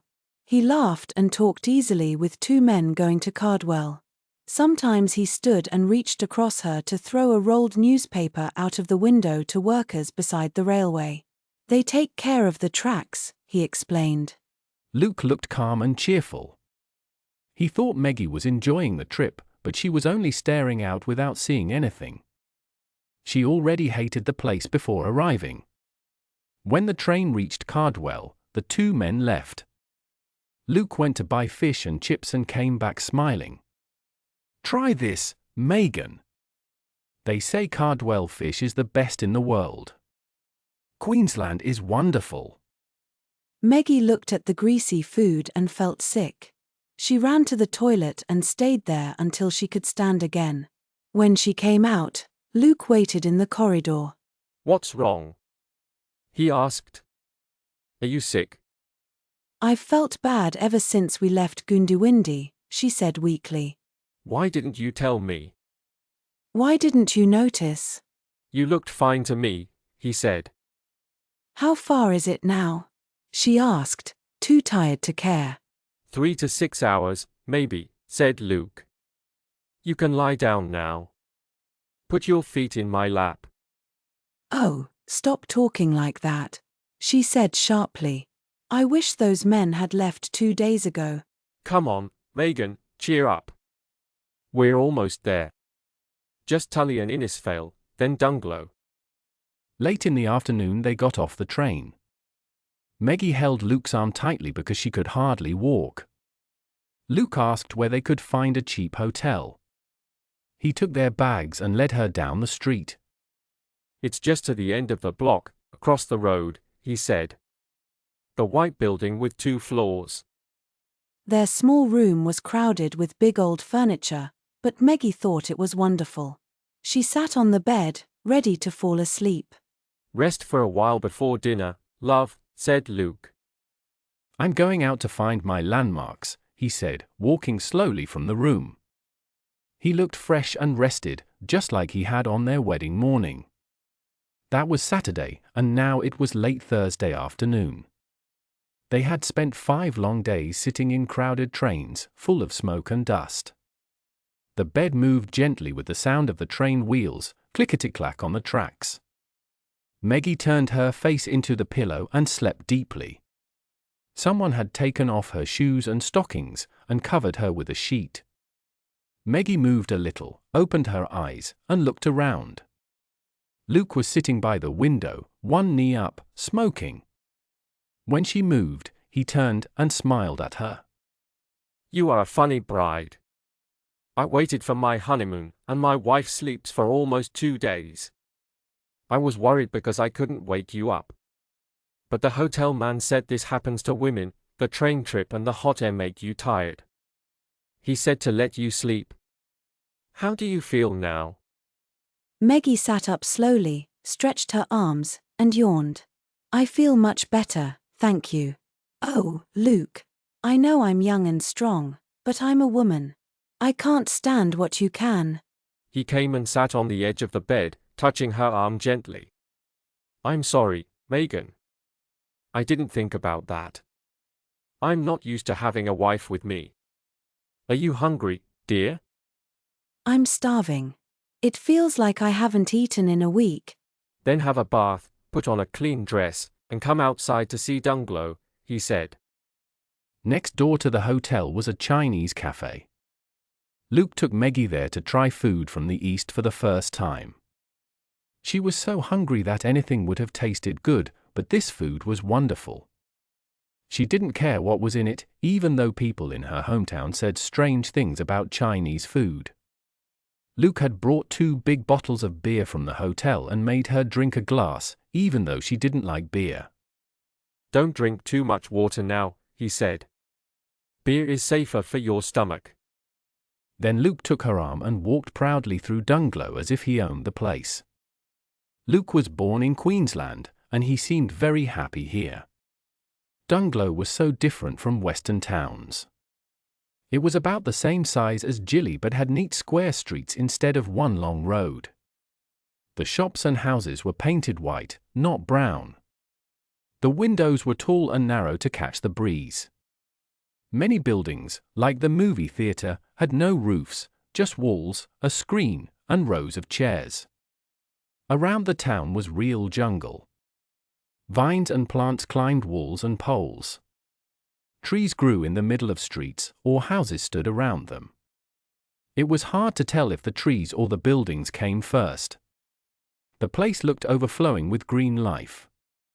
Tall coconut palms waved their leaves in the deep blue sky. Everything was bright with color. Every tree seemed to bloom, purple, orange, red, pink, blue, and white. Many Chinese people lived there. They wore black silk pants, small shoes, white shirts with high necks, and long braids down their backs. The men and women looked so much alike that Meggie couldn't tell them apart. Almost all the shops belonged to Chinese families. The biggest store had a sign that said A.H. Wong's. The houses stood high on wooden posts. Luke explained this was to keep the air moving and stop termites from eating the houses. Metal plates were fixed at the top of each post so the insects couldn't climb up. When a post got bad, people just replaced it. It was cheaper than building a new house. Most gardens looked wild, full of bamboo and palms. It seemed people didn't try to control the plants anymore. The way people dressed surprised Meggie too. She wore shoes with heels, silk stockings, a smooth slip, a light silk dress, a wide hat, and gloves for her walk and dinner with Luke.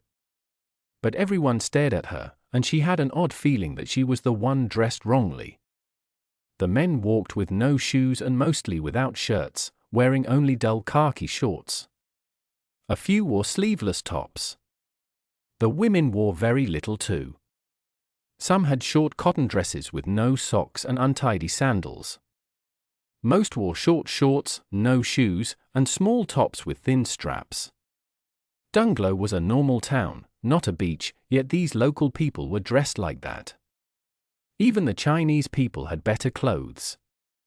There were bicycles everywhere, hundreds of them. A few cars passed, but there were no horses. It was very different from Jilly. The heat felt heavy and thick. A thermometer said 90 degrees, but it felt much hotter, hotter than Jilly at 115 degrees. Meggie felt as if she was walking through wet air. Breathing was hard. Luke, I can't stand it. Can we go back? She said after walking less than a mile. If you want, he said. It's the humidity. It's always high, about 90% most of the time. The temperature stays around 85 to 95 degrees. There isn't much change between seasons. In summer it rains a lot. Summer rain, not winter, she asked. It rains all year, said Luke. Monsoon winds bring heavy rain, and when they stop, other winds carry more. Dunglow gets between 100 and 300 inches of rain every year. Meggie was amazed. Jilly was happy to get 15 inches of rain, but Dunglow got up to 300. Doesn't it get cooler at night? She asked when they reached the hotel. Nights in Jilly were not so hot. Not much, Luke said. You'll get used to it. He opened the door and let her go in first. I'm going to the bar for a beer. I'll be back soon. She looked at him quickly and said, Yes, Luke. Dunglow was near the equator, so night came very fast. One moment it was light, and the next it was dark and warm. When Luke came back, Meggie was in bed with the sheet pulled up to her chin. Smiling, he pulled it off. It's too hot for that, he said. She heard him moving and saw him in the dark. I put your pajamas on the table, she whispered. Pajamas? Not here. It's too hot. Are you wearing a nightie? Yes. Take it off, he said. You don't need it. Meggie took off her thin nightgown, happy that he could not see her well in the dark. Without clothes, it felt cooler in the small wind from the window. She didn't want him near her. The bed moved and she felt his skin touch hers. He pulled her close and kissed her. It was too hot and she did not want to be kissed. It felt very different from before. She could not feel love from him now. He was firm and strong, and she could not move away. She felt frightened and did not understand what he wanted. Then he told her to lie still and open something beside him. It's time, he said sharply. Lie down. Do it right. Meggie was confused and scared. What was happening felt wrong. She tried to do what he asked, though it hurt and felt strange. He was much heavier than her, and her legs shook with pain. She closed her eyes and waited for it to end. Meggie felt frightened and tired. She could sense a strong power around her. Luke tried to be close to her, but she cried out in pain. He told her to be quiet and not to move. He said it would hurt less if she stayed still. She wanted him to stop, but he was too strong. He covered her mouth, and she could not cry anymore. The pain continued for a long time. When he was finished, he lay down beside her, breathing hard. He said it would be better next time, that it always hurts the woman the first time. Meggie wanted to ask why he had not told her before, but she could not speak. She felt empty inside. She understood that he did not see her as a person, only as a thing to use. The next times were just as painful. Luke became angry when she kept resisting and crying. Then he turned away and went to sleep. Meggie cried quietly. She wished she could die or go back to her home at Drogheda. She remembered what Father Ralph had once told her about something private between men and women. Now she understood what he had meant. She thought Luke must enjoy it since he did it again so soon. It did not hurt him at all, and that made her hate him even more. Meggie was sore and weak. She turned onto her side with her back toward Luke and cried. She could not sleep, though Luke slept deeply and quietly. She thought that if being together only meant lying close, she might not have minded him. But when the morning came, it felt cold and empty. She missed the sounds of her home, the animals and birds waking. Luke woke up and kissed her shoulder. Meggie was too tired to care about hiding herself. Luke looked at her and told her to turn over. She turned slowly and looked up at him. I don't like being called Megan, she whispered. Please call me Meggie. I don't like Meggie, Luke said. But if you don't want Megan, I'll call you Meg. He looked at her body with interest and touched her skin. Then he smiled and told her to kiss him, saying it was her turn to show affection. Meggie looked at him, feeling no love at all. She thought he looked strange and harsh, so different from the men she had known before. She obeyed when he ordered her to kiss him. He touched her body again and guided her hand to him. When she realized what he wanted, she begged him to stop, asking him not to do it again. Luke looked at her and sighed. If it hurts that much, he said, we'll do something else. But try to act like you care. He pulled her closer and began touching her gently, the way he had before they were married. Meggie tried to bear what happened. At least it did not hurt too much this time. She thought men were strange. They acted like this was something wonderful, but to her it felt wrong. It was not love. The only reason she allowed it was her hope to have a baby one day. At breakfast in the hotel, Luke spoke while eating. I found you a job, he said. Meggie looked surprised. A job? But we don't even have a home yet. I wanted time to make it nice. Luke shook his head. There's no need to rent a house, Meg. I'm going to cut sugar cane. It's already arranged. The best team in Queensland is led by a man named Orrin Swenson. They are short of one worker, and he said I can try out. I'll live with them in the work camp. We cut cane 6 days a week, from sunrise to sunset. The pay depends on how much I cut. If I do well, I can earn more than £20 a week. Think of that. Meggie frowned. So we won't live together? No, we can't, Luke said. Women are not allowed in the camp. And there's no reason for you to stay alone in a house. You can work too. The money we earn will help us buy our station. But where can I live, Luke?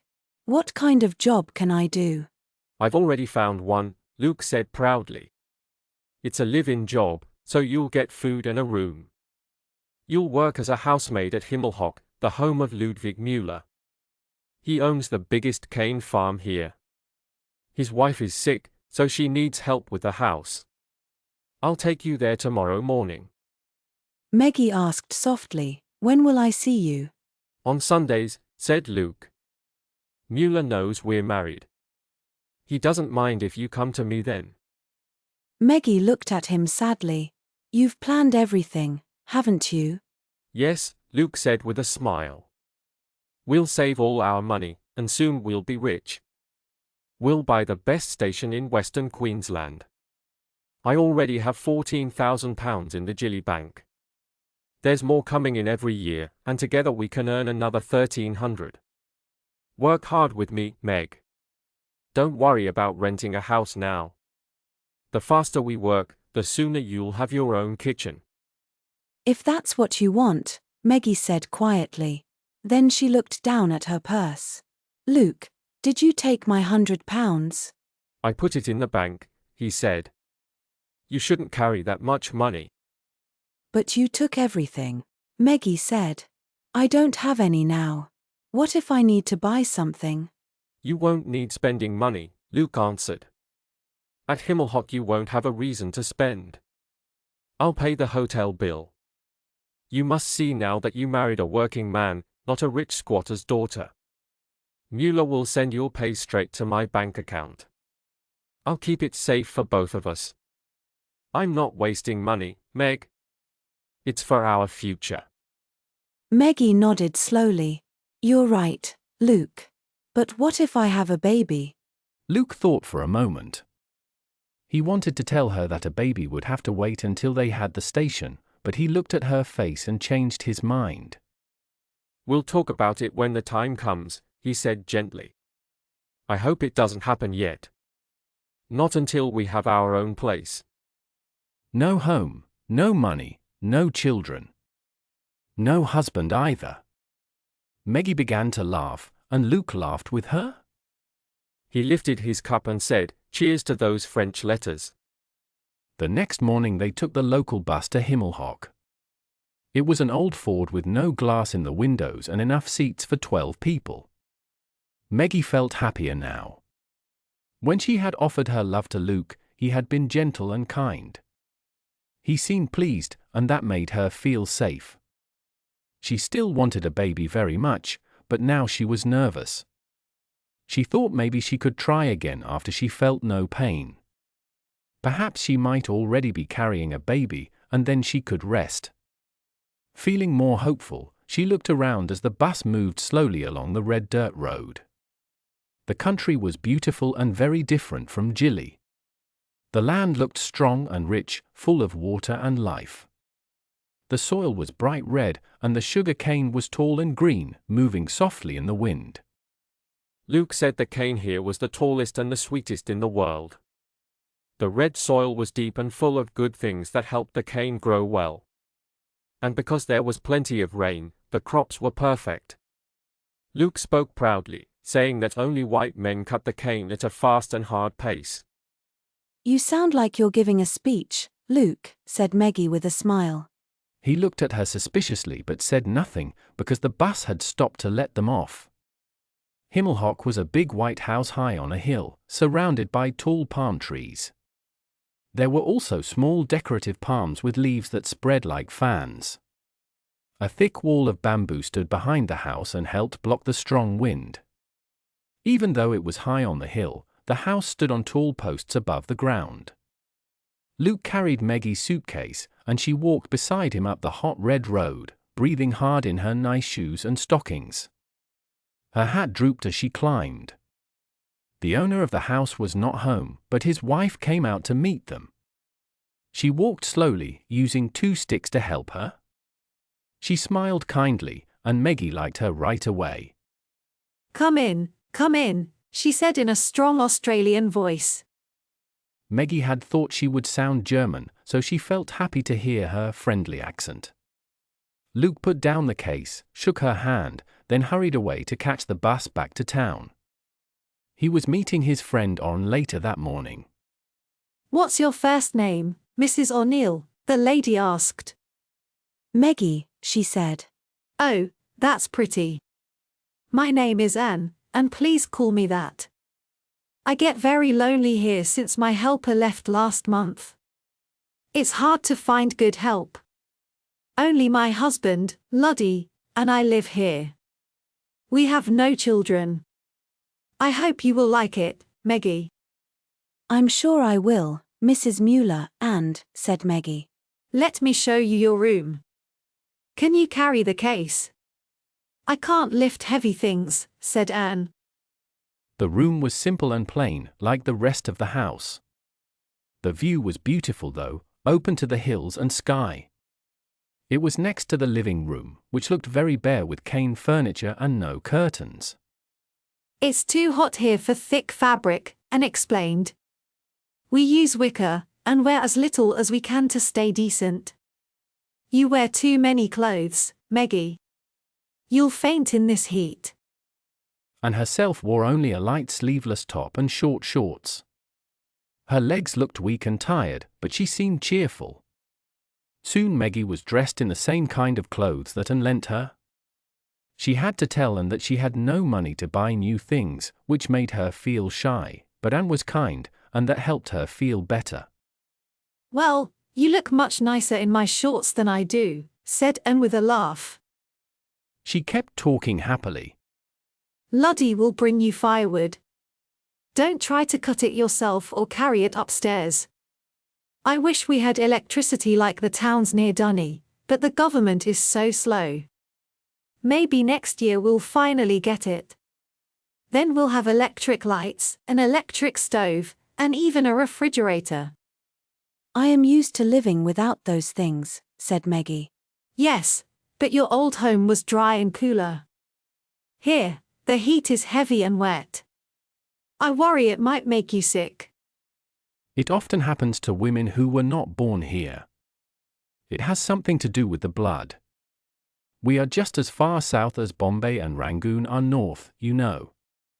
People say it is not a good country unless you come from here. She smiled. It's so nice that you're here already. You and I will have a wonderful time together. Do you like reading? Luddy and I love books very much. Meggie's face brightened. Oh yes. Wonderful. You will be happy here and won't miss your big, handsome husband. Meggie did not reply. Was Luke really handsome? She thought that she would feel fine if she never saw him again. But he was her husband, and the law said she had to live with him. She had agreed to marry him herself, and she could not blame anyone else. Maybe, when his money started to come and the station in Western Queensland became real, they could have time to live together and get to know each other better. Luke was not a bad man. He was not hard to like. But he had lived alone for a long time and did not know how to share his life. He was simple and wanted only one thing. He did not dream without reason. He wanted something real that work and sacrifice might bring him one day. Meggie respected that. She knew he would never spend money on fine things. He meant what he said, it would stay safe in the bank. But he did not seem to understand women. He did not know that women needed different things than men did. Still, life could be worse. He could have made her work for an unkind person. And Mueller was nice, and Meggie was safe on this hill. But it was so far away from Drogheda. She thought this again when they finished walking through the house and stood on the veranda looking at Himmelhoch.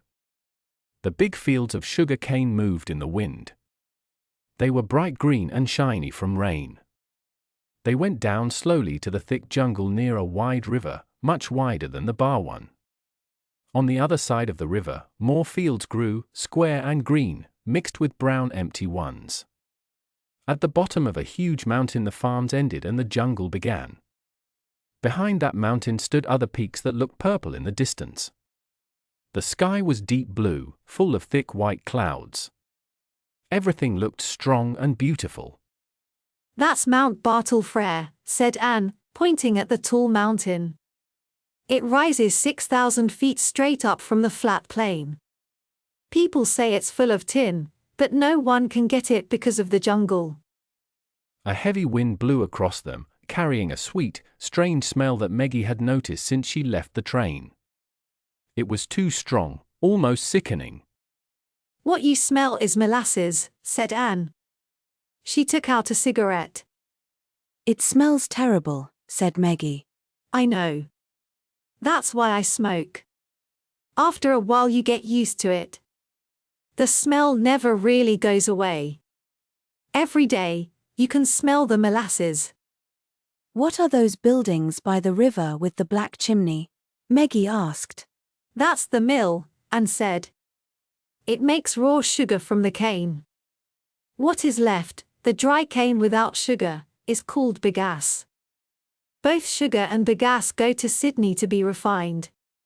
From raw sugar they make molasses, syrup, brown sugar, white sugar, and liquid glucose. The bagasse is used to make boards for buildings. Nothing is wasted. That's why, even now in hard times, people who grow sugar cane can still earn good money. On Swenson was 6 feet 2 inches tall, the same height as Luke, and just as good looking. His skin was dark golden from working under the sun every day, and his short yellow hair curled all over his head. His face looked very much like Luke's, showing how close the two men were in type. Luke wore shorts instead of his usual trousers and shirt. He and Oren climbed into an old, noisy truck and drove to the place near Goondy where the workers were cutting cane. Luke had put his used bicycle and suitcase in the back of the truck. He was excited to start the job. When they arrived, the other men were already working hard and didn't look up. They wore shorts, boots, thick socks, and hats made of canvas. Luke watched them closely. The workers were covered in black dust, and sweat made pink lines down their skin. That's soot from the sugar cane, Aunt said. We burn the cane before cutting it. He picked up 2 knives. He gave one to Luke and kept one for himself. This is a cane knife, Aunt said. You use it to cut the cane. Easy, if you know what you're doing. He smiled and showed Luke how to use it. He made it look simple.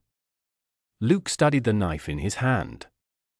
It was not like the one used in the West Indies. This one was wide and shaped like a triangle, with a sharp hook on one end. A machete is too small for the cane here, Aunt explained. This knife works better. Keep it sharp, and good luck. On walked off to his own part of the field.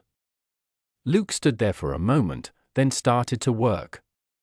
He soon understood why people said this work was so hard.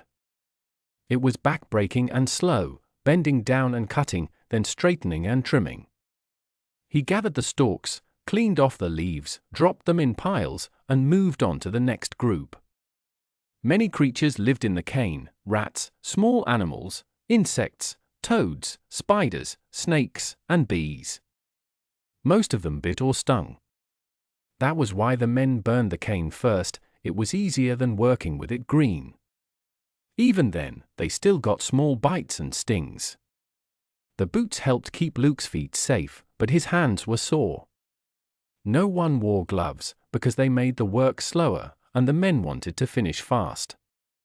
When the sun went down, On called out that it was time to stop. He came over to Luke and smiled. Good job, mate. 5 tons. That's great for your first day. It was a short walk back to the barracks. Night came quickly, and it was dark when they arrived. Before going inside, the men washed together in the outdoor shower. Then, with towels around their waists, they entered the room. The cook for the week had made food for everyone: steak and potatoes, bread, and dessert. The hungry men ate it all quickly. The long room had iron beds along both walls. Tired and sore, the men lay down under clean sheets, pulled down their mosquito nets, and soon fell asleep. On stopped Luke. Show me your hands, he said. He looked at the small cuts and blisters. Put some blue medicine on them first, then this ointment. Rub coconut oil on your hands every night. They will get stronger soon. You have big hands, so if your back stays strong, you'll do well. In a week, the pain won't be so bad. Every part of Luke's body hurt badly. He felt nothing except the strong pain.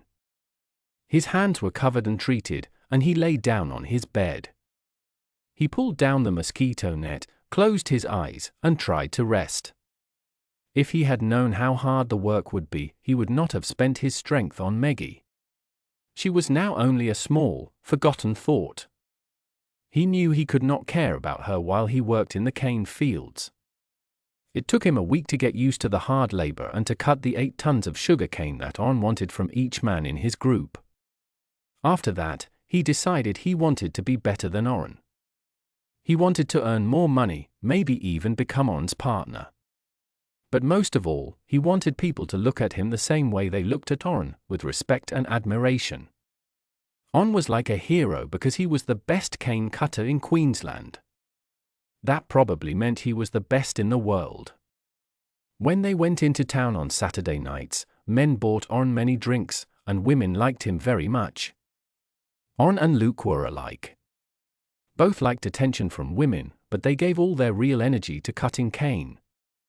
For Luke, this hard work felt both painful and wonderful. Bending and standing again and again seemed like something special. By watching On, Luke learned that doing this work perfectly made him feel proud. He was part of one of the strongest groups of workers in the world. Wherever he went, he could hold his head high. Most men could not last one day in a cane field. He thought even the King of England would respect him if he knew him. Luke looked at his strong arms and hands with the tough skin and small scars. His whole body was brown from the sun. He smiled because he felt like a real man. He asked himself if the king could say the same. Meggie did not see Luke for 4 weeks. Every Sunday she tried to look nice for him. She powdered her nose and wore her best silk dress. She stopped wearing slips and stockings because they made her too hot. She waited for Luke each Sunday, but he did not come. And Lady Mueller watched her lose hope as each Sunday passed. They could see how sad she became. It was not only that she wanted to be with him, she felt that he belonged to her, and she to him. She could not bear to think that he never thought about her while she waited for him. That thought made her angry, upset, and ashamed. She remembered how much she had hated those 2 nights at the Dunny pub, but at least during that time Luke had wanted her. Now she regretted crying out in pain because she believed it made him lose interest in her. Her anger turned into sadness, and then she blamed herself. On the 4th Sunday she did not dress up. She walked around the kitchen barefoot in shorts and a vest, cooking a warm breakfast for Luddy and Anne. She was cracking eggs when she heard someone coming up the back stairs. She turned and saw a big, rough-looking man at the door. It was Luke. He looked hard, almost like stone. He walked in, gave her a quick kiss, and sat down. She added more bacon to the pan. I'm glad you remembered you have a wife, she said. Come out on the veranda and have breakfast with us. Luke, help Meggie carry the food. I'll take the toast. Luddy Mueller had been born in Australia, but he still looked very German, red-faced, square-headed, with light blue eyes. He and Anne liked Meggie very much and were happy to have her around. Luddy was thankful because Anne seemed happier since Meggie came to live with them. How's the cutting, Luke? Luddy asked, putting eggs and bacon on his plate. If I said I liked it, would you believe me? Luke answered. Luke laughed while putting food on his plate. Luddy looked at him carefully and nodded. Yes, he said. You have the right kind of mind and the right kind of body. You think you're better than other men. Luddy had spent his life working in sugar fields, far from universities, but he liked to study people. He read heavy books by famous thinkers like Freud, Jung, Huxley, and Russell. I thought you were never coming to see Meggie, Anne said as she spread ghee on her toast. It was the only butter they could get here, but it was better than nothing. Luke smiled. Orrin and I are working on Sundays for a while. Tomorrow we go to Ingham. So Meggie won't see you very often, Anne said. Meg understands, said Luke. It's only for a few years. We get time off in summer, and Orrin says he can find me work in Sydney then. I might take Meg with me. Why are you working so hard, Luke? Anne asked. I need money to buy land near Kainuna, Luke said. Did Meg tell you? She doesn't talk much about herself. You tell us, Anne replied. They watched Luke's tanned face and bright blue eyes while he spoke. Meggie stayed quiet. Luke talked about the wide land far away, the soft grass, the tall grey birds walking along the dusty road, the kangaroos jumping everywhere, and the hot dry sun.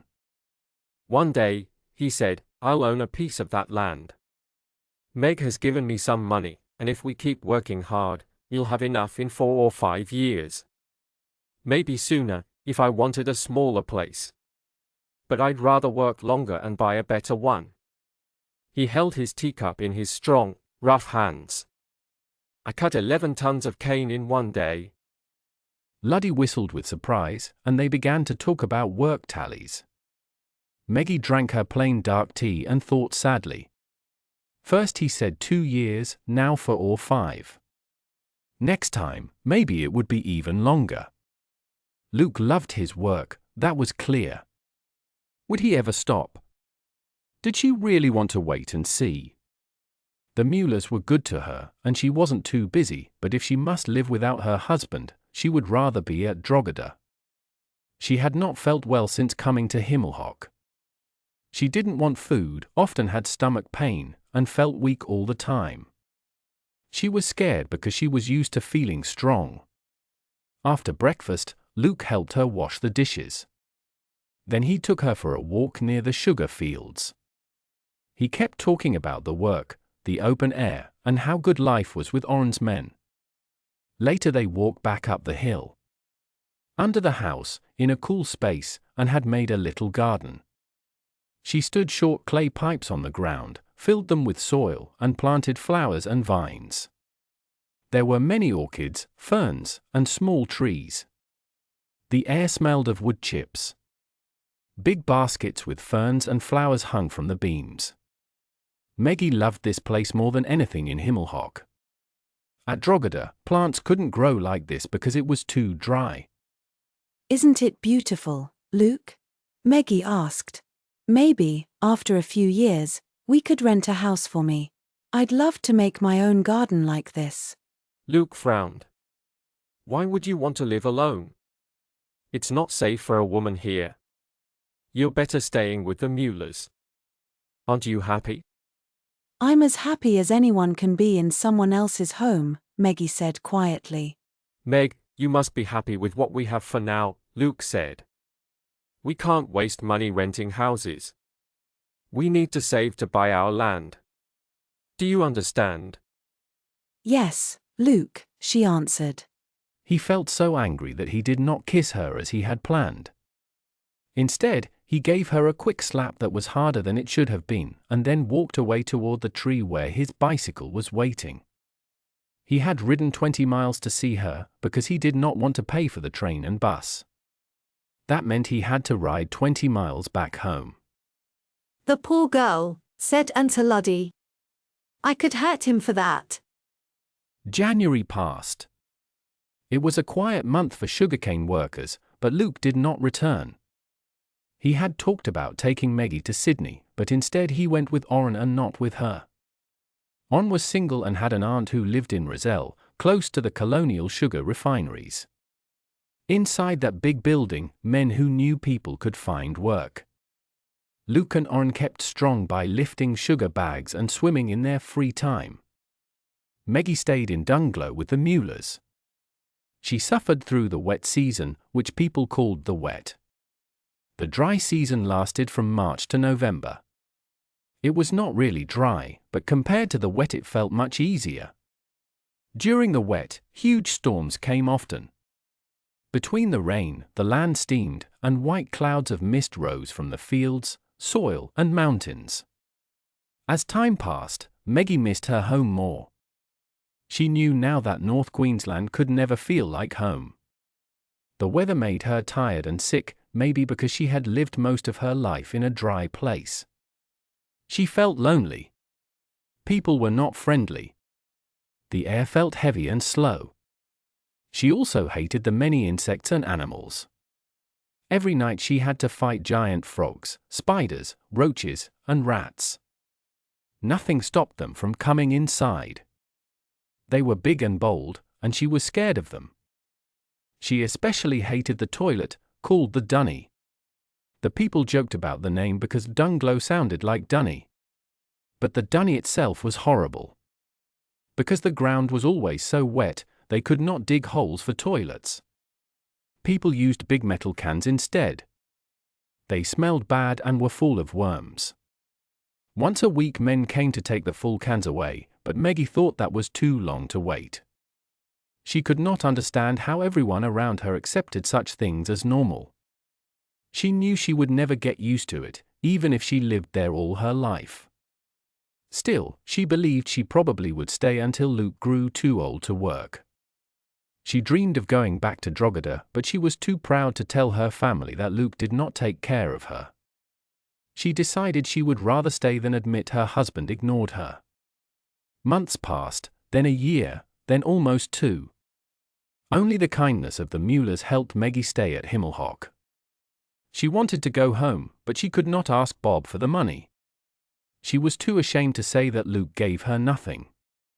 She knew that if she ever told her family, she would leave Luke forever, and she was not ready for that yet. Her upbringing made her stay with him. She believed marriage was sacred. She hoped for a baby one day. She thought Luke had power over her life. Her own nature also held her back. She was proud and stubborn. She even blamed herself. She thought maybe Luke acted coldly because something was wrong with her. In 18 months, she saw Luke only 6 times. She did not know about the idea of men loving men, but she often thought Luke cared more for On than for her. The two men worked together along the coast, moving wherever they could find sugarcane jobs. They seemed to live only for work. When Luke came to visit, he stayed for a short time. He talked with Luddy and walked with Meggie, gave her a light kiss, and then left. Meggie, Luddy, and spent many hours reading. Himmelhock had a large library with many books, far more than Drogheda. Some were serious, and some were bold. Meggie learned much from her reading. One Sunday in June 1936, Luke and Orrin came together looking very happy. They said they wanted to give Meggie a nice surprise. They were going to take her to a ceilidh. In that part of North Queensland, many people like to keep their old country traditions. The Chinese, Italians, Germans, and Scots-Irish were the main groups who lived there. When the Scots had a ceilidh, all the Scots from far away would come. Meggie was amazed when she saw Luke and Orrin. They were wearing kilts. She thought they looked very handsome. The kilts moved when they walked, showing their strong legs under the checked socks and shiny shoes. It was too hot for heavy clothes, so they wore white shirts open at the neck, with the sleeves rolled up. What is a ceilidh? It's a Gaelic word. It means a gathering, or a dance party. Why are you wearing kilts? We can't come in without them, he said. People know us at every ceilidh between Brisbane and Cairns. I can see you go to many of these dances, she said. Otherwise, Luke would never spend money on a kilt. Right, On? A man's got to have some relaxation, said Luke, trying to sound sure of himself. A man's got to have some relaxation, said Luke, trying to sound sure of himself. The party was in an old wooden shed down near the mangrove trees by the Dunglow River. The place smelled badly. Meggie felt tired of it and wished the air were clean. There were so many strange smells here, molasses, mildew, dead animals, and the mangroves, all mixed together. Every man coming to the party wore a colourful kilt. When Meggie saw them, she felt plain next to them.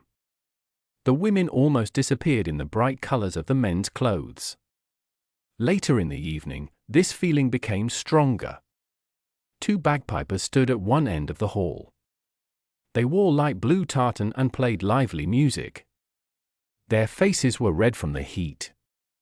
Some couples danced, but most people gathered around a few men who were giving everyone glasses of whiskey. Meggie was pushed into a corner with other women. She did not mind.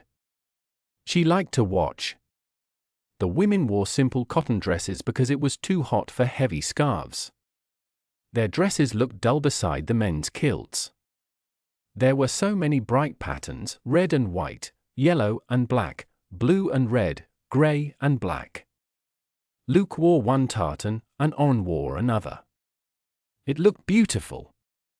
Luke and Orrin clearly knew many people. Everyone liked them. Meggie wondered how often they came here without her, and why they brought her now. She leaned against the wall and sighed. Other women looked at her hand where her wedding ring shone. They admired the 2 men and looked at her with envy. Meggie thought sadly that Luke, her husband, had seen her only a few times in many months and never cared to be close to her. He and Orrin looked proud and pleased with themselves. She thought they loved the way they looked more than they loved anyone. At midnight the women stood by the walls while the serious dancing began. The pipers played loudly, and the sound filled the hall. Meggie knew she would always remember this night. Every time she heard bagpipes, she would think of this place. Some men placed crossed swords on the floor and danced carefully between them, moving their hands gracefully. Then a loud cry broke through the music. The tune changed, and all the men joined in the dance. Their kilts moved as they turned and jumped. They danced hard, feet hitting the floor and echoing under the roof. They shouted happily while the women stood and watched. The party ended at about 4 in the morning.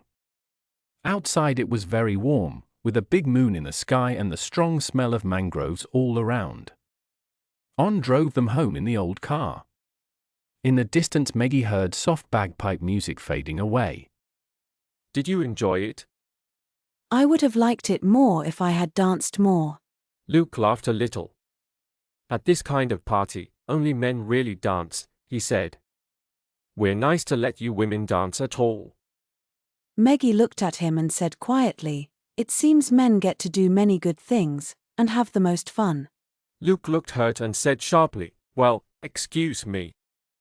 Here I was thinking you might want something different, that's why I brought you. I didn't have to, you know. If you can't be thankful, I won't bring you again." "You don't plan to bring me again anyway," Meggie said. "It's not right for me to be part of your life. I learned a lot today, but not what you wanted me to learn. You can't trick me anymore, Luke. I'm tired of you, of this life, of everything." Be quiet, he said quickly. Other people might hear. "Then be with me alone," she said angrily. "When can I ever see you alone for more than a few minutes?" Anne stopped the car at the bottom of the hill and smiled kindly at Luke. "Go on, friend," he said. "Walk her up. I'll wait here.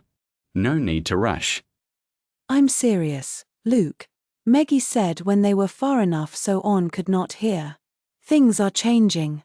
You said you would love me and take care of me. You lied. I want to go home to Drogheda." Luke thought about her money and what would happen if her payments stopped coming to him. "Meggie, please," he said sadly. "It won't always be like this. I promise. This summer I'll take you to Sydney. Oren's aunt has a small flat there. We can stay for 3 months and enjoy ourselves. Give me 1 more year working in the cane fields, then we'll buy our own place." The moon brightened his face. He looked honest and sorry, and his face reminded her of Ralph de Bricassart. Meggie felt softer toward him because she still wanted to have his children. "All right," she said. "1 more year. But don't forget your promise about Sydney, Luke." Every month Meggie wrote a polite letter to Fee, Bob, and her brothers. She described North Queensland and tried to sound cheerful. She never told them about her problems with Luke. She was proud and didn't want anyone to worry. At Drogheda they thought she was staying with friends of Luke because he travelled often. Her letters spoke warmly of the couple she lived with, so no one suspected she was unhappy. Only that they missed her because she never came home. She couldn't tell them she had no money for a visit or that her marriage made her sad. Sometimes she added a question about Bishop Ralph. Once in a while, Bob shared a few things Fee had said about him. Then came one long letter about the bishop. "He came here suddenly," Bob wrote, "and seemed really upset. He was shocked that you weren't here. He was angry we didn't tell him about your marriage, but when Mum said you didn't want him to know, he stopped asking. He looked like he missed you more than anyone else. I guess that's normal because you spent the most time with him. He walked around like he expected you to appear anytime. We didn't have any wedding pictures to show him, and he thought that was strange. He asked if you had any children, and I said I didn't think so. You don't, do you, Meggie? It's been almost 2 years, right? Time goes fast. I think he would be happy if you had a baby. I wanted to give him your address, but he said no. He's going to Athens, in Greece, with the Archbishop. They are flying there by plane. Once he learned you weren't at Drogheda, he didn't stay long. He rode around a little, said Mass each day, and left after 6 days." Meggie put the letter down. So he knew now, Ralph knew everything. How did he feel? Was he hurt? Why had he let this happen? It didn't make anything better. She didn't love Luke and never would. He was only someone who might give her children that looked like the ones she had once imagined with Ralph de Bricassart. She felt sad and lost. Her life had become so confused. Archbishop de Bricassart chose to stay in a simple city hotel instead of the nice rooms offered to him by the Athens Orthodox Church. He had come on an important mission. The Vatican wanted to talk with the Greek Orthodox leaders about many old matters. The Vatican felt closer to the Greek and Russian Orthodox churches than to the Protestants, because the Orthodox churches had kept an unbroken line of bishops since St. Peter. The Archbishop knew this visit was a test for him. If he did well, he might receive a better position in Rome later. His skill in languages had helped him greatly. He spoke Greek very well, and that was the reason he was chosen. He had been brought all the way from Australia, and he came with Bishop Ralph de Bricassart. The Archbishop trusted Ralph completely and liked him very much. He thought Ralph was like Cardinal Mazarin, a man he respected highly. Ralph was everything the church wanted. His ideas were traditional, his behavior good, his mind quick, and his face calm and unreadable. He always knew how to make people feel pleased, even if he did not agree with them. He was not flattering, but very diplomatic. The Archbishop was sure Ralph would become well known in the Vatican, and he wanted to keep close to him. The weather in Athens was very warm, but Ralph preferred this dry air to the moisture of Sydney. He walked quickly, wearing his usual clothes and religious robe, up the rocky hill to the Acropolis. He passed through old buildings and climbed toward the Parthenon, stopping near the wall. The wind moved his dark hair, now turning a little grey. From that place, he looked at the white city, the faraway green hills, and the shining blue sea. Below him he saw the Plaza with its small cafes and lively people. Not far away stood an ancient theatre and many old ruins, Roman columns, Crusader towers, and Venetian castles. But there were no signs of Turkish history. Ralph found the Greek people amazing. They hated the rulers who had controlled them for 700 years so much that, when they were free, they destroyed all mosques and towers from that time. The country was very old and full of history. His own Norman ancestors had been wild tribes when Pericles built marble temples on the hill, and Rome had only been a poor village. Now, being far from Australia, Ralph could think about Meggie without crying. Still, his eyes filled for a moment before he calmed himself. He could not blame her, he had told her to marry someone else. He understood why she never told him about the wedding. She didn't want him to meet her husband or be part of her new life. Ralph had believed she would live near Drogheda or at least in Gillingbone, where she would be safe. But he now saw that she wanted to leave everything behind. Her brother Bob had said Meggie and her husband Luke O'Neill were saving money to buy a farm in western Queensland. When Ralph heard that, he knew Meggie would never return. To him, it was as if she had died. "Are you happy, Meggie? Is Luke kind to you? Do you love him?" He wondered what kind of man Luke was, what she had seen in him that made her choose him instead of others. Why this simple stockman? Had she done it to hurt him, to make him feel pain? But then he asked himself another hard question: why did she have no children? Luke moved around so much and left her to stay with friends. No wonder she had no baby, he was never home long enough. Ralph's heart ached as he thought, Meggie, why? Why did you marry Luke O'Neill? Turning, he walked down from the Acropolis and entered the lively streets of Athens. He stopped for a while in the markets near Evripida Street. He liked watching the people, smelling the baskets of squid and fish in the warm sun, and seeing vegetables and shiny shoes hanging together.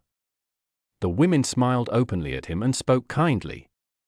Their easy admiration surprised him because the women in his own country were not like that. At first, it might have made him feel shy, but he understood they simply thought he was very handsome, and he accepted it politely. His hotel was in Ammonia Square and was large and expensive. Archbishop de Bricassart was sitting by the balcony, thinking quietly. When Bishop Ralph entered, the Archbishop turned and smiled. "In good time, Ralph. I would like to pray." Ralph looked at him with some worry. "I thought everything was finished, Your Grace. Is something wrong?" "Not at all," said the Archbishop. I received a letter from Cardinal Monteverdi today about the wishes of the Holy Father. Ralph felt his shoulders grow tense. Please tell me. As the meetings are finished, I must go to Rome, the Archbishop said. There, I will be made a cardinal and continue my work under the direction of the Holy Father. And me? Ralph asked. You will become Archbishop de Bricassart and return to Australia as papal legate, said the Archbishop. Ralph felt his face grow hot. To receive such an honor was amazing. A man from outside Italy rarely received this position. He could hardly believe it. Of course, the Archbishop continued. You will first stay in Rome for about 6 months to learn and train. I will be there with you and introduce you to my friends. I want them to know you well, because one day I shall ask you to come help me in the Vatican. Your Grace, I cannot thank you enough, Ralph said.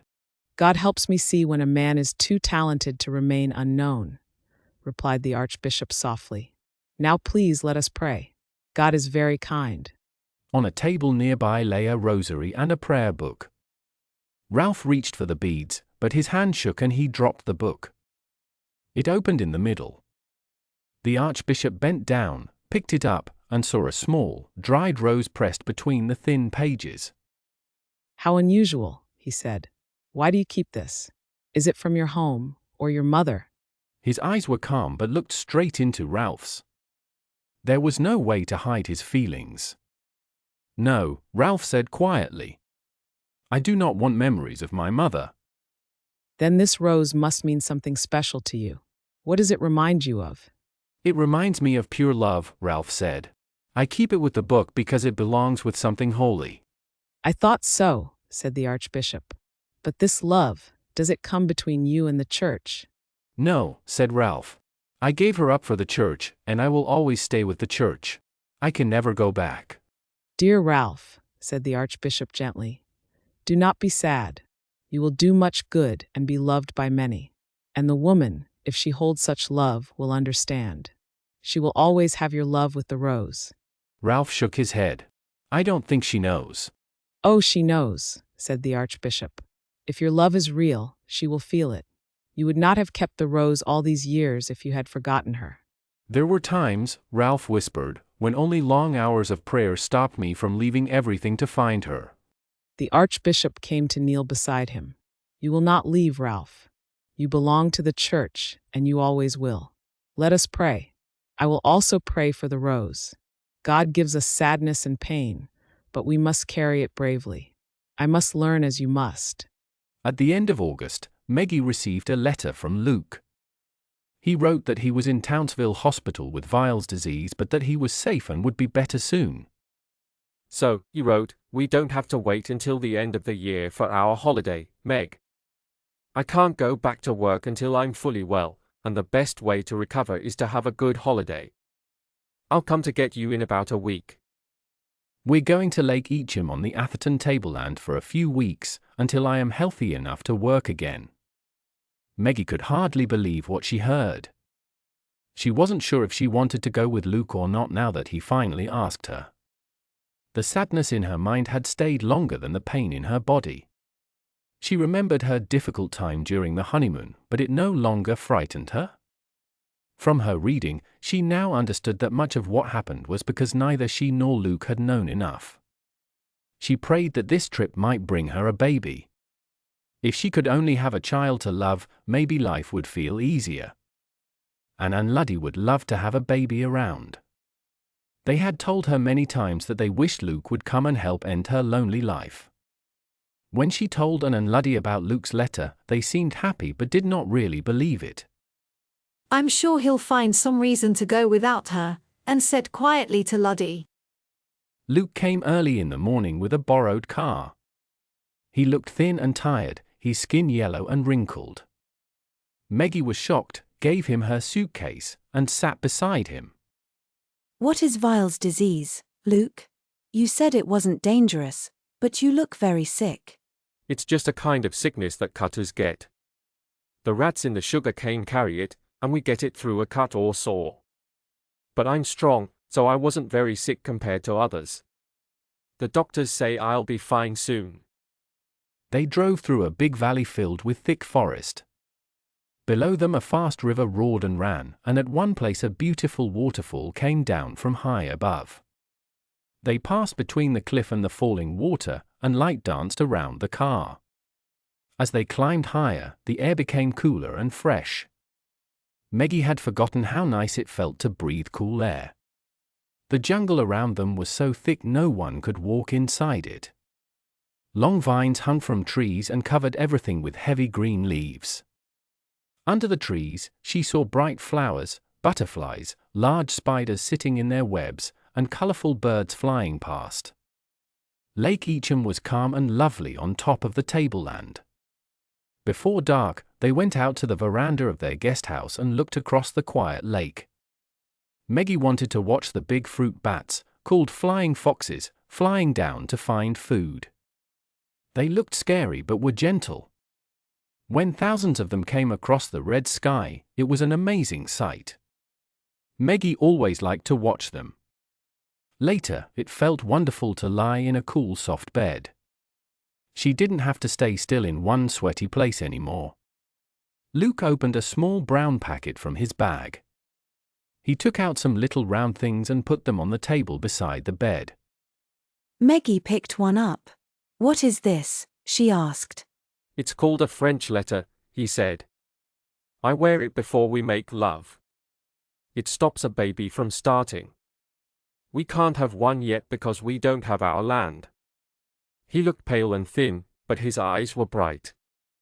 He held her hand and smiled. We're close now, Meg. Just another £5,000, and we can buy our own land. "Then you have enough," she said calmly. "I can write to Bishop de Bricassart and ask him for a loan. He won't ask for interest." You will not. Luke said sharply. Where is your pride? We'll earn it ourselves. I've never owed anyone anything, and I never will. Meggie barely listened. She felt hot with anger. How dared he lie to her and stop her from having a child? How could he trick her into believing he really planned to be a farmer? She knew now he wanted to stay working with the sugar cane. Hiding her anger, she looked again at the little rubber thing in her hand. "Tell me how this French letter works," she said. "How does it stop a baby?" He stood behind her, and when their bodies touched, she shook. He thought she was excited, but she knew it was because she felt unhappy. "Don't you know anything, Meg?" he asked. "No," she said, pretending. She really didn't know much, especially about the thing he called a French letter. She had never seen or heard about it before. He touched her chest softly. Listen, he said. When a man finishes, he makes a kind of liquid. If I am inside you without protection, that liquid stays in you. If it happens many times, it can make a baby. Now she understood. He wore something like a thin cover, and it stopped her from having a baby. She felt tricked. He turned off the light and pulled her onto the bed.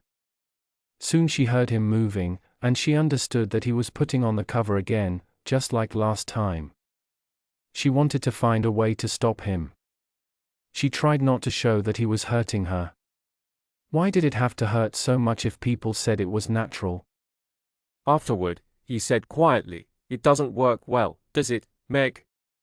You are so small that it hurts you even now. I won't do that again. Can I finish on your chest instead?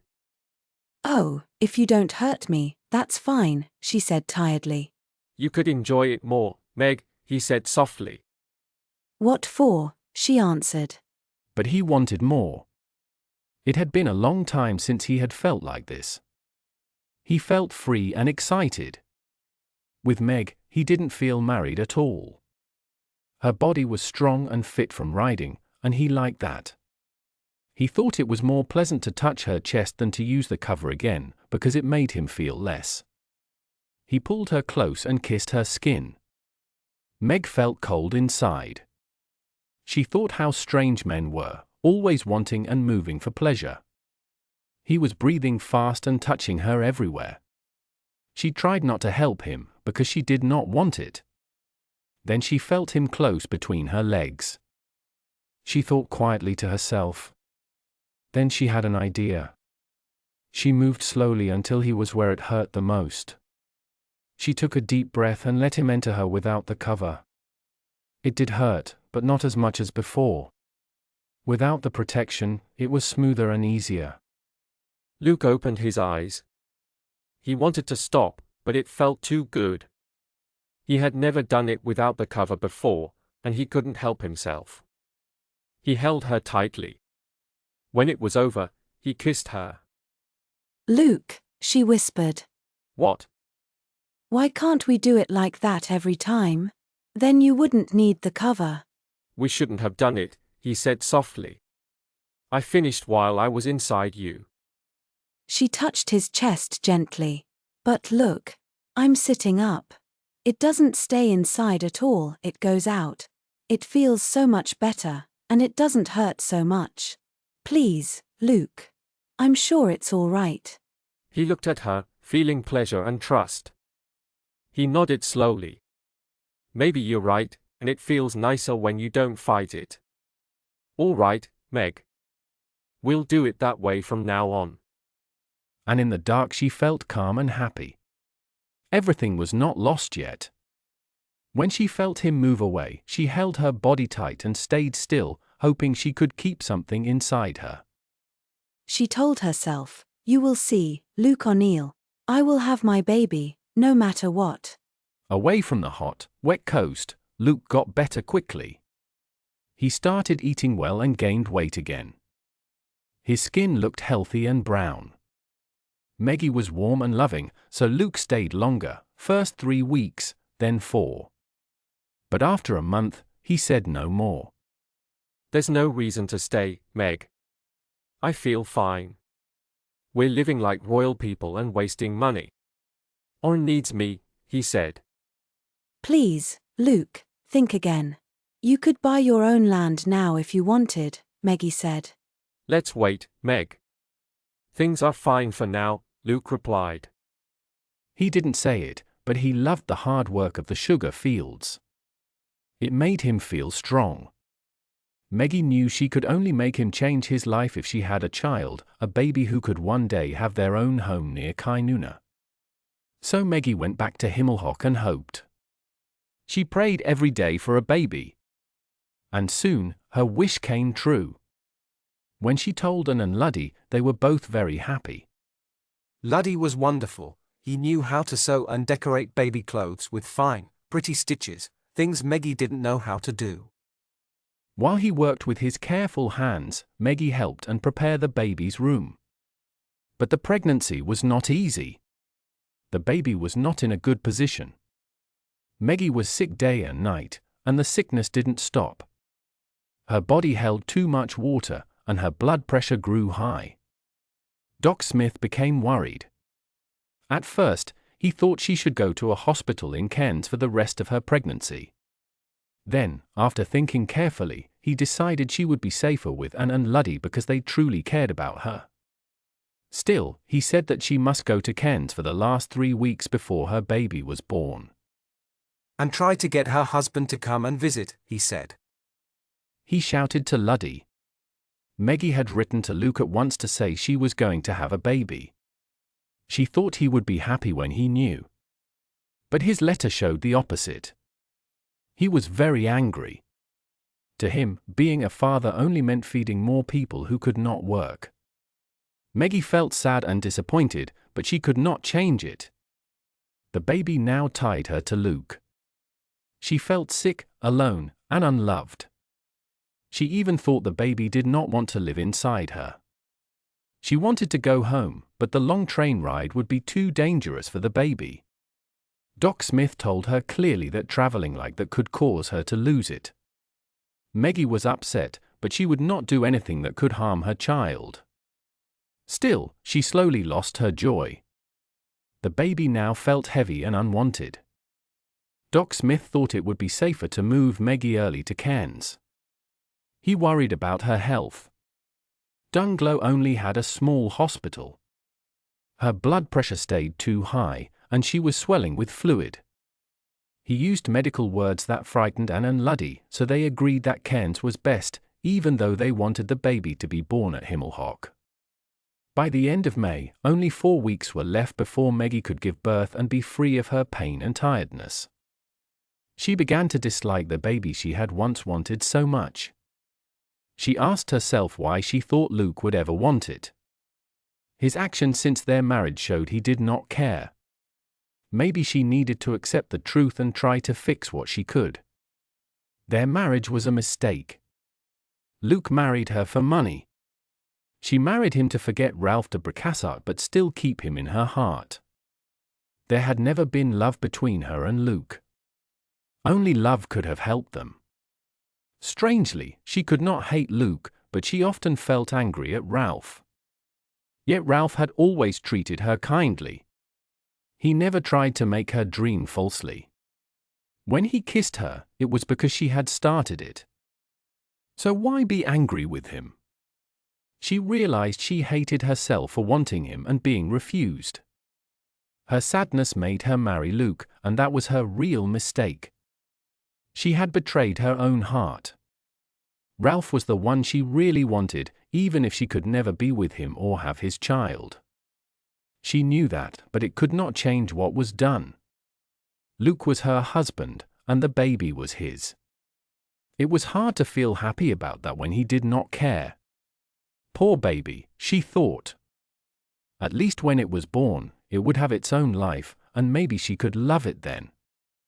But she wished deeply that it could have been Ralph's child. That would never happen.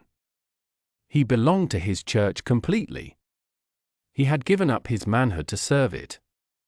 She thought sadly that one day there would be no more men like him because they would see that such sacrifice was too hard and had no meaning. Suddenly, Meggie stood up and walked slowly into the living room. Anne was reading a banned book called *Red Heap* and seemed to enjoy it. And Meggie said, "I think you're going to get your wish." Anne looked up, not understanding. "What do you mean, dear?" "Call Doc Smith. I'm going to have the baby now." "Oh, my goodness. Go lie down, use our bedroom." Doc Smith drove fast from Dunglow in his old car. The midwife sat in the back, and he carried all the tools he could take from his small hospital. He knew it was useless to take the patient there, he could help her just as well at Himmelhock. Still, he wished she could be in Cairns. When he ran up the steps with the midwife, he asked, "Did you tell her husband?" "I sent a telegram," said Anne. "She's in my room. You'll have more space there." And followed them slowly. Meggie lay on the bed with wide eyes. She did not cry, but sometimes her hands and body moved in pain. She turned to smile at Anne, and Anne saw how frightened she was. "I'm glad I didn't go to Cairns," Meggie said. "My mother had her babies at home too. Daddy said she had a bad time with Hat, but she lived. I'll live too. We Cleary women are strong." Hours later, the doctor came to the veranda where Anne waited.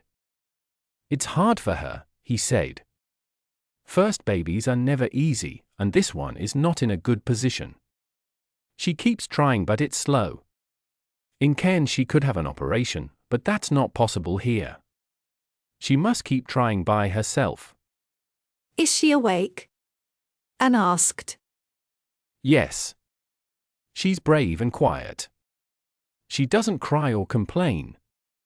Good women often have the hardest time. She keeps asking if Ralph is here, and I tell her the river is flooded and he can't come. I thought her husband was Luke." "He is," said Anne. "Then maybe that's why she wants Ralph. Luke isn't much comfort, is he?" "Luke is no good," Anne replied. She leaned on the railing and looked out. A taxi was coming up the road toward Himmelhock. She looked hard and saw a dark-haired man inside. Her heart jumped with relief. "I think Luke has finally remembered his wife," she cried. "I'll go back to her," said the doctor. "You talk to him. I won't tell her yet, in case it's not him. If it is, give him tea first." He may need it. The taxi stopped. To Anne's surprise, the driver opened the door for his passenger. "Himmelhoch, Your Grace," he said and bowed. A tall man in a long black robe stepped out. Around his waist was a purple sash. For a moment Anne thought it was Luke playing a trick. But then she saw he was older and much more handsome. Her eyes went wide. He was an archbishop. What could a Catholic archbishop want here? "Mrs. Mueller?" he asked kindly. His blue eyes looked sad, as if he had seen too much pain. Yes, I'm Anne Mueller. "I'm Archbishop Ralph de Bricassart," he said. "I hear that Mrs. Luke O'Neill is staying here." Yes, Your Grace, she answered. Ralph. Could this be the Ralph Meggie was asking for?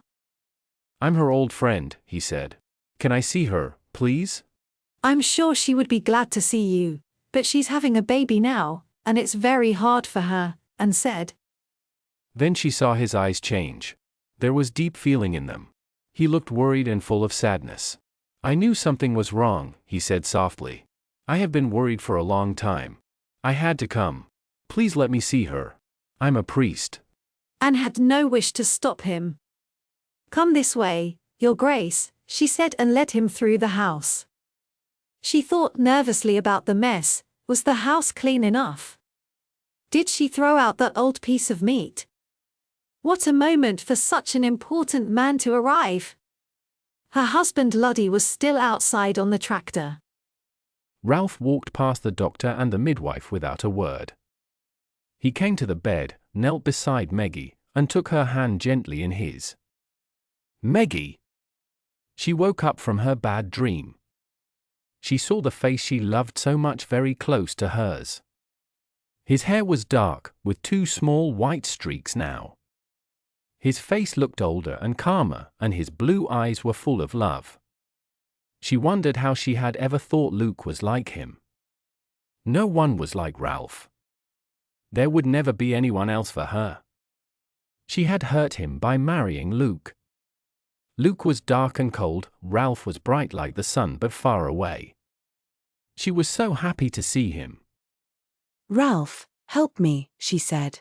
He kissed her hand deeply and then held it against his face. "Always, my Meggie. You know that," he answered.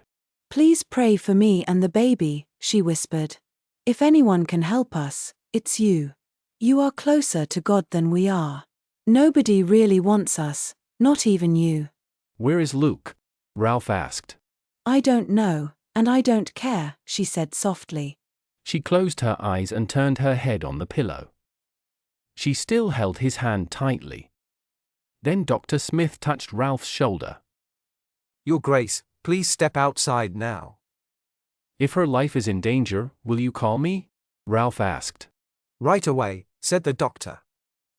Luddy came in from the field, worried because he couldn't find anyone and was afraid to go into the bedroom. "Anne, is she all right?" he asked when his wife came out with the Archbishop. She's still fighting, Anne said. The doctor won't promise anything, but he seems hopeful. "Luddy, we have a visitor. This is Archbishop Ralph de Bricassart, a good friend of Meggie's." Luddy quickly bent down and kissed the ring on Ralph's hand. "Please sit down, Your Grace. You can talk to Anne. I'll make some tea." "So you are Ralph," Anne said. She leaned her walking sticks against the small bamboo table while Ralph sat across from her. His long black robe fell around him, and his boots shone. He crossed one leg over the other, which looked strange for a man, but he was still very strong and handsome. He looked about 40 years old. She thought what a shame it was that such a fine man was a priest. "Yes, I'm Ralph," he said. Meggie kept calling for someone called Ralph since her labor began, and went on. "I was confused. She never talked about you before." "She wouldn't," Ralph said quietly. "How do you know her, Your Grace? Have you known her long?" Anne asked. Ralph smiled sadly and put his thin, lovely hands together. "I've known Meggie since she was 10 years old, when she came from New Zealand. I've known her in good times and bad, in happiness and sadness, through many things. She reminds me that I am human. You love her. Anne said in surprise. Always, he answered. It's sad for both of you. I had hoped it would hurt only me, he said softly. Tell me about her life since she married Luke. It's been many years, and I have worried about her. I will, Anne said. But first, tell us about her life before she came here. We know almost nothing, except that she used to live near Gillingbone. We care for her deeply, but she never says much. I think she is proud. Luddy brought in a tray with tea and food. They all sat at the table while Ralph told them about Meggie's life before her marriage. And listened with wide eyes. I would never have guessed. To think Luke took her away from all that and made her work as a housemaid. And he even made her put her wages in his bank. Poor thing, she never has money for herself. I gave her a little extra at Christmas, but she spent it in one day because she needed so many things. She wouldn't take any more from us. Don't feel sorry for Meggie, Ralph said firmly. She doesn't feel sorry for herself. She knows what money can and can't give her. What hurts her most is Luke's coldness, not the lack of money. My poor Meggie. And Luddy told more about Meggie's life, while Ralph sat quietly. He looked out the window at a large palm tree, his hands still together. His face didn't change. His eyes stayed calm and distant. He had learned much while serving Cardinal di Contini Vercis. When their story ended, he sighed and looked back at them kindly. Well, it seems we must help her, since Luke will not. If Luke truly doesn't want her, she'd be better off back on Drogheda. I know you don't want to lose her, but for her sake try to persuade her to go home. I shall send you a check from Sydney for her, so she won't have the embarrassment of asking her brother for money. Then when she gets home she can tell them what she likes.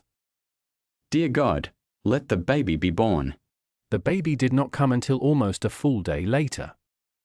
Meggie suffered badly and was very weak and tired. Doc Smith gave her medicine to make the pain easier. She seemed to be lost in confused dreams full of terrible feelings. Sometimes she saw Ralph's face for a short moment before the pain returned.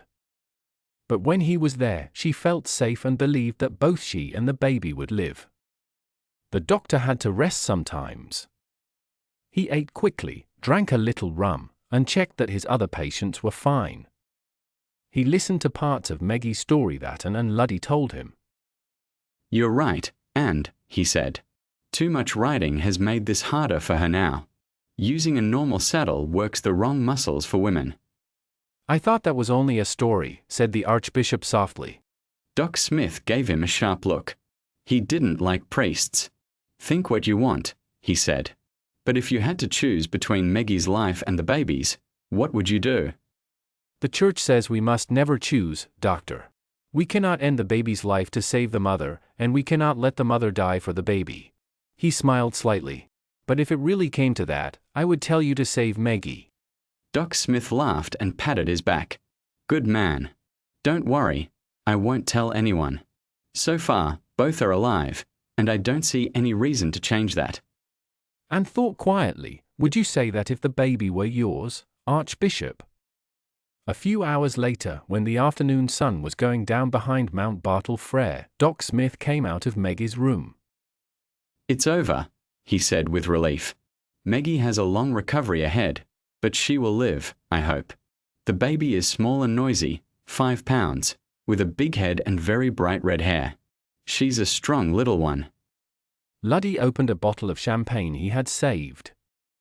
The 5 of them, the priest, doctor, midwife, farmer, and Anne, raised their glasses and wished good health to Meggie and her crying baby. It was June 1st, the start of winter in Australia. A nurse came to stay with Meggie until she was safe. The doctor and midwife left. Anne, Luddy, and the Archbishop went into Meggie's room. She looked very weak and tiny in the big bed. Ralph felt deep pain seeing her like that. He thought, Meggie, my poor Meggie. I love you, but I cannot give you what Luke could. The small baby lay in a basket by the wall, crying loudly while they looked at her. At last, the nurse carried her and the basket to another room made ready for her. Her lungs are strong, the nurse said. Archbishop Ralph smiled and sat on the bed beside Meggie. He took her thin hand in his. She doesn't seem happy about life, Meggie said, smiling a little. He looked older now, still healthy, but older. She turned to Anne and Luddy and reached out her other hand. My dear friends, thank you. I don't know what I would have done without you. Has Luke sent word? I got a telegram. He said he was too busy to come but wished you good luck. That was kind of him, Meggie said quietly. And kissed her cheek. We'll leave you to speak with the Archbishop, dear. You two have much to talk about. She leaned on Luddy and signaled the nurse to follow, who was still staring at the priest in surprise. Come on, Nettie, have some tea with us. His Grace will tell you if Meggie needs you. When the door closed, they were alone. He asked gently, "What will you name your noisy little girl?" Justine, she said. That's a nice name. Why did you choose it? I read it somewhere and liked it. Don't you want her, Meggie? Her face looked tired and her eyes were large and soft. There was no anger, but also no love.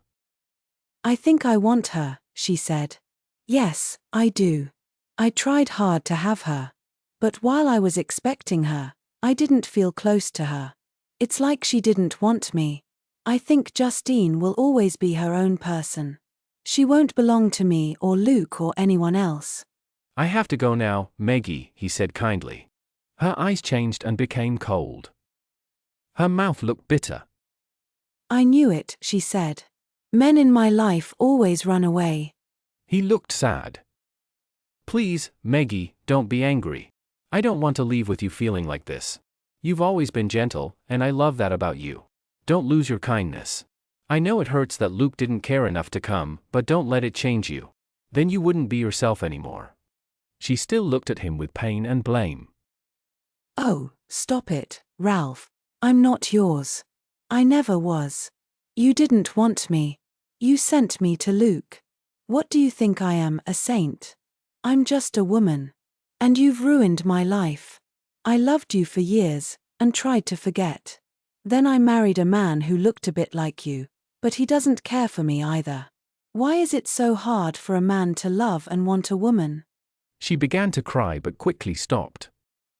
Fine lines of sadness showed on her face. Luke isn't bad, she said softly. He's just a man. All men are the same.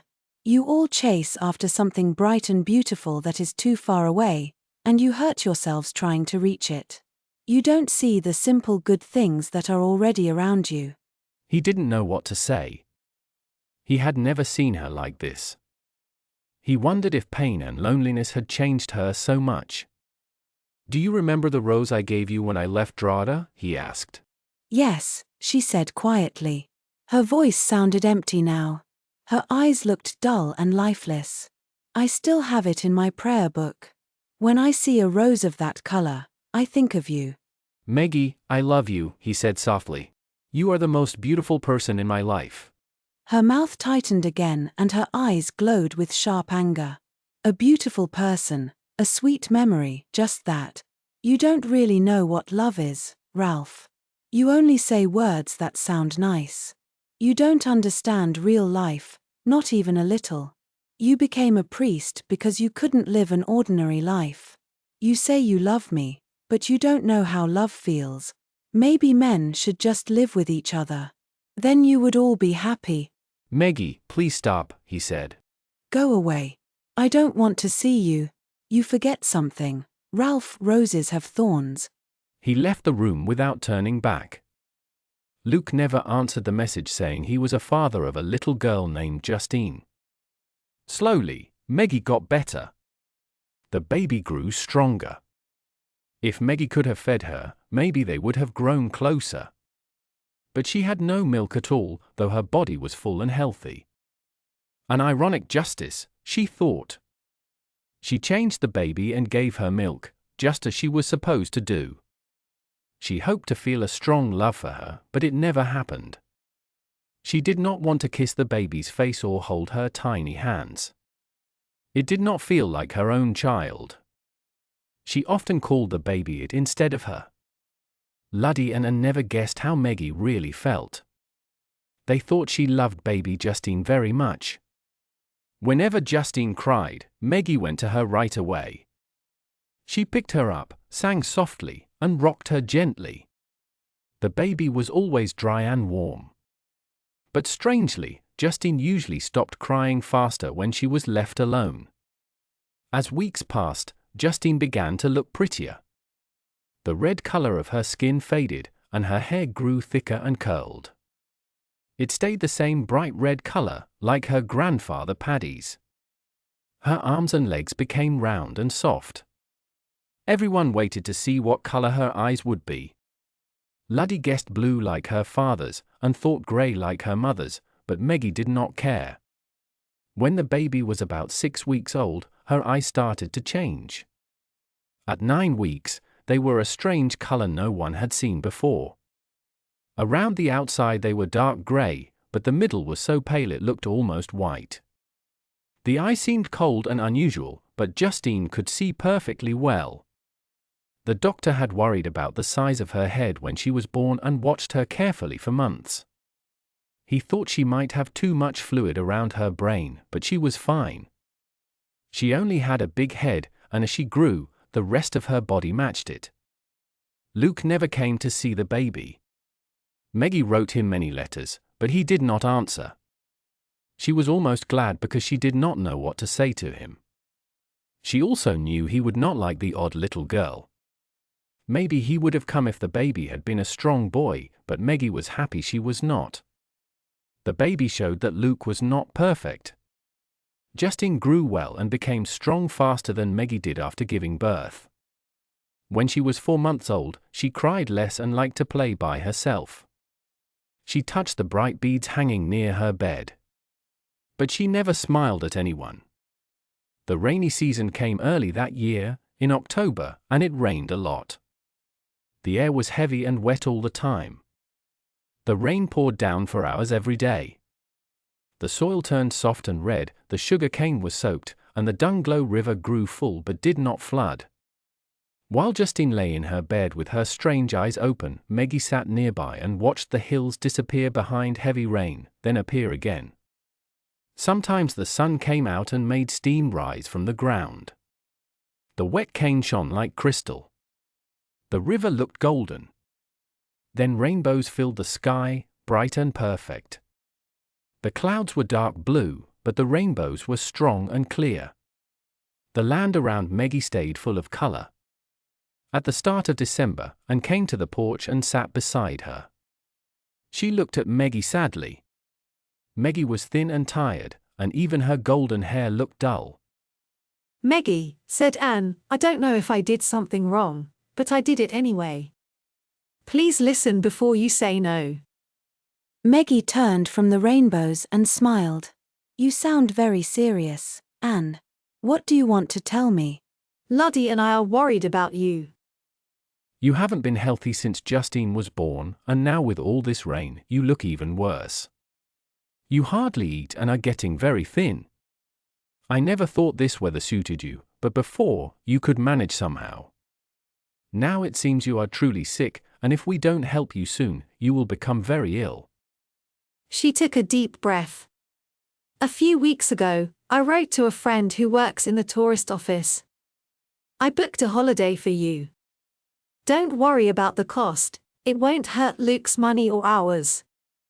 The Archbishop sent us a big check for you, and your brother sent another one for you and the baby. I think he wanted you to go home for a while. After we talked, Luddy and I agreed that the best thing we can do is spend some of it on a holiday for you. We don't think going back to Drogheda is right. What you really need is time alone to think. No Justine, no us, no Luke, no Drogheda. You've never been alone, Meggie, and now you should be. So we rented a small house for you on Matlock Island. You'll stay there from the start of January until the start of March. Luddy and I will care for Justine. You know she'll be safe. If anything worries us, we'll tell you at once. The island has a phone, so it would be easy to call you back. The sunlight and rainbows were gone. Clouds came again, bringing more rain. And, if it weren't for you and Luddy these past 3 years, I think I would have lost my mind. You know that.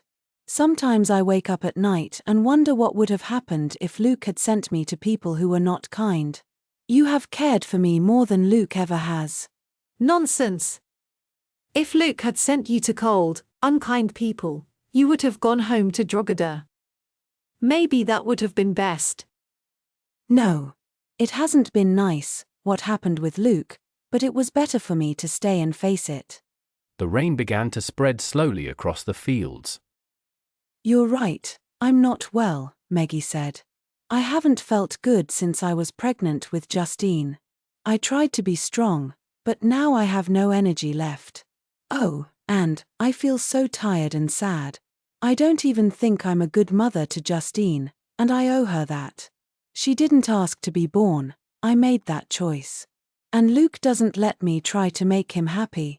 He won't live with me or let me make a home for him. He doesn't want us to have children. I don't love him as a wife should love her husband. Maybe he felt that from the start. If I had loved him, maybe he would have acted differently. So how can I blame him? I think it's all my fault. It's the Archbishop you love, isn't it?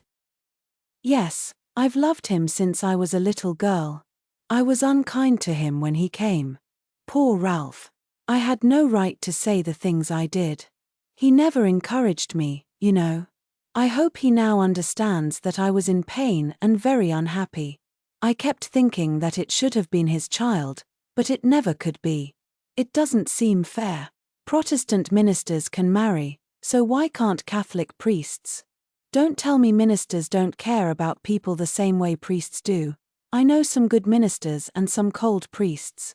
But because priests cannot marry, I had to leave Ralph and live with another man and have another man's baby. Do you know something, Anne? I think that is as wrong as if Ralph had broken his promise to the church. I hate that the church says my love for Ralph is wrong. Go away for a while, Meggie. Rest, eat, sleep, and stop worrying. When you come back, maybe you can help Luke see that buying that station is better than just talking about it. I know you don't love him, but if he gave you a real chance, maybe you could be happy.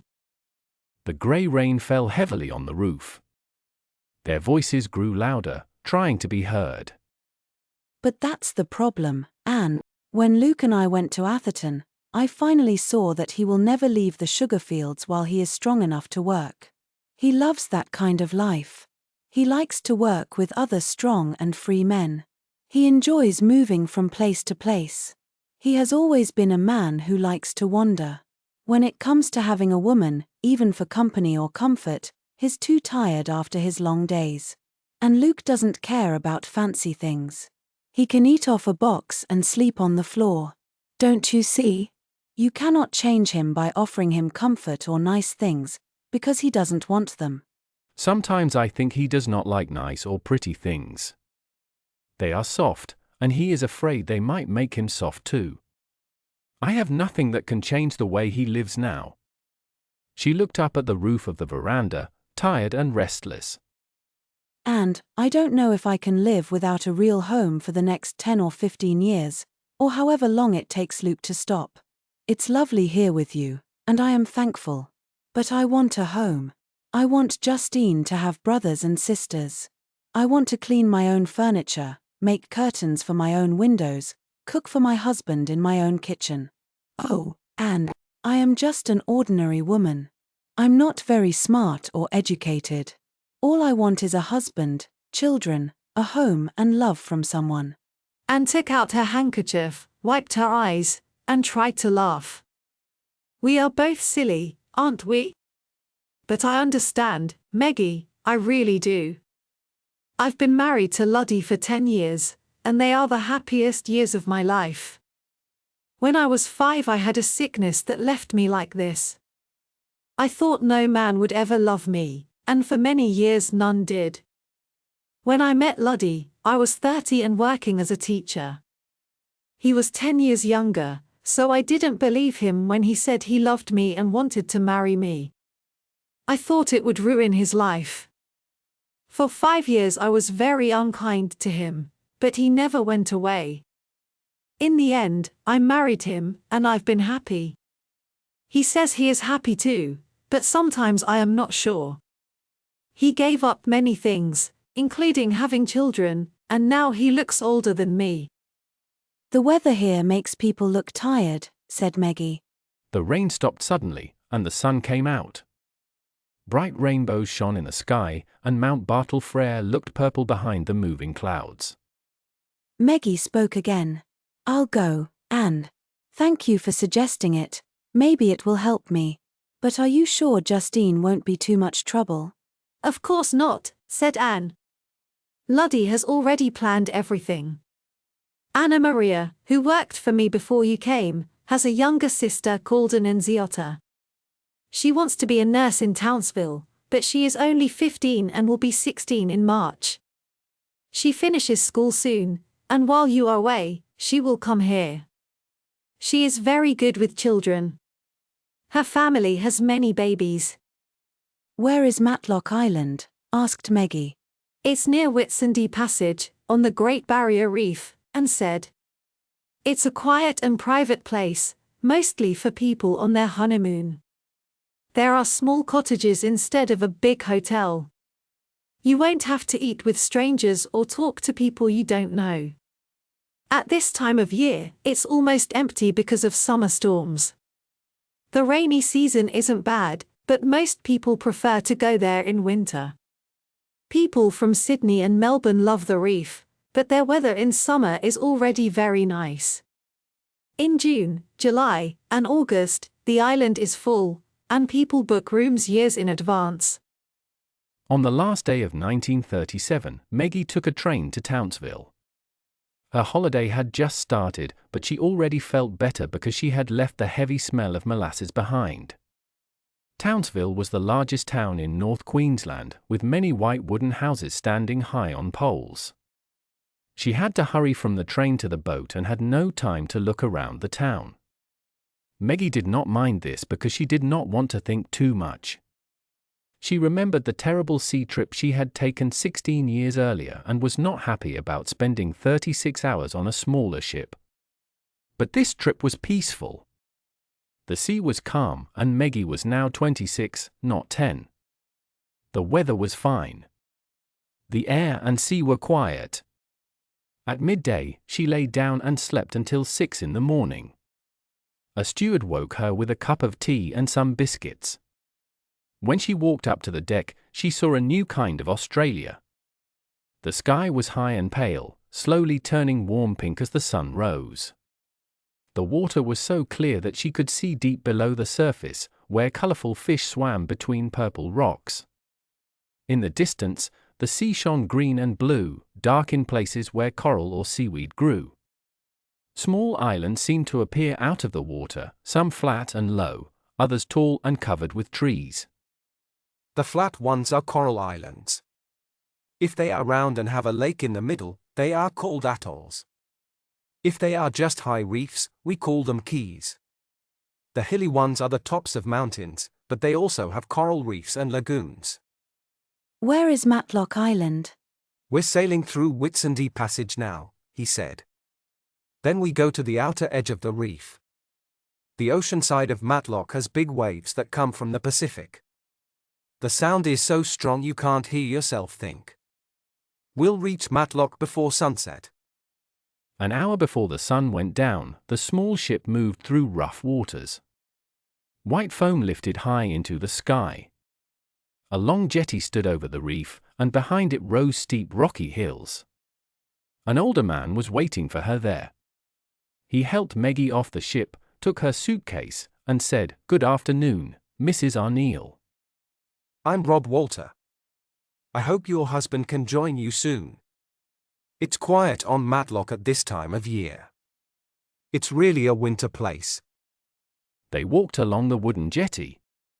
The coral below shone in the red evening light, and the sea around them glowed brightly.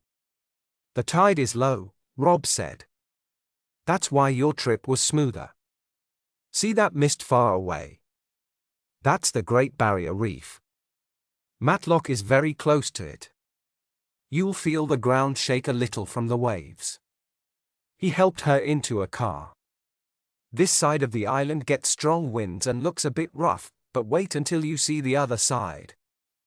The car drove quickly down a narrow road made of coral pieces. They passed palm trees and thick plants, with a tall hill to one side. The island was about 4 miles wide. Oh, it's lovely. Soon they reached another part of the island where a road went around a lagoon. The lagoon was shaped like a half-moon. The ocean waves broke far away, but inside the reef, the water was calm and shiny, looking like silver touched with gold. The island is about 4 miles wide and 8 miles long, Rob said. They passed a white building with a large veranda and windows like a shop. That's the general store, he said proudly. I live there with my wife. She didn't like the idea of a woman coming here alone. She said she worries I'll be tempted. But when I told her you wanted quiet and peace, she felt better. So I put you in the most private place we have. There is no one near you. The other couple is far away on the other side.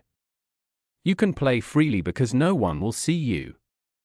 My wife wants to keep an eye on me while you are here. If you need something, just use your phone, and I will bring it to you. There is no need to walk all the way over. I will check on you once every evening to see if you are okay. It is better if you stay inside the house at that time. Please wear a nice dress, because my wife might come with me.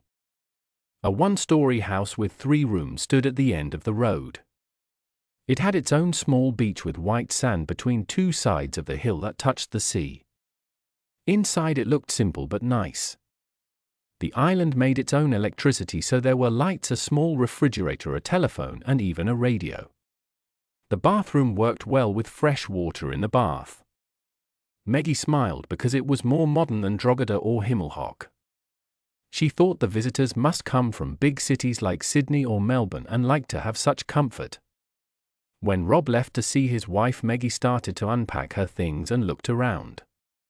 The bed was large and very soft, much better than the one she had before. The kitchen had plenty of food, and on the counter was a basket full of bananas, pineapples, mangoes, and passion fruit. She knew she could eat well and sleep well here. For the first week, Meggie mostly ate and slept. She had not known how tired she was. The warm air made her hungry again. Each time she lay down, she fell asleep at once and rested for many hours. When she was awake, she often ate even when swimming. Mangoes were messy, so eating them in the water was easier. Her beach was inside a calm lagoon. The sea was very quiet and shallow. Meggie loved this because she could not swim. The salty water helped her to float, and she started to practice. When she managed to stay on the surface for 10 seconds, she felt very proud. Floating made her feel light and happy. She sometimes wished someone was there to teach her to swim, but she was glad to be alone. And had been right, it was wonderful to have peace and no noise. All her life Meggie had shared her home with others.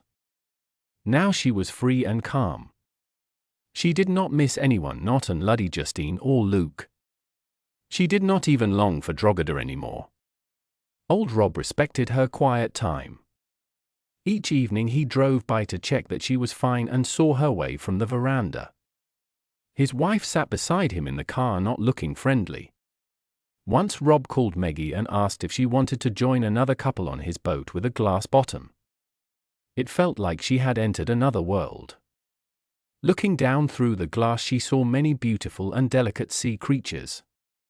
The coral was not bright from colors like in the shops, but soft in pink, beige, or gray-blue tones, surrounded by gentle lights under the water. Large sea anemones moved their colored arms slowly, blue, red, orange, and purple. White clams opened slightly and showed tiny bright animals inside. Red sea fans waved in the water and thin green plants drifted like ribbons. There were countless fish swimming all around, small and large, round and long, shining in gold, silver and blue with colors as bright as birds.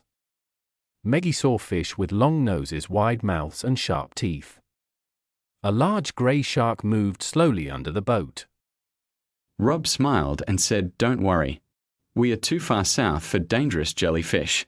But you should wear shoes when walking on the coral so that you don't step on a stonefish." Meggie was happy she went on the trip.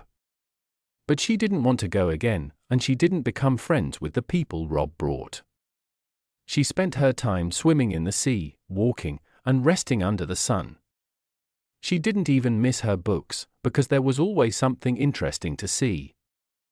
She followed Rob's advice and stopped wearing clothes. At first, she felt shy and afraid, like a small animal that runs to hide at the smallest sound. A falling coconut or a cracking twig made her jump.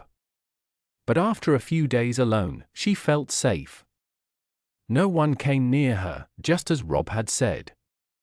It was a quiet and private place. Her shyness slowly disappeared. When she walked on the paths, sat on the sand, or moved through the warm water, she felt free, like an animal that was locked up but now found an open, bright world. Far from Fee, her brothers, and Luke, far from all the people who always decided everything for her, Meggie discovered rest. Her mind was full of new thoughts she had never had before. For the first time, she could think without worrying about work or duties. She was surprised to learn that keeping busy had always stopped her from thinking deeply. Long ago, Father Ralph had asked her what she thought about. She had listed her family, the farm, the rain, and her work. She did not say his name, but he was always first in her thoughts. Later, she thought about Justine, Luke, her friends, her home, and still the rain. Books had been her way to find peace. But her thoughts had always been messy and unclear. She never had time to think about who she really was, Meggie Cleary, Meggie O'Neill. What did she want? Why was she here? She wished she had learned how to think about herself. Now she had the time and quiet she needed. Lying on the sand, she could try to understand her life. Then she thought of Ralph. She smiled sadly. It was not an easy place to start, but he was important. Everything in her life had begun and ended with him. Since the day he touched her hands in the dusty yard at Gilly, Ralph had been part of her heart. Even if she never saw him again, she knew she would remember him until her last breath. It was frightening that one person could mean so much. She had told and she only wanted simple things, a husband, children, and a home. Someone to love. That didn't seem too much to ask. Most women had all that. But were they truly happy? Meggie believed she would be, because those things were hard for her to have. She told herself the truth, the person she really wanted was Ralph, and she could never have him. He had made it impossible for her to love anyone else. So she decided that maybe love would have to come from her children instead. And that meant Luke and their children. Then her thoughts turned bitter. She felt hurt when she thought about God. She asked what God had done for her except take Ralph away. She realized she no longer feared God. All her life she had tried to be good, afraid of his punishment, but it gave her nothing. She felt angry and called God unfair and cruel for letting her suffer. Ralph still loved God, and she couldn't understand how. She couldn't see anything in God that was worth loving. Yet how can I stop loving a man who loves God? I try so hard, but I can't do it. He is like the moon, always far away, and I cry because I can't reach him. I tell myself to stop crying for him. Meggie O'Neill must live her own life now. I must be happy with Luke and the children we will have together. I have to help Luke stop working with the sugar and live with him in that dry place with no trees. I will tell the bank that my money stays in my own name. I will use it to make our home comfortable, because Luke won't think of it. I will use it for the children's education so they never go without. That's what I must do. I am Meggie O'Neill, not Meggie de Bricassart.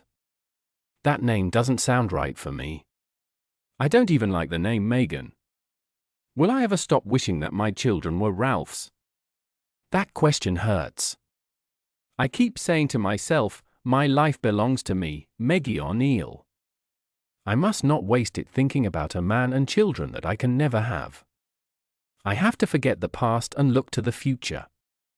The future is for Luke and his children, not for Ralph de Bricassart. Ralph is part of the past. Meggie turned over in the sand and began to cry like she hadn't cried since she was a small girl. She cried loudly, but only the birds and crabs could hear her sadness. And Mueller had chosen Matlock Island carefully.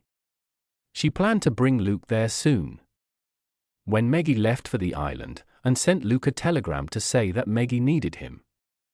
And usually did not get involved in other people's lives, but she cared deeply for Meggie.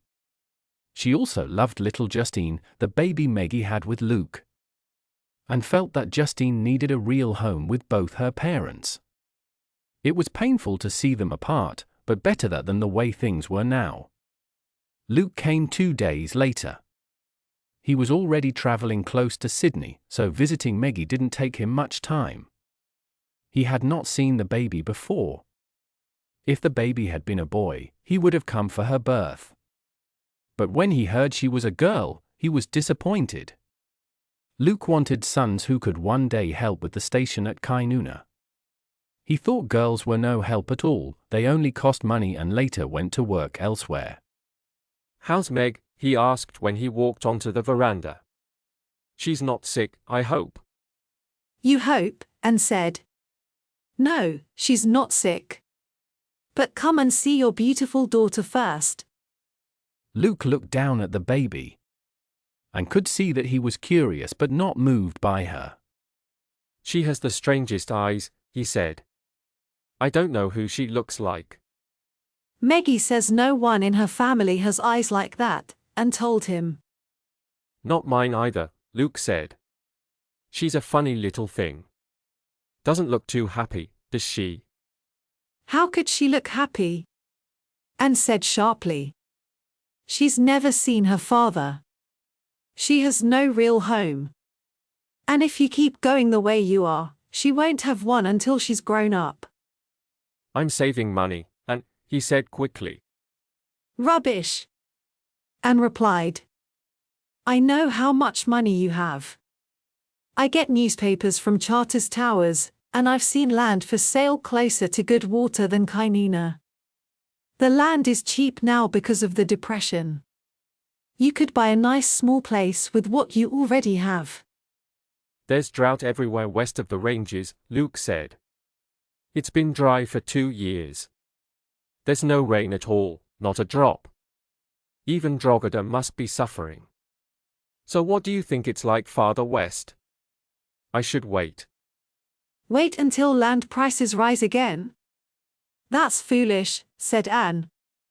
Now is the time to buy. Meggie gets $2,000 a year. You can live on that even through a long drought. Don't buy cattle now, just wait until the rain comes, then start. I'm not ready to leave the sugar work, Luke said, still watching his daughter's light eyes. So that's how it is, Anne said softly. You just don't want family life. You like living with other men, working hard, staying free. I've seen many Australian men like you. They prefer the rough life with other men instead of staying at home with wife and child. If that's what you really want, Luke, why did you marry at all? Do you know how many women in Dunny are left by their husbands, trying to live and raise their children alone? People always say, he'll come back soon. He's just gone to work in the sugar fields. But then every mail day, they stand at the gate waiting for the postman, hoping the man has sent some money. Often, he sends nothing. Sometimes, he sends only a little, just enough to get by. Anne was shaking with anger, her soft brown eyes bright. I read in the Brisbane Mail that Australia has more deserted wives than any other country. Imagine that. Is that something to be proud of? Calm down, Anne. I haven't left Meg. She is safe and not hungry. What's wrong with you? I'm angry because you act like you don't care about your wife, and said, Luke, please grow up and take responsibility. You have a wife and a baby. You should make a home for them. Be a husband and a father, not a stranger. I will, but not yet, Luke answered. I must keep working in the sugar fields for a few more years. I don't want to live off Meg's money until things get better. And gave him a cold look. How silly. You married her only for her money, didn't you? His face turned red, and he looked away. I know the money helped, but I married her because I liked her more than anyone else. You liked her? What about loving her? She said. Love? It's not real. It's just something in women's minds, Luke said. He turned away from the baby's crib, uneasy. If you're done yelling at me, where is Meg? She was not well, so I sent her away for a short time, and said, Don't worry. It didn't cost you anything. I hoped you would go to her, but I see you won't. No way.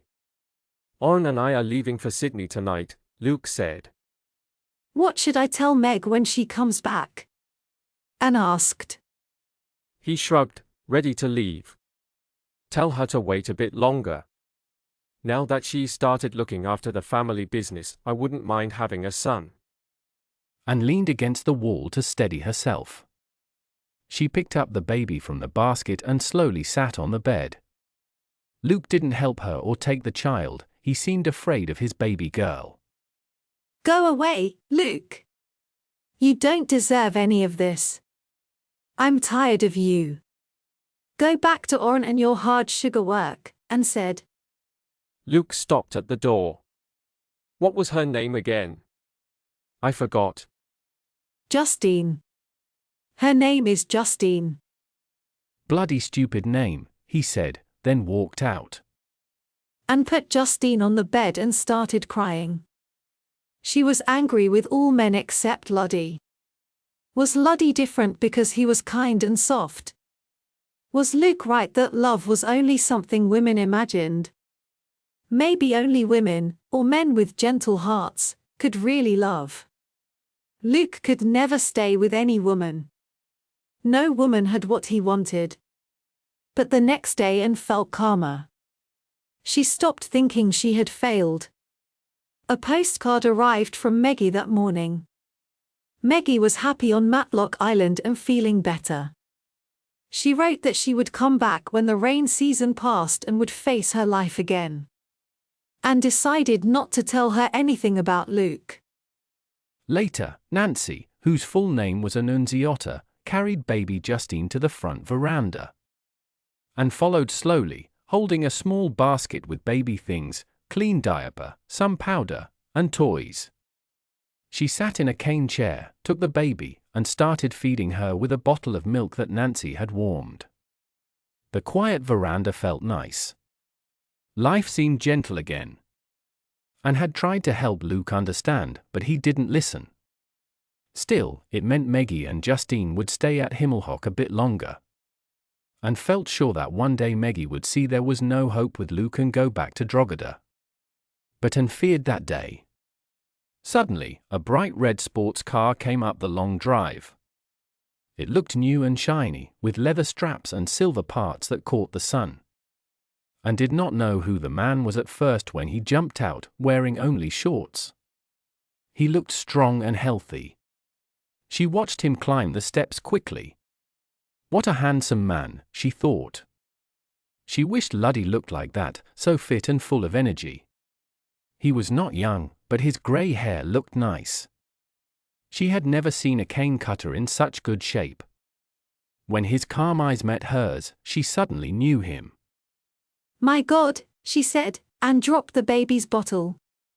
He picked it up and gave it back to her. It's fine, he said gently. It didn't touch the ground. You can still feed her. The baby started to fuss, so Anne put the bottle back in her mouth. Finally, she caught her breath. Well, Your Grace, this is a surprise, she said, smiling. You don't look like an archbishop at all. Not that you ever did. I always think archbishops should look big and serious. At this moment I'm not an archbishop, he said, smiling. I'm just a priest having a holiday, so you can call me Ralph. Is this the little one who gave Meggie such trouble last time I was here? Me hol here? I think I can manage the bottle. He sat in the chair beside Anne, took the baby and the bottle, and started feeding her carefully. Did Meggie name her Justine? Yes. I like that name. Oh, look at her hair. She looks just like her grandfather. That's what Meggie says. I hope she doesn't get too many freckles, but she might. Meggie is a bit red-haired too, but she hardly has any freckles. Her skin is different though. He finished feeding the baby, sat her up straight on his knee, gently bent her forward, and began rubbing her back. I visit children's homes sometimes, he said. I'm good with babies. The nuns say this is the best way to help a baby burp. When you hold a baby over your shoulder, the body is too straight and the air can't come out easily. This way works better. Justine burped loudly several times but didn't spit any milk. Ralph laughed, rubbed her a little more, then settled her comfortably in his arm. What beautiful eyes she has, he said softly. She's special, like her mother. And smiled. You would have been a wonderful father. I really like babies and children, said Ralph. It's easy for me because I don't have the hard parts that real fathers do. No, said Anne. It's because you're like Luddy. You have some woman's kindness inside you. Justine had fallen asleep in his arms. Ralph held her gently and took a pack of cigarettes from his pocket. Here, give them to me, and said. I'll light one for you. Where's Meggie? He asked. He took a cigarette from her hand. Thank you. I'm sorry. Please, take one too. She's not here, and said. After Justine was born, she had a hard time. The wet season made her feel worse. So Luddy and I decided she should go away for 2 months. She will come back around the 1st of March. That's about 7 weeks from now. When Anne spoke, she saw him change. It was as if the reason for his visit had suddenly gone. He took a deep breath. This is the second time I came to say goodbye and didn't find her? The first time was in Athens. I was away for a year then, I didn't know how long it would be. I hadn't visited Drogheda since Paddy and Stu died, but when the time came, I couldn't leave Australia without seeing Meggie. I found she had married and gone away. I wanted to follow her, but I knew that wouldn't be fair to her or her husband. This time I came because I know it won't hurt anyone. Where are you going? Anne asked. To Rome, to the Vatican, he said. Cardinal di Contini-Verces now has the work of Cardinal Monteverdi, who died recently. He asked me to come, as I expected. It's a big honor, and I cannot say no. How long will you stay away? For a long time, I think, he said softly. There are signs of war in Europe, even though it feels far from here. The church in Rome needs diplomats, and Cardinal di Contini-Verces made sure I am one. Mussolini supports Hitler, and now the Vatican must find peace between two very different ideas, Catholic faith and fascism. That's hard. I speak German well. I learned Greek in Athens, Italian in Rome, and I also speak French and Spanish. I have always been good with languages, so it was clear I would be moved to Rome. Well, Your Grace, Anne said quickly, if you're not leaving tomorrow, you can still see Meggie. She spoke before she had time to think. Why shouldn't Meggie see him once more, if he was leaving for a long time? He turned his head and looked at her. His blue eyes were bright and sharp. She knew he understood everything she meant. She waited for his answer, but he said nothing for a long time. He looked out at the green cane fields and the full river, holding the baby without thinking about it. She watched his face, the calm eyelids, straight nose, firm mouth, and strong chin. He seemed deep in thought. What feelings was he trying to control? What was he deciding in his mind? He lifted the cigarette to his lips and saw his fingers shake a little. She held her breath quietly. He did care, then. 10 minutes passed in silence. And gave him another cigarette, and he smoked it slowly while he looked at the far mountains and the cloudy sky. Then he spoke in a calm voice. "Where is she?" He threw the second cigarette over the railing. Anne hesitated. She knew her answer mattered. Should she tell him where Meggie was, or keep it secret? She wanted to protect Meggie. She didn't care much about him. He seemed no better than Luke, always busy chasing what he wanted, never putting a woman first. He was driven by his own dreams. Still, she felt he loved Meggie deeply, maybe more than anyone except his faith. But even for her, he wouldn't lose his chance to reach his goal. If she said Meggie was in a busy hotel, he wouldn't go. He could never hide in a crowd, he was too well known. She took a breath and said, "Meggie's in a cottage on Matlock Island." "Where?" he asked. "Matlock Island," she said. "It's a quiet place near Whitsunday Passage. It's made for people who want privacy. And now, almost no one is there." She smiled a little. "Don't worry, no one will see you." "How reassuring," he said. Very carefully, he placed the sleeping baby into Anne's arms. "Thank you," he said softly and began to walk toward the steps. Then he turned back, his eyes showing a quiet plea. "You are wrong," he said. "I only want to see her, that is all. I will never do anything that could hurt Meggie's soul." Anne looked at him calmly. "Then you should come as Luke O'Neill. People expect him. That way, no one will talk or make trouble for you or Meggie." "And what if Luke comes back?" he asked. "There's no chance," she answered. "He's in Sydney and won't return until March. Only I knew Meggie was at Matlock, and I did not tell him, Your Grace." "Does Meggie expect Luke?" And smiled a little. "Oh, no. "I will not hurt her," he said again. "I just want to see her for a short time." I know," Anne replied. "But you hurt her more by wanting less." Later, old Rob's car came slowly down the road.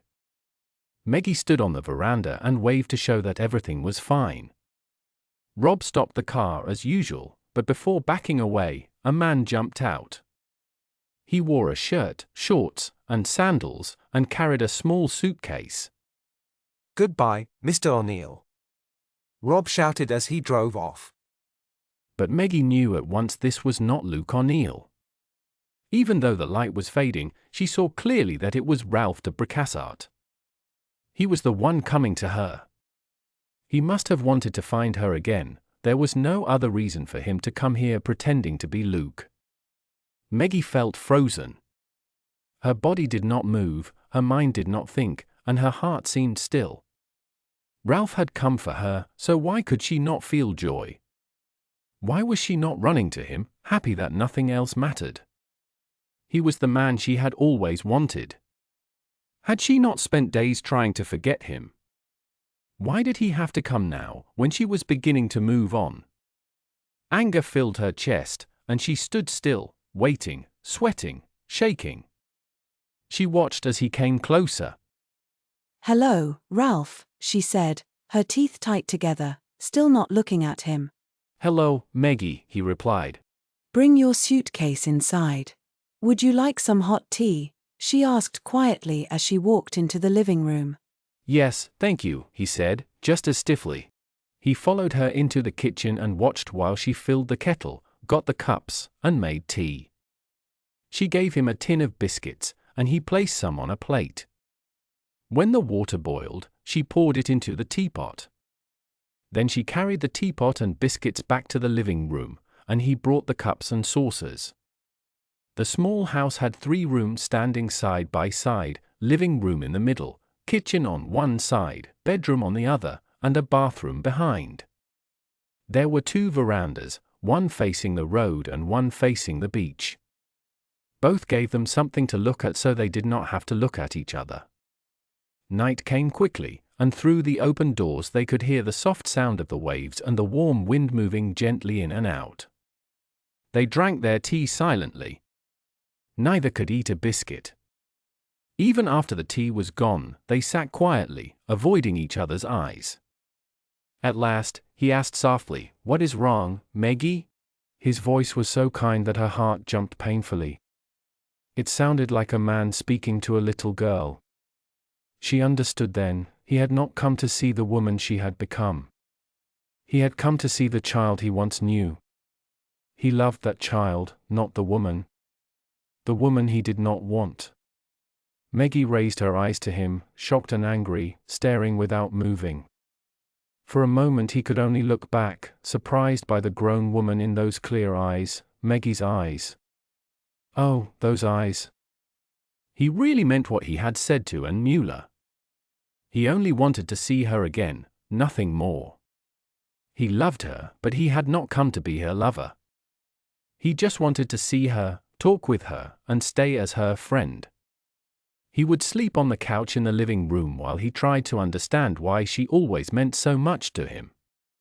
He hoped that if he could see the truth clearly, he might stop feeling this way. It had been hard for him to get used to Meggie growing up with a woman's body. But he managed because when he looked in her eyes, he saw the same Meggie he had always known. Her mind and heart were still the same. When he saw that, he could accept her grown body and control his feelings for her. He believed she was doing the same until, after Justine was born, she suddenly became angry with him. Even then, after his anger and sadness passed, he thought she had acted that way because she was in pain, not only in her body but in her spirit. Now, seeing her as she truly was, he understood when she had become a woman. It was that day in the cemetery after Mary Carson's birthday. He had explained to her why he could not show her special attention because people might think he loved her in a different way. She had looked at him in a way he could not understand, then turned away, and when she looked back, her face was calm again. From that moment, she had started to see him differently. When she kissed him later, it was not a mistake or passing emotion. He had kept his own dreams, pretending things had not changed, living with his feelings quietly. But she had loved him as a woman loves, not as a child. He knew he had been attracted to her since that first kiss, but his love had always been stronger than his desire. He saw them as 2 different things, not one. She had never made that mistake. If he could have left Matlock Island now, he would have run away from her. But he could not leave, and he forced himself to stay, trying not to lose control. He asked himself how he could make things right. He loved her, and he knew it was the woman she had become that he loved, not the girl she used to be. He told himself to stop hiding from the truth and to see her as she truly was. 16 years had passed. He was 44, and she was 26. Neither of them was young anymore, yet he felt less mature than she was. She had believed that he had finally given in to his feelings, but she was wrong. He had quickly shown her how mistaken she was, breaking her hopes. He felt terrible about it. He saw now that all these years their love had gone the wrong way. She looked at him with shame and sadness in her eyes. When she saw pity on his face, she understood how deeply wrong she had been. She wanted to keep what little pride she still had. So she ran. She jumped up and rushed away, but before she could reach the veranda, he caught her. Her fast movement threw her against him, and he almost lost his balance. In that moment, everything else faded away. His long struggle, his careful control, all were gone. A simple touch was enough to awaken all his hidden feelings. His mind stopped fighting, and passion took over completely. Her arms moved around his neck. His hands were on her back and shook a little. He lowered his head and found her lips with his mouth. Then she was real in his arms, not just a memory. She held him tightly, as if she never wanted to let him go. She felt soft and warm, like the night itself. He had wanted her for so many years, trying not to think about her or what she meant to him. He was not sure how they reached the bed, maybe he carried her, maybe they walked.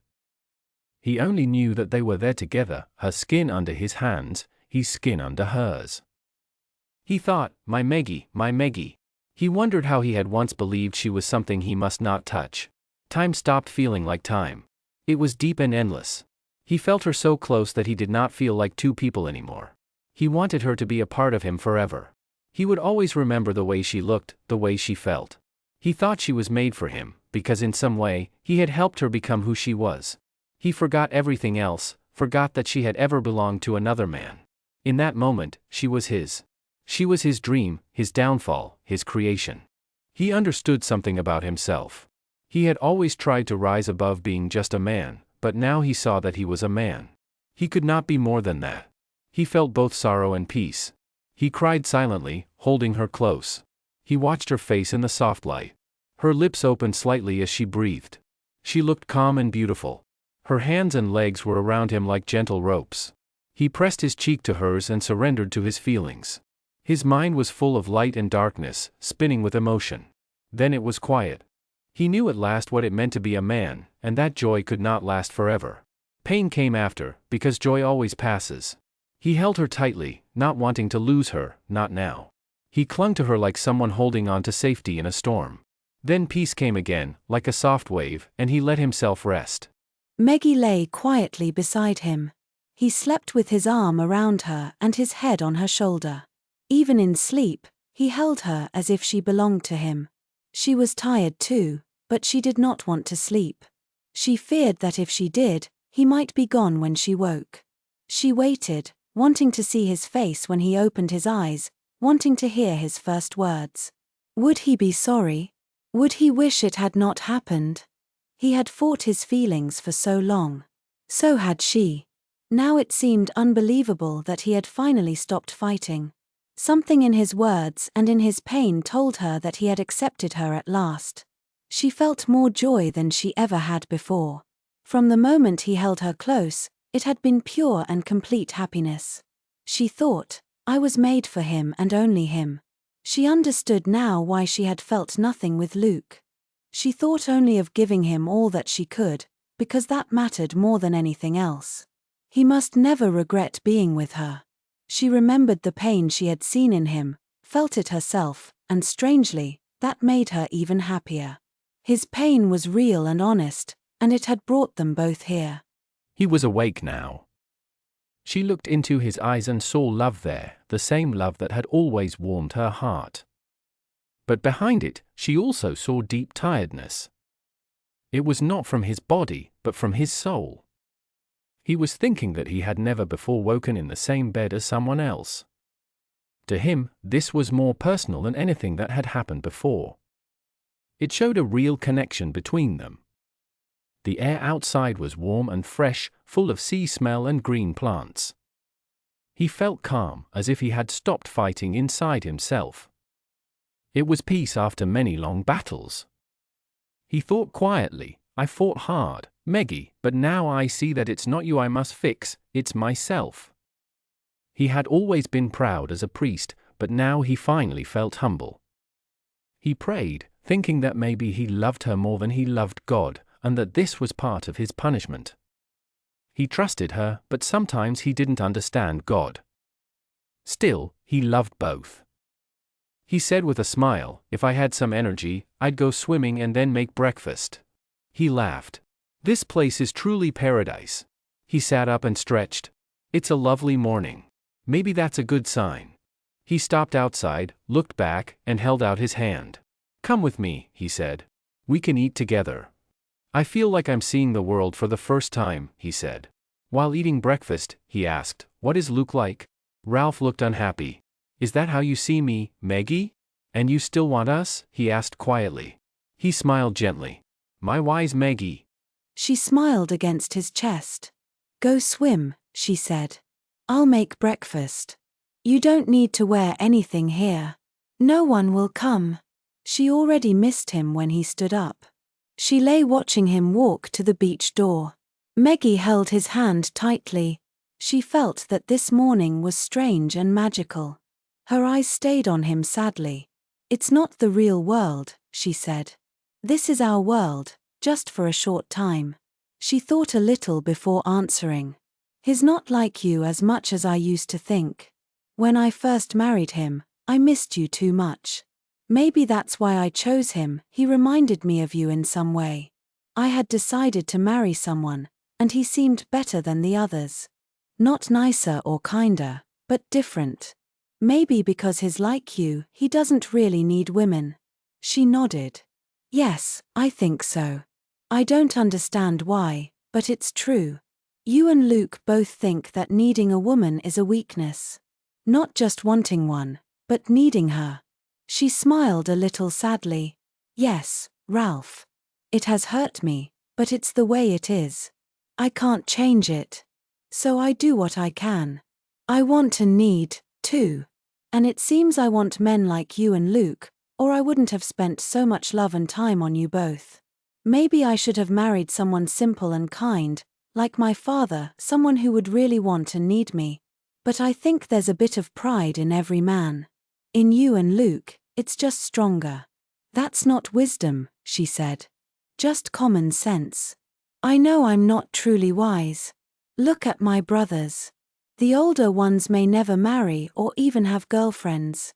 They're so shy. They're afraid of how much power a woman could have over them, and they stay close to mum instead." The sea was high, hiding the reef. The sun was warm, and the wind was cool and lively. Grass grew over the soft sand, where small crabs and insects moved quickly. Day after day passed, and night came after night. Even the heavy summer rain seemed lovely. They liked walking in it and listening to the soft sound on the roof. When the sun came back, they walked again, lay on the beach, and swam. He was teaching her how to swim.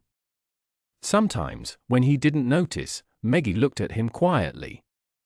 She wanted to keep his face in her memory. She remembered how Frank's face had faded from her mind over the years. She didn't want that to happen again. She studied his eyes, nose, mouth, and the silver touch of hair above his dark head. His body was still strong and lean, but not as young as before. Then he would see her looking at him. His eyes looked sad and full of pain. Meggie felt she understood what he wanted to say. He would have to return to his church and his work. He could still serve, even if his heart had changed. Only people who have made mistakes know how difficult life can be. One evening, when the sun was low and the sea looked red, they rested on the beach. He turned to her and said, "Meggie, I have never been so happy and so sad at the same time." "I know, Ralph," she said. "I think you do," he answered. "Maybe that's why I love you. You seem simple, but you are not ordinary. I loved your red hair long ago without knowing what it would mean. I love you, Meggie." "Are you leaving?" she asked softly. "Yes, tomorrow. My ship sails soon for Genoa." "Genoa? Really, to Rome," he said. "And maybe I will stay there for the rest of my life. I don't know." "Don't worry, Ralph. I will let you go quietly. My own time here is ending too. I'm leaving Luke and going home to Drogheda." "Oh, my dear. Is it because of me?" "No," she said, though it wasn't true. "I decided before you came. Luke doesn't need me or care much. But I need a home that is mine. Drogheda will always be that place.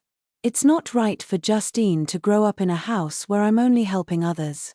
And Luddy are kind, but I still feel like a servant. When Justine grows up, she'll see that her home isn't normal. I want to give her more, so I am going back." "I'll write to you, Meggie," said Ralph. "No, please don't," she said. "Letters could cause problems. I don't want anything that could hurt you. If you come to Australia, you can visit Drogheda. But think carefully before you do. Only here on Matlock, and on Drogheda, you belong to me before God." He put his arms around her and touched her hair. "Meggie, I wish I could marry you and never leave. I will miss you. And I will never forget you. I wish I hadn't come here, but maybe it was good. I learned something about myself. It's better to face what we know than what we don't. I love you, always. Remember that. The next day, Rob came back after many days. He waited while they said goodbye. He could see they weren't lovers hiding a secret. They looked like two people who had shared something deep and kind. He understood that well, because he and his wife were also very close, though she was younger. "Goodbye, Meggie," Ralph said. Goodbye, Ralph. Take care of yourself. "I will," he said. "And you too?" He bent down to kiss her. She tried not to hold him, but her will was weak. She clung to him until he gently took her hands from around his neck. Then she put her hands behind her back and kept them there. He sat in the car while Rob drove. The rain fell as they moved through the forest. Ralph looked straight ahead through the window and never turned to see her again. Rob noticed this and felt surprised. It was rare for a man to do that. They went on in silence until they came to the seaside town of Matlock and the long jetty. Rob and Ralph shook hands. Rob looked into Ralph's face and saw deep sadness there. His eyes looked warm and human now. The cold look that had once filled Ralph's eyes was gone forever. When Meggie came back to Himmelhock, I knew right away that she would lose her. Meggie looked the same, yet different, stronger, calmer. Whatever happened in Matlock, it had finally gone Meggie's way. She held Justine in her arms with love, as if she just understood how much the child meant to her. She rocked her gently and smiled. Her bright eyes met Anne's, full of feeling, and Anne began to cry with happiness. I can't thank you enough, Anne, Meggie said. Why should you thank me? Asked Anne. For sending Ralph, Meggie said. You knew it would make me leave Luke. I thank you even more for that. You don't know how much it helped me. I thought I would stay with Luke forever. But now I'm going back to Drogheda. I'll never leave it again. Anne sighed. I don't want you to go, and I'll miss Justine too. But I'm glad for you both. Luke will only make you unhappy. Do you know where he is? Meggie asked. Yes. He came back from the CSR. He's working near Ingham. I must see him and tell him, said Meggie quietly. And, though I dislike it very much, I must sleep with him. Anne looked shocked. What did you say? Meggie's eyes were bright. I'm 2 weeks late, and I'm never late. The only other time I was pregnant with Justine. I know it, I'm going to have a baby. And stared. Oh, my. Are you sure? Maybe it's nothing. Meggie shook her head.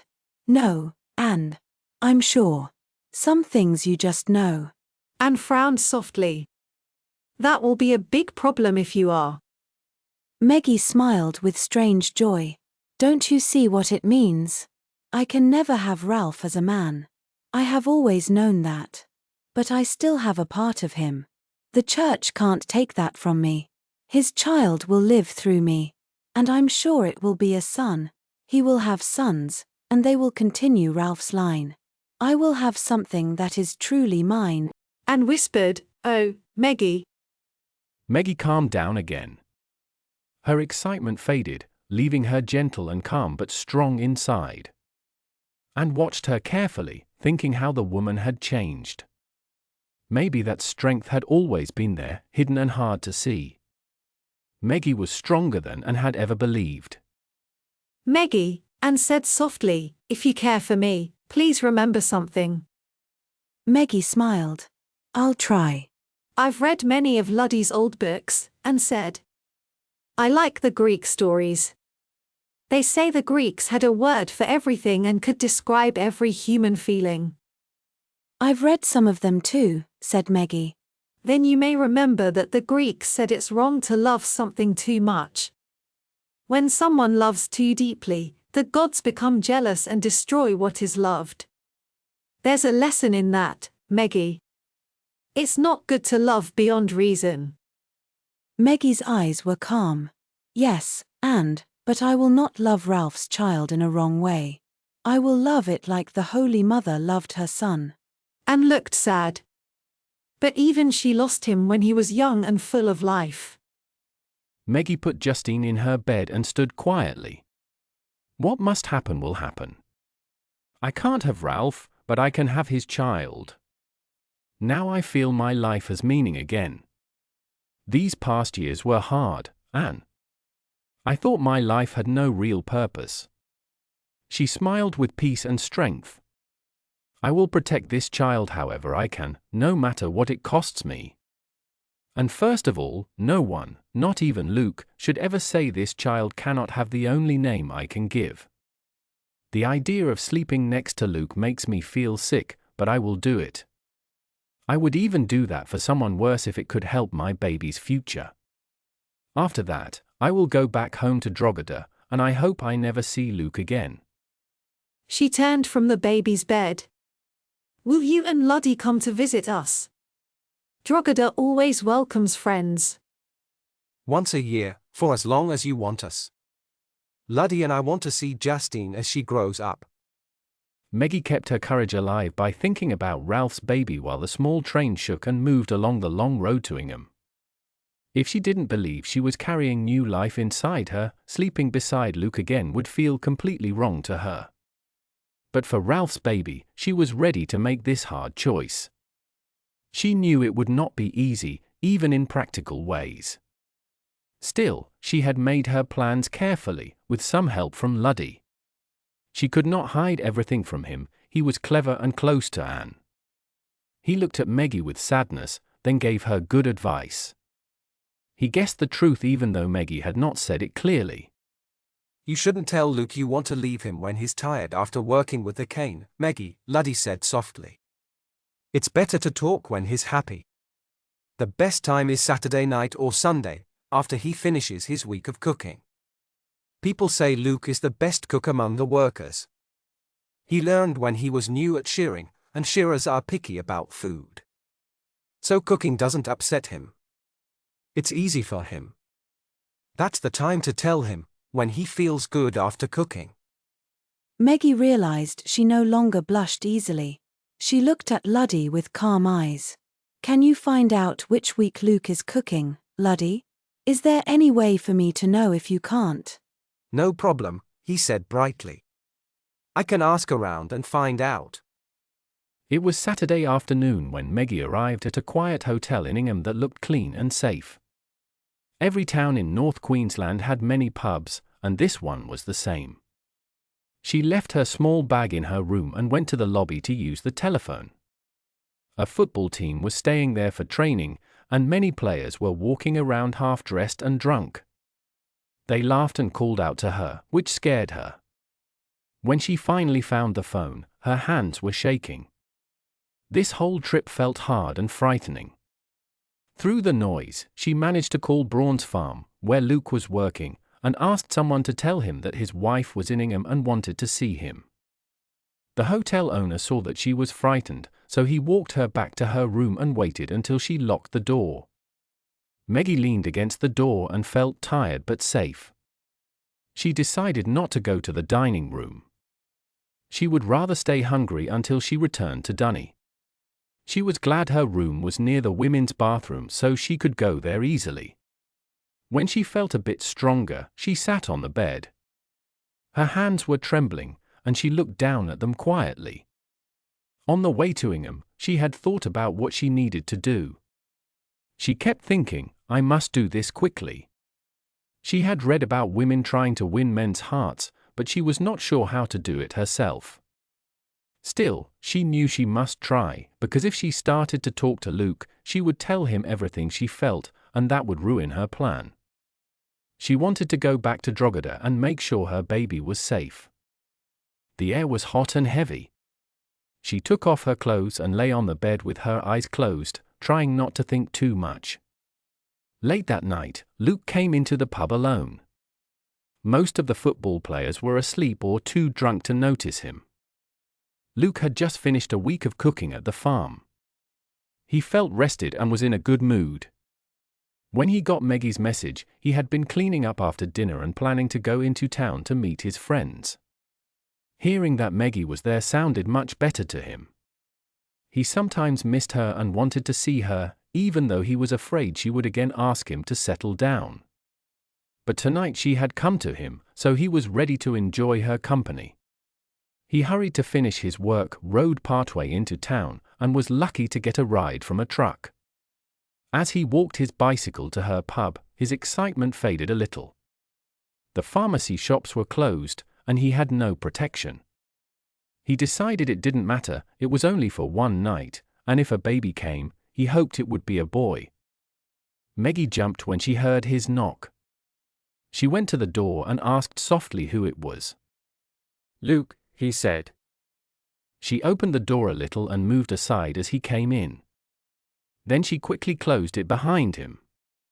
They looked at each other silently.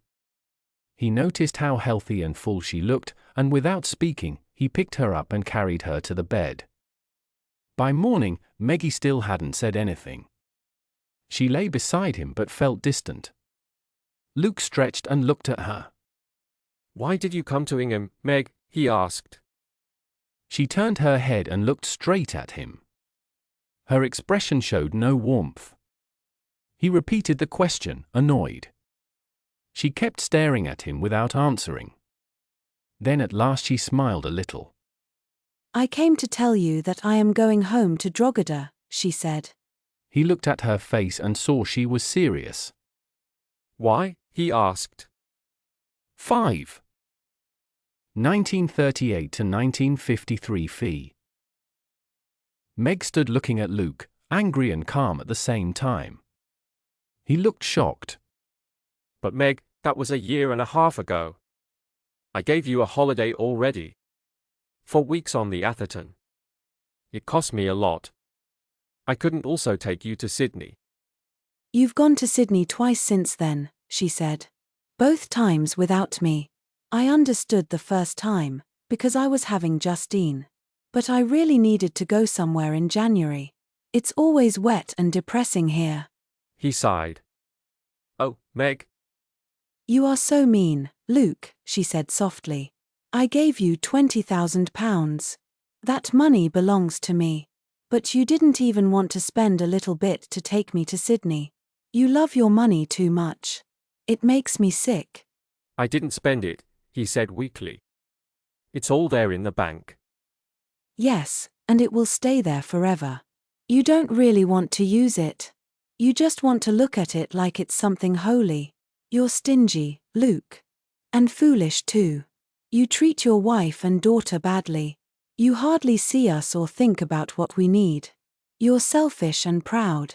His face turned pale. He shook because her words hurt him deeply. He wanted to explain that he only meant well, but he couldn't make her understand. He said, "Meg, I've never been cruel to you. You've always had food, a house, and warmth." Oh yes, she said quickly. You did keep me warm. That's true. She laughed sadly. Talking to you is useless. He frowned. "I could say the same." Go ahead, she answered coldly. She got out of bed and began to dress. I won't divorce you, she said. I don't want another husband. If you want a divorce, you can find me. I'm the one leaving, so the court will say it's my fault. You can complain to the judge about how bad women are. "I never left you," he said. You can keep the £20,000, Luke. But you'll get no more money from me. I will use my future income to help Justine, and maybe another child if I'm lucky. "So that's what you want," he cried. "You only came here to have another baby. You didn't want me at all. You just wanted a child from me." That's how most women see most men, she said sharply. You make me angry, Luke. But remember, I've earned you more money in these years than the sugar business ever has. If I have another child, it's not your problem. From now on, I don't want to see you again, ever. She dressed quickly and picked up her small bag. With her hand on the door, she turned and said, "Before I go, I'll give you one bit of advice. If you ever find another woman, learn how to kiss. You open your mouth too wide. You make a mess of it. You need to be more gentle. She wiped her mouth hard. You make me feel sick. Luke, you think you're so great, but you're nothing. She left. Luke sat on the bed for a long time, looking at the closed door. Then he sighed and began to dress. All he needed was a pair of shorts. If he was quick, he could ride back to the camp with Orrin and the other men. Good old On, a true friend. He thought, a man is a fool. Love and friendship are not the same. Friends are what really matter.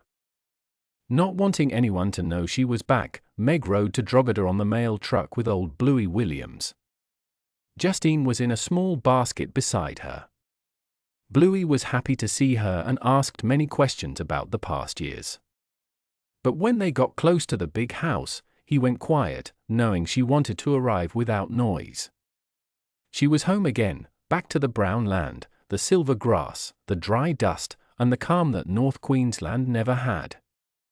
No profligate growth here, no hastening of decay to make room for more, only a slow, wheeling inevitability like the constellations. Kangaroos, more than ever. Lovely little symmetrical wilgas, round and matronly, almost coy. Galas, soaring in pink waves of undersides above the truck. Emus at full run. Rabbits, hopping out of the road with white powder puffs lashing cheekily. Bleached skeletons of dead trees in the grass. Mirages of timber stands on the far curving horizon as they came across the Dibben plain, only the unsteady blue lines across their bases to indicate that the trees weren't real. The sound she had so missed but never thought to miss, crows carking desolately. Misty brown veils of dust whipped along by the dry autumn wind like dirty rain. And the grass, the silver bayer grass of the great northwest, stretching to the sky like a benediction. Drogheda, Drogheda. Ghost gums and sleepy giant pepper trees ahum with bees. Stockyards and buttery yellow sandstone buildings, alien green lawn around the big house, autumn flowers in the garden, wallflowers and zinnias, asters and dahlias, marigolds and calendulas, chrysanthemums, roses, roses. The gravel of the backyard, Mrs. Smith standing gaping, then laughing, crying, Minnie and Cat running, old stringy arms like chains around her heart. For Drogheda was home, and here was her heart, for always. Fee came out to see what all the fuss was about. Hello, Mum. I've come home. Meggie saw the wide plains again. There were kangaroos everywhere, jumping fast. The small trees looked neat and round. Pink birds flew above the truck. Big emus ran strongly. Little rabbits hopped off the road with their white tails moving quickly. White dead trees stood in the dry grass. Far away, she saw shapes that looked like trees, but they were only tricks of the light. She heard the loud calls of crows and felt the dusty wind blowing hard. The grass shone softly under the sun. When she reached Drogheda, she felt joy fill her heart. The tall, white tree stood quietly in the yard. The old stone buildings looked bright in the afternoon light. Around the big house, the green lawn and flowers waited, roses, marigolds, asters, and dahlias. Mrs. Smith stared, then laughed and cried. Minnie and Cat ran to her, their arms tight around her. Yes, this was home. She belonged here. Fee came outside, curious about the noise. Hello, Mum. I'm back home. Have you left Luke? Fee asked quietly. Yes, Meggie said. I will never go back. He doesn't want a real home, or his children, or me. Children? Yes. I'm going to have another baby. The servants gasped softly. If he doesn't want you, then you did right to come here. We will help you. Meggie looked around her old room, the window facing the fields and garden. Next to it was another room for Justine and the new baby. She felt peace inside her heart. It was good to be home. Bob was happy to see her. He looked more like their father now, his skin and hair dry from the sun. He was strong but quiet, just like Fee. He did not talk much. Meggie realized with surprise that he was already in his 30s, yet still alone. Jack and Huey came in too, smiling shyly at her. She thought the land made them this way, silent but loyal. It was all they needed to live here, deep love for the land and quiet strength. That night, all the Cleary men were home. They worked together to unload a truck of corn. "It's so dry, Meggie," Bob said. "No rain for 2 years. The rabbits eat more grass than the sheep. We're trying to feed the animals by hand, but sheep don't learn easily." Can you use me? She asked. "Of course. If you ride through the inner fields again, we can use one less man for cutting scrub." The twins, Jims and Patsy, were home for good now. They had left school early and wanted to work on the land. They wore clean white shirts, white breeches, grey hats, and short riding boots. They looked like young copies of their older brothers. The fancy cowboy clothes from America seemed silly here. On this rough land, you needed strong boots for walking and lighter hats for the heat. Meggie looked at the stables. The chestnut mare and the black gelding were gone. Everything was quiet and still. Meggie said she was fine with her old horse, but Bob went to Martin King's place and bought her 2 new ones.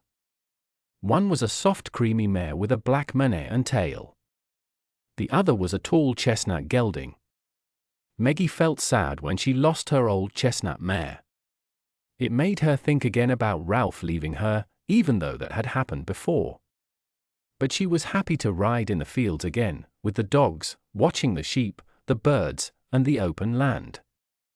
The weather was very dry. The grass on Drogheda had always managed to survive at dry times, but now it looked worse. The grass grew in small patches, and the ground between them was cracked and brown. The earth looked thirsty. Rabbits were partly to blame. While Meggie had been away, they had grown in great numbers. She had known they were bad before, but now they were everywhere, eating the grass that the sheep and horses needed. Meggie learned how to set rabbit traps. She didn't like seeing the rabbits hurt, but she knew it was necessary. People had to protect their land. Bob was angry and said the person who first brought rabbits to Australia had made a big mistake. They did not belong there, and no animals in Australia could control their numbers. Even foxes didn't do well. So people had to be the ones to stop them, but there were not enough people. When Meggie got too big to ride, she stayed at home with Mrs. Smith, Minnie, and Kat. She spent her days sewing and knitting for the baby that was still inside her. Meggie always thought of the baby as a boy. She felt strong and healthy and was very happy waiting for him to come. She had no sickness or sadness. Maybe Justine helped her feel this way. Justine was changing from a quiet baby into a smart little girl. Meggie loved watching her grow. It had been a long time since Meggie had felt cold toward her daughter. Now she wanted to hold her, kiss her, and laugh with her.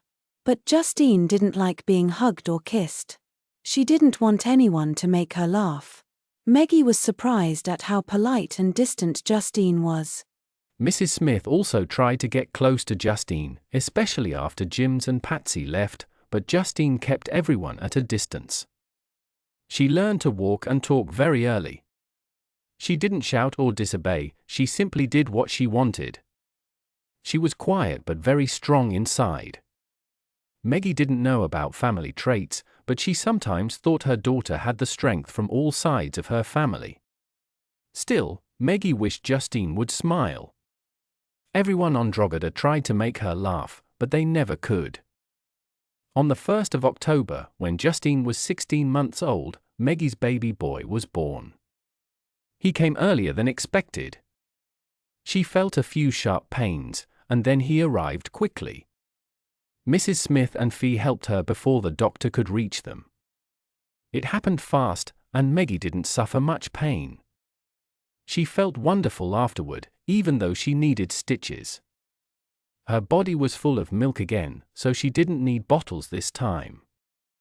The baby was beautiful, long and thin, with soft fair hair and bright blue eyes. Meggie thought his eyes would not change color because they looked just like Ralph's. He even had Ralph's hands, face, nose, and mouth. Meggie was glad that Luke's looks were similar to Ralph's, so no one would notice how much the baby resembled the man she truly loved. "Have you chosen his name?" asked Fee. She looked at the baby with great interest. Meggie watched her mother holding him and felt thankful. Her mother was going to love again. Maybe not like she had loved Frank, but at least she would feel love again. "I'm going to call him Dane," Meggie said. What a strange name. Why that one? Is it from the O'Neill family? I thought you were finished with the O'Neills. "It has nothing to do with Luke," said Meggie. "It's his own name, not anyone else's. I don't like family names. A new person should have a name that belongs only to him. I chose Justine's name because I liked it. I'm doing the same for Dane." Well, it sounds nice, Fee said. Meggie moved a little because her breasts were painful. "Better give him to me, Mum. I think he's hungry. I hope old Blue remembers to bring that pump. If not, I'll have to go to Jilly and buy one." Dane was hungry. He sucked strongly, and his small mouth hurt a little. Meggie looked down at his closed eyes, his long lashes, his soft eyebrows, and his moving cheeks. She loved him so much that the love made her heart ache more than his touch ever could. "He is all I will ever have," she thought. "He must be enough. Ralph de Bricassart, the man who loves God more than he loves me, will never know what I took from him and from God. I will never tell him about Dane. My baby." She moved on the pillow so she could hold him better and see his perfect small face. "My baby. You are mine. I will never give you to anyone else. Not even to your father, who is a priest and cannot call you his son. Isn't that strange?" The boat reached Genoa in early April. Archbishop Ralph arrived in Italy with spring in full bloom. He took a train to Rome. He could have asked for a car from the Vatican, but he didn't want to feel the church's control around him again. He wanted to delay that moment. Rome, the eternal city, he thought, while watching the towers, domes, squares, fountains, and old columns from the taxi window. But what mattered most to him was the Vatican itself, with its beautiful public rooms and its simple private ones. A Dominican monk wearing a black and cream robe led Ralph through tall marble halls filled with statues, bronze figures, and great paintings by famous artists. These rooms belonged to a respected cardinal, and the rich Cantinever-Cheese family had helped make them look grand. In a fine room decorated with gold and ivory, bright tapestries, and deep red colors, sat Vittorio Scarbanza, Cardinal di Cantinever-Cheese. He reached out his hand, the ruby ring shining on his finger. Ralph crossed the room, knelt, kissed the ring, and touched his cheek to the hand. At that moment, he knew he could not hide the truth, even though he had planned to. The cardinal gently placed his other hand on Ralph's shoulder. He waved the monk away. When the door closed, he softly touched Ralph's hair. It was still dark but changing to grey. Ralph straightened up and looked at the cardinal. The cardinal's face had changed too. His mouth looked tired, and his eyes showed pain. They were still beautiful, but now they were full of feeling. "Come, Ralph, sit down," said the cardinal kindly. "Your Eminence, I wish to confess," Ralph said. "Not now. Later," said the cardinal. "Let us talk first. We will speak in English. There are many ears listening these days, but not English-speaking ones, thank God. Sit down, Ralph. It is so good to see you. I have missed your good advice and calm mind. No one has been such a fine friend to me as you." He felt his mind change as he entered the formal mood. His thoughts became more stiff and careful. Ralph de Bricassart always knew that people changed their way of speaking depending on who they were with. He could not talk casually or easily now. He sat down across from the man in the red robe. The robe seemed to change color slightly and almost mixed with the room. Ralph's heavy tiredness started to lessen a little. He asked himself why he had feared this meeting so much. Deep down, he knew he would be understood and forgiven. But that was not the reason for his fear. He felt guilty. He had failed his own ideals and disappointed a man who had always shown kindness and friendship. He was ashamed to come before someone pure when he no longer felt pure himself. "Ralph," said the man gently, "we are priests, but first we are human. We were men before we became priests, and we cannot escape that. We have weak points and make mistakes. Nothing you say will change what I think of you. I will not like you less. I always knew you would one day understand what it means to be human, as we all must. Even the Holy Father knows this." "I broke my vows, Your Eminence," said Ralph. "That is hard to forgive. It is a serious sin." "You broke the vow of poverty long ago when you took Mrs. Mary Carson's gift," said the other man. "That leaves charity and obedience, correct?" Ralph nodded. "Then I broke all three, Your Eminence." "Please call me Vittorio, as you once did," said the man kindly.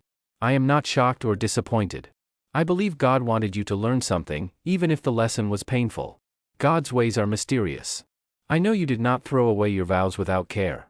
You are proud, and you love being a priest. Perhaps you needed this lesson to see that you are a man first, not above others. Do you see it now?"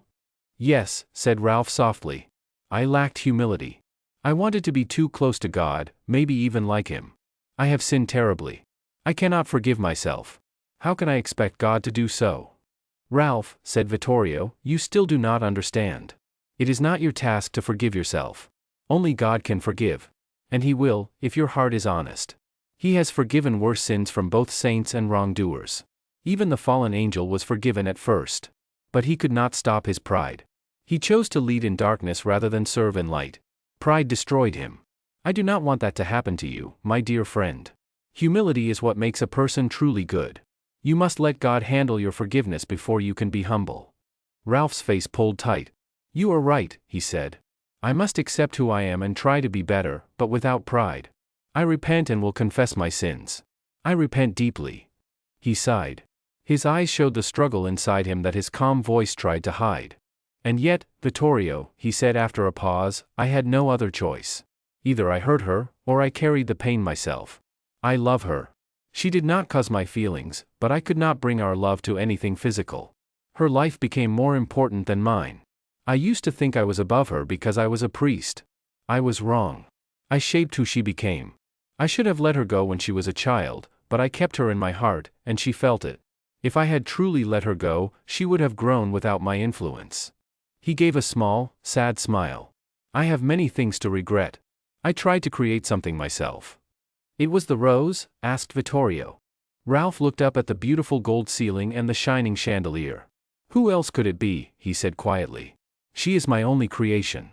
"And will she be all right, the rose? Did you hurt her more by doing this than by saying no to her?" "I don't know, Vittorio. I really wish I did. At that moment, it seemed like the only thing I could do. I didn't think clearly, and feelings made it hard to judge. It just happened. But maybe what she needed most was to be seen as a woman. Not that she didn't know it herself, but I didn't. I had known her as a child for many years. Maybe if I had met her first as a woman, things would have been different." You sound too serious, Ralph, and not very ready to forgive yourself. It hurts, yes? To know that you were just human and did something weak. Was it really done with a high and noble purpose? Ralph looked into the cardinal's dark eyes and saw himself reflected there as a tiny figure. "No," he said, "I am just a man. I found joy in her that I never knew before. I didn't know a woman could feel that way or bring such happiness. I wanted never to leave her, not only because of her body, but because I loved to be with her. I liked talking to her, eating the food she made, smiling with her, sharing her thoughts. I will miss her all my life." The look on the cardinal's thin face reminded Ralph of Meggie when they said goodbye, are strong, yet full of pain. Ralph wondered what this man had ever known of love. "I cannot be sorry for loving her," Ralph said again, when the cardinal was silent. I am sorry for breaking my vows. My life was built on them. I will never serve as a priest with the same feeling again. That I regret deeply. But Meggie. When he said her name, the cardinal turned away, fighting his own thoughts. To say I repent her would be like wishing her gone, Ralph said softly, rubbing his eyes. I don't know if that makes sense. I can never say what I feel for her well enough. Meggie is a blessing. To me, she is holy, a kind of sacred gift. Yes, I understand, said the cardinal with a sigh. It is good that you feel this way. In God's eyes, it may help you. You should confess to Father Giorgio, not Father Guillermo. Giorgio will understand your feelings and see the truth. Guillermo may not. He might think you are not truly sorry. He smiled a little. Remember, Ralph, priests are men too. They speak for God, but they listen and judge as men. The forgiveness comes from God, but the ears are human. Someone knocked softly. A servant brought in tea. The cardinal watched silently. You see, Ralph, since my time in Australia, I have grown fond of afternoon tea. They make it well now in my kitchen. At first, they did not. He raised his hand when Ralph moved. Ah, no, I will pour it myself. I like to play the mother at tea time. I saw many men in black shirts in Genoa and Rome, Ralph said as the cardinal poured. The special guards of Il Duce. Yes, said the cardinal quietly. We have difficult times ahead. The Holy Father insists that the Church must stay peaceful with Italy's government, and he is right. Whatever happens, we must be free to help all our people. Even if war divides them, and they fight each other while both pray to the same God, we must keep the Church away from politics. I wanted you here because I can trust you. Your face does not show your thoughts, and you are clever in diplomacy. Ralph smiled sadly. You will still help my career, even if I don't want you to. I wonder what would have become of me if I hadn't met you. Oh, you would have become the Archbishop of Sydney, a fine and important position, said His Eminence with a warm smile. But our lives do not follow our own plans. We met because it was meant to happen, and now we must work together for the Holy Father. I don't think success is waiting for us, said Archbishop Ralph. I believe people will dislike what we do. They will judge us and say we are wrong, replied His Eminence. I know that, and so does His Holiness. But we have no other choice. We can still pray quietly for the end of leaders who bring harm, can't we? Do you think there will be a war? Asked Ralph. I don't see how it can be stopped, said His Eminence. Just then, his old cat walked slowly out of the sunny corner where it had been sleeping. It climbed onto his red lap with some effort. Ah, Sheba, say hello to your friend Ralph. You used to like him more than me, said His Eminence kindly. The cat looked at Ralph with proud yellow eyes, then closed them. Both men laughed softly. At Drogheda, there was now a wireless radio. Progress had reached Gillenbone, bringing an Australian Broadcasting Commission station. At last, people had something new for entertainment besides local gossip. The radio was not pretty, it sat in a shiny wooden box on a small fancy table in the sitting room. Its battery was kept in the cupboard underneath. Every morning, Mrs. Smith, Fee, and Meggie turned it on to hear the local news and weather. Every evening, Fee and Meggie listened to the national news from ABC. It felt strange to hear about the world outside, to learn quickly about floods, fires, rain, politics, and troubles in Europe. Before this, they only heard slow news from old newspapers. On Friday, September 1st, the announcer said that Germany had invaded Poland. Only Fee and Meggie were home to hear it. They didn't pay much attention. People had talked about it for months, and Europe was far away. Life at Drogheda seemed more important. But on Sunday, September 3rd, all the men came in from the fields for Mass. They cared more about Europe, though Fee and Meggie forgot to tell them the Friday news. Father Watty, who might have done so, left in a rush for Narragansett. That evening, they turned on the radio again. Instead of the usual clear English voice, they heard the Australian Prime Minister, Robert Menzies, speaking. He said sadly that Germany had continued the attack on Poland, Britain had declared war, and Australia was now also at war. He spoke of the dangers to peace and said that nations must stand together. He asked Australians to keep working hard, keep businesses running, and stay strong. His voice ended with a prayer asking God to bring peace to the world soon. The room was silent when he finished. Then they heard the British leader, Neville Chamberlain, speaking from far away. Fee and Meggie looked at the men. "If we count Frank, there are 6 of us," said Bob. "All except Frank work on the land. That means they won't want to send us to fight. From our stockmen, maybe 6 will want to go and 2 will stay." "I want to go," said Jack brightly. Me too, said Hughie. And us, said Jims for himself and Patsy. "We must think carefully," said Bob. "Wool is important for soldiers, not just for clothes. It's used to pack ammunition and other goods. We also raise cattle for meat, and the older sheep are used for hides and other materials needed for war. So we can't just leave Drogheda without workers, even if we wish to go. It will be hard to find new stockmen. The drought is in its 3rd year, we are cutting scrub, and the rabbits are a real problem. For now, our duty is to stay on Drogheda. It may not sound exciting like fighting, but it is just as important." The men looked worried, but the women seemed lighter. What if the drought lasts longer than Pig Eye and Bob thinks? Bob frowned and thought hard. "If it gets worse and keeps going, we can send 2 men away and still manage Drogheda, but only if Meggie helps fully and works the inside paddocks. It will be hard, and normally we couldn't do it, but now, with the drought, I believe 5 men and Meggie working every day can run the place. Still, it's really hard for Meggie, because she has 2 little children." If I must do it, Bob, I will, said Meggie. Mrs. Smith will take care of Justine and Dane. When you need me, I'll start riding and working. Then the 2 who can go are us, said Jims with a smile. "No, Hughie and I should go," said Jack quickly. Bob looked at them. "It should be Jims and Patsy," he said slowly. "You are younger and know less about work with cattle, but as soldiers we'd all be new. Still, you are only 16. By the time things get worse, we'll be 17, said Jims. We'll look old enough, and if you write a letter for us, Harry Goff can sign it, so we can join up." "Well, right now, no one is leaving," said Bob. "Let's first try to make Drogheda work better in spite of the drought and rabbits." Meggie left quietly and went upstairs to the children's room. Dane and Justine were sleeping in their white beds. She looked at her son for a long time and whispered, "Thank God you are still a baby." Almost a year passed before the war reached Drogheda.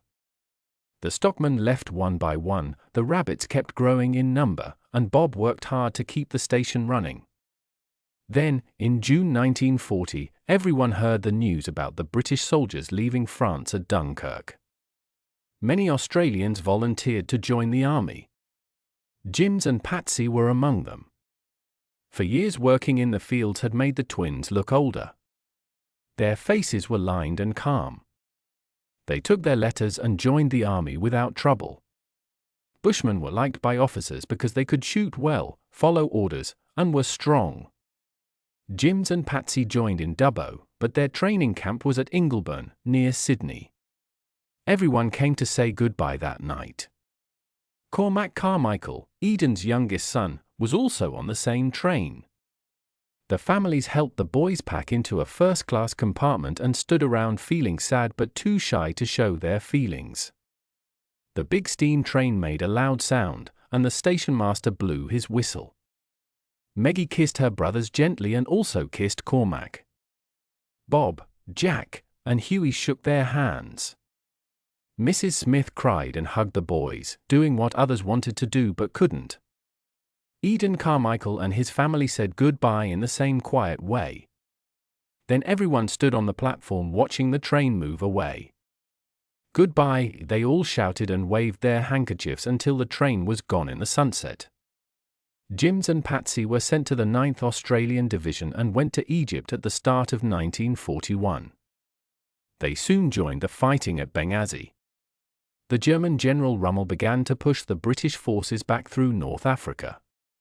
When most British soldiers moved back toward Egypt, the 9th Australian Division stayed to defend Tobruk, a town in enemy territory. The soldiers could still get supplies by sea, so they held their place.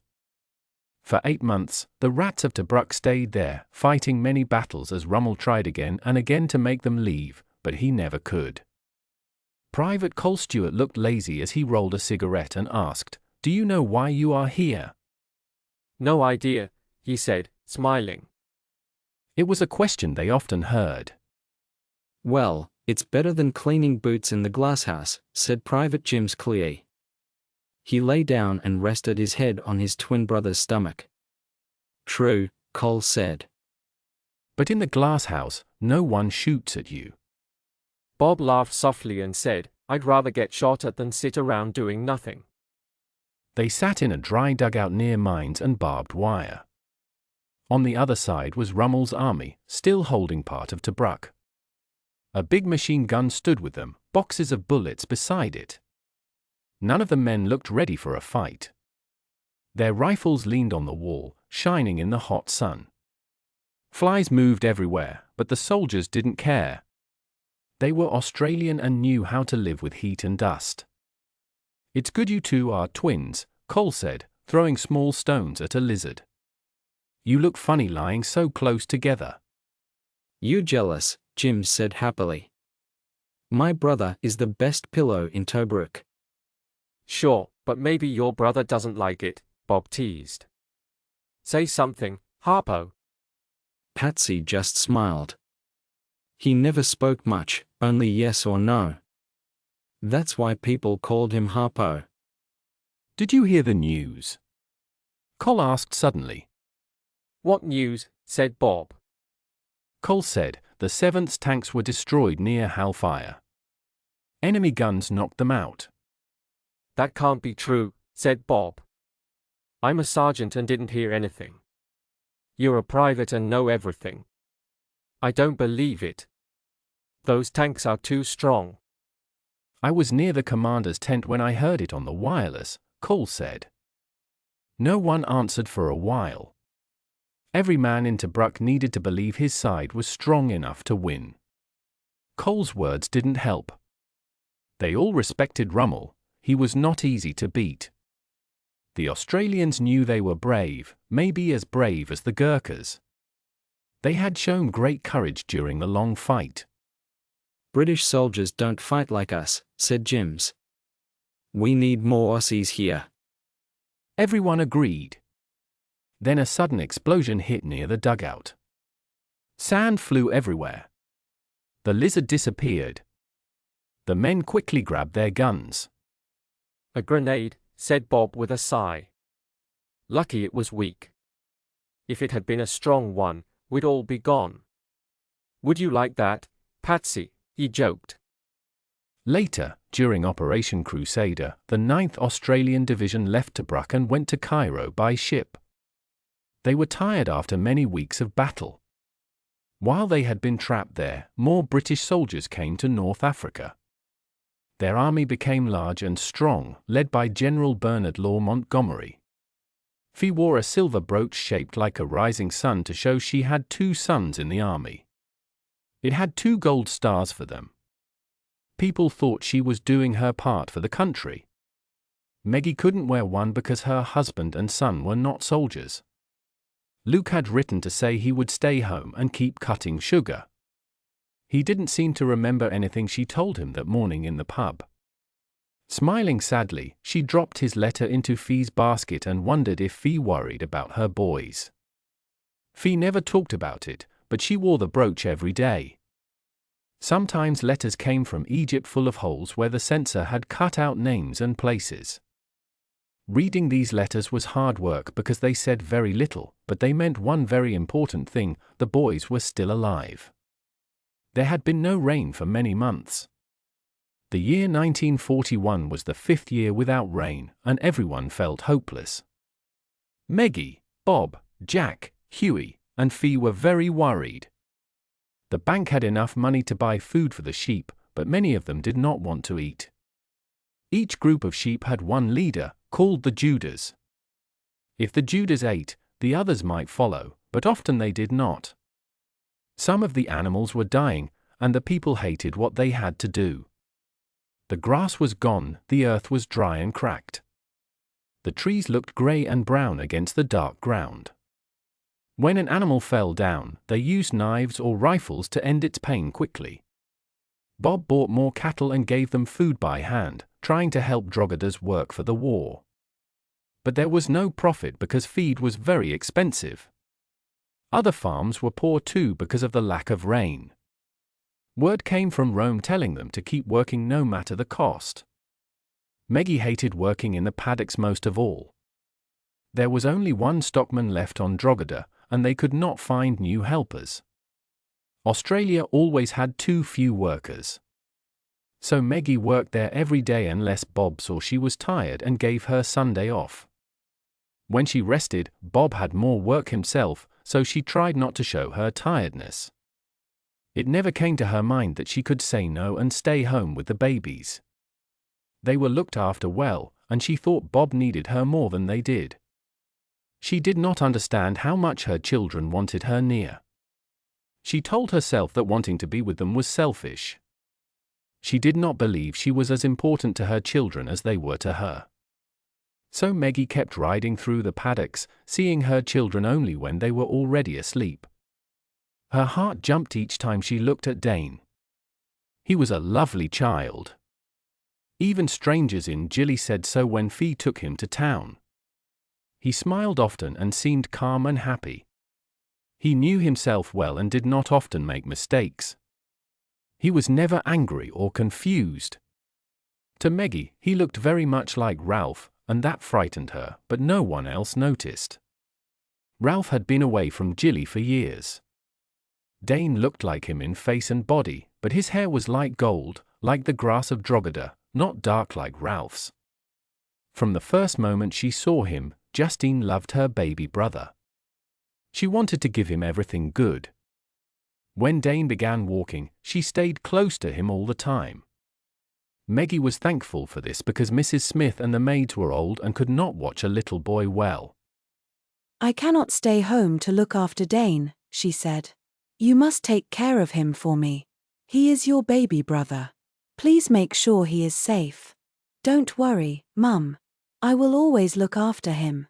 I wish I could do it myself, Meggie said softly. I don't, said Justine with a small smile. I like having Dane all to myself. I won't let anything happen to him. Her words did not make Meggie feel better. She knew her own daughter would take her son's love away from her, and there was nothing she could do. So Meggie went back to work in the paddocks while Justine carefully watched Dane. Meggie felt pushed aside by her little girl and wondered where Justine got that strong nature. Not from Luke, not from herself, not from Fee. Still, Meggie was glad that Justine was now smiling and laughing. She was already 4 years old before she ever found something funny. It was Dane who made her laugh. He had laughed since he was a baby, and because he laughed, she did too. Meggie's children always learned from each other. Still, Meggie felt hurt because they seemed fine without her. She thought sadly that when this terrible war was over, Dane would be too old to love her the way he should. He would always be closer to Justine. Why does everything go wrong when I think my life is steady? She asked herself. I didn't ask for this war or this dry weather, but here they are. Maybe it was good that Drogheda was struggling. If life had been easier, Jack and Hughie would have joined the army right away. But because of the hard times, they had to stay home and save what they could from the drought. People later called it the Great Drought. Over a huge part of Australia, from southern Victoria to the grasslands in the Northern Territory, farms lost their crops and animals. The war took most of the attention. The twins were fighting in North Africa, and everyone at home followed the news closely, waiting with worry. Most people there were from working families and supported the Labour Party. They disliked the government, which was called Liberal but acted very conservative. When the Prime Minister, Robert Menzies, stepped down in August 1941, they were happy. Then, when John Cuttin from the Labour Party was asked to be the new Prime Minister on October 3rd, it felt like the best news Drogheda had heard in years. During 1940 and 1941, people became more worried about Japan.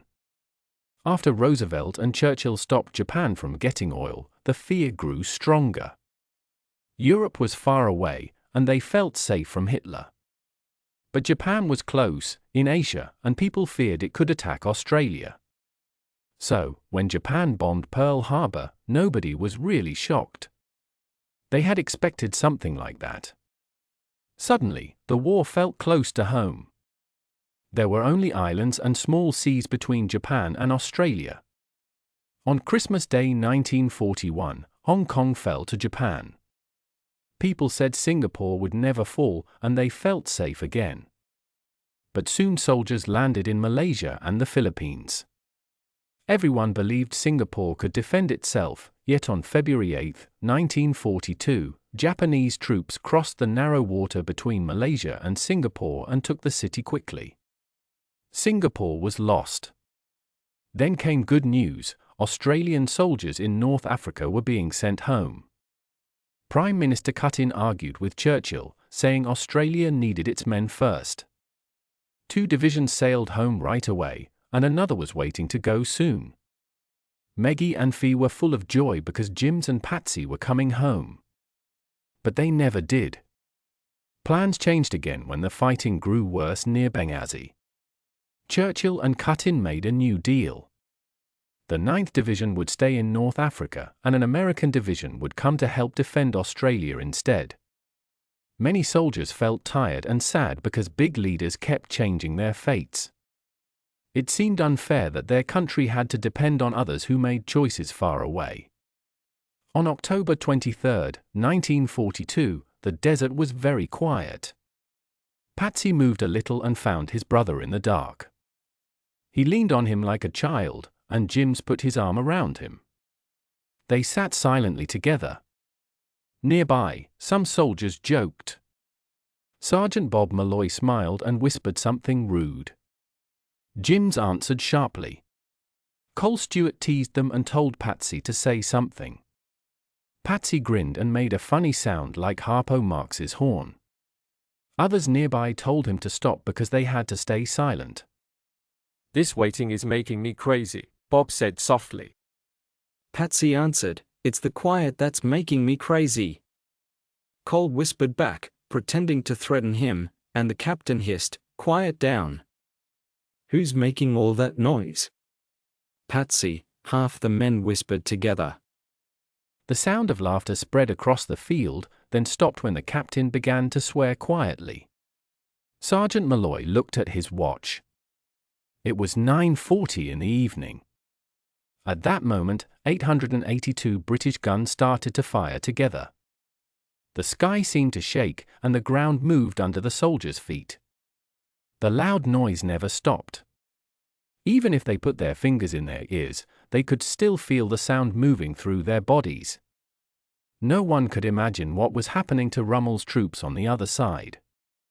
All the different kinds of guns fired together in perfect rhythm, filling the night.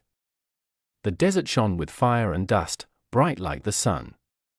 Huge clouds of smoke rose high, glowing from the flashes of explosions.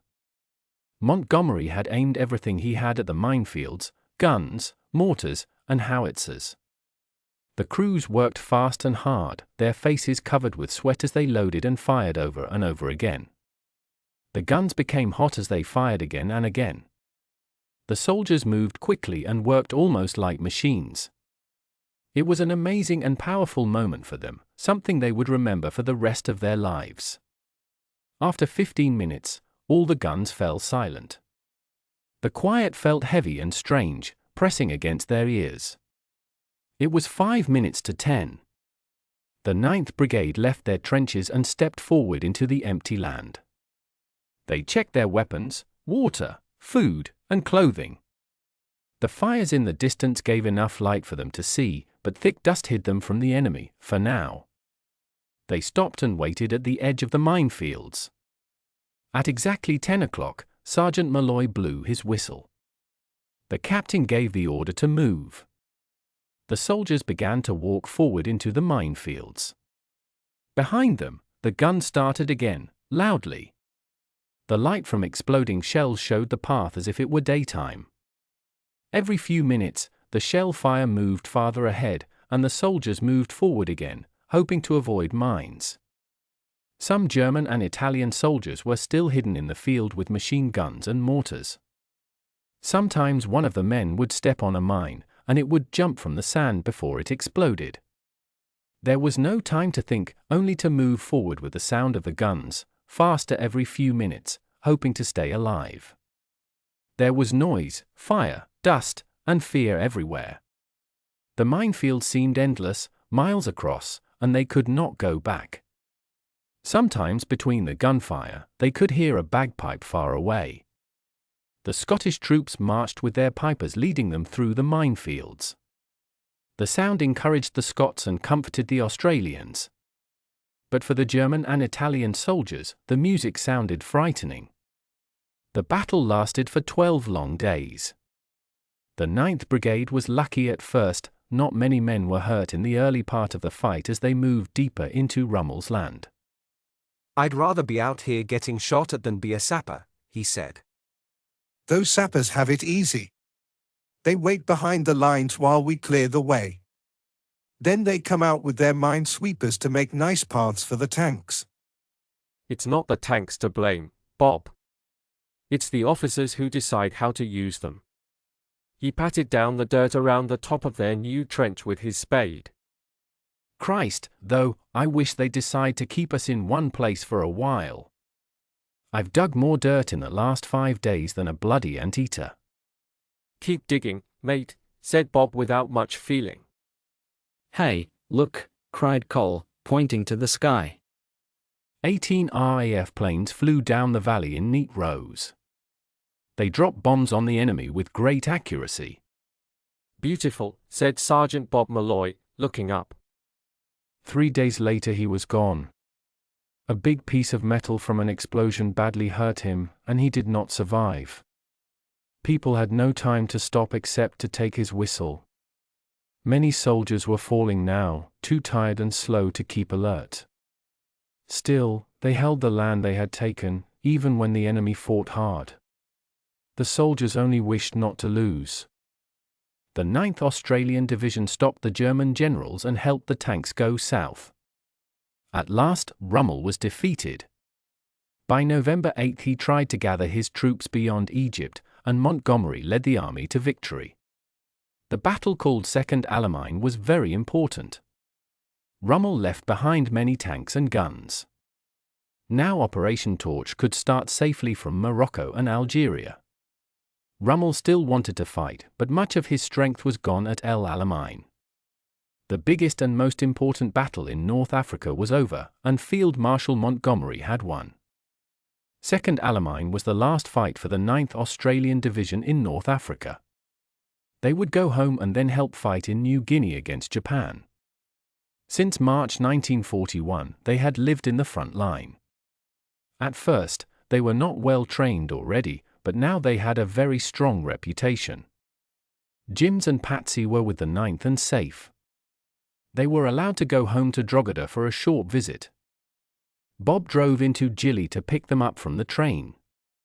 The division was based in Brisbane and would soon train for the jungles of New Guinea.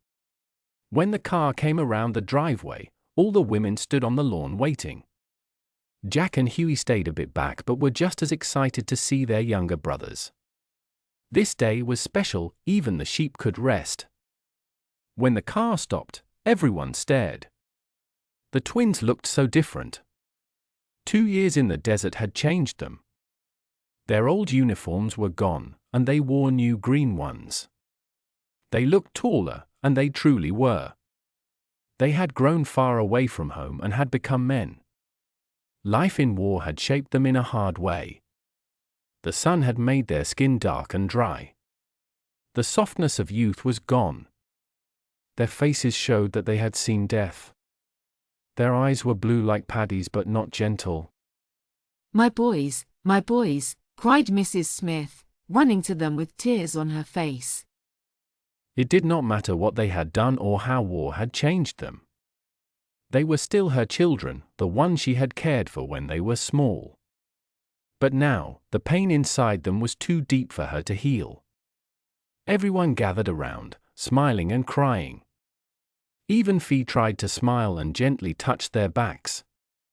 The twins hugged and kissed their family, Meggie, Minnie, Kat, their mother, and their brothers Jack and Huey. No one on Drogheda could know what it really felt like to come home after war. The twins ate happily. Army food was never this good, they said, laughing. They enjoyed sweet cakes, rich puddings, and creamy pavlova. Mrs. Smith thought they would be sick from eating so much, but with plenty of tea, they were fine. A bit different from wog bread, eh, Patsy? What's wog mean? Asked Mrs. Smith. A wog's an Arab, but a wop's an Italian, right, Patsy? Right, he said. It was a strange moment for everyone. They often talked, or really Jims did most of the talking, about North Africa. He told stories about the towns, the people, the food, the museum in Cairo, and life on the ship and in the camp. But when someone asked about the real fighting, he never gave a clear answer. He quickly changed the subject. After the war, the women noticed this again and again. The men who had fought hardest never spoke about it. They stayed away from clubs and meetings for soldiers and wanted nothing that reminded them of war. There were parties to welcome them home. Drogheda gave one, and Rudna had another because Alistair MacQueen was back too. Dibben held one as well, even though Dominic O'Rourke's 2 sons fighting in New Guinea couldn't come home. Every family who had men in uniform wanted to celebrate the safe return of the 3 9th boys. Women and girls gathered around them, but Jims, Patsy, and Bob Cleary tried to get away whenever they could. They seemed nervous, even more than in battle. Jims and Patsy didn't want much to do with women now. They spent time with Bob, Jack, and Huey instead. Late at night, after everyone else slept, they spoke quietly with their brothers and shared some of their heavy hearts. They rode their horses across the dry land of Drogheda, now in its 7th year without rain, happy to wear normal clothes again. Even though their minds carried pain, they thought the land was still beautiful. The sheep made them feel calm, and the smell of roses gave them peace. They wanted to remember everything deeply this time. When they left for war at first, they hadn't known what it would be like. Now they wanted to keep those moments safe, to treasure them, all the way down to pressing roses and grass from Drogheda into their own wallets. They were gentle and kind to Fee. To Meggie, Mrs. Smith, Minnie, and Kat they were full of love. Those women had been like real mothers to them. Meggie was happiest to see how much they liked little Dane. They played with him for hours, rode horses with him, and laughed while rolling him on the grass. They seemed shy around Justine, though. They felt awkward with girls they didn't know well. Poor Justine was also jealous because they spent so much time with Dane and she had no one to play with. "He's a good little boy, Meggie," said Jims one afternoon on the veranda. He sat there watching Patsy and Dane laughing on the lawn. Yes, he's beautiful, isn't he? She said softly. Her eyes were sad and full of love. Those boys had been like her own children. What's wrong, Jims? Can't you tell me? He looked at her, eyes full of pain, and shook his head. "No, Meggie. It's not something I can tell a woman." "What about later, when you marry? Won't you tell your wife?" "Getting married? No, I don't think so. The war changes everything. We wanted to fight once, but now we are smarter. If we married, we'd have sons, and why? To watch them grow up and go through the same things we did." "Don't say that, Jims." He looked toward Dane, laughing while Patsy held him upside down. "Don't ever let him leave Drogheda, Meggie. He'll be safe here." Far away, Archbishop Ralph ran quickly down a long, beautiful hall. People looked at him in surprise, but he didn't stop. He reached the cardinal's room and burst inside. The Cardinal, Vittorio, was speaking with Monsieur Papi, the Polish ambassador. "What is it, Ralph?" asked the Cardinal. "It's happened, Vittorio. Mussolini has been taken from power." "Good heavens! Does the Holy Father know?" "Yes. I phoned Castel Gandolfo myself, but the news should reach him soon by radio. I heard it from a friend at German headquarters." I hope the Holy Father is ready to leave, said Monsieur Papi quietly. Ralph replied quickly, he couldn't leave easily. The city is under strict guard. "He wouldn't go anyway," said the Cardinal calmly. Papi stood up. "I must go now, Your Eminence. My country is fighting Germany. If the Holy Father isn't safe, neither am I. I have papers to take care of." He bowed politely and left. "He came to ask help for his people, didn't he?" asked Ralph. "Yes," said the Cardinal, "he cares deeply for them." "And we do too," said Ralph. "Of course we do," the Cardinal answered, "but the situation is very hard to manage. The truth of the matter is he's not believed." Ralph: "Well, isn't that true? The Holy Father grew up in Munich. He loves the German people and still does, even now. If he saw all those poor dead bodies, he would blame the Russians. He would never believe the Germans did it. He thinks the Germans are too educated and kind." Ralph, you are not a Jesuit, but you are here because you swore loyalty to the Holy Father.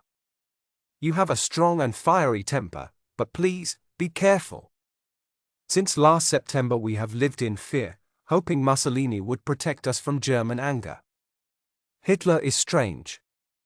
He hates both the British Empire and the Catholic Church, but he still wants to keep them alive. Yet when he needed to, he tried to destroy Britain. Do you think he would not try to destroy us too? If we speak against him and talk about what is happening in Poland, he will crush us. What good would speaking out do? We have no soldiers to fight. He would punish us at once. The Holy Father fears being sent to Berlin. Do you want our Pope to become a puppet there, like the one in Avignon long ago? "I'm sorry, Vittorio, but I cannot agree. We must speak against Hitler. We must tell the world how cruel he is. If he kills us, we will die as martyrs, and that will help even more." Ralph, you are not thinking clearly. Hitler would not kill us directly. He knows how powerful martyrdom can be. The Holy Father would be taken to Berlin, and we would be sent quietly to Poland. Poland, Ralph? Would you rather die there, helpless and forgotten? Archbishop Ralph sat down. He pressed his hands between his knees and looked out the window. He saw doves flying in the golden light of the sunset. He looked thinner now, older but still graceful. Ralph, we must remember who we are. We are men, yes, but first we are priests. That's not what you said when I came back from Australia, Vittorio. I meant something else then. You know that. Please don't be stubborn. Right now we must not think as ordinary men. We must think as priests. That is our duty. Whatever we feel as men, our loyalty is only to the Church, not to any government. We must obey the Holy Father. He cannot be wrong in matters of faith or the Church. He is wrong. His judgment is unfair. All his strength is spent fighting communism. He thinks Germany stops communism from spreading west. He wants Hitler to stay in power, just as he accepted Mussolini in Italy. Ralph, you do not know everything. He is the Pope, and he cannot be wrong. If you deny that, you deny your faith. The door opened quietly but quickly. Your Eminence, General Kesselring. Both churchmen stood up. They put aside their disagreements and smiled. This is a great honor, Your Excellency. Please sit down. Would you like some tea? They spoke in German, since many church leaders in the Vatican used that language. The Holy Father also enjoyed speaking German. "Thank you, Your Eminence. No one in Rome makes tea as good as yours." I learned to love tea when I worked for the Pope in Australia. Even though I am Italian, I still enjoy it. "And you, Your Grace?" I am Irish, General. We Irish also grow up drinking tea. General Kesselring liked Archbishop de Bricassart. After dealing with many clever, cautious Italian priests, he found Ralph honest and straightforward. Your Grace, I am always impressed by how perfectly you speak German, he said. I am good with languages, General, but it's just a small talent, not worth praise. What may we do for you? You must have heard about Mussolini's fate. Yes, we have. Then you know why I came. I want to tell you that everything is under control. Also, could you please send this message to those staying at Castel Gandolfo? I am too busy to go there myself. Are you so busy? Of course. You must understand that Italy is now an enemy country for us Germans. This place, Herr General? This is not Italian land. No man is our enemy here unless he is evil. I am sorry, Your Eminence. I mean Italy, not the Vatican. But I must follow my leader's orders. Italy will be under German control. My soldiers, who were friends before, will now act as guards. Archbishop Ralph sat calmly and watched the visitor carefully. Did this man know what was happening in Poland? He must know. Cardinal Vittorio looked very worried. Dear General, not Rome itself, please. Rome has great history and priceless treasures. If troops come into her hills, there will be fighting and ruin. I beg you, do not allow that. General Kesselring looked troubled. I hope it will not happen, Your Eminence. But I also gave an oath. I must obey my leader. You will try to help us, Herr General? Please, you must. Archbishop Ralph said quickly. He leaned forward and smiled warmly. A bit of gray hair fell on his forehead. He knew how his charm affected the general and used it kindly. Have you been to Athens, sir? Yes, I have, said the general in a dry voice. Then you know about the old buildings there. It was people from later times who destroyed the Acropolis. Herr General, Rome has stood for 2,000 years. She was cared for and loved. Please, I ask you, keep her safe. The general looked at him with surprise and respect. The uniform suited him well, but the archbishop's robe looked just as fine, with its purple color. Ralph also looked strong, like a soldier, and his face was handsome and calm, like an angel. He was a man one would remember. I will do my best, Your Grace, I promise, said the general. I can decide some things myself. I am a civilized man. But your request is difficult. If I say Rome is an open city, I cannot destroy bridges or turn buildings into strongholds. That might hurt Germany later. What can you give me to be sure Rome will not betray us if I am kind? Cardinal Vittorio kissed at his cat, a lovely Siamese, and smiled softly. Rome will never return kindness with betrayal, Herr General. I am sure you will hear the same words from those staying at Castel Gandolfo. Come here, Kengsi, my darling. What a beautiful cat you are. He stroked her gently on his red robe. A fine animal, Your Eminence, said the general. She is noble, Herr General. The Archbishop and I both come from old families, but beside hers, ours mean little. Do you like her name? It is Chinese for silken flower. It suits her well. Tea arrived, and everyone was quiet until the sister left the room. You will not regret making Rome an open city, said Archbishop Ralph with a kind smile. He turned to the cardinal as his warm manner changed into simple friendship. Your Eminence, will you be the mother, or shall I pour the tea? Mother? Asked the general, confused. Cardinal di Continivercis laughed. It is an old joke among us celibate men. The one who serves the tea is called mother. It is an English saying. That night Archbishop Ralph felt tired and impatient. He thought he was doing little to help end the war, only talking about saving old buildings. He had grown to dislike the slow and careful way of Vatican leaders. Though he was usually careful by nature, the lack of action made him frustrated.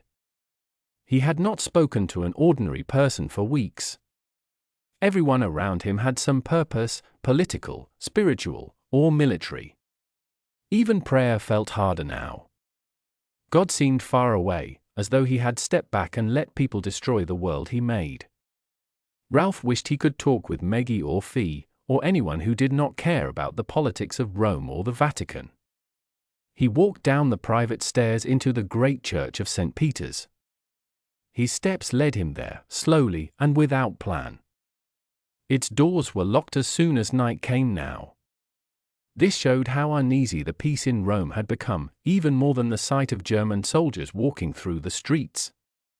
Inside, a soft light filled the large empty space. His steps made lonely sounds on the stone floor as he walked forward. Then he stopped, knelt in front of the high altar, and stood again. Suddenly, between one step and the next, he heard a small sound, a gasp. He turned on his flashlight and pointed it toward the noise. He was not scared, only curious. This place was familiar to him, and he felt safe here. The light touched the sculpture he loved most, the Pietà by Michelangelo. Below it was a real person, not stone, but still and pale. "Ciao," said the Archbishop with a smile. The other person did not answer. The clothes showed he was a young German soldier of low rank, just an ordinary man. The Archbishop spoke gently, first in German, asking how he was. The boy moved a little, and sweat shone on his forehead. The Archbishop asked if he was sick. "No," came the quiet reply. The Archbishop put down the flashlight and went closer. He lifted the boy's chin to see his face in the dim light. "What's wrong?" he asked in German and laughed softly. "That's what I always ask people. It has caused me trouble many times." The boy spoke slowly, his voice deep and heavy. "I came to pray." "What happened? Did they lock you in?" "Yes, but that is not the problem." "Well, you can't stay here all night," said the Archbishop, picking up the flashlight. "I don't have the key, so come with me." He spoke quietly as they walked toward a private stairway leading to the papal palace. "I came to pray too. It has been a hard day. Up we go. Let's hope no one thinks I am under arrest. They must see I am helping you." They walked in silence for about 10 minutes, through halls, gardens, and up some stairs. The young soldier stayed close to him, not wanting to be alone. At last, the Archbishop opened a door to a small, simple room. He turned on a lamp and closed the door. They stood and looked at each other. The soldier saw a tall man with kind blue eyes. The Archbishop saw a thin boy of about 16 dressed in the uniform that made everyone afraid. The boy had dark brown eyes, long black lashes, and thick wavy hair. He looked strong and handsome. Though the Archbishop had wanted to meet an ordinary man, he found this boy interesting. "Sit down," he said kindly. He took a bottle of Marsala wine, poured 2 glasses, and gave one to the boy.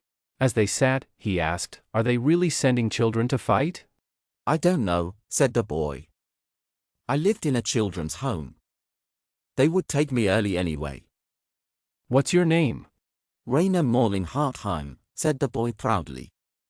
"That's a fine name," said the Archbishop. "Yes, I made it myself. My real name was Rainer Schmidt, but when I joined the army, I chose the name I always wanted." "So, you were an orphan?" "The sisters said I was a love child." The Archbishop gave a small smile. The boy looked calm now, whatever had scared him earlier seemed gone. "Rainer, why were you so afraid?" he asked gently. Rainer tasted the wine and smiled. "It's good, and sweet." He relaxed and spoke softly. "I wanted to see St. Peter's. The sisters told us about it and showed pictures. When they sent us to Rome, I was happy. We arrived this morning, and I came here right away." He looked down. "But it wasn't what I hoped. I thought I would feel close to our Lord in his own church. Instead it was only big and cold. I could not feel God." Archbishop Ralph smiled. "I understand. But St. Peter's is not like other churches. It is the main church. It took me a long time to feel that too." "I wanted to pray for 2 things," said the boy. His eyes showed he listened, but it was not what he hoped to hear. "For the things that make you afraid?" "Yes." I thought praying in St. Peter's might help me. What are you afraid of, Rainer? I'm afraid they might say I'm a Jew. And I'm afraid my army group will go to Russia. I understand. That must be hard. Is it possible they will say you're a Jew? Well, look at me, said the boy. When they wrote down my information, they said they needed to check. I don't know if they can find out, but maybe the sisters know more than they told me. If they do know, they won't tell, said the Archbishop kindly. They will understand why people ask. Do you really believe that? Oh, I hope so. Does it upset you if you have Jewish family? It doesn't matter, said Rainer. I was born in Germany. That is what matters to me. But not everyone thinks that way, do they? No, they don't. And about Russia? You don't need to worry now. You are in Rome. That's far away. This morning I heard our commander say we might still go to Russia. Things are not going well there. You are only a child, said Archbishop Ralph suddenly. You should be in school. I wouldn't be now. I'm 16, so I'd be working, said the boy with a small smile. He sighed. But I would like to keep learning. It's important. Archbishop Ralph laughed softly, then stood up and poured more wine. Don't mind me, Rainer. I'm saying many strange things tonight. I always do at this hour. I don't think I'm being a good host. You're fine, said the boy. So, said the Archbishop when he sat down again. Tell me who you are, Rainer Morling Hartheim. The boy looked proud. I'm German and Catholic. I want to make Germany a place where no one suffers because of race or religion. I want to give my life to that if I live long enough. I will pray for you, said Archbishop Ralph. I'll pray that you live and succeed. Really? Asked Rainer softly. Will you pray for me by name? Of course. You have reminded me that prayer is my only real power. It is my duty. Who are you? Asked Rainer, blinking sleepily from the wine. I'm Archbishop Ralph de Bricassart. Oh? I thought you were a normal priest. I am a normal priest, he said with a gentle smile. Let's make a deal, said the boy. His eyes shone brightly. You pray for me, Father. And if I live to reach my dream, I will come back to Rome to show you what your prayers did. The Archbishop's blue eyes looked warm and kind. It's a deal. And when you come, I'll tell you what I think happened to those prayers. He stood up. Stay here, little politician. I'll find you something to eat. They talked until morning light touched the buildings outside, and pigeons moved their wings near the window. Then the Archbishop walked with his visitor through the palace rooms. He was happy to see how amazed the boy looked. Soon, he opened the door and let him step outside into the cool, fresh air. The boy did not know it then, but he would travel to Russia one day, carrying a warm memory. He would remember that in Rome, inside the Lord's Church, one man prayed for him every day by name. Later, when the 9th Division was ready to move to New Guinea, most of the war there was already finished. The soldiers were not happy. They were proud fighters and wanted new battles to win. They hoped they could follow the Japanese north through Indonesia. The Japanese army had lost many of its hopes after Guadalcanal, yet they did not give up easily. Even with few supplies and tired men, they made the Americans and Australians fight hard for every small piece of land.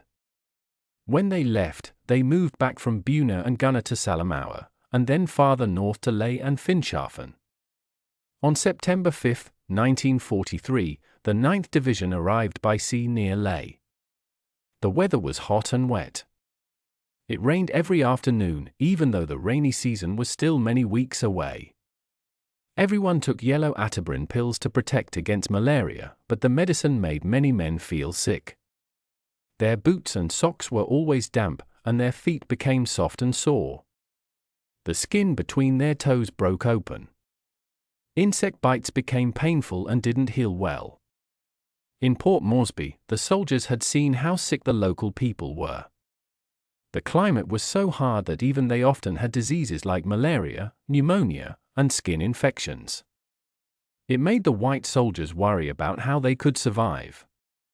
Some men who had fought on the Kokoda Trail looked very weak and ill. Many had died, not from fighting, but from cold and sickness in the mountains. The path there was full of deep mud and tall trees glowing faintly at night from strange plants. The climbs were steep and slippery, and there was no time to look up or rest. Compared to that, North Africa had seemed bright and open. The 9th Division was glad they had fought there instead of Kokoda. Leh was a small town near the coast. It had grasslands and forests instead of high, cold mountains. It was a better place to fight. There were only a few European houses, a fuel station, and many native huts. The Japanese soldiers were brave but tired and weak from sickness and long months of fighting. After the big machines and heavy guns of North Africa, it was strange to fight here with only small weapons and rifles. Jims and Patsy liked staying close together when fighting to protect each other. But they both knew this war was not like North Africa. The enemy looked very different and did not fight with the same strength. 2 weeks after the 9th Division landed at Leh, the fighting ended. The Japanese were gone. That day was beautiful. The air was cooler, the sky was bright blue, and the hills beyond the town shone in green and purple colors. The soldiers were relaxed. Many played games, walked about, and laughed with local people who showed their red smiles from chewing betel nut. Jims and Patsy walked together in tall grass outside the town. The grass was golden and dry, and it reminded them of the fields at home after heavy rain. "Not long now, Patsy," said Jims. "We've beaten the Japanese and the Germans. Soon we'll be home. Home at Drogheda. I can't wait." "Yo yeah," said Patsy. They walked side by side, very close together.